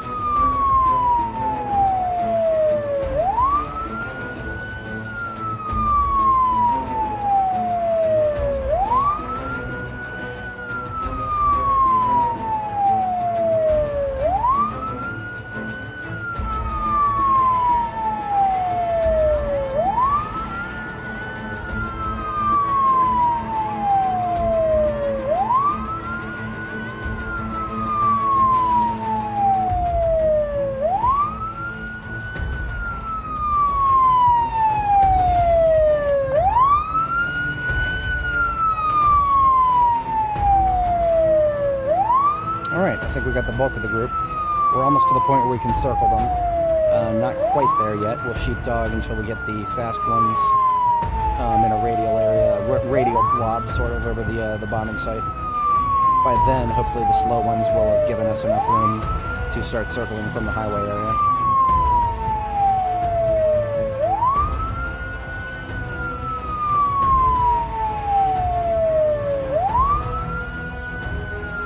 Not quite there yet.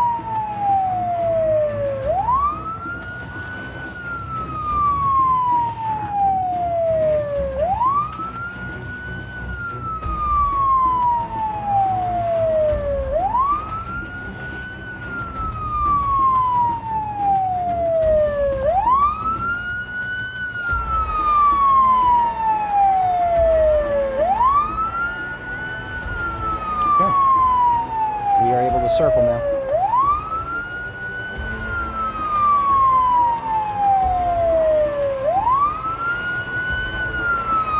Now, if you're thinking that taller street light there might have been a better spot, you're not entirely wrong. I just don't want to.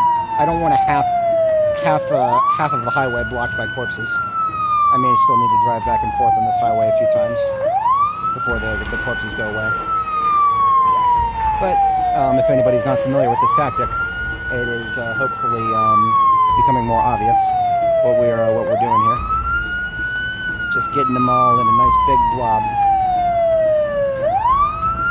The slow ones eventually get stuck in the middle of the blob, while the fast ones are going back and forth as we circle. So we can end up with a very nice little circle with the epicenter on that street light, which is why we wanted a tall street light to be our point of reference. Oh, I will. Yeah, I've got a bomb. I will highlight it real quick. This tile right here, the tile that I've highlighted green, that's where our bomb is. So what we're doing is we're just waiting for the slow ones to join the party here. The slow ones will take a little while to get to the right spot, but then I detonate the bomb, and we kill a huge number of them all at once. I might go ahead and drink some coffee, because I'm starting to get fatigued. As much as it would pain me to drink drink the one that doesn't have the ginseng in it.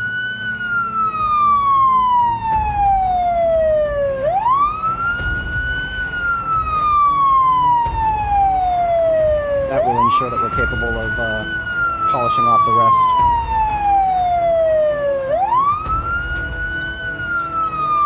Now, something to keep in mind, this is an aerosol can bomb, so it's going to set a lot of them on fire if it doesn't kill them.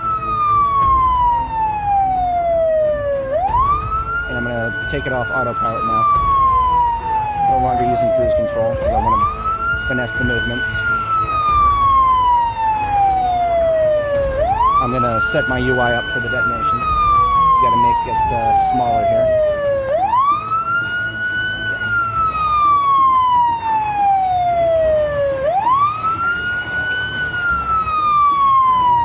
There we go.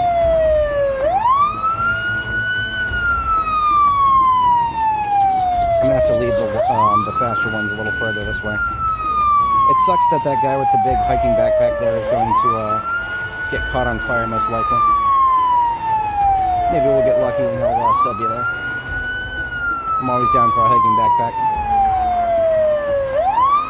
We have critical mass. We can now circle the correct spot. I'm gonna stop slowing down for these idiot stragglers.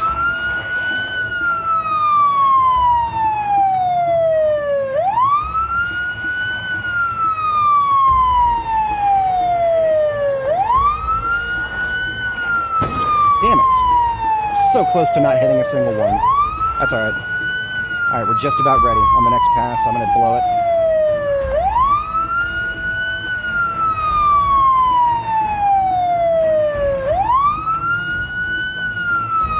And trigger. Got most of them. Hell yeah. Alright, I don't want the fire spreading. So, we are gonna wipe out the rest of them with hand weapons real fast.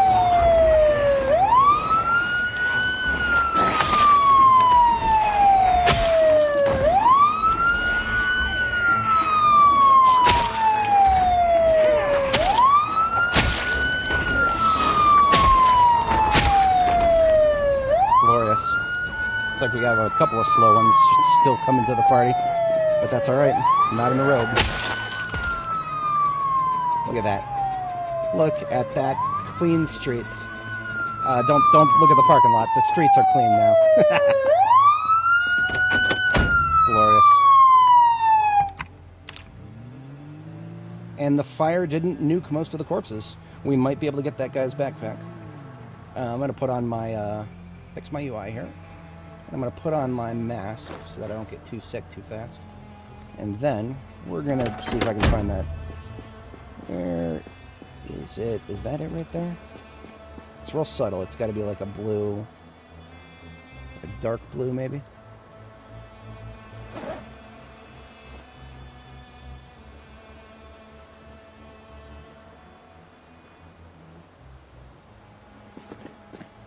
See, he may have died on his back.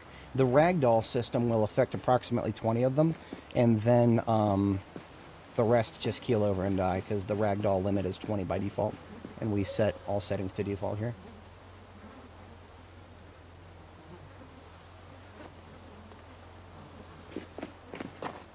We might have lost him. That's a shame. I'm always down for a hiking backpack if we can save it. But that's okay. I'm not that desperate for it. I'm not going to spend the next 10 minutes trawling through every single corpse here. Okay, that's fine. Let's fill up the tank. Now that we have, we can fire up the generator that I left here and not have to worry about too many zombies popping up out of nowhere.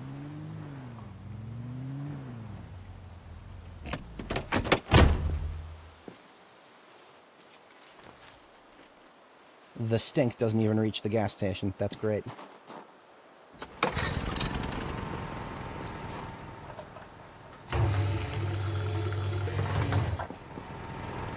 If I wanted to optimize this generator, I would get that freezer out of the way. Actually, I should bring that freezer back with me.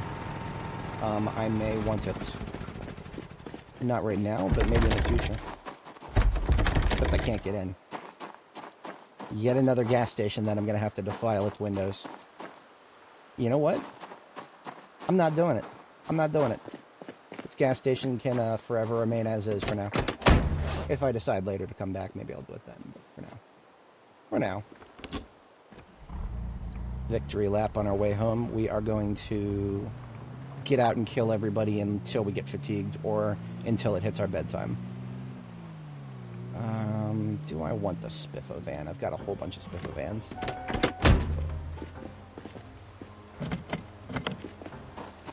It's just that this one is real pretty looking. What's the engine quality like? Look at that.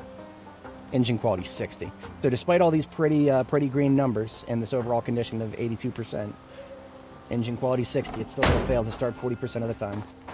It's disgusting.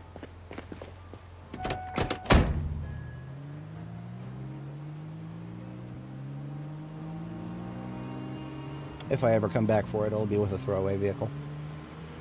Actually, so if I ever want to go back to Riverside with a bunch of stuff from here, what I would probably do is go and grab that Spiffo van and take it back and then leave it at Riverside.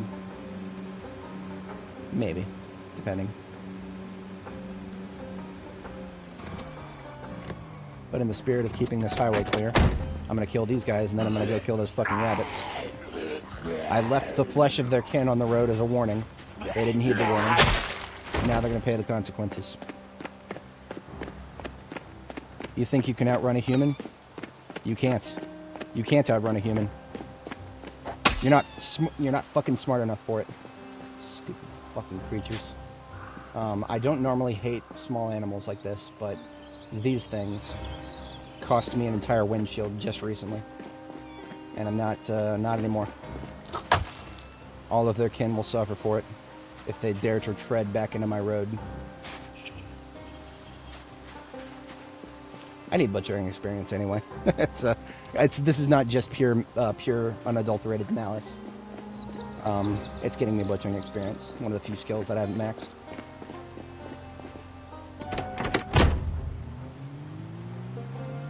At this point, I consider rabbits as much of a threat as zombies. Really? Really?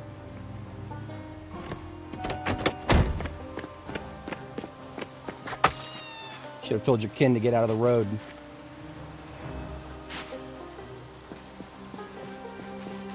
Coming home with a sack of dead rabbit.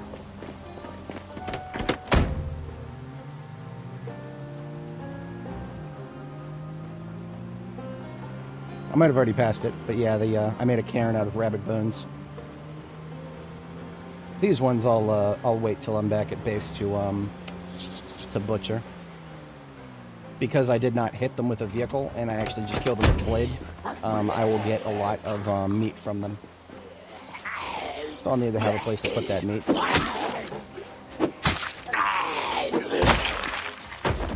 Perhaps even a roast or two.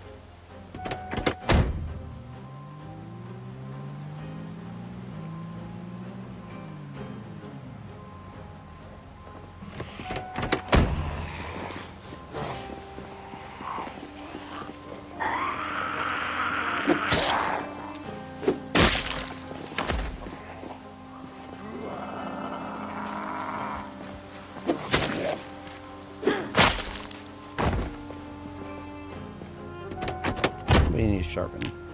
Yeah, let's get that sword out of the way.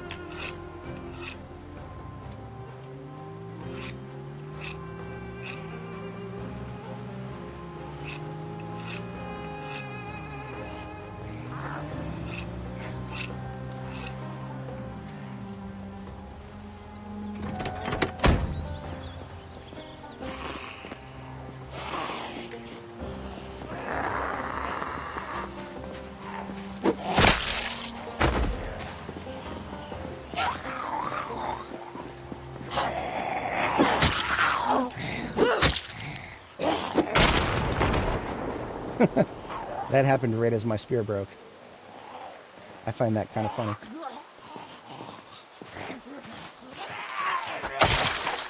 That was that gunshot sound was actually the sound of my spear breaking.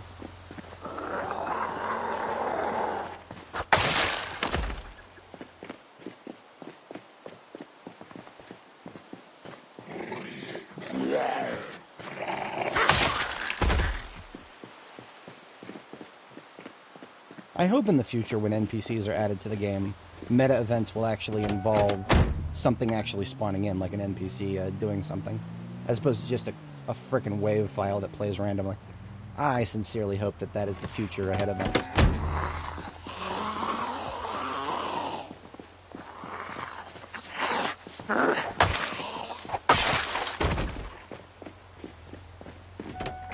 We'll be a little late for bed, but we'll have a clean street behind us.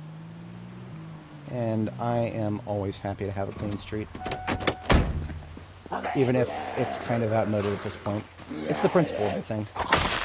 When I return to Riverside, the number of distractions will be a lot lower.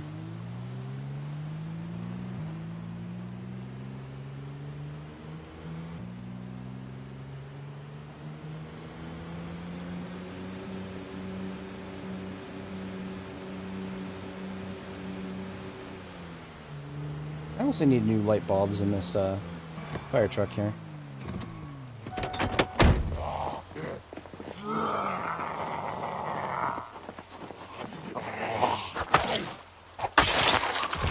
Look at that, we're back at base, right on time for bed.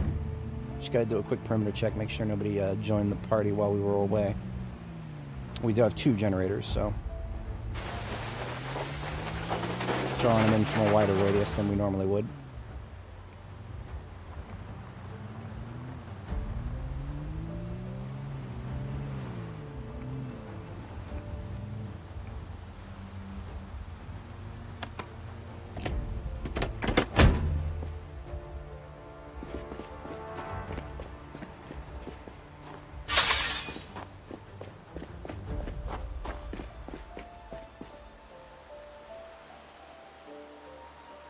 This generator does not have an immediate designation.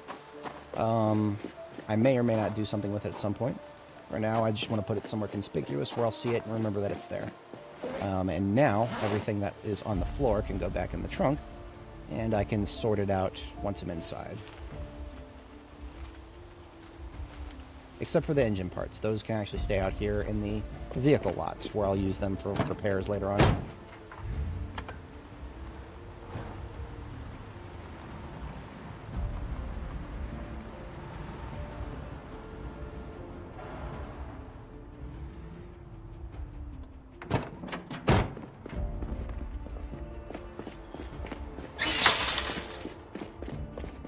Alright, lots of cleanup to do here. Lots of cleanup. This machete is now a decoration. We will turn that into a decoration later. Along with the other one where I don't remember where I left it. It's somewhere. We'll find it. We'll turn it into a decoration. I turn all of my broken weapons into decorations. That spearhead doesn't have to be among them. So I'm going to take these berry fruit salads out, and I may actually be able to fit the rabbits in behind that. Those salads are so big I can literally put all the rabbits into the fridge and then butcher them when it's more convenient to do so.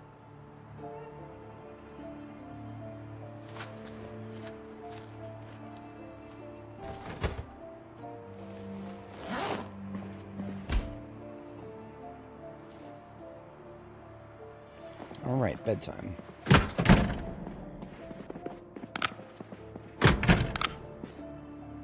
A little late. Only about an hour late.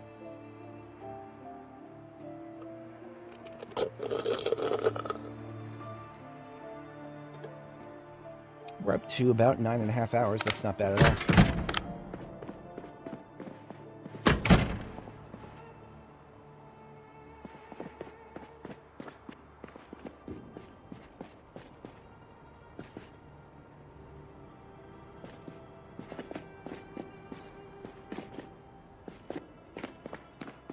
So, we've got a lot of furniture in this place.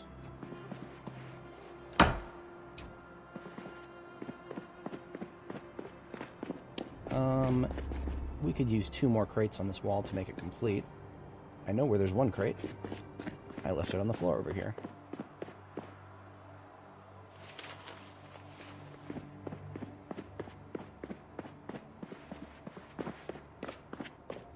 I would like to have an entrance to the kitchen over here, actually. So maybe not. Maybe I will, here's an idea. Let's split it up a little bit. And let's put that crate we just picked up here. And then pick up these 3 crates. Put them right here. And then these 2 crates. Right here. And then sledge out those 2 walls. Got a little rotational design there.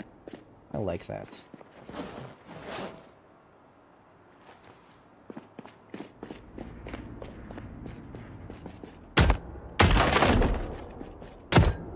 Oh, I like it even more now that I can see it. I like it a lot.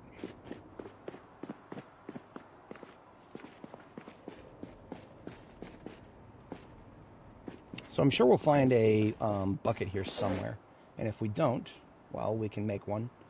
Buckets are relatively easy for us, being high-level carving.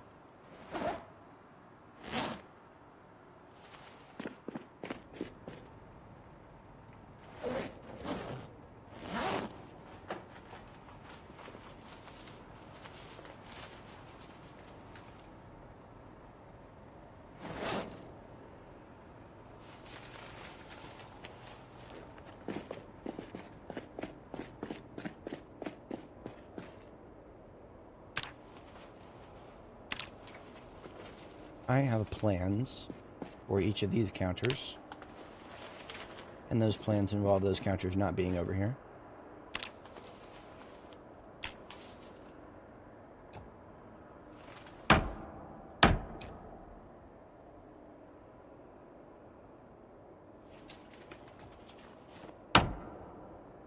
These are twice as heavy as the wooden versions, and that's okay.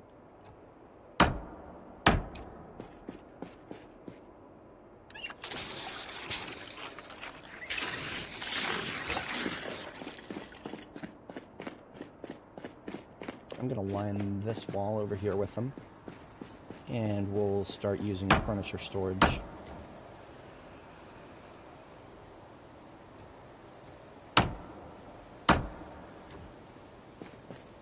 See, these are low enough that I feel like they're not blocking my vision if I'm trying to walk or drive in front of them.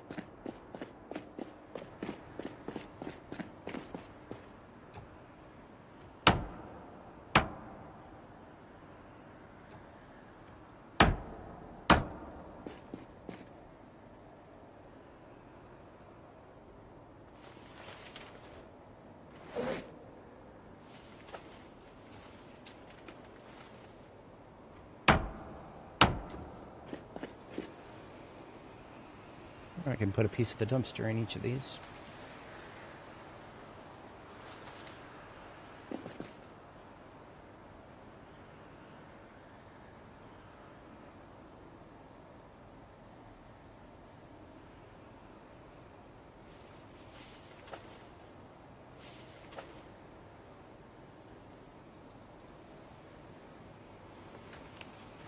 If I go get a log, I can turn that into a bucket.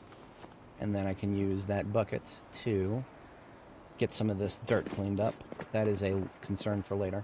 It is now our second bedtime.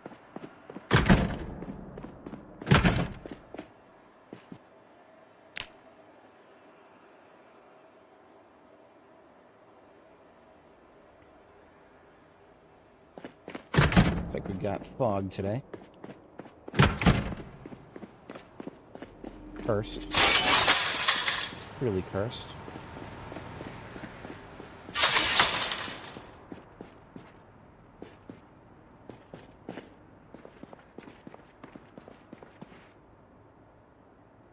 I've got here floodlights. Those are meant to go out back here so that I have a nice bright opening, a nice bright view of the area where zombies are more or less most likely to be attracted. I think We want to keep it about there, and then maybe about here, so it covers a lot of space but is easy to drive around.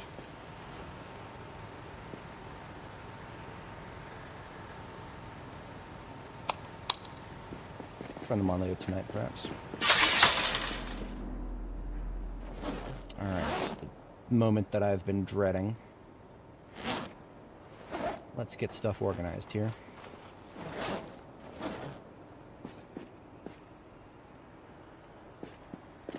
I do want to start with this furniture, actually.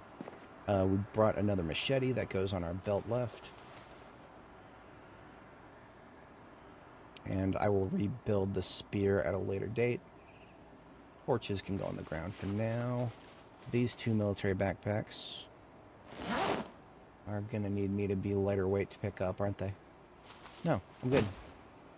So this is my gun bag. I can't go hard on guns again until I have aiming 5. I'm not going to... It just feels wrong to go absolutely nuts with guns if I don't have the final book. So I'm saving my ammo for that. Because your ability to get the most out of each bullet continues to go up all the way to level 10. So I definitely feel like it is the best course of action to just hang fire on that. If you'll pardon the pun.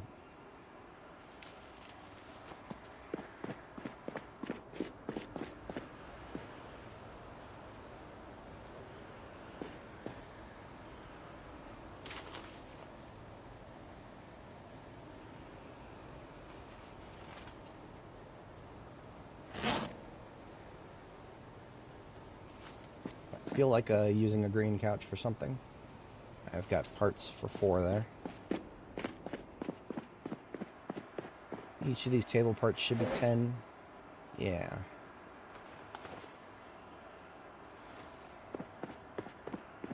I feel like that would go great in the middle of the kitchen. Because that would be blue. And that would be match. And I love it when things match. But even if that was going to be the case, we have a little too many of these. And sadly, the picnic tables, you can't sit at them. If you right-click and hit rest, your character will just sit on the floor in front of them. Silly as that sounds.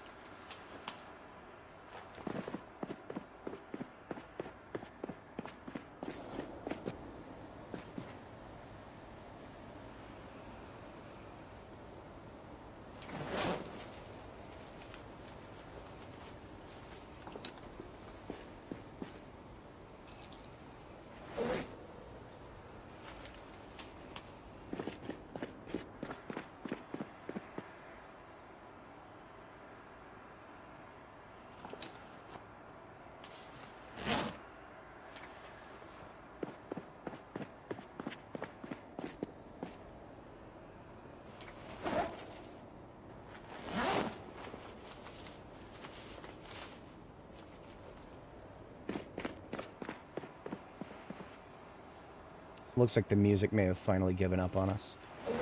Sometimes it lasts longer than I expect, but and we even closed and reopened the game today.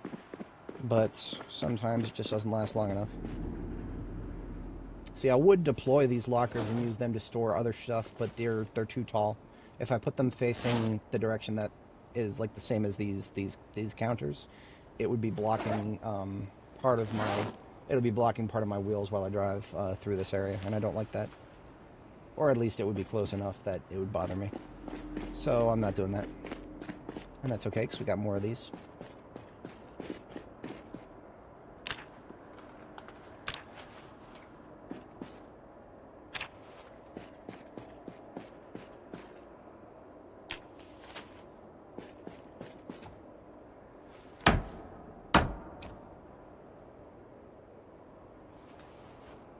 I'll leave the one with the sink for now.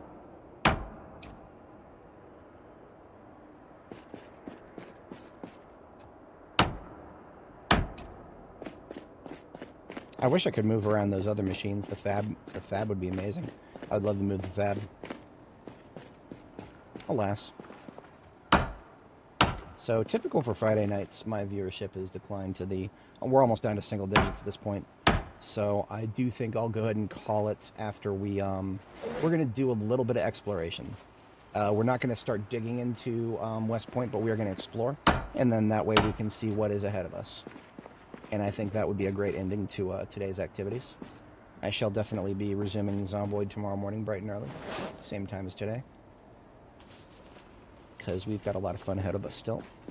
But that does mean I'm not going to bother with putting on any more music or anything, because we're almost done here.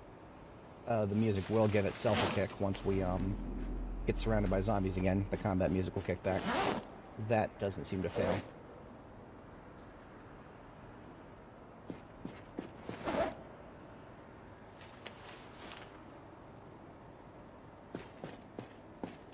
This spearhead that I'm carrying around is just waiting for a...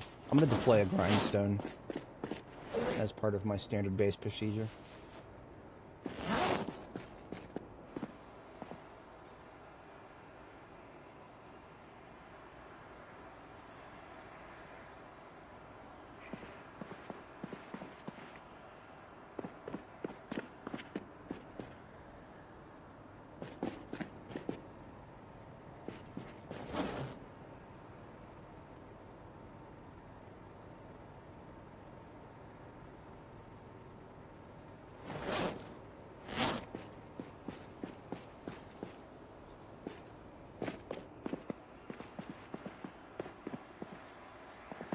Back here, these are plastic tables, and then the bench.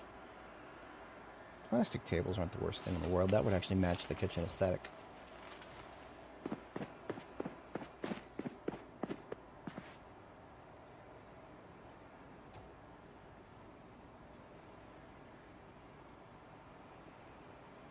Put the picnic table there, 2, 3, 4, and then the plastic table there. And then maybe even like a, I'm feeling a swivel chair, something like right here. Yeah, I'm feeling that. Let's see what we can do here.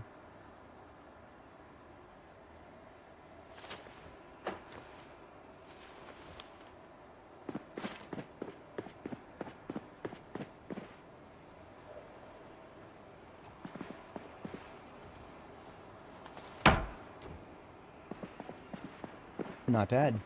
Once I get rid of the trash, it'll be even better. And what that means is there's not that much more furniture to worry about. Let's just empty out what I shoved in here. I might even take some of those showers back to Riverside, because Riverside doesn't have any like that. Riverside does have showers in it, but not the kind... A lot of the showers in Riverside are not the kind you can actually pick up and move around. A lot of the ones in Riverside are like fixed objects in time and space. So if I actually wanted to have some movable for decorative purposes, I would have to source them from somewhere else other than Riverside. Otherwise, all of the crates except for the first stack are now empty. First stack is going to memorabilia and reading material for now.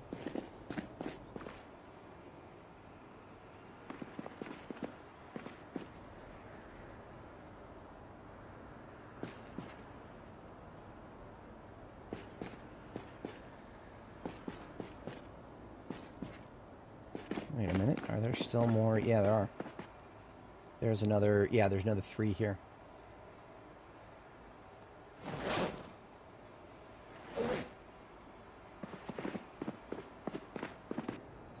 I'm gonna put those showers right here to separate them from the rest.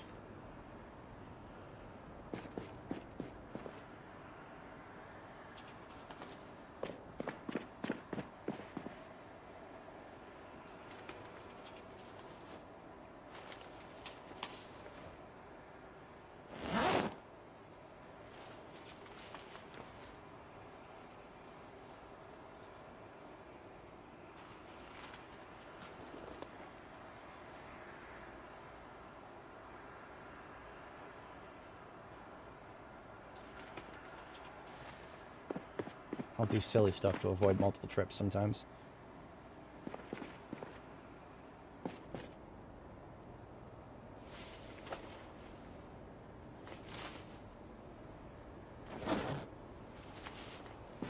Nice. Now I don't have to tolerate the rest of these seats.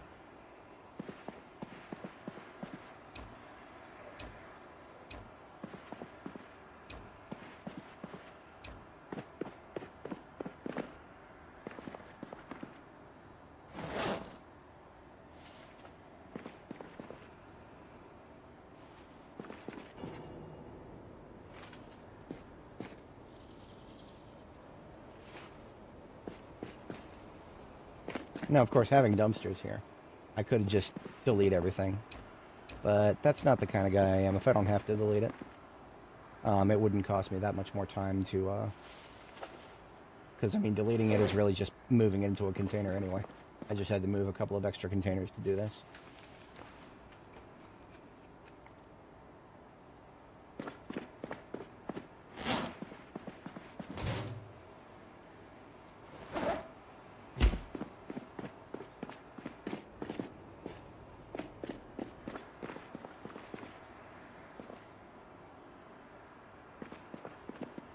I'm going to move the table back just a little bit so that I can have a garbage can right there in the kitchen.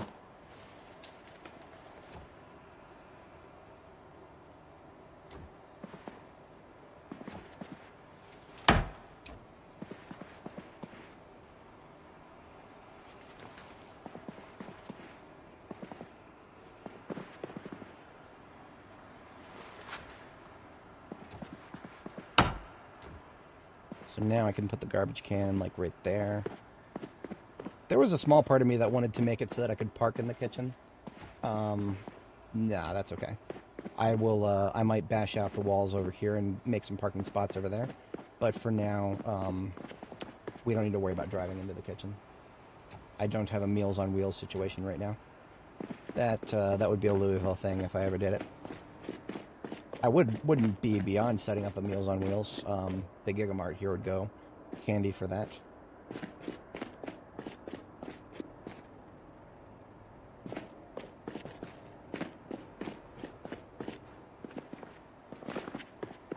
And like I said before, I cannot delete the wall. I can't delete the wall with this light switch. That's too big of a risk. So we are kind of locked into that particular design aspect, which is okay. I can live with that. I wish the corner hadn't gotten deleted. When I deleted the wall right here, the corner got deleted with it, and that is annoying, but it makes sense, I guess.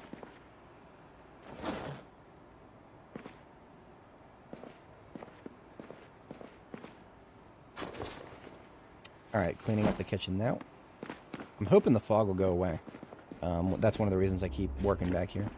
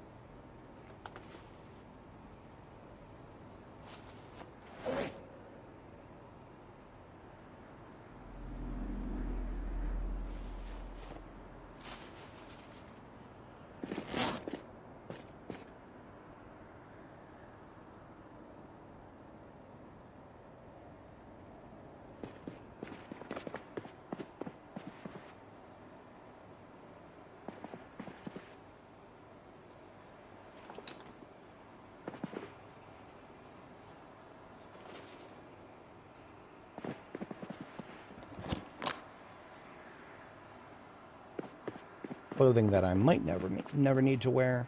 Plenty of room for it over here. Who knows? Maybe I'll want some rags without having to worry about washing them.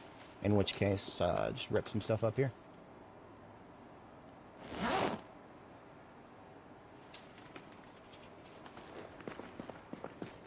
That is the mind of a pack rat, after all.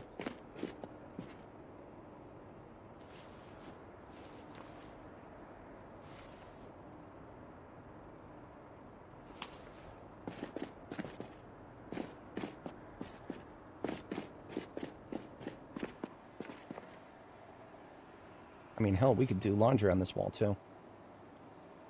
That would actually be a very. It would feel like a natural flow if we did a washer and a dryer here. But that would just mean that the washing machine would need to be 1, 2, 3, 4, 5 tiles back from the. Let's make that 4 tiles back from the window here. Okay. I'll use that as a marker. Going upstairs with this water, we're going to dump it in the main rain barrel. Except the main rain barrel is inaccessible because we put a whole set, so that's fine.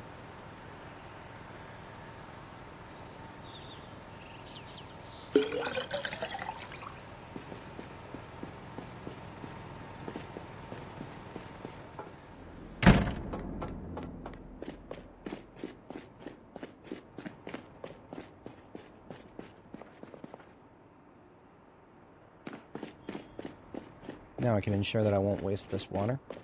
Just fill it on up in that gas can. The whatchamacallit, the fog is also gone.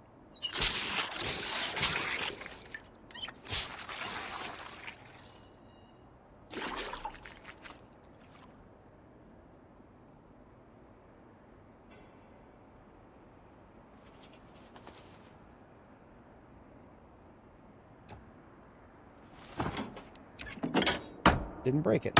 Sweet.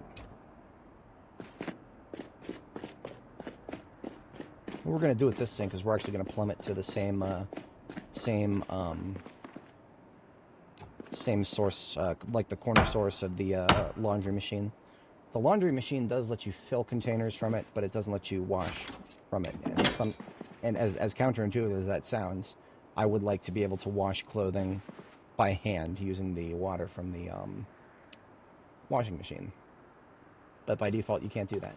The only way to make it so that you can do that is if you put a sink on the same set of rain barrels beneath it. So that is our designated spot right there.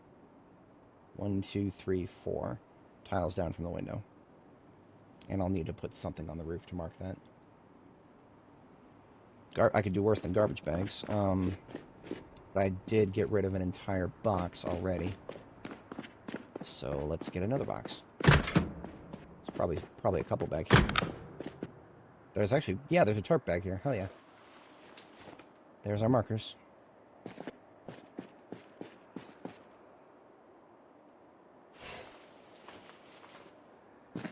I'll come back to clean that room up later.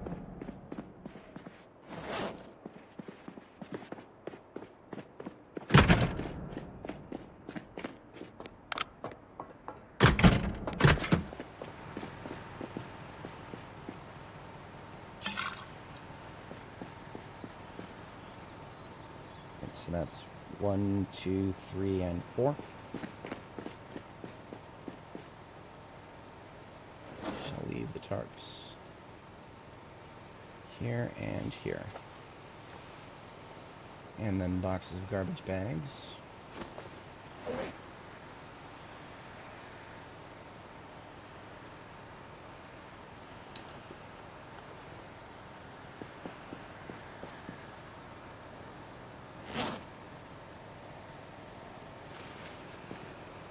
I'll leave the other one here, up here, it's fine. We'll probably find more garbage bags out in the field.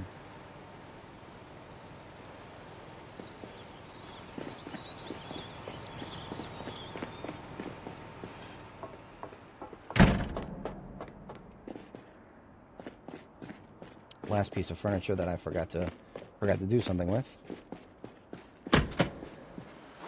Left this on the floor here.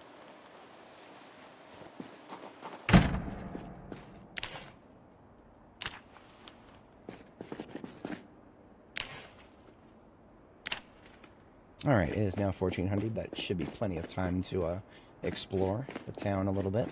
See what's in store for us here.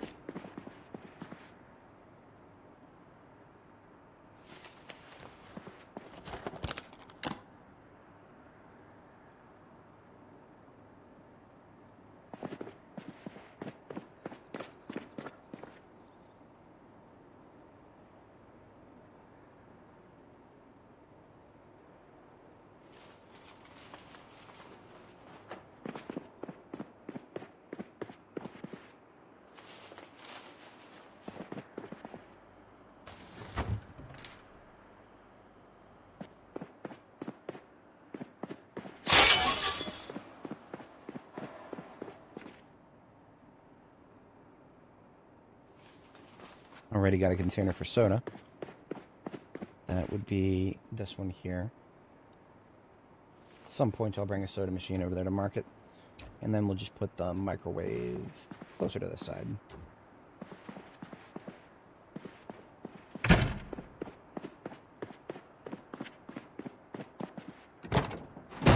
The trunk should now be empty except for that spare sword. So leave a gas can there, and we've got food for the rest of the day. 2 salads ought to be more than enough for that.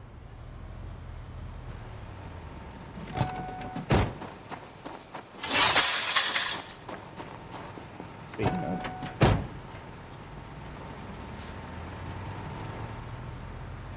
Alright. What does West Point have to offer? I know there's going to be tons of Zeds just down the road here between us and Stendo's. That is completely expected.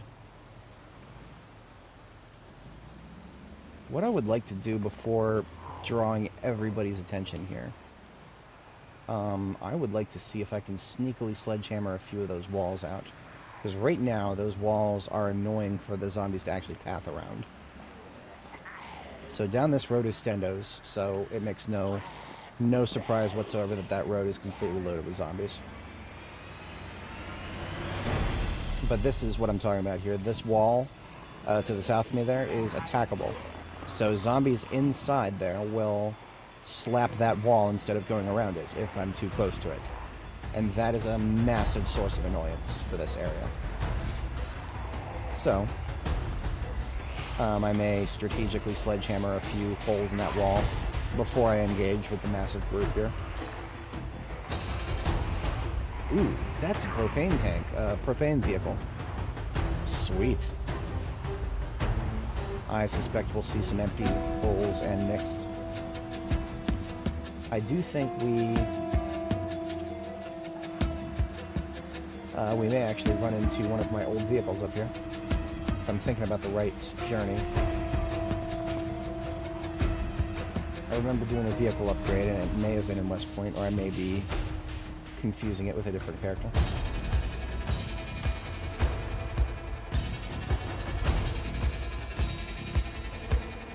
Police car right there.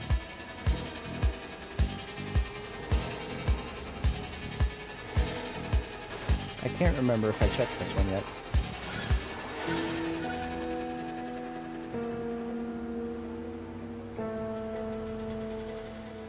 I wanted a washer and dryer. And would you look at what's here? It's an undefended, damn. Hate having to do that.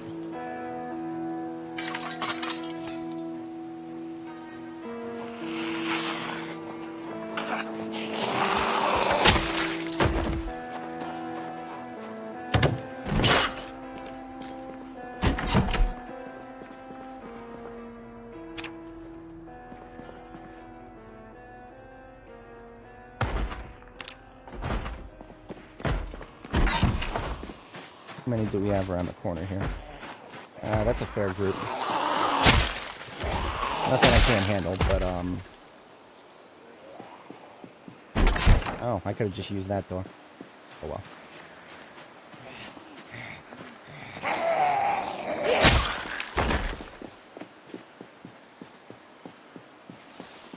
Come on out of them trees.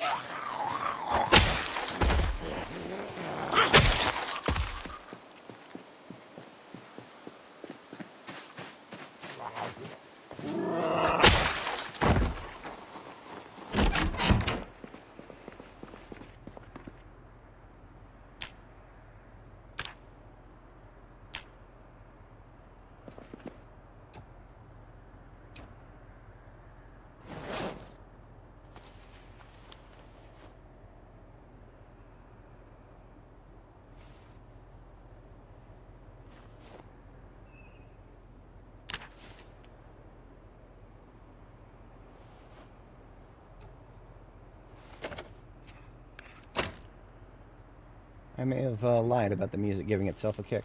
We had combat music there, but then it never came back.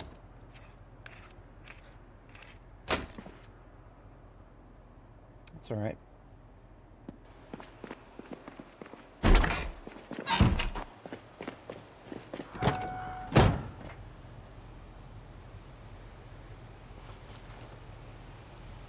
Got a washer and a dryer and a laundry cart. Easy peasy.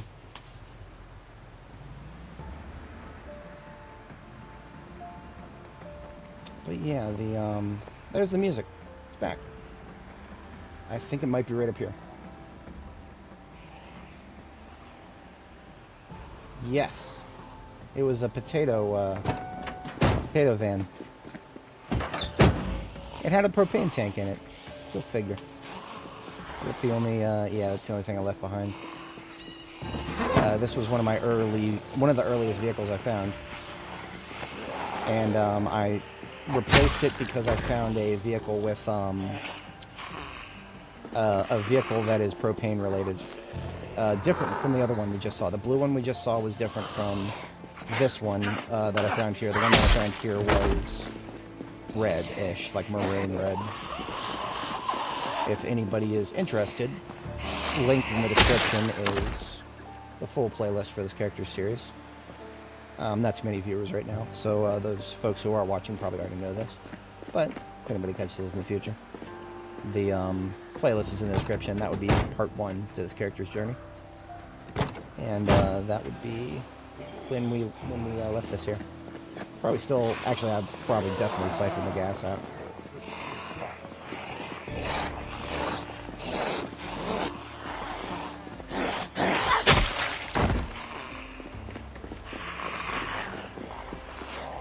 I believe around the corner to my left is a hair salon. But I'm not necessarily here to look at the urban area. We've already explored that. What I would like to explore is the residential.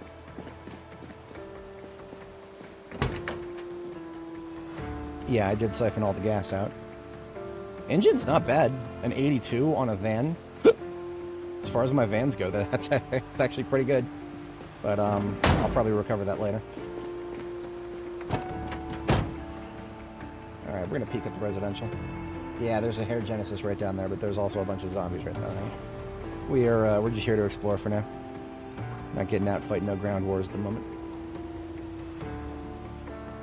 So this is the north side of West Point. The Ohio River can be accessed if you...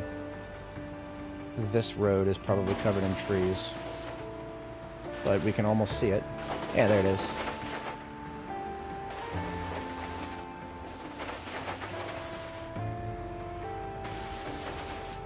There's a house with a basement there. File that into my memory banks.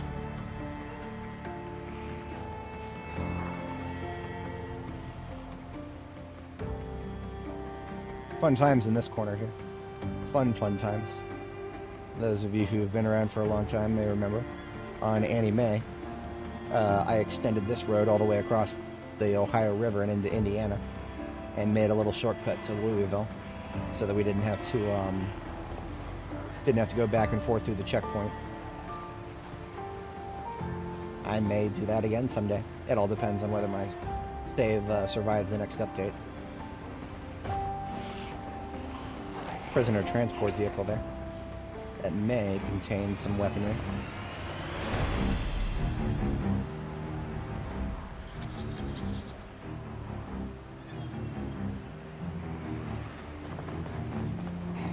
No survivor houses. Surprisingly, not very many looted and trashed either.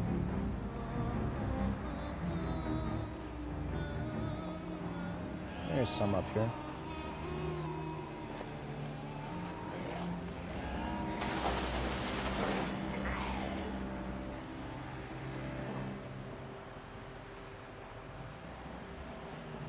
This house is kind of hard to see any windows, but I do see that a couple of doors are out.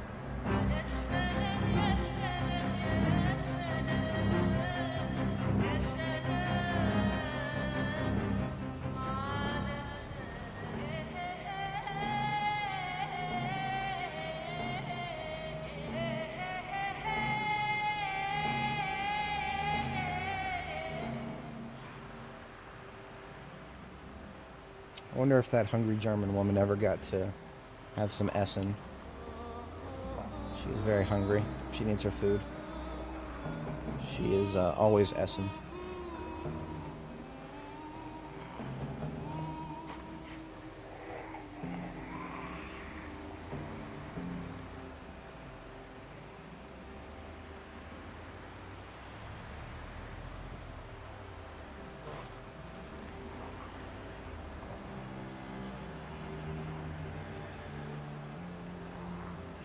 Neat little garage park back here. Probably some chances for generators in those garages. I don't think those particular garages have ever actually looked. But the front of this road here is the road that I took to go when I did my initial exploration. So there won't be any surprises down here. I want to say that I'm diligent enough I would have marked any survivor homes on the map. I don't know. Ooh, there's a Jeep there.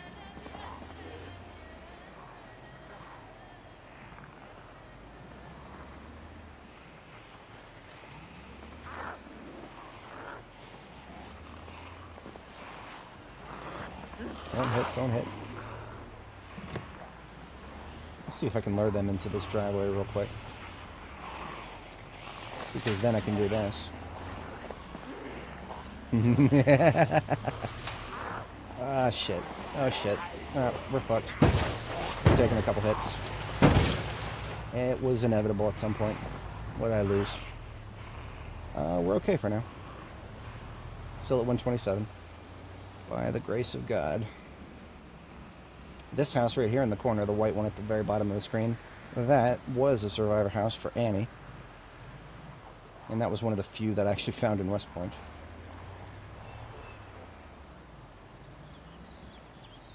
I'm rolling the dice, and I'm getting a lot of snake eyes here.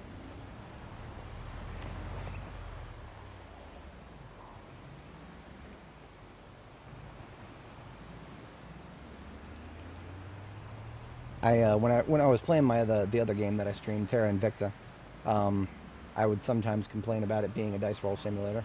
But right now, Project Zomboid is as much of, if not more, of a dice rolling simulator. At least with Terra Invicta, I get a lot of dice to roll. This one, once you uncover a house, that's the last roll you'll ever get for that house. Got to move on to another one. Can't come back later and find it to be a survivor home.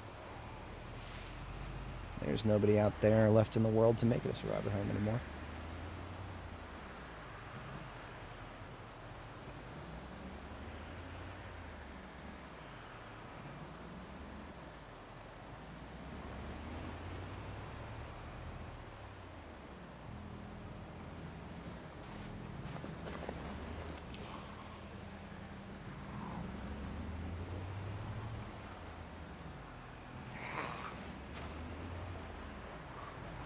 All these pretty houses and not a single board on any of the windows. What a tragedy. And I thought West Point was home to some military strategists of some breed. I'm not seeing anything like that.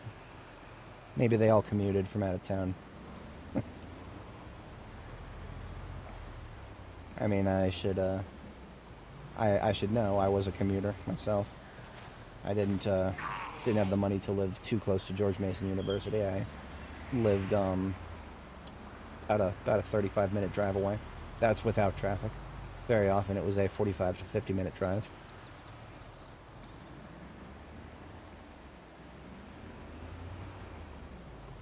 God knocks, answer the door. I want that.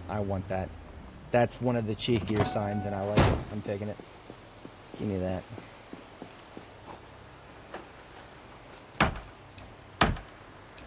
That'll look great on my base back or Riverside.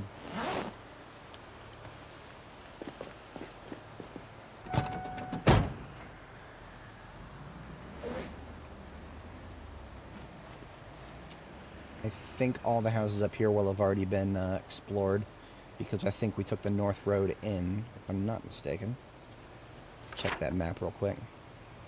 We did take the north road in. Like the far north road. Like we went down here through Oak Street and then we off-roaded. I don't know if we'll even be able to return that way. I'll try, because if I can, I would like to loop back and check from the other side. But we may not be able to take these dirt roads anymore. They may be... I mean, if you look at the trees are now covering the dirt roads, because that's how dirt roads work. After a few months of not killing saplings, your dirt roads shall be full of trees. But I think I see a way through here.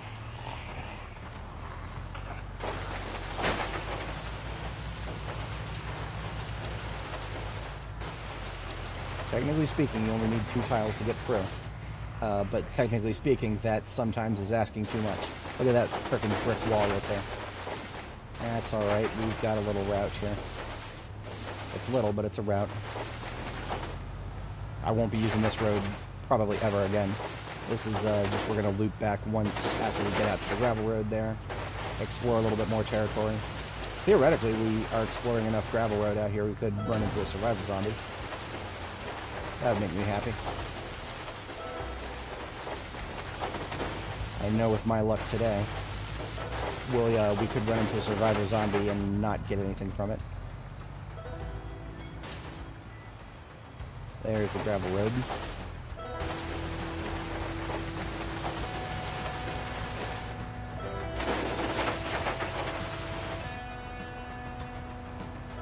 So we just take a right and another right, and we'll be back in town from another direction.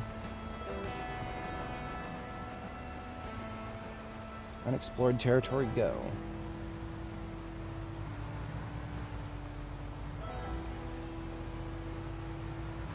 Now we're about to get tired, and I don't want to drink my second coffee right now, because I don't have any more coffee on me at the moment. That is probably something I should have taken at least one of from Riverside, but too late now. We're actually going to go down this road for a little bit and then turn around when we get to the highway. This road does connect to the highway at some point, but in the spirit of exploring unexplored territory.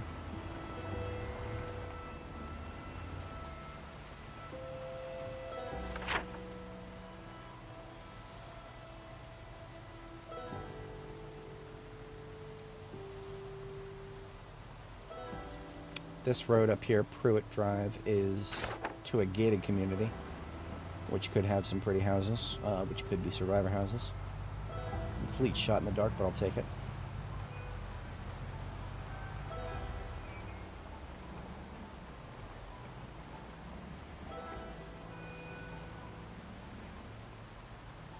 If anybody watching is not familiar, a survivor zombie event is when you just see a huge pack of zombies in the middle of a road without much fanfare.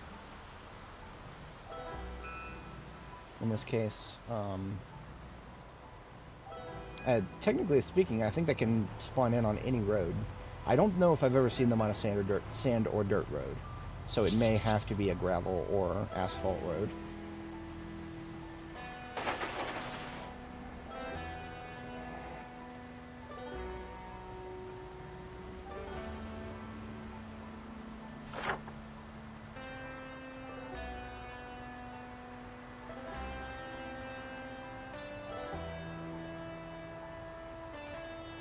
There's actually a lot of territory to explore back here.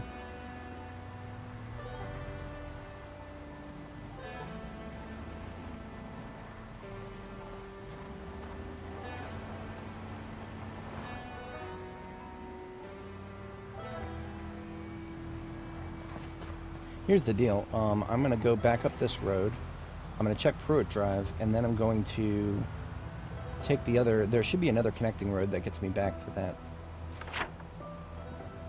Back to this road right here, Raccoon Road.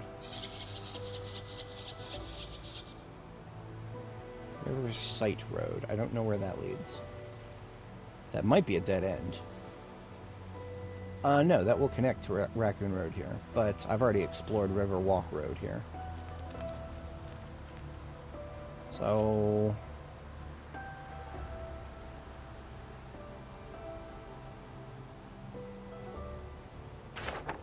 decisions. I do like... I mean, our character's name is Nora the Explora. Exploring unexplored territory is just something we do. We're not quite as discerning with it as Annie was a little more discerning. My characters do have slightly different personalities, I promise. They wouldn't be my characters if they weren't very similar, though.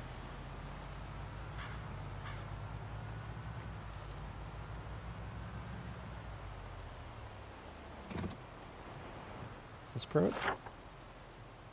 No, next.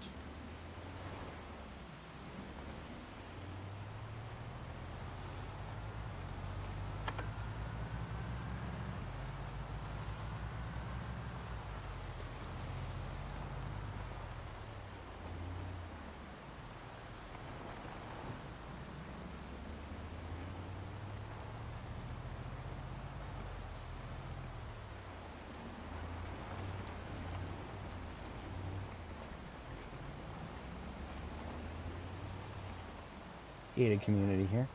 There are always a lot of zombies. I don't remember how I handled this last time. I think last time I actually did it on foot. Oh, that was a different gated community. Actually, this one I'm going to do it on foot. I don't think this one is as big. So I'm just going to run past these zombies. It's going to be a lot easier to maneuver than with the ambulance.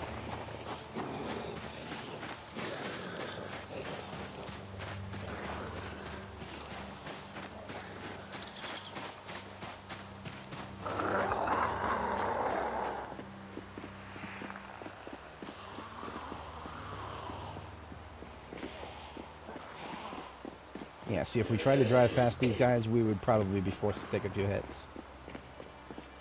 So I am very okay with doing this on foot.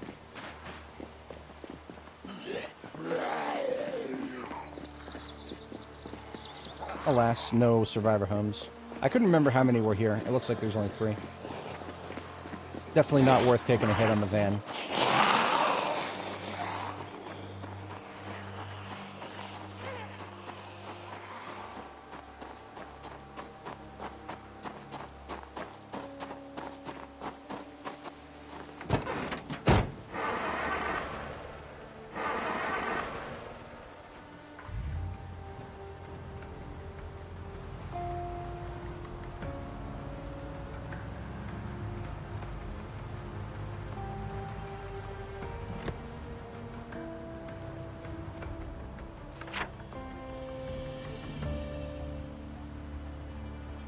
Okay, here's what we're going to do. Let's take Riverwalk Road to Main Street and return down Main Street, sleep, and perhaps as an overnight task we can finish out all the way down here and do a loop. Yeah, perhaps we could do that. We might be able to do that as an overnight task. We'll see how late we sleep. But speaking of sleep, I actually do feel myself getting a little sluggish. So tomorrow morning in game, we will call the stream there, regardless of progress, because I don't want to be. I've mentioned this before, of course, but I don't play my character if I feel sluggish IRL to the point where I feel like it might be compromising my ability to keep her alive. I think knowing your own limits is just as important as knowing your character's limits in the game mechanics. If you've had a long day at work or something, maybe something else other than Zomboid is a funner, a less risky game to play.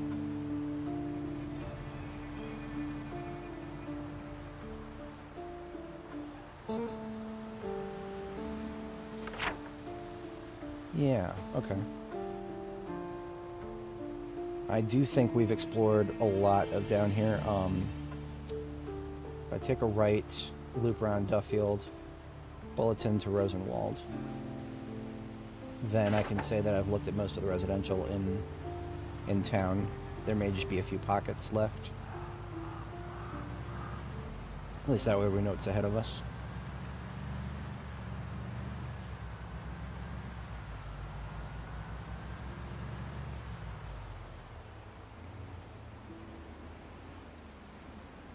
So first right.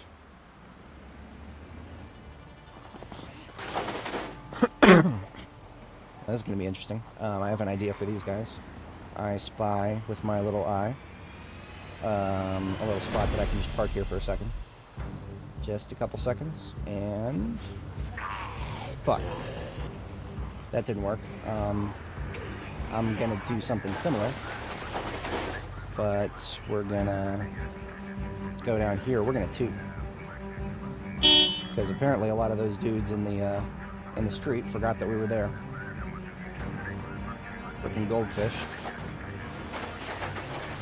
So now, because they heard the toot, I'm gonna plow right through this guy, because otherwise I would have taken a side hit there. But otherwise, we got through with only a front hit, and that's good enough for me. So here's our first right. And we need to go further south, right? Yes, we're gonna go until this road ends.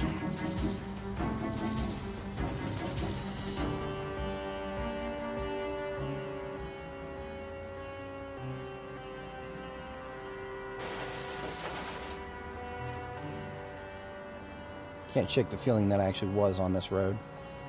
Yeah. Alas. The map felt like I wasn't.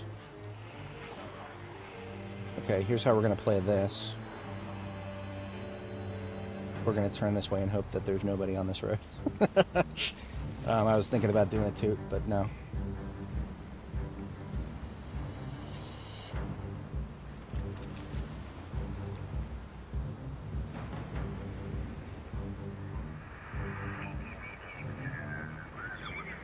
Look at that. Nobody directly in the middle of the road.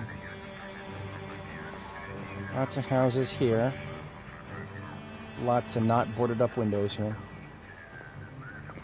I like how this particular house that my mouse is over, that I'm currently circling the mouse around, that particular house, I have no way of seeing its windows or doors from this particular angle.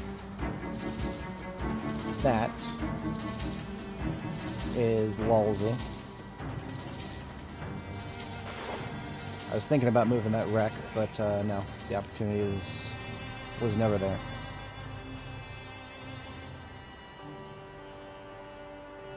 That is a preschool, I think. The preschool there is looted and trashed. I guess the looters saw something of value in the preschool. Question mark, question mark. Lots of rats back here. Got a Zippy Mart, we've got a pizza joint, we've got a zombie who is really slow. I can get around him by going like this. Glorious. And then this actually is just going to take us right back out to the highway. And with that, we've explored most of West Point. At the end of the day, it is still a starter town.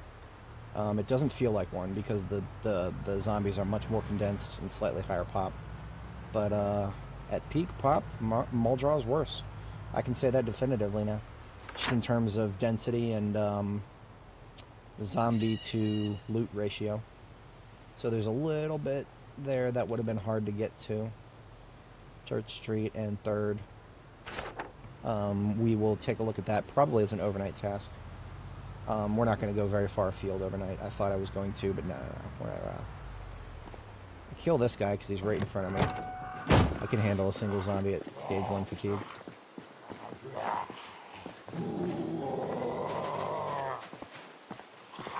Close enough to my base to be an annoyance in the future. Home sweet home.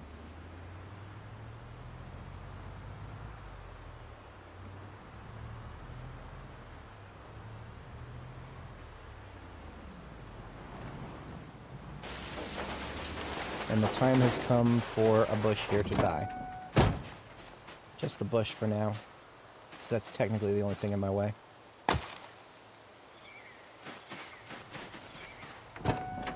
I would like a straighter road, but we'll do that at the future date.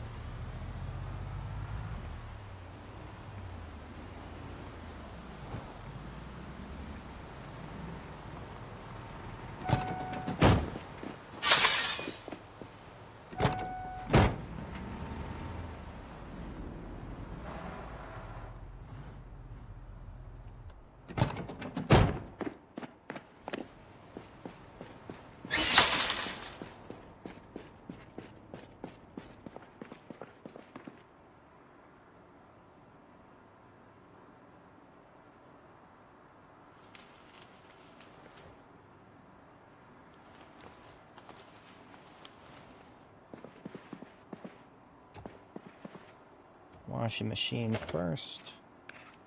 Drying machine second. And laundry cart third.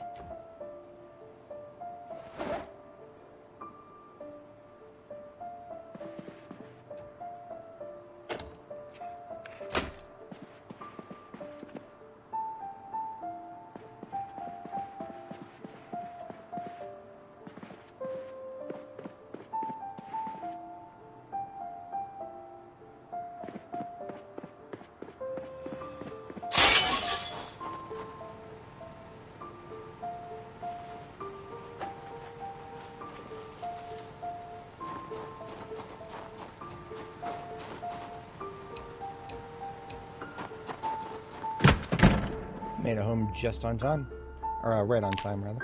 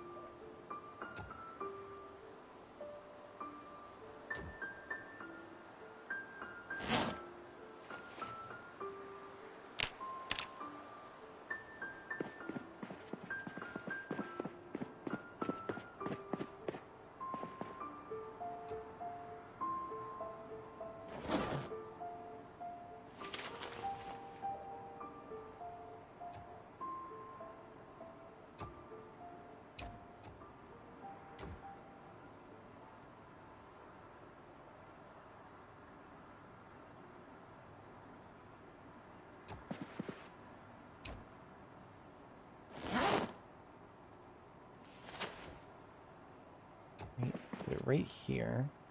Coffee machine right there. And then the soda machine to the right here. Yeah, I like it.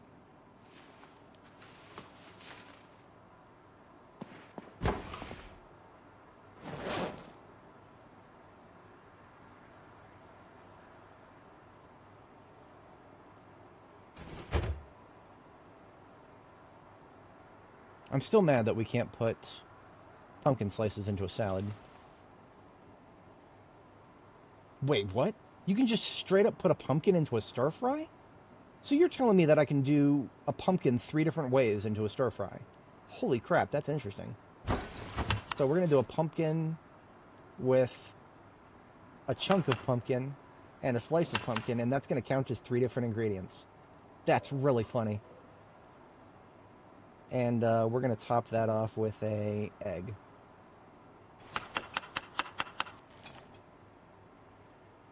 Garlic that up. Pinch of seasoning. That is going to be a nice meal right there.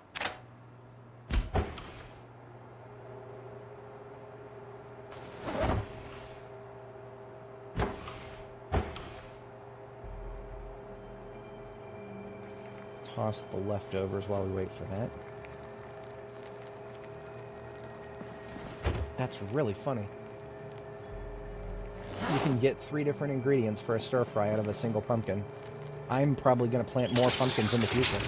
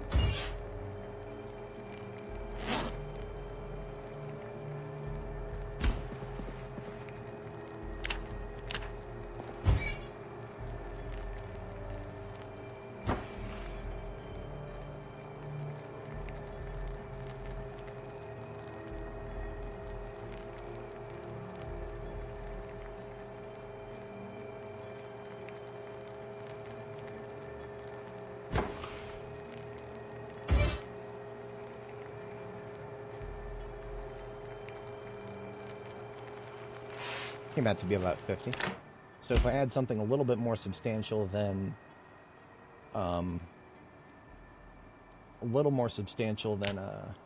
I mean, hell, I could easily get that to 60 if I do 2 helpings of regular pumpkin, and then a slice and a chunk. That would definitely be 60. That would probably come out to be about 70, actually. But that's okay. Just eat half of this because we're hungry enough for it. And let's hit the sack.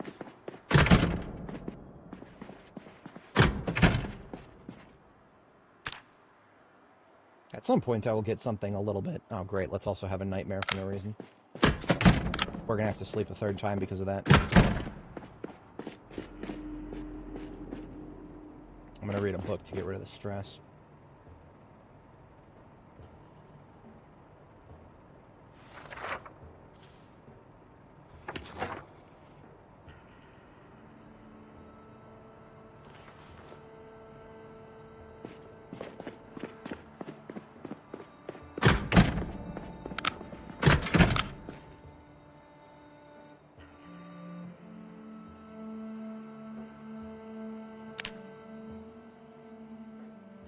Try that again. So now we'll sleep as soon as the game lets us. We might not be tired enough to sleep at this point, but that is alright. I'm going to extract the rest of the planks from the whatchamacallit back here.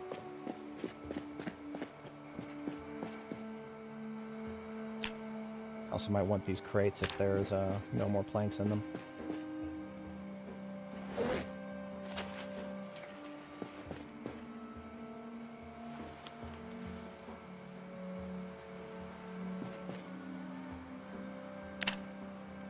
Yeah, there's only a couple of planks, that's okay. We would need just 2?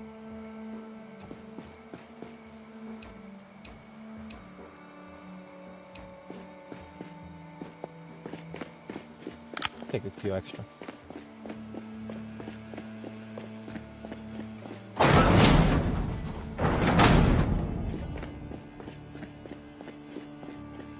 Yeah, we would only actually need 1 here. That's alright. I'll put a few over here.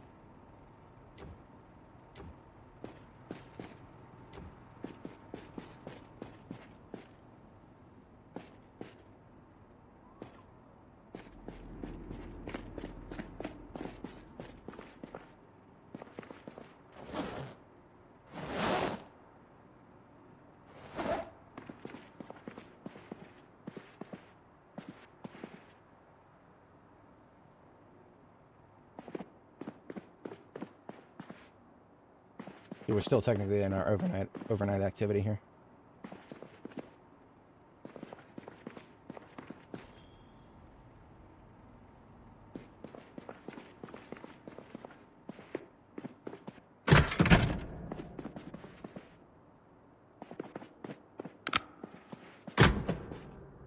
Yes, the game will let us sleep.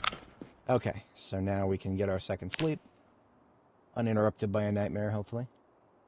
And that gets us a clean start for the beginning of next stream. I'll be at this in just a little over 12 hours from now, for whatever time zone that is for you guys. If you are interested, I usually start early in the morning. It's what YouTube tends to reward me for when it comes to the recommendations. If I understood that, I would be probably on the next level. But I don't understand exactly why YouTube loves to recommend me so much in the mornings. But that's the game I'm playing right now. Let's get a screenshot of our base progress. I think we're coming along very nicely here. Get the wall to call here. Come on now. I suppose that's good enough. And our girl shall bid us farewell. I shall get you guys in the next one. And the last thing we always do here is back up our save. So I'm just going to go to my one of my open folders here. Go to Zomboid. That's C users username Zomboid. Go to saves, Apocalypse, sort it by date modified. And there's the most recent one. Control C, copy that whole folder. Go up a few levels to my backups folder. You can put these anywhere. I just pick one there with the same name. And this is part 33 of Nora's Journey through B42. Control V, post that the whole folder into another one there. Our save file is almost up to 1 GB in size, just to sheer territory exploration, and we still haven't gotten into Rivers, or still haven't gotten into Louisville yet. So that's gonna be fun. All right, folks. I shall catch you guys tomorrow. Have a great one. Peace out.